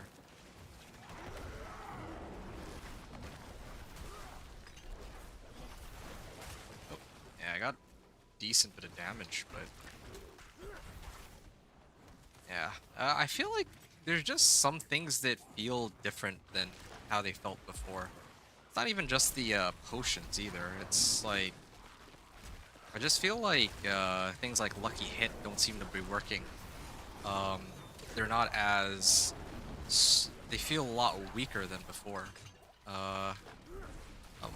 Along with some of the other mechanics. Of course, the whole survivability thing, lack of armor and resistances, or, well, not lack of, but...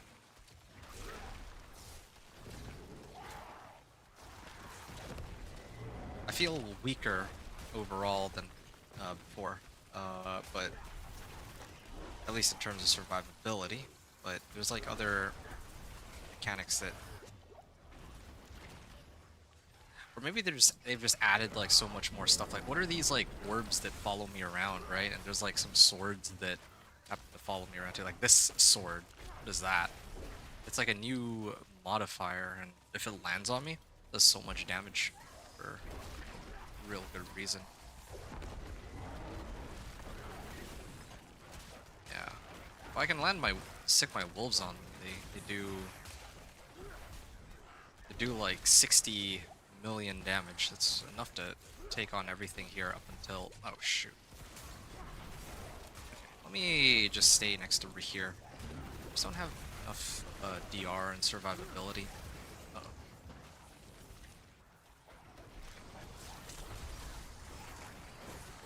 Ah. And this is with Spirit Bond aspect too, huh? Oh. And...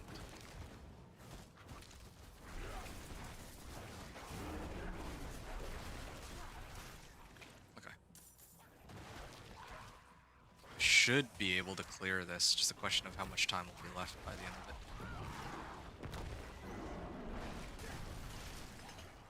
Okay.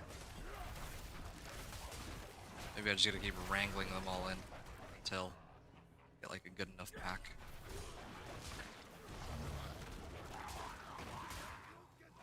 Ow.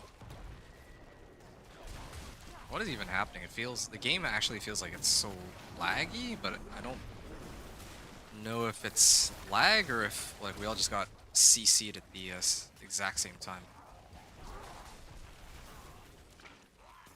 Look at all these explosions. If I walk into any one of them, it's just death. Or I'm like risking death.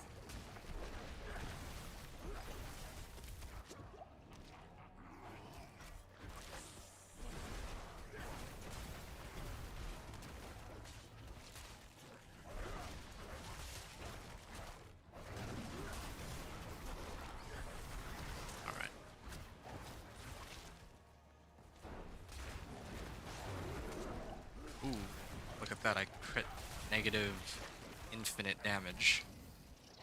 Just feels so weird seeing that damage number pop up. When it shouldn't, of course. Not even actively trying to exploit the game, but it's just showing up, so something going on behind the scenes that needs to be fixed. 112 million, wow, on an overcrit. It's like the highest damage number I've seen so far since I started.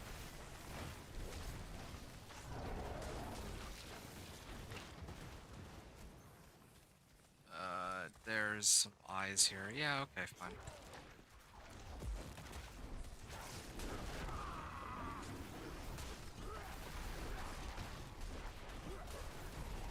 Lots of Shadows. What's that? Getting saw myself pick something up called Essence of Shadows. It's a weird new currency they added in. Anyway, whatever. What am I even talking about? I don't know. I'm just like, that's the thing with some of these pit runs. Like, there's really no. I don't really have anything to really say about them. I'm really just trying to stay alive. Wish I had something a little more profound to say. And I also don't know what the hardcore players are going to really do next season. Like, that's going to be a challenge of its own with all of the adjustments they've made to the game. Was that 104? I saw 281 million. I think there might be some, like, that was 281 million over crit, but something is making me do a lot more damage than I'm supposed to be doing, I think. Because I don't know. Yeah, I don't know what's going on here. It feels so weird. Like, everything just feels so off. Like, these damage numbers don't add up. What not? And like, why is my health bar just going like way down and then it comes right back up? Wow, okay, that's life per hit, but sometimes I get hit by like I don't know, some of these will hit me and then bring me down from like 5,000 life to like 100. And then I go back up to like 5,000 life. Maybe that's fortifying action, but I'm not entirely sure. Like, I don't get what they've changed. Not fully, at least. Okay, before I forget, I'm gonna activate this, like... I was supposed to activate these... Oh well, I wasn't supposed to need these, but I had to step away from the keyboard for a bit, so... now my elixirs and incense are, like, close to wearing off. Okay. At least I got my Petrify back.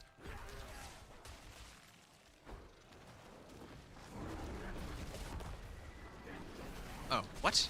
What even knocked them back? I don't even have Cyclone armor, so I don't know what actually shoved them there.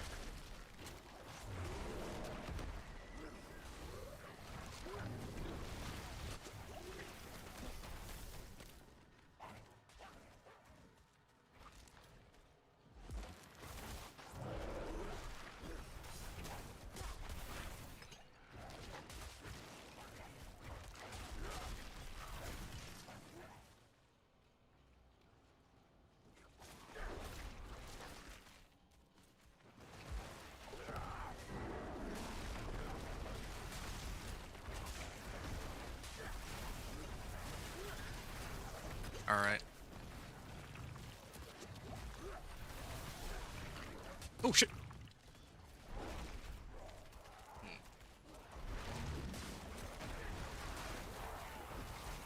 That's a lot of explosions. Oh, look at that.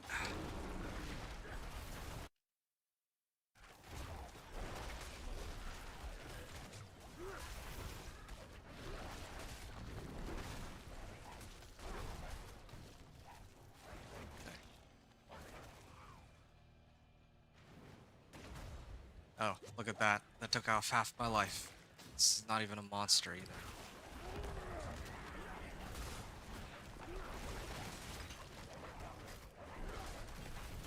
There. Belial awaits me. And again, the issue has nothing to do with damage and everything to do with survivability. It's not entirely true. Like, I don't know...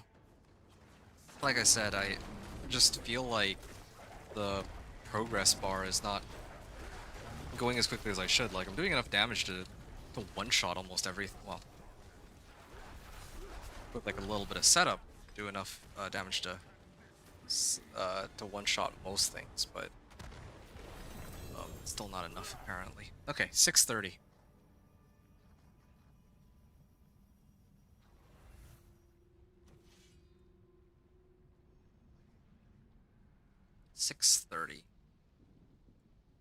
$630 remaining with the that I picked up before. 7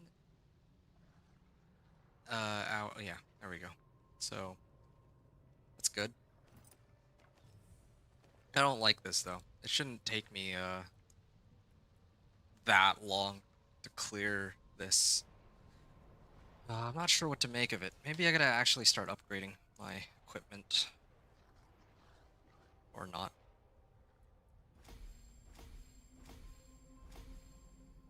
Yeah.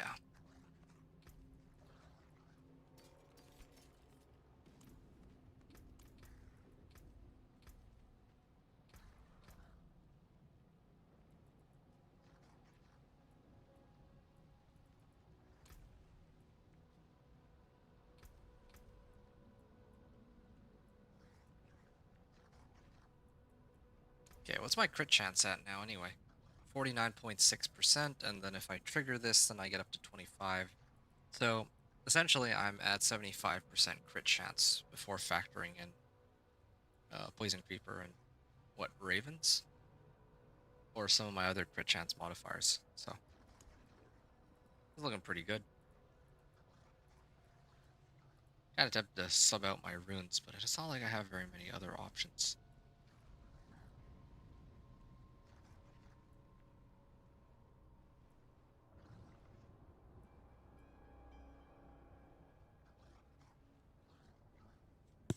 Well,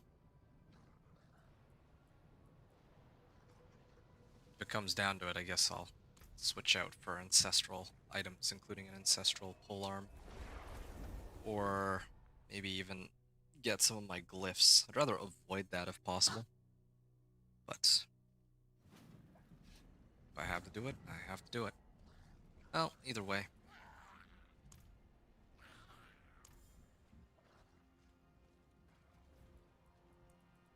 Pit 50.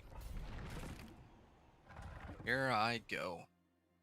I mean, I have enough damage to just one-shot the boss, pretty much. Come very close to one-shotting it. I don't know what's taking so long for everything else. Okay, here I can actually see my progress start to slow down. So I can understand these guys not dying right away. Oh, that's another thing too. These monsters, I remember that previously in the pit, the initial monsters are... Okay, I can't deal with these guys anymore. I'm gonna get out of here if they let me. Alright, cool, they did. For pit 50, I think I need more upgrades. So, yeah, there's a couple ways I can go about it. I can add more Paragon points, or I can get Ancestrals. I can upgrade my gear and all that. I think I'm going to start upgrading my legendaries to Ancestrals. That's what I'm going to do.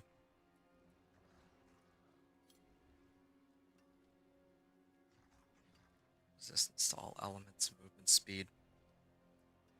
Do I not have movement speed? Oh, yeah, right, I guess I temper it.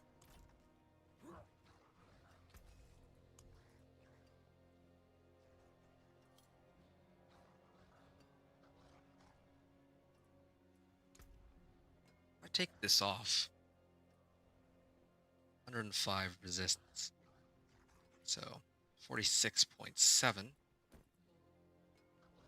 43.8. So there's basically 3% resistance to all elements. I still don't really like this new system. I know I've said it before. Let's say it again. Probably say it till, well, for a good long while.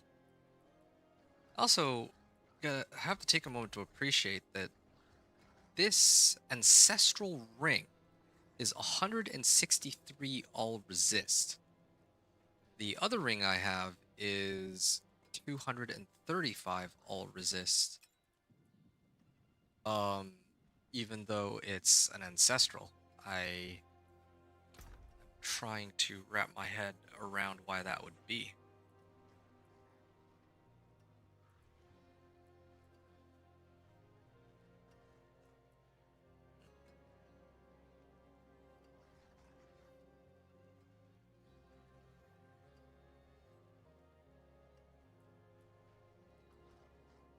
Okay, well, I think it's about time to bring this out. And I don't know what I'm going to do about the temper, though. Normally I would run crit chance, but I'm already close to 100% crit chance, and without any other modifiers. do werewolf attack speed, but I don't think I care for that My hammer sings on you. since I'm gated on my active casts by cooldown anyway, and apparently lucky hit because again, like my lucky hit chance is not activating as often as it should, from what I can tell. Actually, I might even be tempted to do lucky hit chance as my modifier. Well, all the same, resource cost reduction has to go. Lucky hit chance, yeah, okay. 66%. 69% chance.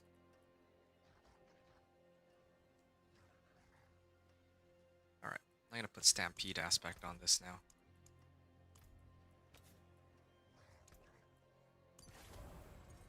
There.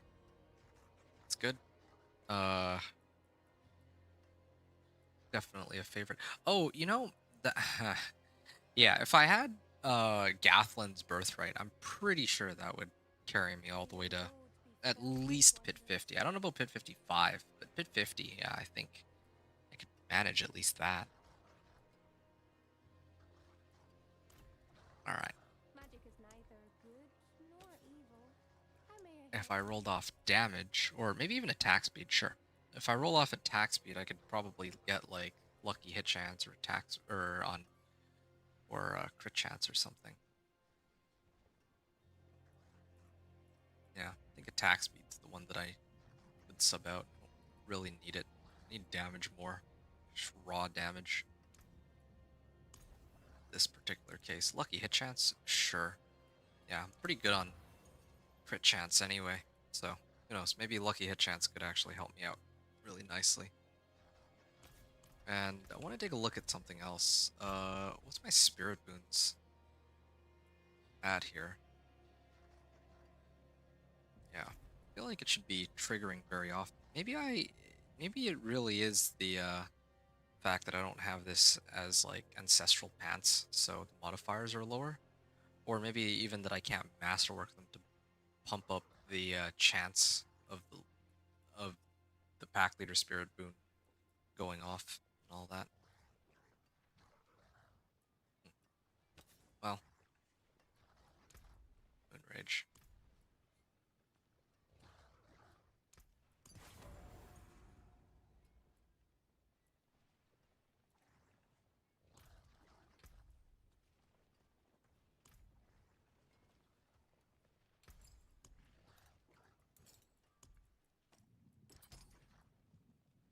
All right, these two are fine. I could try to masterwork these, but I feel like it's kind of a waste. I don't think that I get too much out of... Like, I do get a lot out of resistances, but... Oh, wait, what? I could have sworn the value on this was lower. Wait, I'm so confused. So, this is 110 all resist, but earlier it was higher. Is it because... Oh, it's because I have the Royal Diamond socketed into it, so it actually factors that in. It factors in the all resist from the ring itself, and then it also factors in the one from the gem. So that's where that comes from. Why that value is so high. There.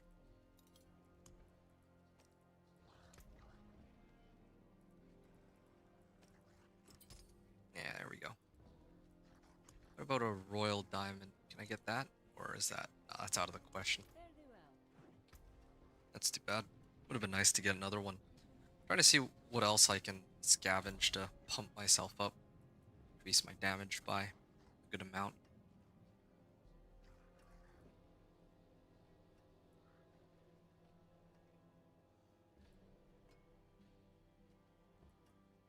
Adwolf's Glee. Storm's Companion. If I could pump this one up, that'd be a big help.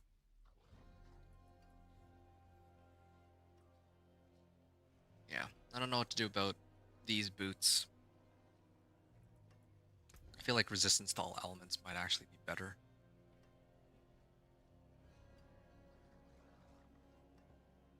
It's sad that this resistance value isn't even like oh, if I have 1,000 resistance, then it's 50% damage reduction from that element. So I have no idea where that damage calculation comes from. Same thing goes to armor. If I reach, let's say, like 10,000 armor, then it would be nice if that means that I get like 75% damage reduction or something, but no, it's not even like that. Well,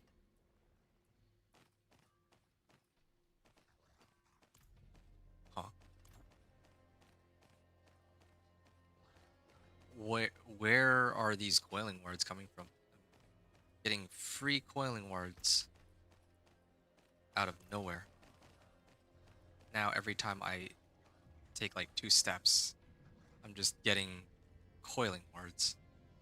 Yeah, something weird is like going on with this PTR, I swear. Well,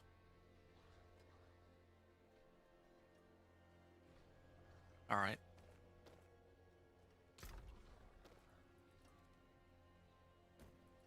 I don't know. I want to replace my boots, but I think my boots might actually be fine.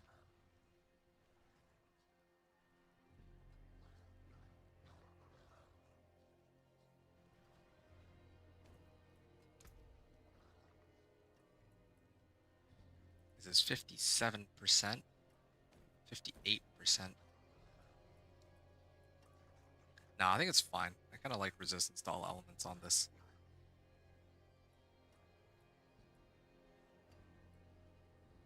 And what are my... I have Obdicite, but it's not enough. Petrify cooldown reduction. Yeah, I definitely could use some Petrify cooldown reduction on this, though. This one is kind of a no-brainer. Petrify cooldown reduction. And it's a legendary, too. Lucky me. Forgotten Souls, Abstruse Sigils. Petrify cooldown reduction. It's good enough for me.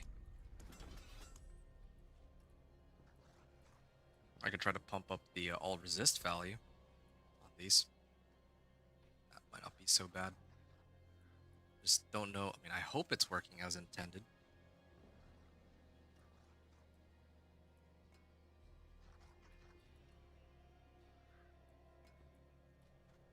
Ah.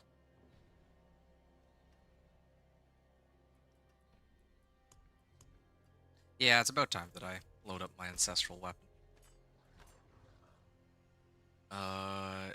And I'd like to switch out damage over time, I guess. All things. Well, resource cost reduction is the most useless one, but yeah, resource cost reduction is actually the most useless one. I don't know why the attack speed, life on hit, or damage over time. I don't know. It's nice actually having GA resource cost reduction. It actually looks kind of cool, even if it is useless. I gotta be honest. Sure, I'll roll off damage over time. Life on kill. I actually think I need sustain more, but I'd actually much prefer life on hit if that's an available option. Life on hit, yeah, okay. Attack speed is sort of tempting, but in this case, I think life on hit is the main thing that's been keeping me alive in some of these really dicey situations. And funny thing is, this is like my old one is close to 200. My new one is like close to 300, so it should be 50% more effective. Shepherd's aspect now, too. Yeah. Then, there's only really one option for the blacksmith that actually makes any sense. And where is it? I know I got it a while ago. Companion augments, chance for wolf steel, double damage. So, I put that in. 41%, yeah, that's fine. Guess that'll have to do. And again, I can't like just masterwork that, triple crit it, get it to 100%. So again, that's a big source of damage that doesn't exist anymore. Just outright.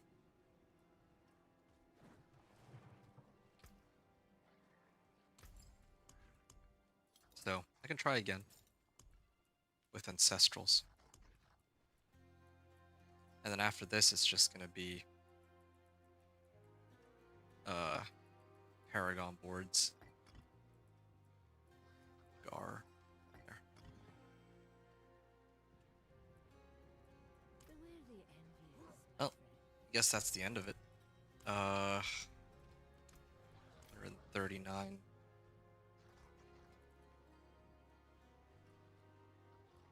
Get another glyph out of that. And I can also pump up my Thunderstruck too. If I can reach some of these other nodes. Might have to do that later. Yeah, might be a good idea. Get some more damage out of that.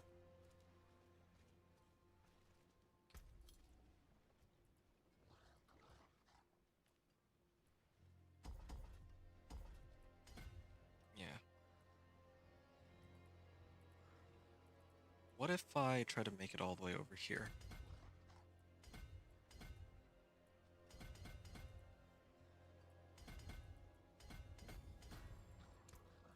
$150 points.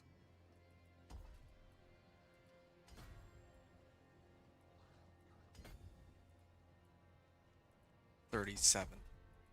Yeah, okay, sure. Pump this up a little bit. So Paragon 150 and Ancestral gear. Ancestral legendaries, yeah. Now let's try it. Aggression. And yeah, Paragon 50, right? I just wish there was easier ways to get a damage reduction. But I mean, so far it doesn't look like they're making damage reduction very easy to get anymore. Okay, gonna run it.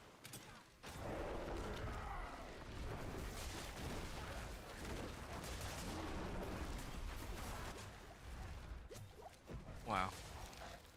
He actually was able to withstand the damage. This is a little ridiculous, actually.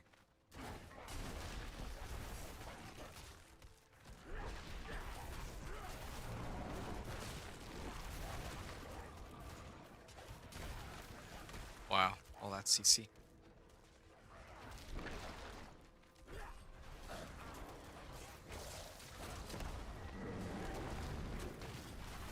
Yeah, it might take me a little bit longer to sort out Pit 55, though. And I needed to run the capstone dungeons anyway, so I'll do that as I had originally planned. 54.2 million overcrit.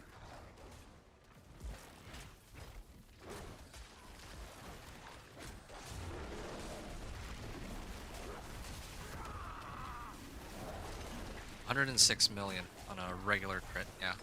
Damage numbers are starting to go up, which is good.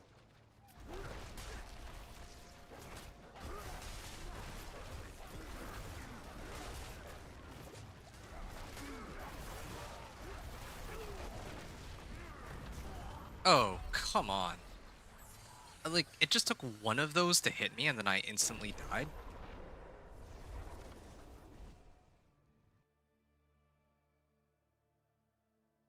Yeah, I don't really like the survivability changes. I hope they actually revert those. Because on one hand, I do like it being challenging, but on the other hand, I don't think there's any counterplay for that. Like, a lot of these mechanics, they just threw them all in at once. Like, I think a great example, like, the closest analogy I've got is the Andariel fight.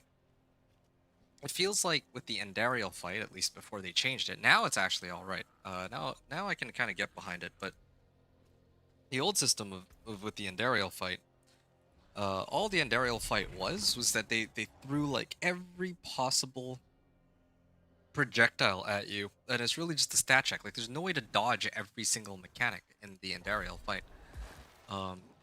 Same thing with the Lilith fight too, to an even greater extent, but at least you don't at least the Lilith fight is largely optional. Like, you don't need to do it on Torment 4, except for, I guess, Season Journey and all that, but...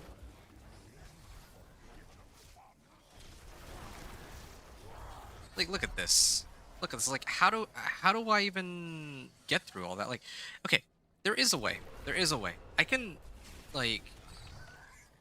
I can actually just stop them at the entrance and just bottleneck them. I guess I could use that strategy, but, you know, I can't really... I don't like that I can't just take them head on. Despite the fact that I've loaded up on as much armor and resistance as I can. Like, yeah, I guess I could up them with, like, Obdicite, assuming that the feature is actually even working as intended, which... I don't know. Something tells me it's not, considering that considering that when I go to the master working, and then I try to put on the item, it doesn't even put the right, doesn't even give the right value. 104. Well, actually, maybe it does. This is 104, not factoring in the gem inside the ring. But then this one is 357. It says. Now this one makes no sense. Here it says 357, but the weapon itself is 595, so yeah, that one kind of scares me because I don't know where that damage number is coming from.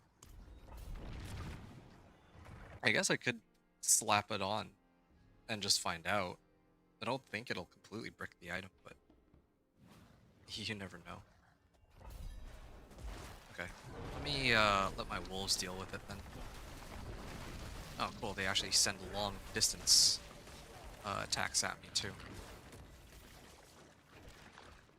Oh, yeah. Here's part of the issue, too. I have to petrify to pull them to me. If I petrify, then there's no way I can keep my distance, either. Because, like, it'll pull them to me at first, and then it'll pull them to me a second time. Getting rid of Iridas is out of the question because then I wouldn't be able to pull them in for my wolves.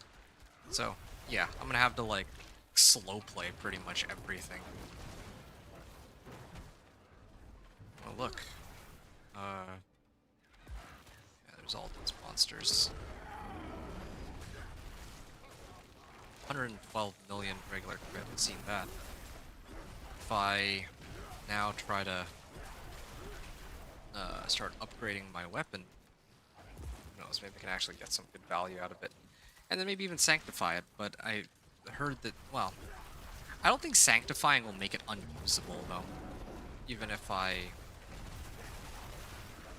Worst case scenario, I roll a modifier I don't want, but I don't know if there's any modifiers that would render the item unusable. I don't think there are. It's my only ancestral weapon, too. Yeah, okay. It's actually working. If I slow play it, I can get through everything. Shoot. Okay. After this, I'm gonna hit the capstone. Look at that. I have no way? There is no way for me to counter it. At least as a druid. If I played like a sorcerer, I could just flame shield it, I guess. But yeah, like these are actually poorly designed mechanics, I think. Might have to send like a separate report for feedback. This isn't like, I wouldn't say that these are bugged, but there's actually just, wait, am I dead? Oh, I survived that. Through the fire. Just throwing axes at me now. What is this? Just random, like, what is even slowing me?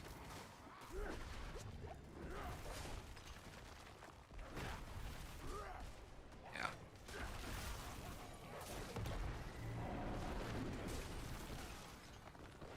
Okay. If my wolves would just proc lucky hit, that would be nice. I mean, throw on lucky hit on my items for a reason.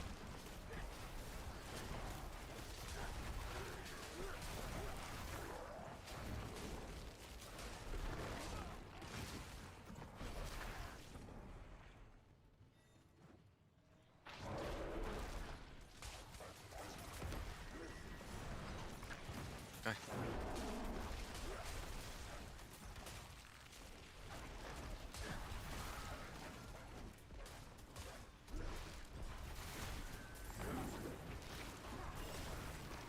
$152 million over crit.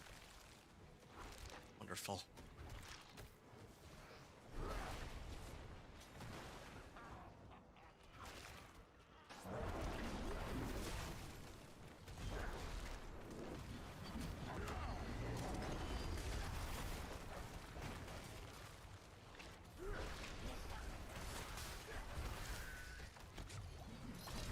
Oh, shoot. I can't even... I have no way out. Got kind of lucky on that one. Just trying to... Like, I have to advance forward a little bit, but... Wait, why can't I cast wolves? Like, sometimes I'm just... Ugh, there's just so much stuff going on. Like, I don't know. There's like way too many projectiles and everything else that's actually showing up on the screen, and some of them silence me, and other ones are like like I actually can't interact with them. I don't know. And again, like if I had more armor or more DR or more resistances, and it would go beyond like 50% or whatever, that'd be nice, but it doesn't look like that's an option here. It feels like the damage reduction does nothing at all. Like if I get hit by any of these, it feels like I lose like, what, half my life immediately.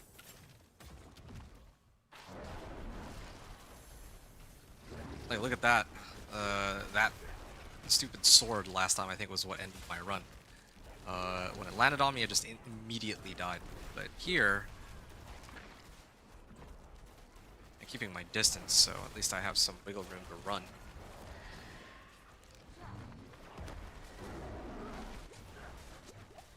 Okay. Like, what is even poisoning me? I'm like poisoned, but there's like nothing even here, and yet I'm still poisoned. I'm like poisoned the entire run. Even if, like, is it this guy? Has he been invisible this whole time? And what are these axes? Like, there's just so much stuff going on. It's like Endariel all over again. Okay, cleared that. These swords can buzz off.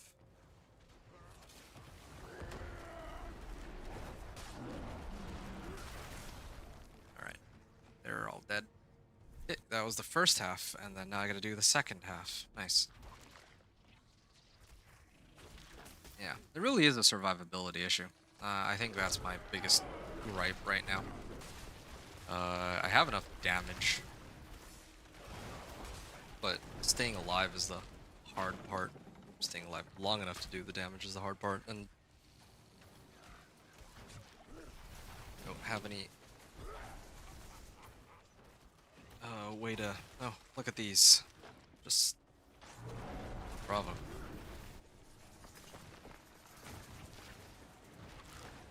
I mean, I guess I got like Debilitating Roar. Debilitating Roar and whatever other CC effects I conjure up. It's like my only way to prevent them from doing damage to me.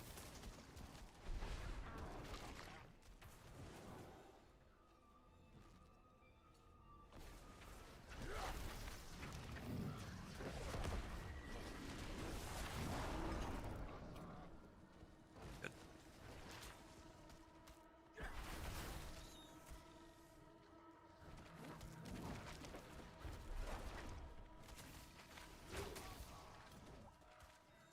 A lethal shrine. I'll be honest, I was hoping for a protection shrine at this point.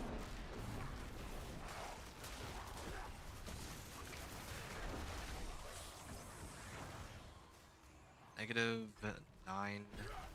Well, negative infinity. That's what I'm gonna call it.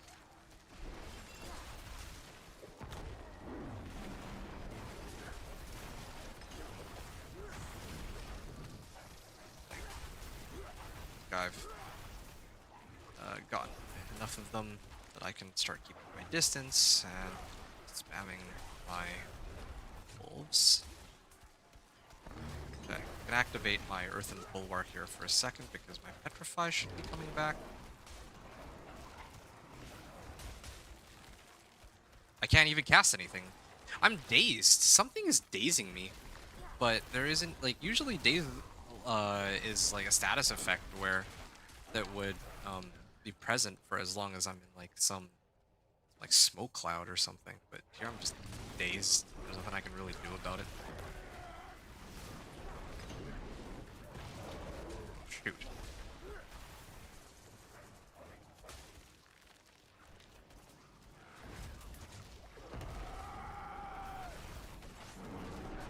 Can this guy just go down already? Like, I'm dazed again. And I have the angelic powers and whatnot, but they don't do anything. Like, where's the, like, isn't one of them supposed to make me unstoppable?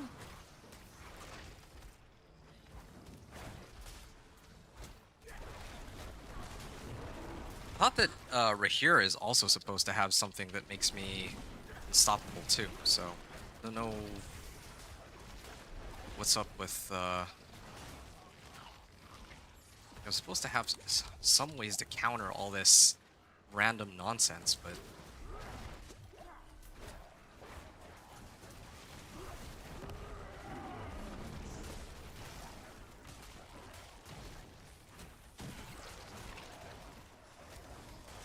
okay. All right. Yeah, I can't do this. Like, I'll finish this run, or I'll attempt to finish it unless I die again. I'll attempt to finish this run, but I am not actually enjoying this part. It was fun up until about like mid Torment 2. Pit 45 was like okay, but this is starting to get pretty aggravating in the sense that I have no way to compensate for like look at this. How do I even avoid that? Like, oh, I guess, oh, just stack lightning resist, except that's right, I can't stack lightning resist anymore because they got rid of any meaningful like they got rid of resistance actually being some meaningful stat. Oh, hey, the portal finally showed up. Nice. Now all it is here, hold on. Like let me finish this and then I'll give my little rant about it, and then I'll probably submit like a feedback ticket or something. Look at this. Enough damage to kill him. Or almost enough damage to kill him. Look at that. Done. Ugh. 4-minute run. Oh, whoa. That was so uncalled for. He's been dead for like a while and he's still trying to kill me. Okay. Pit 50 clear. I had 4 minutes remaining. You're gonna be right back? Okay, sounds good. So yeah, I don't really like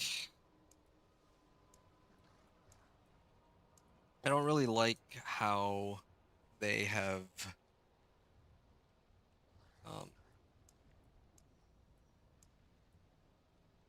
production wall in human form.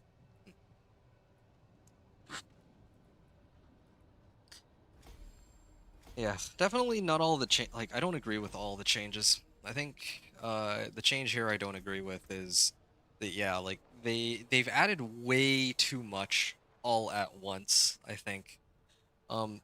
It would be one thing if I could actually build like lightning resist or fire resist or cold resist to negate some of the attacks they throw at me, but it doesn't really feel like these do anything. Like if a lot of these attacks hit me, then I'm instantly dead. I think my favorite one was the sword that hangs over my head, and then if it lands on me, then I'm dead immediately. There's no counter to that. I have like 1400 physical resistance thanks to all these. I guess I could stack more physical resistance or whatever other resistances using tempering, but it's still like okay on maybe like one of my slots or two of my slots, but it doesn't even matter. Like this stat, like what I'll get like what an additional 2%, 3%. It still eats up like 80% of my life, just one thing that hits me. This armor stat feels like it does nothing too. I've been stacking armor like crazy, and I'm still taking a ridiculous amounts of damage. I have elixirs and incense up too, keep in mind, for this run. So I have no outs. I can't just build DR. Previously, yeah, we could just build DR. So so they're throwing all this stuff at us. Like, if I could build resistance or armor to counter it, then great. Or if they added this new armor and resistance system, but they got rid of these like undodgeable mechanics, then okay, well then maybe it's like a skill issue, or like I can plan around it, or I can like keep my distance or something. But I don't feel like any of those options are available. All they're doing is really giving the pit and pretty much every other activity by extension the Endarial treatment right now, which kind of makes it not enjoyable. Yeah, like the progression system is good, but everything else, like playing like playing dodgeball with every available skill shot, and like some of these are corridors too, by the way. There's no way to dodge like 5 balls of lightning if, you know, okay, well, yeah, there's a little bit more space here, but if there's like narrow tunnels or something, like, well, what do you do against that? There's like nothing I can do. If I were playing sorcerer, yeah, flame shield it, deep freeze it, something. Heck, maybe even necro could like blood mist it, but here I don't have any of those options. I just sit here and I cry. Well, whatever. I cleared pit 55, so the only thing left is for me to run. Or sorry, I cleared pit 50, so the only this stupid bug again. Progression. Isn't Druid supposed to be the tanky one? Well, why don't like I don't know, man. I think it used to be. But oh wait, that's right. I forgot, or I actually had completely forgotten. They changed Fortify too. So now instead of Fortify eating up half the damage you're supposed to take, it doesn't actually eat up damage. It waits until you're out of combat and then it'll heal you, right? So that's basically half of their tankiness just gone down the drain. Actually, that's probably part of the reason why I'm struggling so much right now. Because I think that as a druid, if the druid was supposed to be tanky, well, part of the tankiness comes from Fortify, which is yet another mechanic they decided to rework uh, out of the blue, too. Again, like, I don't know if anyone was really complaining about Fortify. They just decided, hey, yeah, let's change it up, right? So I don't know. Maybe it. Oh, I maybe Druid is supposed to be the tank one. Like a lot of people say the Druid is supposed to be a tanky one, or Barbarian is supposed to be a tanky one. But the truth is, like every class has inbuilt mechanics to make them tanky in different ways, right? Barbarian just has raw, like stupid, absurd raw stats. Druid used to have Fortify and like they have Grizzly Rage too, so they can use that to turn themselves into a bear. They have a lot more life that way. Um, and they also had like various sources of damage reduction, but now like a lot of those are gone. Well, yeah, because like they've reworked all the damage reduction in favor of total armor, and I'm like stacking total armor. It doesn't feel like it does anything. Is kind of what I gather right now. Anyway, so yeah, the sorcerer can just like flame shield or ice armor. Like barrier's still pretty good. Flame shield, well, you can just ignore many of these mechanics that they added in, right? Um, and I don't know about the other classes. Dance and Knives Rogue traditionally had just insane amounts of damage reduction, but now that's all getting converted into armor. So who knows how well that's gonna work out.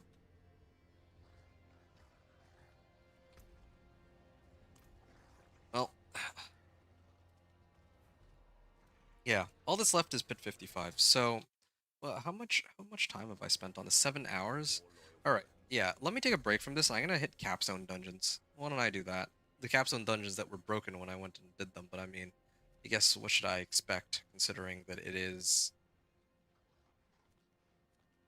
I mean, that is how it would go. Uh Considering that it is a PTR, right? Okay, let me actually tone it down to Torment 1, as if that would actually make any sort of difference. I don't think that makes a difference. think that it is actually specifically scaled. I cannot enunciate my words today. But yeah, it is specifically scaled towards whatever level I am. Oh, is it? There's like a minimum torment tier I have to be in order for it to open up. Nice. Okay, fine. So I needed to be in torment too then, right? And then now it should show up. What? It's not even present anymore? Or is it the fact that I need to use MRAC to unlock it, but it doesn't even properly get unlocked? Imagine that. I can't even properly unlock it with MRAC. Well, okay, I can at least pretend like I've unlocked it and try to run it so I know what it's like. I was actually excited to try these capstone dungeons, so I should run that. And I'm strong enough now that I should be able to dog walk it. So let's do that at least. At least the progress bar won't be like super broken either. Defeat the outlaw sharpshooter. Nice. Destroy bonus pile of supplies. Yeah, why not? Sure.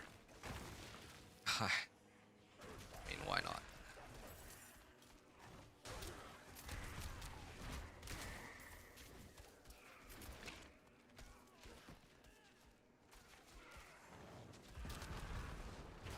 Okay, here. I'm actually curious. If I tank this, like, these swords that go over my head, right? This is, again, scaled to Torment 1.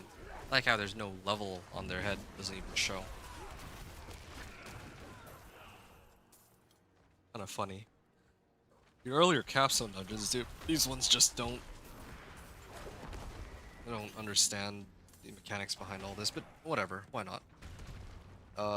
Those blades that hang over my head were able to one-shot me and, like, pit 50. But here, they seem to do almost no damage. So there's, like, a very strange progression there. The fact that I'm, like, sitting on as much armor and resistances as I am, and it's still not quite enough. Maybe if I threw on, like, disobedience aspect or something, that might help. Maybe I'll actually do that. Maybe I'll replace Mad Wolf Glee for disobedience aspect instead. I'll lose out on a fair bit of damage on my wolves, but I don't think that's my problem here. I don't even know if that matters, though. Like, hypothetically, I run disobedience aspect. Actually, let me even take a look at that. Disobedience. How much am I getting? Up to 25% more armor. So I have the picture getting additional 25% armor on top of the 60.3. Like what? That's like an extra... If I took off something, some armor. Let's say this one. Yeah, I'm gonna take this one off for a second. It goes from 53 to 60, so I'm only getting 7% damage reduction from that. If I were to put on that the disobedience aspect, I'd probably get less, maybe like, let's say 5%, just eyeballing it, 5% damage reduction. Yeah, I don't know, it's not worth it. Outlaw sharpshooter. There. Is that the end? Nope, unknown portal. I gotta keep going, it seems. Click. They have a placeholder voice line for when I hit these because they haven't finished. They haven't actually finished it all yet. That's funny. But whatever. It's not even like the biggest sin of this PTR. No, definitely not. It's just interesting. This is a part of their development process. Travel to obscurity and darkness. I guess this is a different region. Oh, just my petrify alone killed everything.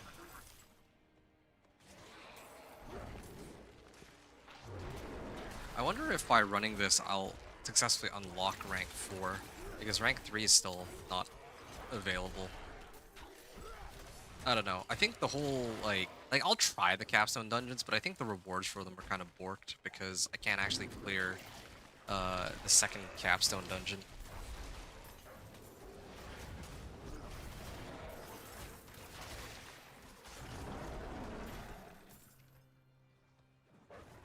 I don't think I'm gonna try this. I mean, I tried the sanctifying thing, but I don't think I'm gonna let my click. Yeah, that's interesting. Click, click. All right. Yeah.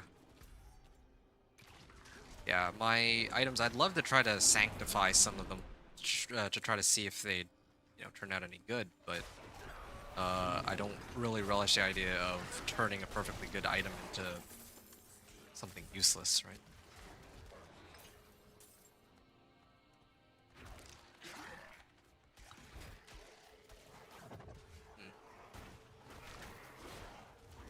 Yeah, I don't know what I'm gonna do with my next characters. Getting from 1 to 60 should be pretty easy with them, pretty nice and straightforward. I don't know what I'm gonna do about T1 to T4, but I will say that they usually make things easier from when the PTR is up to when the live season comes out. Is usually how it goes by my experience. I think every PTR is like that. Not even factoring any buffs or nerfs. Well, it's pretty much always buffs. Uh, yeah, usually things that are just like too difficult, they tone it down. So I have a feeling that by the time the live season comes out, I would like to think it'll be easier than it is right now, because this is a little ridiculous. Click. Like I can make it to bit 55, but again, this is like my strongest build. Is this an S tier build? Probably not, right? Like maybe like an A or maybe even B tier build, but some of these like weaker builds that I was talking about before, like Frozen Orb or Blizzard, are gonna struggle a lot more than what I've got here. And yeah, I don't know.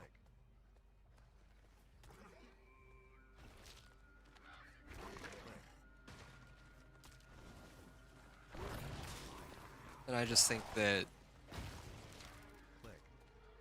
yeah, right now it's kind of nice trying to establish a baseline of where I need my character to be, I guess, in order to clear pit 55 in the PTR. But I don't think it's going to be an accurate representation of the live season. There's going to definitely be some tweaks to the combat system. I can already kind of feel it. And not to mention, like, this is just my companion druid. I can't wait to do my Dance of Knives rogue and my Thorns Barbarian. The 1 to 60 process will be super fast, regardless of which activity I end up doing. Even if I skip Asmodan, right? I still think it'll take, like, at most 3 hours if I went full sweaty and then just try to clear things as quickly as I could. So 1 to 60 is the easy part. Getting Torment 1 to 3 even by itself, should be manageable. I just don't know, like, Torment 3 to 4 how that's gonna work, because at least with this companion druid, I have a ticket to being able to pump out like 100 million damage or whatever. But with my Thorns Barbarian, well, that'll be troublesome.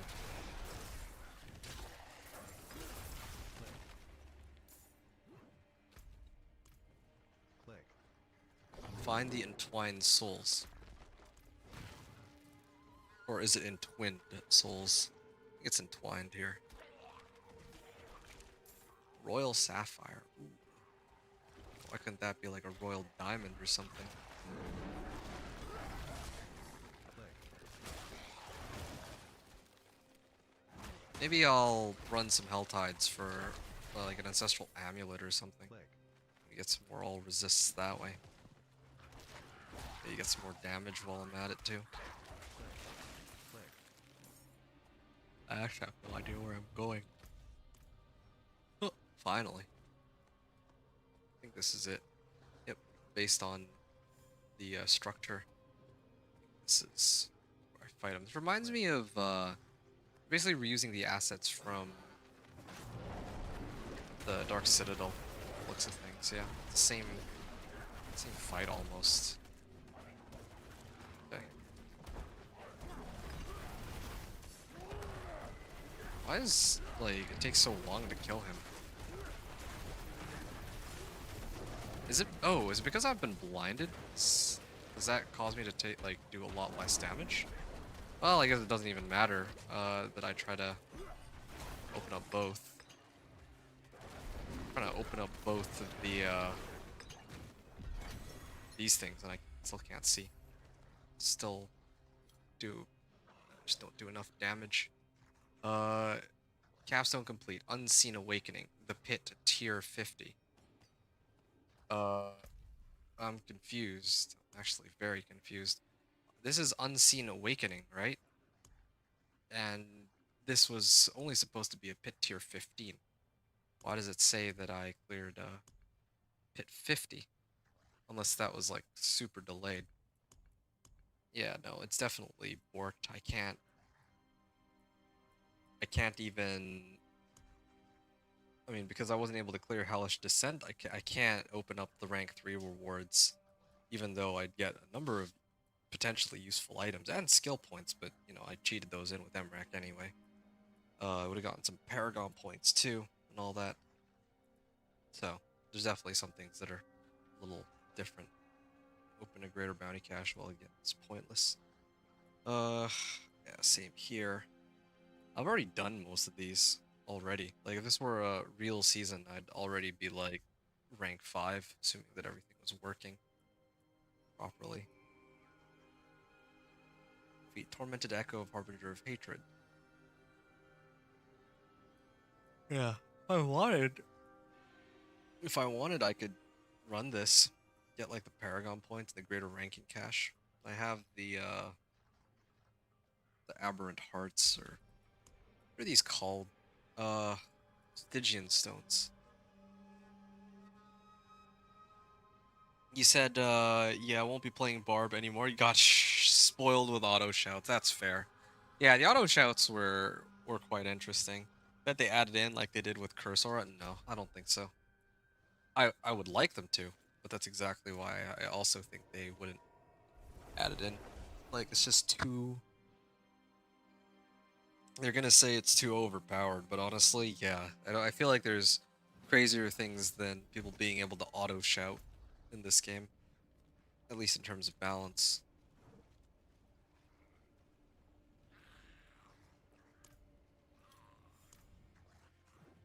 All right. So that was one of the capstones. And then what are the other ones? Tempest Oasis, yeah. And then after Tempest Oasis, there's supposed to be a third one, but I can't see it for some reason. If I were to venture a guess, I probably would unlock it in Torment 4. It's kind of the hunch I have. It's either that, or I need to actually clear this in order to, like, all of the previous capstone dungeons, including that one. Hellish Descent, or to unlock it. I'm not gonna remember all the names of these capstone dungeons. I'm just gonna call it, like, I don't know, the Torment 1 capstone dungeon, the Torment 2 capstone dungeon, stuff like that. Well, I'm gonna get going then, I guess. Tempest Oasis. That was an alpha aspect, but it was a low roll. Okay, before I start this run, I'm just gonna be right back real quick. Oh, this. Why is this one? They gave me like a 66 item power mace for some reason in Torment. It's odd.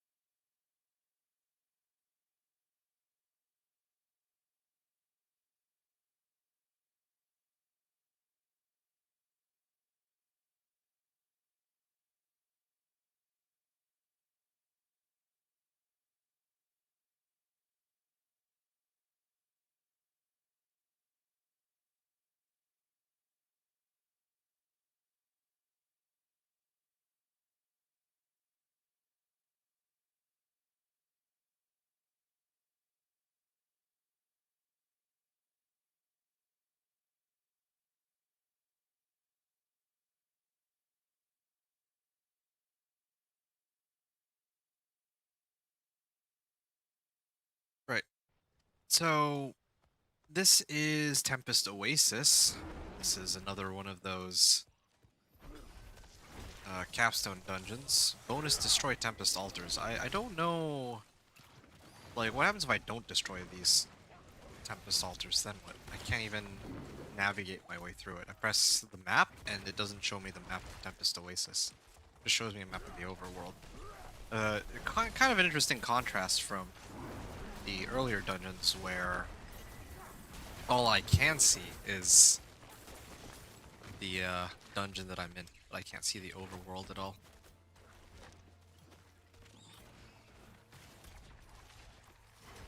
Kind of interesting. Yeah, I do like the concept, like their renewed take of the capstone dungeons, but it definitely doesn't hit the same as the old capstone dungeons.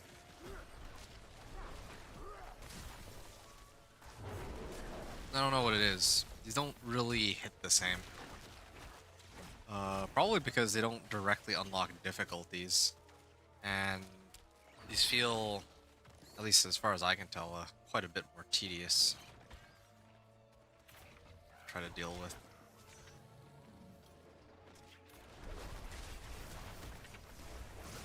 Greater Radiant Chest. Oh, okay, so I actually get some rewards for clearing it. Yeah, I was thinking about it while I was like gone for a bit. And I think that, again, like the two quickest and easiest ways to get enough, like get more damage to take on Pit 55 would probably just have to do with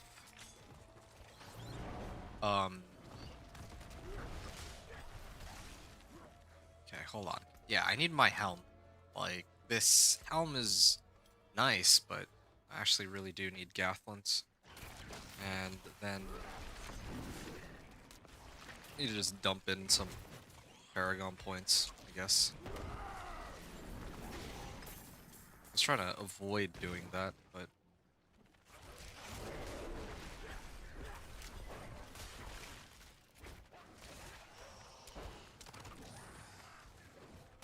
yeah, I'll see. I'm gonna do some masterworking of my own too. Or, well, I don't know. I think I've hit a wall. I'm gonna try for Gathlins first. I guess that's the easiest way to go about it. That's what I'd recommend. Getting all the uniques and aspects first. There's also Wild's Glyph. That's still missing. Yeah, not having Wild's Glyph is a bit of a problem. But I guess I don't really need Wild's Glyph. Wild's Glyph gives companion, like additive companion damage, but I already have a decent chunk of that.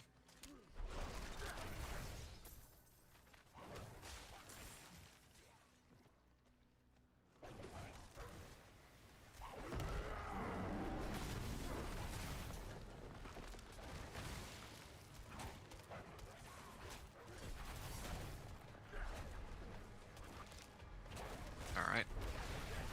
Don't have my ult up, unfortunately.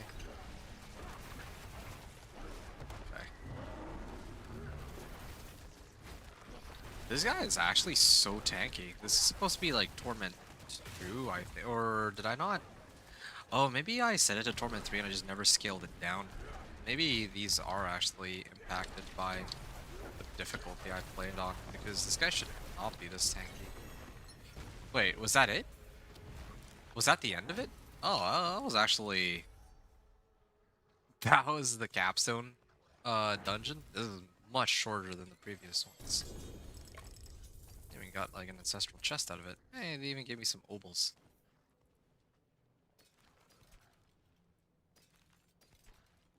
Alright.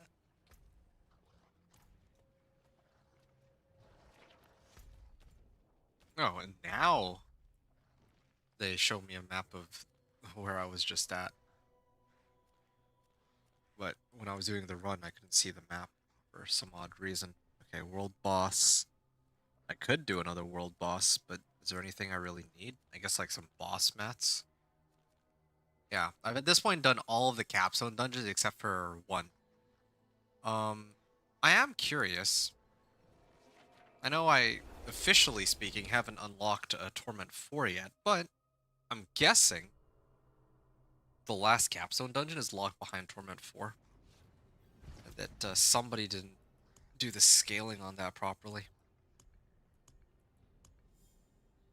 Or maybe they did, because this pit tier 15, that means that I must have cleared pit 25, right? Uh, wait, no, other way around. Um, so pit 10 unlocks Torment 1. So if I clear pit 10, that I wouldn't necessarily be able to access Unseen Awakening, unless I cranked up the difficulty a little bit. So this is actually probably available around Torment 2. This, similarly, would be open on Torment 3, and then this would not be open on Torment 3, but it could be open on Torment 4. Unless, right? I think this is the fun little irony. If I'd cleared Hellish Descent, then I'd have access to the ranks as I pick them up from the pit, and then so I would actually be able to see them because I've cleared everything up until pit 45. So here, if I set it to Torment 4, right? Here's magic. Oh, Turd Menagerie. Hellish Descent. You know what? I know what's going on here. Okay, now I should be able to see the capstone dungeons. Unseen Awakening. Tempest Oasis. Why can't I see the last one? I actually have no idea where the last capstone dungeon is. I might have to just give that one a pass. I have no idea why I can't find it. I'm in Torment 4, so it should just be visible to me, but it's not. Oh, nope, that's not it. Yeah, I don't know, maybe I'm blind as a bat or something, but no, I don't see it. Well, whatever. I hope the inn has something to warm me up. I mean, I could run a whole bunch of nightmare dungeons and try to keep getting distilled fears until I get the Gathlin's birthright. That's a feasible option if I wanted to go that route. I think I'll do that after I try to clear the world boss, though. With any luck, maybe I can get it. A Slade Duriel.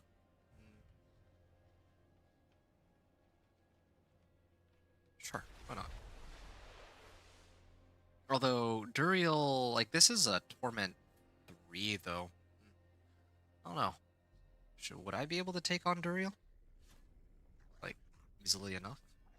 I don't even have any hearts, so maybe I'm gonna need to farm some of those. Also need to go to Hadriel to collect some rewards. Maybe he has some boss mats if I'm lucky.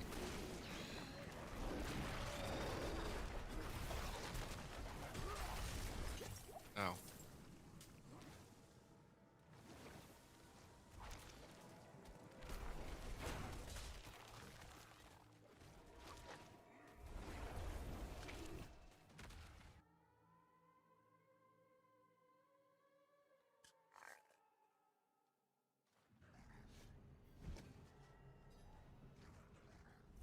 Alright, Heavenly Forge.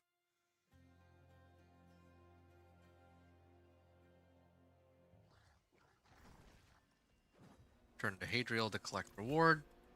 View reputation. Ah! Well, that's convenient. Lair cache. It contains lesser lair boss summoning materials. Well, it's exactly what I need. Because,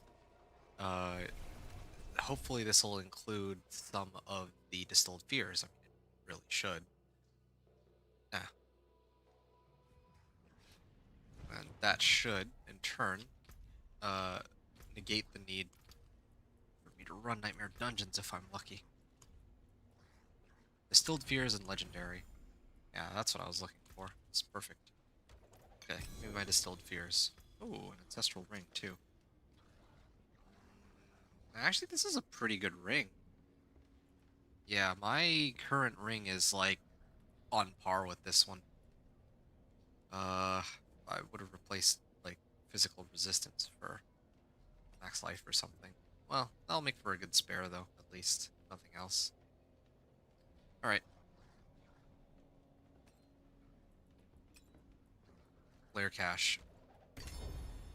Malignant Heart, Living Steel. So I did get Distilled Fears from the Mercenary, but not from not from the cache. Lucky me. Well, alright then. Torment 1.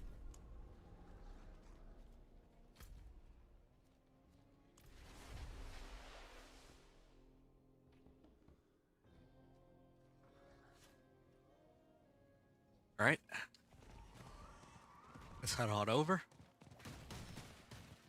I've cleared all the capstone dungeons at least. That's good to know. The Fallen Oasis one was nice and quick and easy. Very surprising. Makes me wonder what the last one's like, but I have no way to find out. I don't know. Maybe on my next character, if I can figure out how to open it up, then I might give it a try.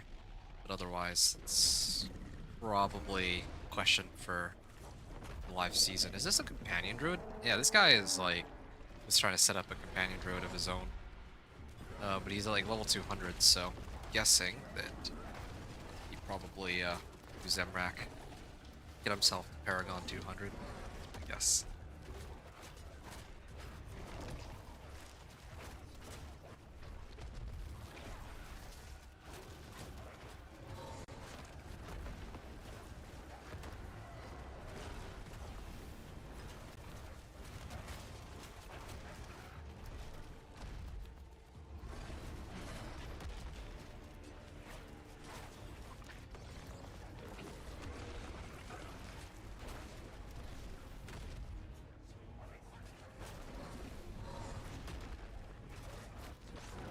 Alright.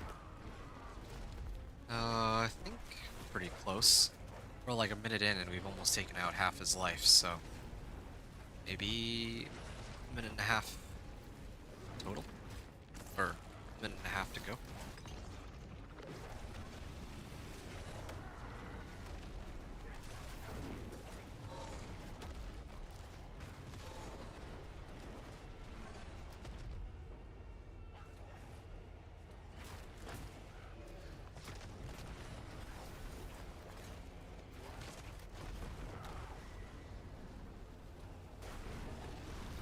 Alright.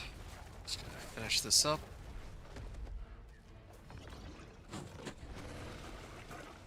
Shoot. I'm surprised that didn't kill me outright, but I guess it is only Torment 1.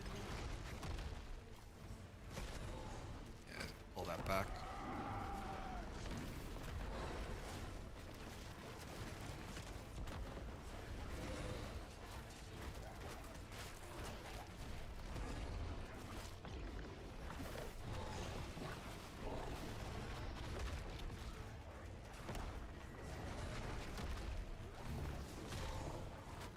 And yeah, get another 10 seconds before I reach the 2.5 minute mark, but I mean, we're still very close to it. That's fine. I don't remember the last time I saw a world boss get to flee. I remember, I think, when the game first had its like public beta, and yeah, back then when everyone was so green, like there were just no builds that, or not too many people who were capable of taking on the world boss. That was a long time ago, though. Anyway, Aberrant Heart, Exquisite Blood, and all this. Okay, good. Probably gonna go back to town in a second. Malignant Heart, Living Steel. I'm gonna go back to Karagar real quick and see if there's any way I can transmute stuff into Distilled Fears. That'd be nice, but I doubt it. I think greater keys I can, just not lesser keys. Yeah, I thought so. I can transmute into the ones for summoning Andariel, but why would I do that? She doesn't even drop the thing I'm trying to look for, right? I might transmute these a little later. Andariel's like the easiest one, so might actually run Andariel. Okay, I gotta do a whole bunch of bosses. I'm kind of tempted to run it on Torment 3, but I don't think I have the energy or the patience. And I am, perhaps most importantly, not sure if I have the damage. So, yeah, there's a Legion event. Run the Legion event, but I don't think I really get too many boss mats. No, I'm just gonna try for it, I guess. Grigwar. Yeah, 14. Only 14 distilled fierce, so might as well just go get it over with. Hey, there's a whisper tied to this. Well, I'll go then.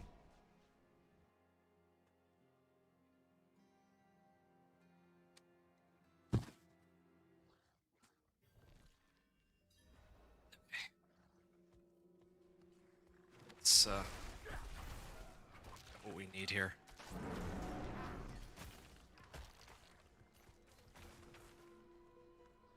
I guess it kind of figures that that I'm struggling with survivability, but not with damage, because a lot of their combat changes were focused on, like, I remember when Season 6 came out, there was a whole stat squish, is what they called it. Now, back when that was taking place, damage and all the stats and numbers and all of that were, well, I like how he takes 0 damage. Yeah, I don't know what's up with these, like, invulnerability phases. Some of them just don't make any sense. But anyway, yeah, with the stat squish, yeah, back then I had to figure out what my damage was and was not capable of. But now we don't really have that anymore. Like, they haven't adjusted anything to do with damage. They've just adjusted, like, survivability. So, yeah, I guess what I'm trying to say is maybe that's why I'm not really struggling when it comes to damage, but I'm struggling when it comes to everything else. And why does he take 0 damage? Yeah, there's definitely something weird going on here with the damage calculations. Like, note how this is Torment 2, right? So, so this is Torment 2, and I was able to take down like a third of his life, like, immediately, and then after that, suddenly he takes like 0 damage. Like, oh, look really careful here. Look really carefully, or at least I'll look really carefully. So, he's like full life, right? Like, look, he lost half his life, like, almost immediately. There, that's how it should have been. I don't know why he was taking, like, 0 damage for the rest of the fight. Like, yeah, you see? That's how it should have been. I was very surprised that he survived the first wave of attacks. That was really bizarre. Totem? Helm? Come on, is it? Yes, Gathlin's, finally. Okay, I can actually put this down in peace, and I can actually try to see how much better I do. And why am I a frozen wolf that's running around? Take a look at this. Still a wolf. Frozen wolf. Again, these are bugs that I don't think existed in the game, so I feel like they must have gotten introduced very recently, but I don't even know how. Good. Yeah, I'm gonna switch it to Torment 3 and turn it in. It is done. Amulets. Okay, Ancestrals would be good.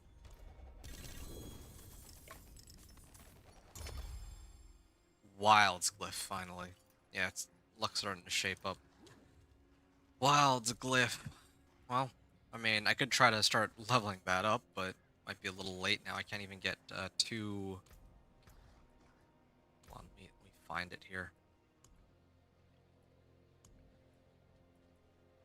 I already have 2 glyphs that are that have their legendary bonuses or additional bonuses active, and I don't know if Wilds does me any good, like at level 1. Need to do maybe some like pit runs to level up to 15, but like what's the point? Okay. Now here's something noteworthy. So the amulet, or rather one of the amulets that I picked up just now, has Envenom on it. It also has cooldown reduction. If I roll off Lucky Hit, I think this should be fine actually. Here, let me try this. Lucky Hit. Wild Impulses? Well, okay, hold on. What if I put that on? I think Wild Impulses is this one, isn't it? No, it's not. Well, what is it then? This? Core skill. Yeah, no, that's useless actually. Willpower. So this is what I had in mind. If I could have rolled it out for, you know, if I keep re-rolling, who knows? Maybe I get like Call of the Wild or something. That'd be really worth it. And I have 250 million. It's not like I'm spending it on anything anyway, right? So I might do that for a little bit. 83 willpower. Clarity. Yeah, clarity doesn't help me here.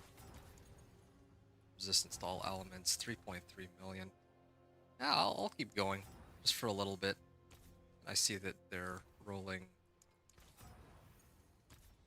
83 willpower. Okay, something weird is going on there for sure. Okay, I gotta go until I reach 200 million because again, I don't actually think I'm gonna end up using resonance. Sure, why not? Resonance should be a pretty big boost. Except it's +1 because this occultist is broken in the PTR. Sure. If an earth skill is the next skill cast after a storm skill. Storm skill is the next cast after an earth skill. I mean, again, like Call of the Wild or something of that sort would be the best case scenario, but okay, whatever. I give up. Sure. Lose out on some crit chance, lose out on some willpower, keep the max life. But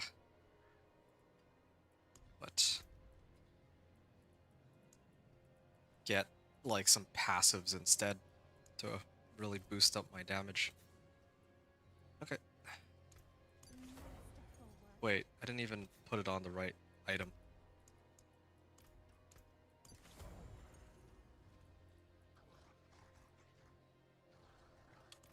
My magic's awaiting your return.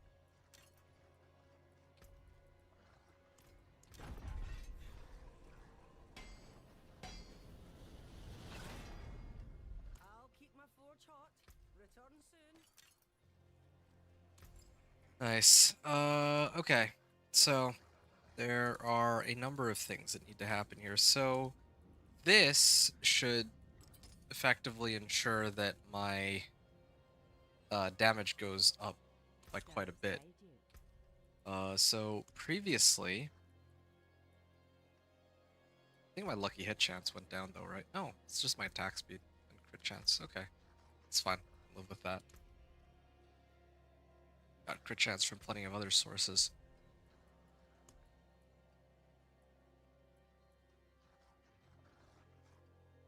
So 1.5.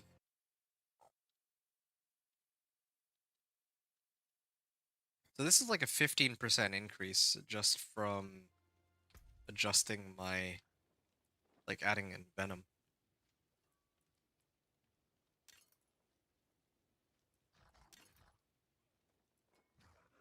And then I also get resonance too. So that also should help a little bit, assuming that I cast wolves after Earth and Bulwark. Alright, it's fine. It's the best I've got. And then for my helm, yeah, I think it's about time. I'm gonna get rid of Spirit Bond here, so I'll start taking a lot more, quite a bit more damage. But on the flip side, hoping that I can actually make use of the, well, actually get humanity off of this too. So that helps. Movement speed and human form. Uh, that's actually a really good one since I realize I don't really have, well, I have movement speed on these, I guess, but still. Willpower, armor, so if I put this on, I lose out on a little bit of willpower. Lose out on a little bit of life, even. But, in exchange, you get armor stat. 55.8, 56.5, like a slight damage reduction increase. And my here, like +2 to wolves, I lose out on a little bit of damage from that, but I get +2 to humanity, which I think should be a net increase in damage, or at least like that it would match. But then I also get the Gathlin's Birthright bonus, like the anima of the forest as well. So, oh, I can actually put this on. Nice.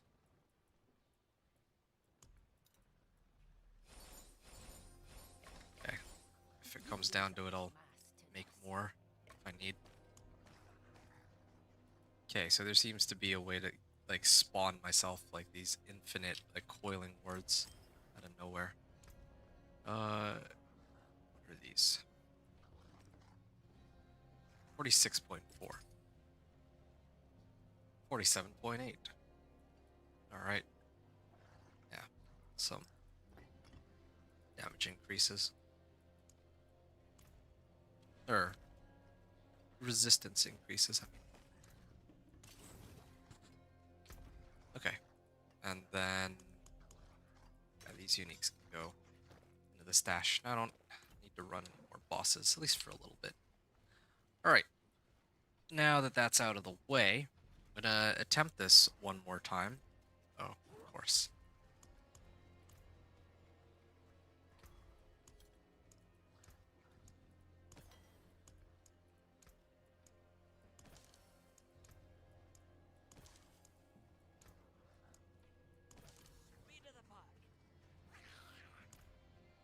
So, yeah, here I can unlock the Artificer's Obelisk, whatever. And I can keep going. 1, 2, 3, 4. And then, let me just look at this real quick. Okay, so I just did a Pit 50 clear. And I'm hoping that I can fix all this, or that I can actually do a lot better than the previous run.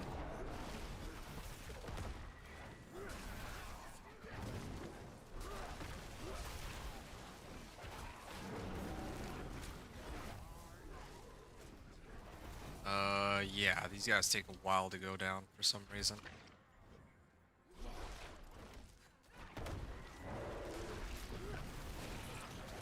$121 million casual, 121 million with just a standard crit, nothing else. Again, it makes a lot of sense that I would see such numbers, considering that I did upgrade my amulet, so... Yeah, there's... Oh, it's the archers! These archers actually do so much damage. Like, every arrow that hit me took out, like, 1/10 of my life. Or maybe even more, like 1/5? Quarter? Yeah. I don't know. Again, I still have this survivability issue, and I have no way around it. Like, I did get rid of Spirit Bond aspects, so I'm more vulnerable now than before, to make matters even worse. So, it's a little annoying.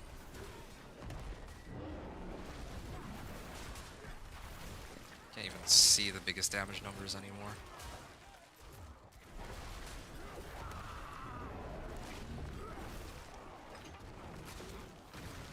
Oh, shoot.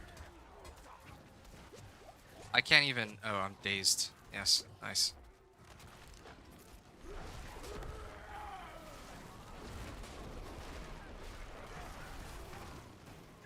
Good. Train eye.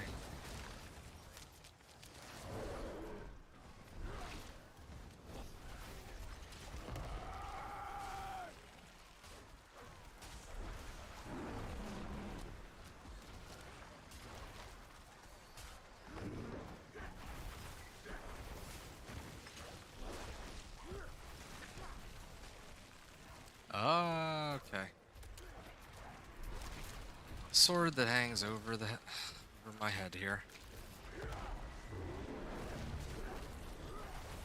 Can't even like cast my wolves fast enough. Okay, there.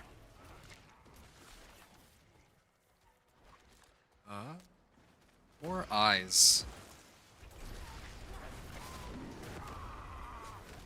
Ow.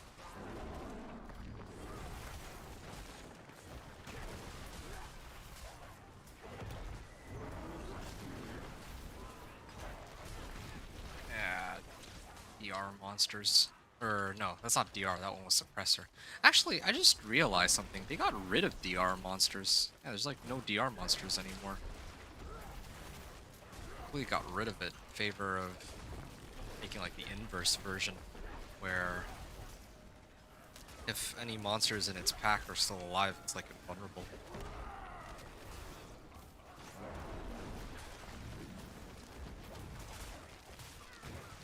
Okay, I could get Cyclone Armor for more damage, but I don't know what I'd need to replace for it in this case. Best I've got would be like Poison Creeper, I suppose, but that doesn't really make much sense. I need it for... I kinda need Poison Creeper. Oh shoot, it's a lot of monsters. Like, I have no way to go in and kill all of them. There's like too many explosions that... Yeah, there's just too much stuff that could kill me, so I can't go in. Yeah, if I mess up my Petrify, that's like... It slows me down a lot. But look at that, these guys are still... Ah, there we go. I have no way around it, there's so many. There's actually so many. There is... Okay, hold on. Yeah, I don't like to have to get rid of this, this map, but I don't think I have a choice. I think I need to switch out my chest armor. Yeah, I actually need to get rid of my chest armor here.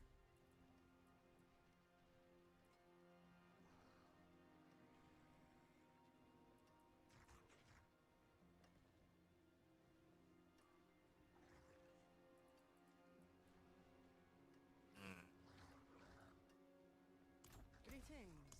Host Brigade I was hoping Rider. for like an ancestral... Oh, wait. I know where I can get an ancestral chest armor. Just remembered.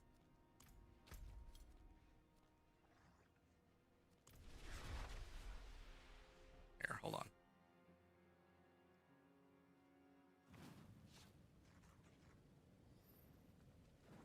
You take me in because you think I'm a pathetic child.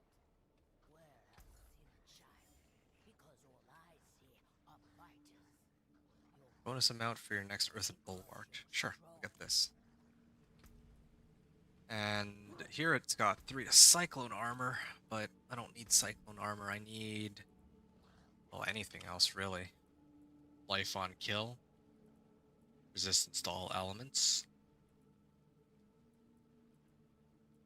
Yeah, something of that sort. Great.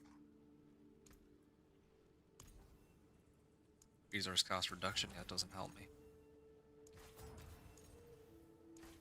They're just giving me useless rolls. Poison resistance, physical. Okay, fine. I'll do physical resistance then. I think I have a choice here. Okay, if I put this on, 378 was it? So I'm at 80-60, so 57.8. I'm up to 61%. And then with regards to the physical resistance, I'm at 49.4. Yeah, this should be a pretty big difference in how much physical damage I'm taking, at least. Maybe if I do disobedience aspect. I don't want to try this. Yeah, who knows? Maybe that could give me a huge boost. I don't like my wolves dying, though. If my wolves die, that actually slows me down a lot. Maybe I'll stick with Spirit Bond aspect here. Even though it's kind of tempting to try disobedience aspect.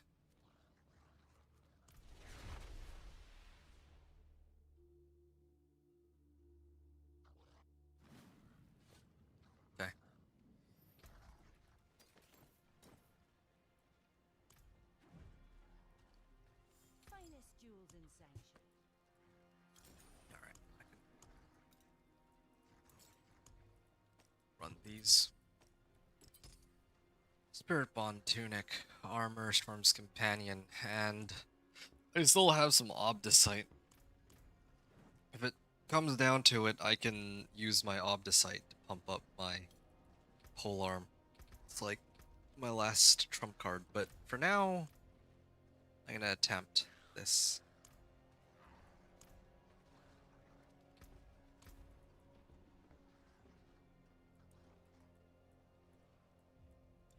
Hit 50.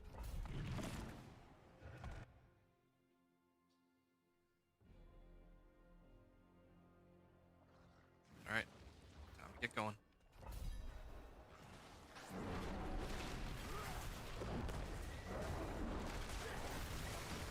$128 million. So I mean, I'm still going strong. Like the amount of damage I'm dishing out, even without Mad Wolf's Glee.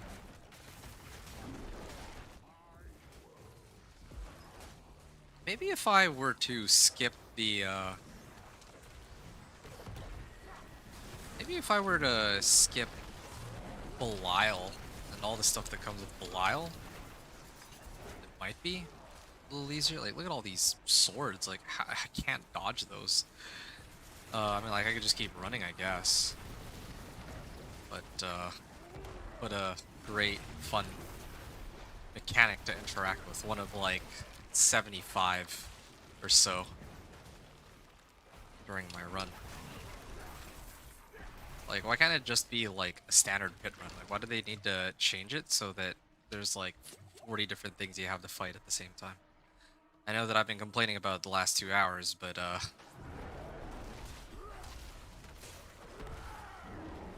still, I don't care. Like, they should... I mean, if you don't want to hear... Oh. Yeah, you can blame some of these changes they made to the combat system for my complaints, because no one asked for this. No one asked for this. Like, look at that. There's like 7 different effects. There's like flashing strobing lights too, just to try to give me like some sort of... Yeah, it says I got slain by an exclamation mark. Nice. Yeah, like there's just like all these like random visual effects too, just to make matters even better. Like, it's like nigh impossible to stay alive in there. Really, like, again, I could slow play it, I guess, but so it's just not very fun. I don't like it. I don't like having to just, slowly walk my way in. And I can't even, like... Oh, come on.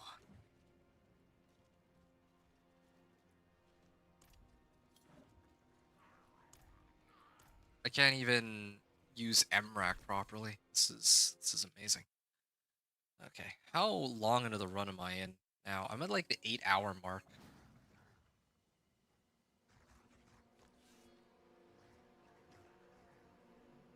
Why does it say that my Fortify is maxed when it's not?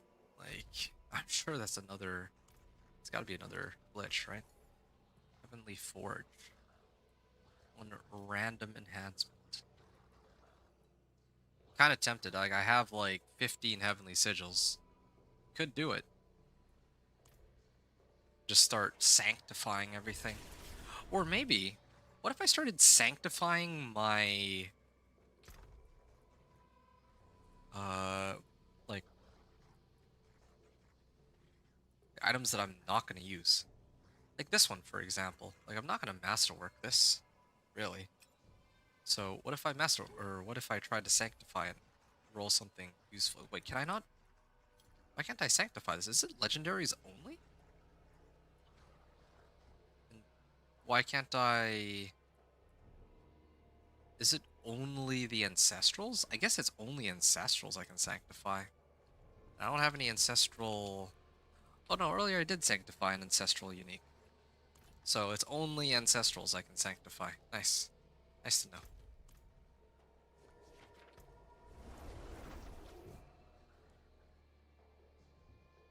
Well, then.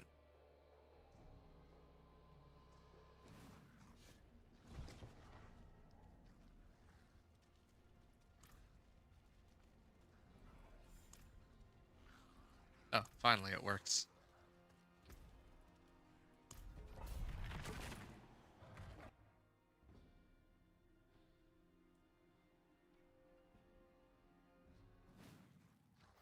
Maybe if I skip the Belial eyes. That's the other thing I didn't think up of. I wonder if that might actually be it. If I just completely skip the Belial mechanics, maybe it's just like a normal pit run.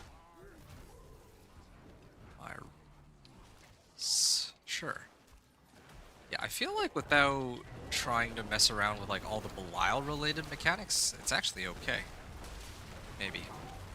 I mean, have they spawned anything unreasonable yet? I don't think they have. It's only with the eyes that I think that they get really like possible to deal with. Oh, yeah, they hurt. But I see that there are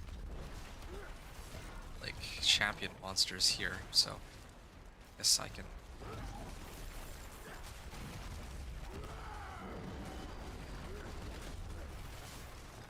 And I kind of understand that. At least I have some room to maneuver around with too.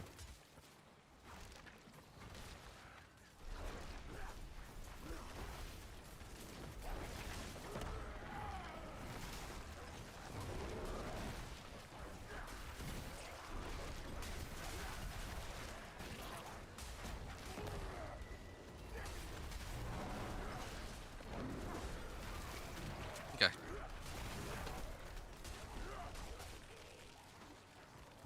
Oh shoot, not supposed to activate the Betrayer's Eyes. At least not this time. I'll actually see what happens if I just don't activate these Betrayer's Eyes. Or maybe I activate them only after I clear all the other monsters in the area. Maybe I'll try that. Here, Betrayer's Eye now.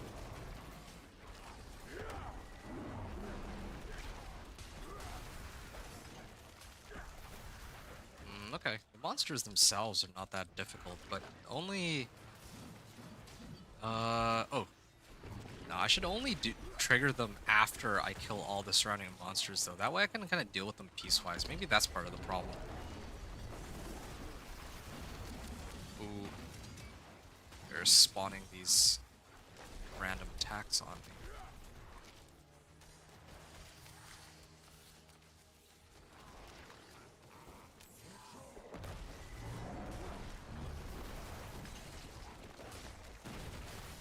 Oh, did I take out the guys that were launching those flying saucers at? I think I might have.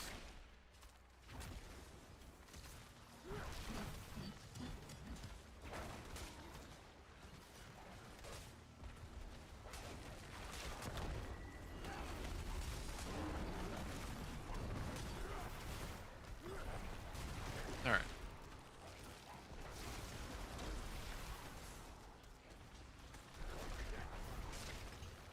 And just waiting for my ult.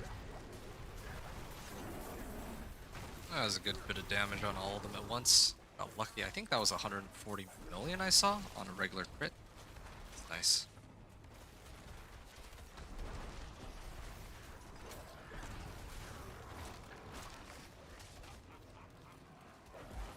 Praying Eye. At least Petrify keeps them CC'd for a good period of time. Okay.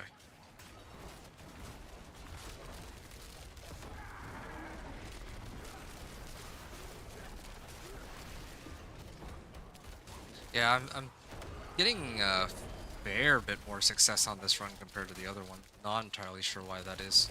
Maybe it's a difference in my strategy that's making the difference.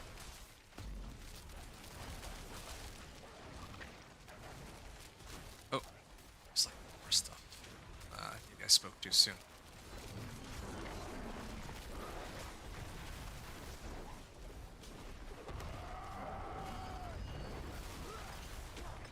Okay, took out most of them. There's two.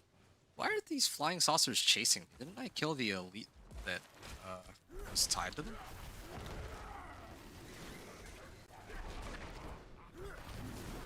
How is this guy still alive too? Okay, that's one down, and then there's this other one here too.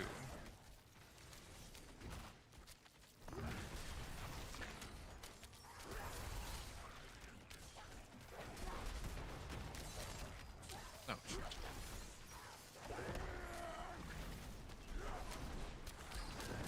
Also, isn't Alkin supposed to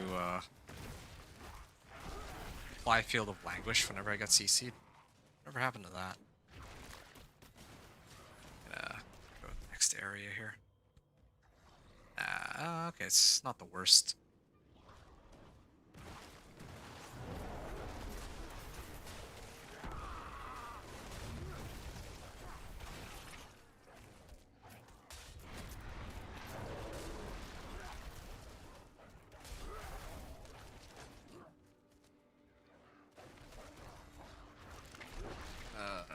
It's another one of those eyes.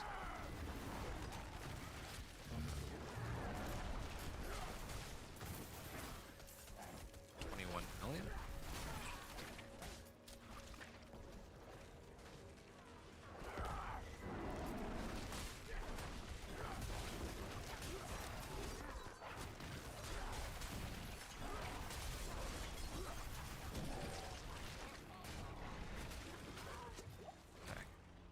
Lethal Shrine? Yeah, could have really used like a Protection Shrine. Protection Shrine, or maybe, well, I was gonna say Blast Wave Shrine. Blast Wave Shrine might actually be a trap. Because I don't know if I can survive long enough to trigger one of those. Oh, okay.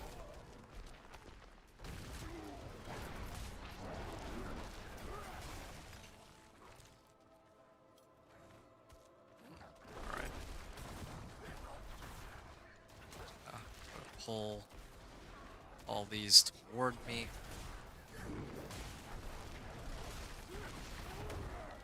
Now if I can pull them all in, get a couple casts of my wolves.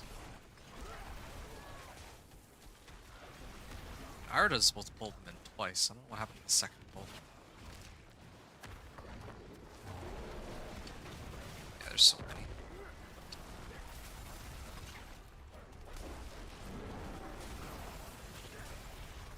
Yeah, at least I have a little bit of room to maneuver. 120 million. The damage numbers that I see.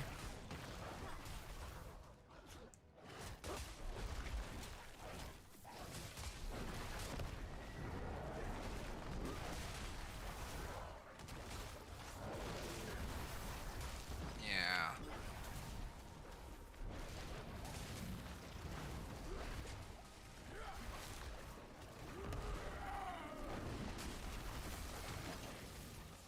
$101 million. And we're close to the end here. Really do think it has something to do with Belial. I think if I triggered the Belial eyes, killing like monsters in rapid succession doesn't give that like bonus that it typically would. Like if you kill monsters like really quickly, right? Like if you manage to pull them all in.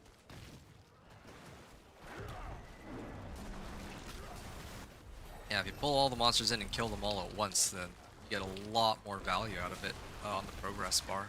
I don't think that that's present when it comes to Belial. Alright. Greetings. Well done. I appreciate that. 6 minutes.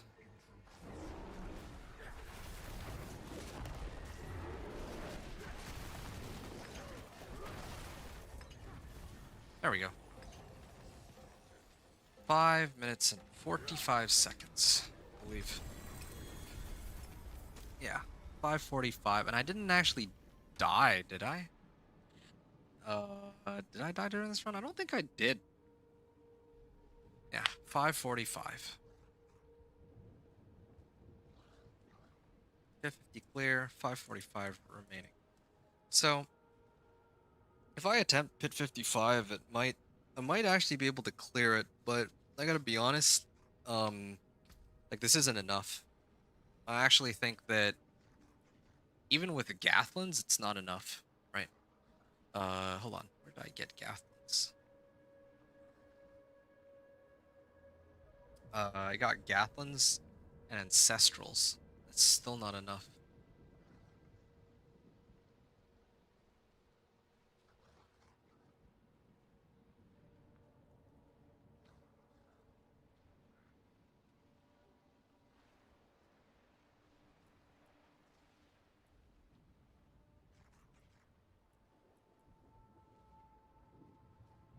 Um,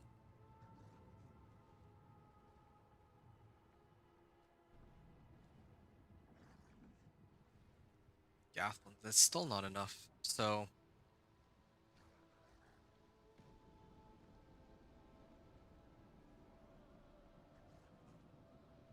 add Wolf's Glee into Spirit Bond.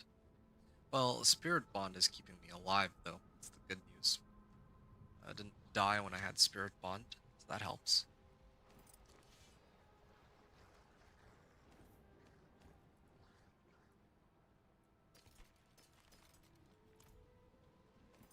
Other stuff that I can grab too. Gonna upgrade maybe Wild's Glyph. I mean, it's about time. I mean, I guess I could have tried to get this to Legendary, but I feel like this might be one of those runs where I'm not gonna be able to get this up to. I'm not gonna be able to get this up to rank 45, or get the Legendary bonus on it. I guess 8% crit strike damage would be helpful, but it's not the main issue right now.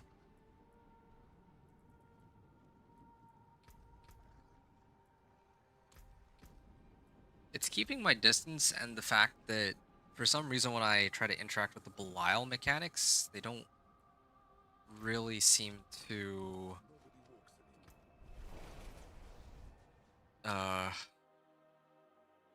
it actually seems to slow down the progress bar by a lot. It's kind of my hunch. Yeah, let me just check this real quick. 150 Paragon points that I have right now.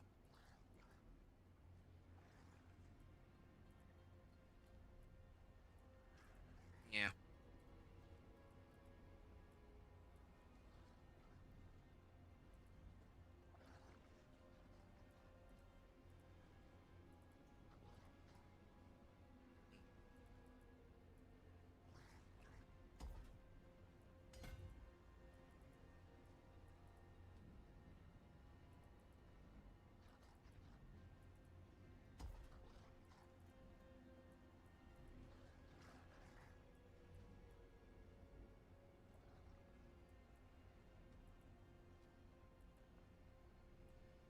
Damage to distant enemies. 41%. I mean, if I could get damage to close here. If I could get damage to close or damage to distant on some of these, might be helpful. But I don't think that's gonna happen because I have more important tempers to worry about, namely Petrify cooldown reduction.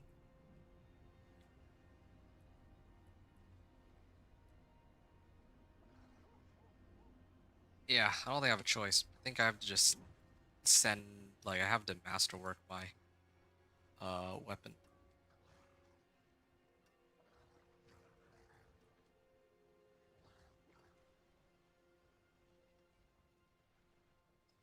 Gear.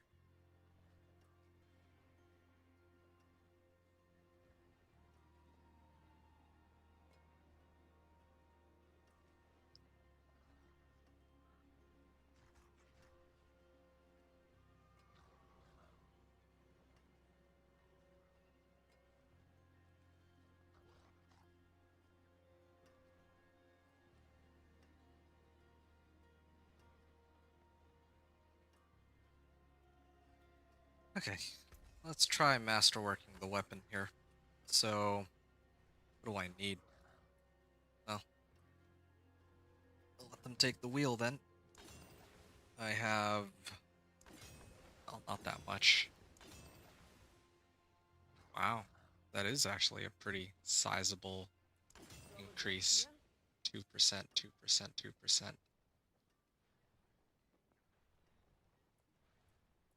Start off at like 590, so this is already stat increased by 3%. Yeah, went from 595 to like 657, so plus 60. Yeah, this should be like a 10% increase in damage. Like I could try to get more Obdicite, but I don't think that's necessary. Well, who knows, maybe. This guy's about to pop another 100 pale marks. Actually, let me try to sort out the pale marks first before I go any further. Or actually, better yet, I still have like a minute left uh, on my elixirs and incense. Let's see how badly this goes. And again, spirit glyph would have been nice for the legendary bonus. Get like more crit strike damage, but again, like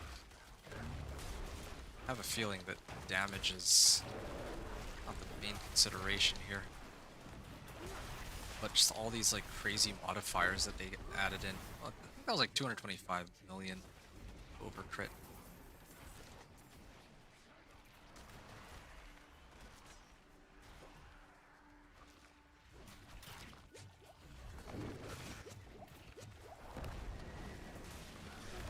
Yeah, I can't. Actually cannot. It's maybe doable if I slow play it, but otherwise that just takes too long. This is even with like a masterworked weapon, maybe not up to like max. I mean, I'm missing a lot of sanctification, but I don't even know if I'd recommend just like randomly sanctifying stuff to people. Well, at any rate, Storm's Companion. Yeah, really wanted GA uniques, but doesn't look like that's the hand I'm being dealt here. So I don't have a choice. I think I need to actually run these glyphs after all. Yeah, I was hoping to refrain from doing this, but I think I have, well, sort of have to.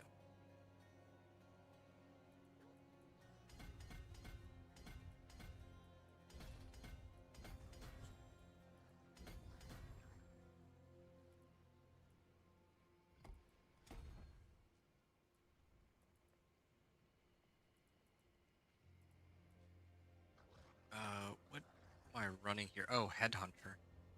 Apparently I run Headhunter. This.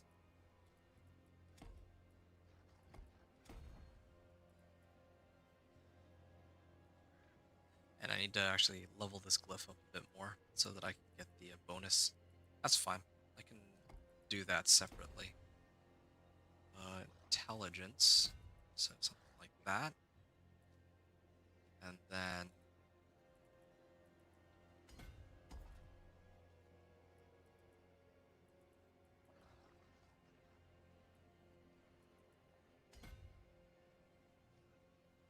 yeah.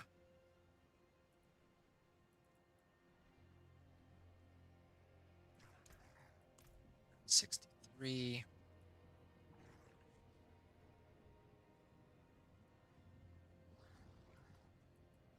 I think I need to pick this one up first. Oh yeah, this gives me damage to close too, so I think I probably need to pick that up. That's pretty important.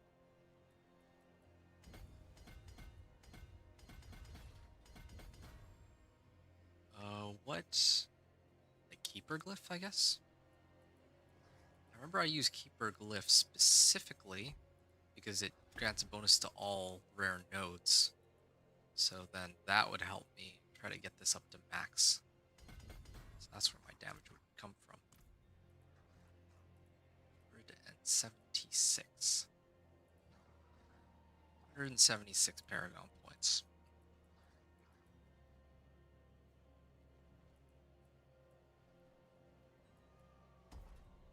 There we go. Alright. I'm gonna try to level some of my glyphs, I guess. Try and speed clear these a little bit. If that's even possible. I feel like I was comfortably clearing pit 40? Like pit 40 was okay, right? A couple hours ago I was clearing it with 8 minutes left on the clock, and I've only gotten a lot stronger since, so there's a number of glyphs that can benefit from this.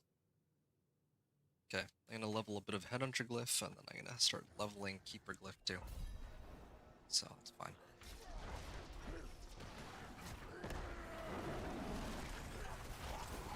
Yeah, it's fine. Ow. Exploded on me.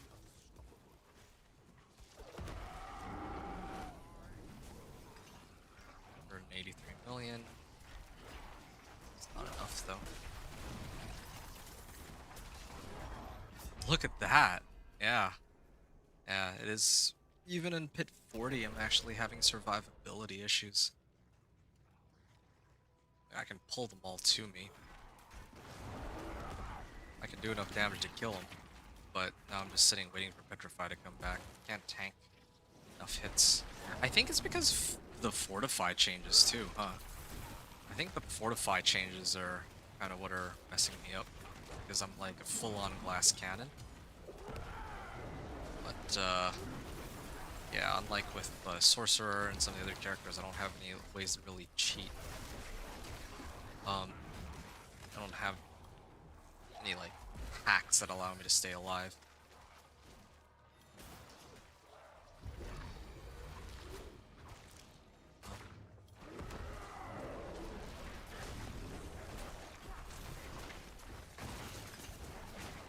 Yeah, I think I have enough damage to kill him 10 times over. This.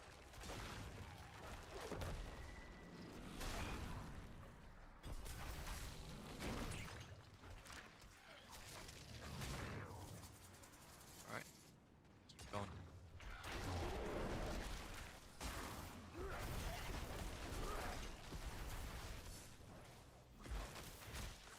Alright.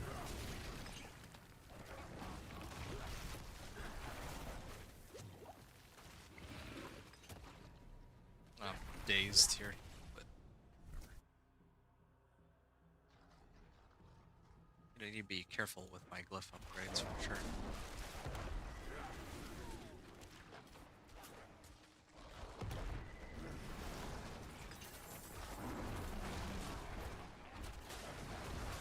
I can't even break myself out of this.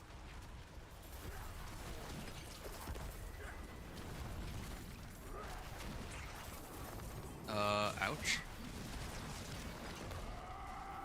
Yeah, okay. Petrified. Top right here.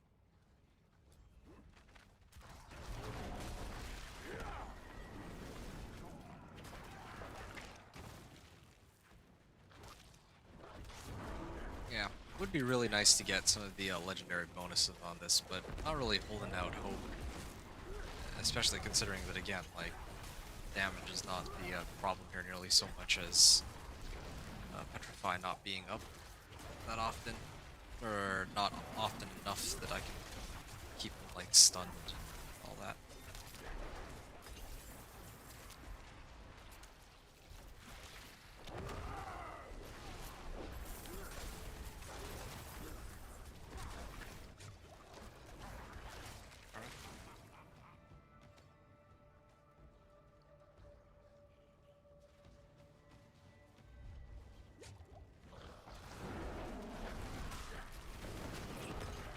I think that was 262 million, or is that 1,000? I actually didn't see. I'm gonna keep my distance on this. I have to keep my distance.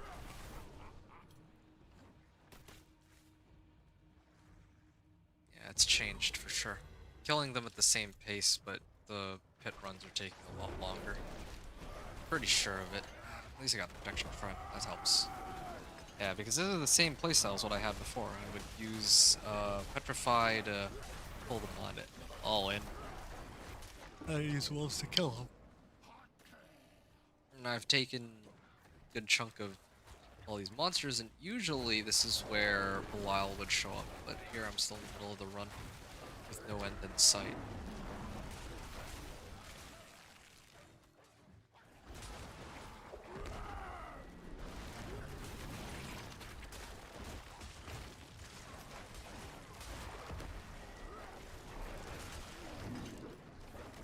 Okay.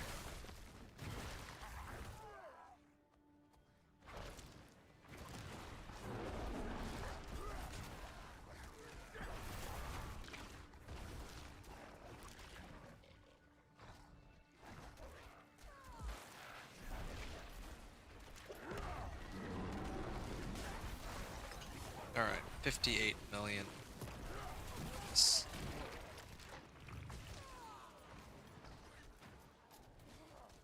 Praying Eye? I can pull them in with Petrify at least.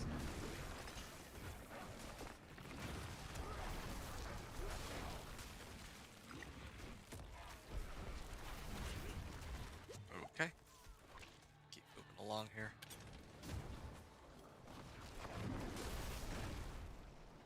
And yeah, Belial spawned at least. Well done. Thanks. Farewell. Alright. Starts talking smack. And then he'll show up. And I could have petrified. Like, I didn't even need to petrify here to kill him. That was like a 9-minute clear. I mean, not factoring in the death. Hey, an ancestral amulet. Let's see if this is any good. Attack speed, physical resistance, toxic claws. Well,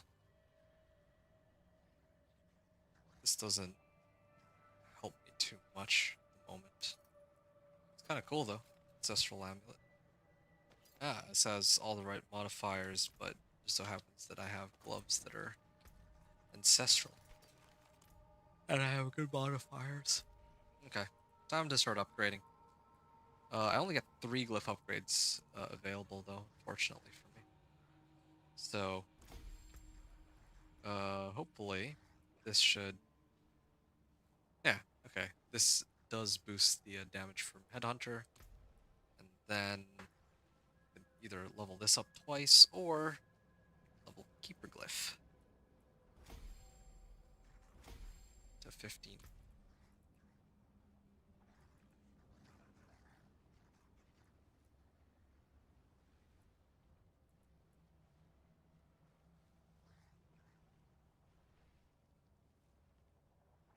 Yeah, intelligence would be very helpful here. 15% more damage, but I'm trying to pump up Thunderstruck right now.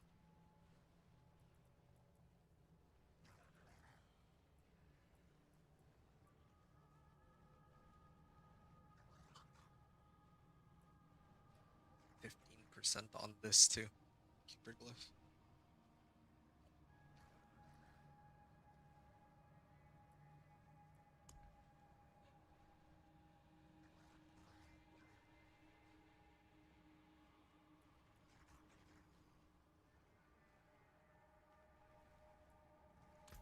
I hate to say it, but I think I might call it pretty soon.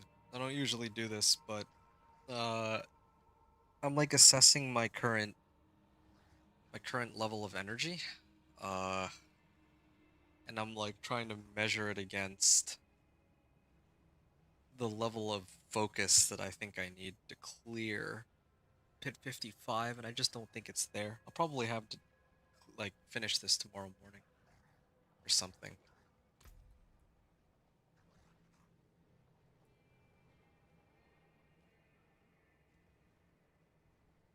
Yeah.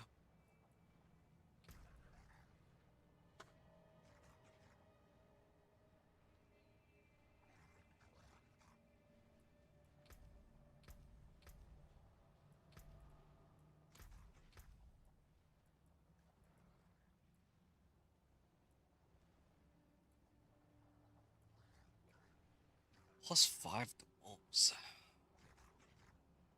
Or +7, maybe.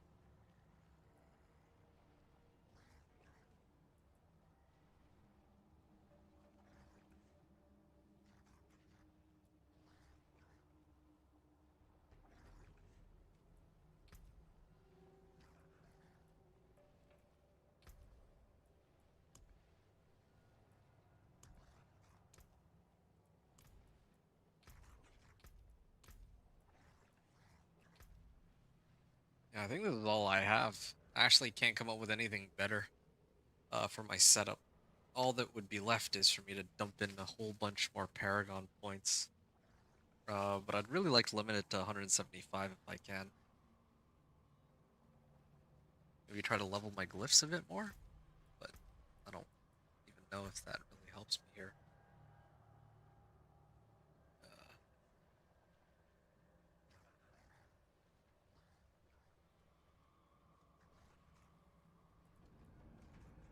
we go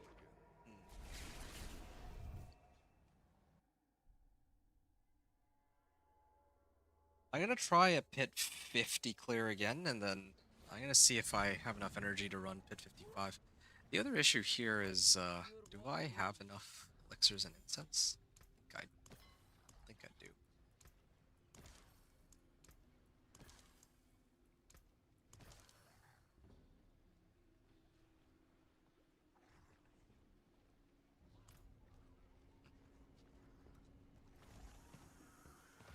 Greetings. How shall I beg the hammer sings on your return? Don't really think I need to add any modifier to this. I could add like lucky hit chance if I really wanted to. That could help a bit. Movement speed here. Okay. Well, guess I gotta keep going then. 59.8, 56.1. Alright, I'm gonna try this. What's my life at?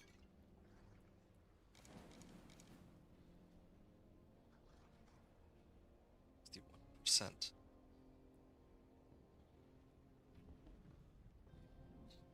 6,200. Yeah, alright.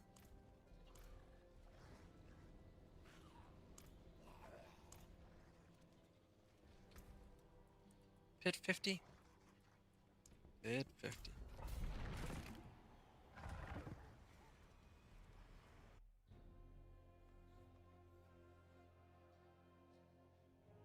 Alright. Where are we at? Okay. 8.5 minutes. Or 8.5 hours of gameplay at this point. This walkthrough.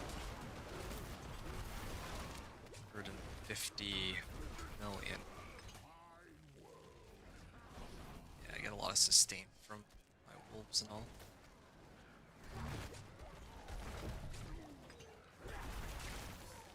Alright, well. Keep moving. 165 million. Yeah, I don't know. I need to get more total armor somehow. I mean, I guess I could start picking up total armor nodes. That would be the closest thing I could get to boosting up my damage reduction, but it's not quite what it used to be past season. I also noticed that the bar feels a lot faster during the opening of the run, but a lot slower as you get into the like middle and then later stages for some reason.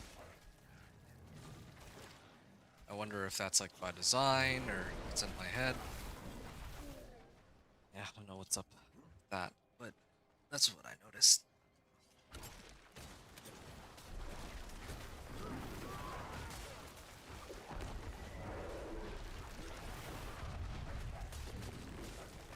Well then.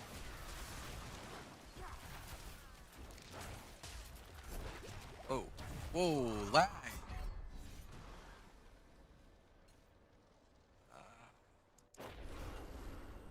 Yeah, I'm too tired for this. I actually am. Like, I think Pit 55 will have to wait until tomorrow.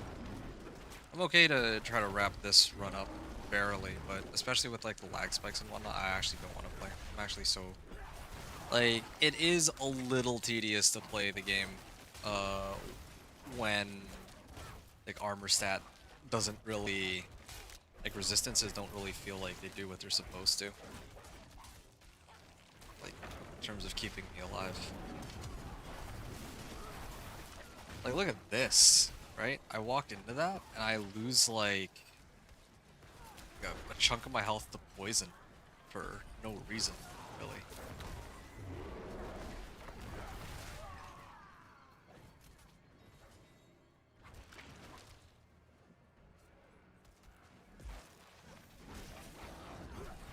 Yeah, this is my last run. I can tell. I'm pretty tired. I'll finish this tomorrow morning if I can manage it, but I don't even know if I can. 676 million, did I read that right? Yeah, I'm pretty sure these damage numbers are bugged. There's a lot of stuff they gotta really sort out here. But yeah, that was very big damage number. Came out of nowhere.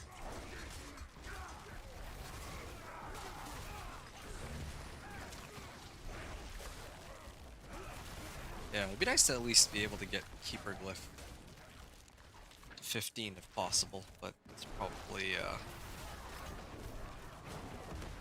unlikely.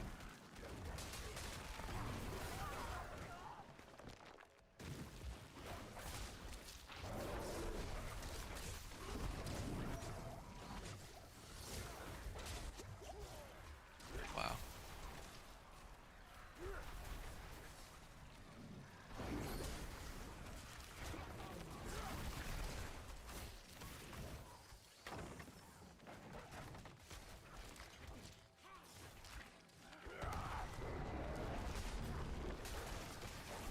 Okay. Wow, it's a lot of monsters, and I'm dazed, and I have no way to counter that. Unless I had Earth and Bulwark up, but I don't. Not back in the same way.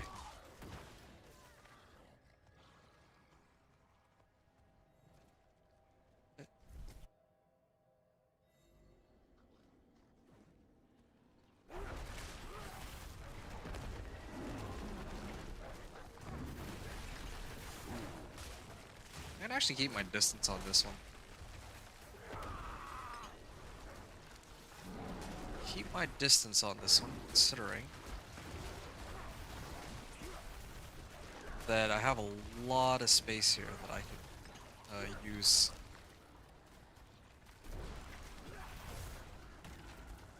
To wrangle these monsters in and back right out.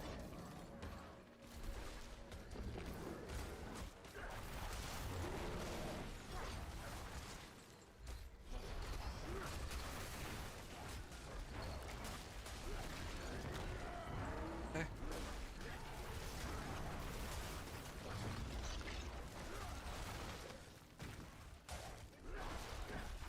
And pull all these guys. Well, this doesn't matter anymore. That room's done.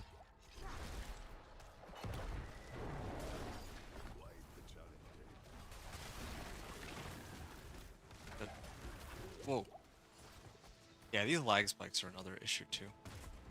Get real sick of playing with them active. Maybe restarting would be fine, but I think I should just take a breather altogether. And then probably tomorrow I'll finish the whole Pit 55 thing. Try to upload that and focus on trying to put together that build guide. And who knows, maybe I can do the Thorns Barbarian, I guess on Thursday or something.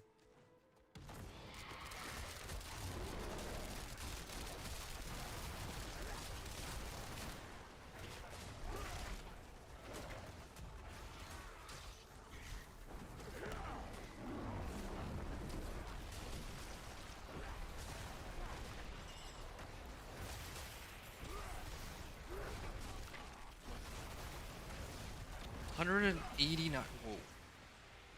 Back up here.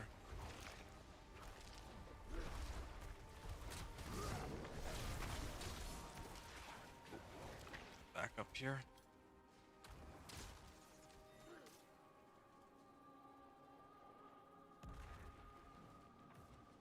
Okay.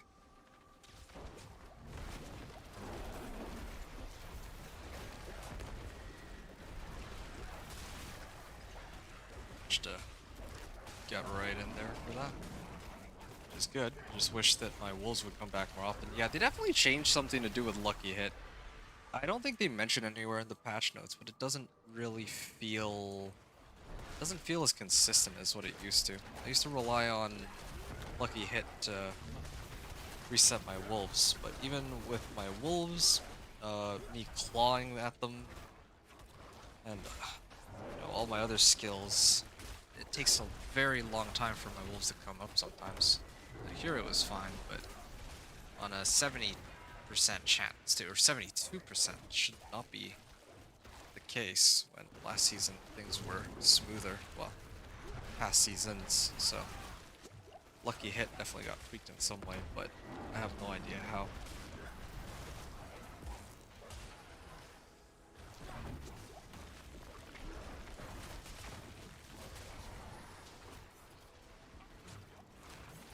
Oh, explode there. And I'm actually out of potions.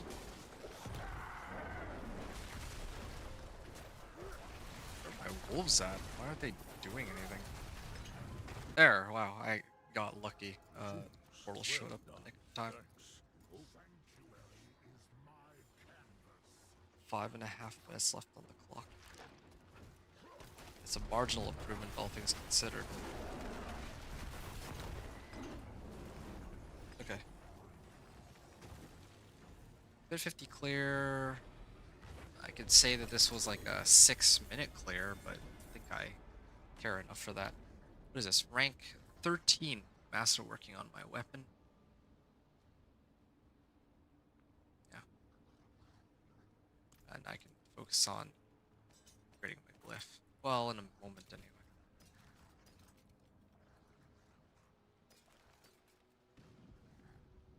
Wow, he had chance, cooldown reduction, crit strike, chance and max life.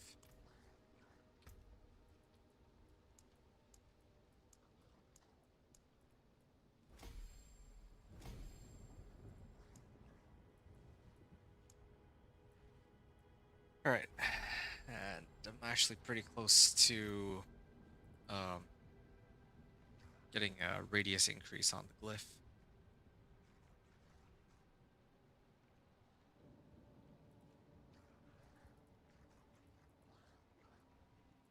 Well, at any rate. Oh, okay, this is maxed. That's good. That's like the main reason I was advocating for that. Well, at least we all have the legendary nodes and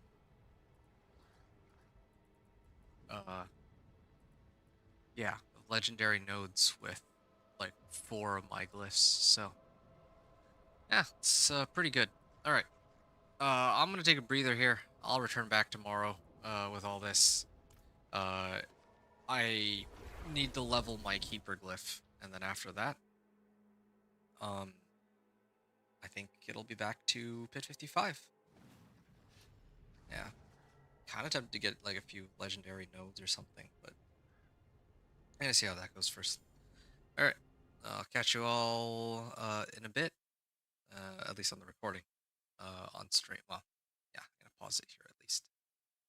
Those of you on the stream, hope you enjoyed watching, or hope you enjoyed the show. Thanks everyone for watching. Venture out.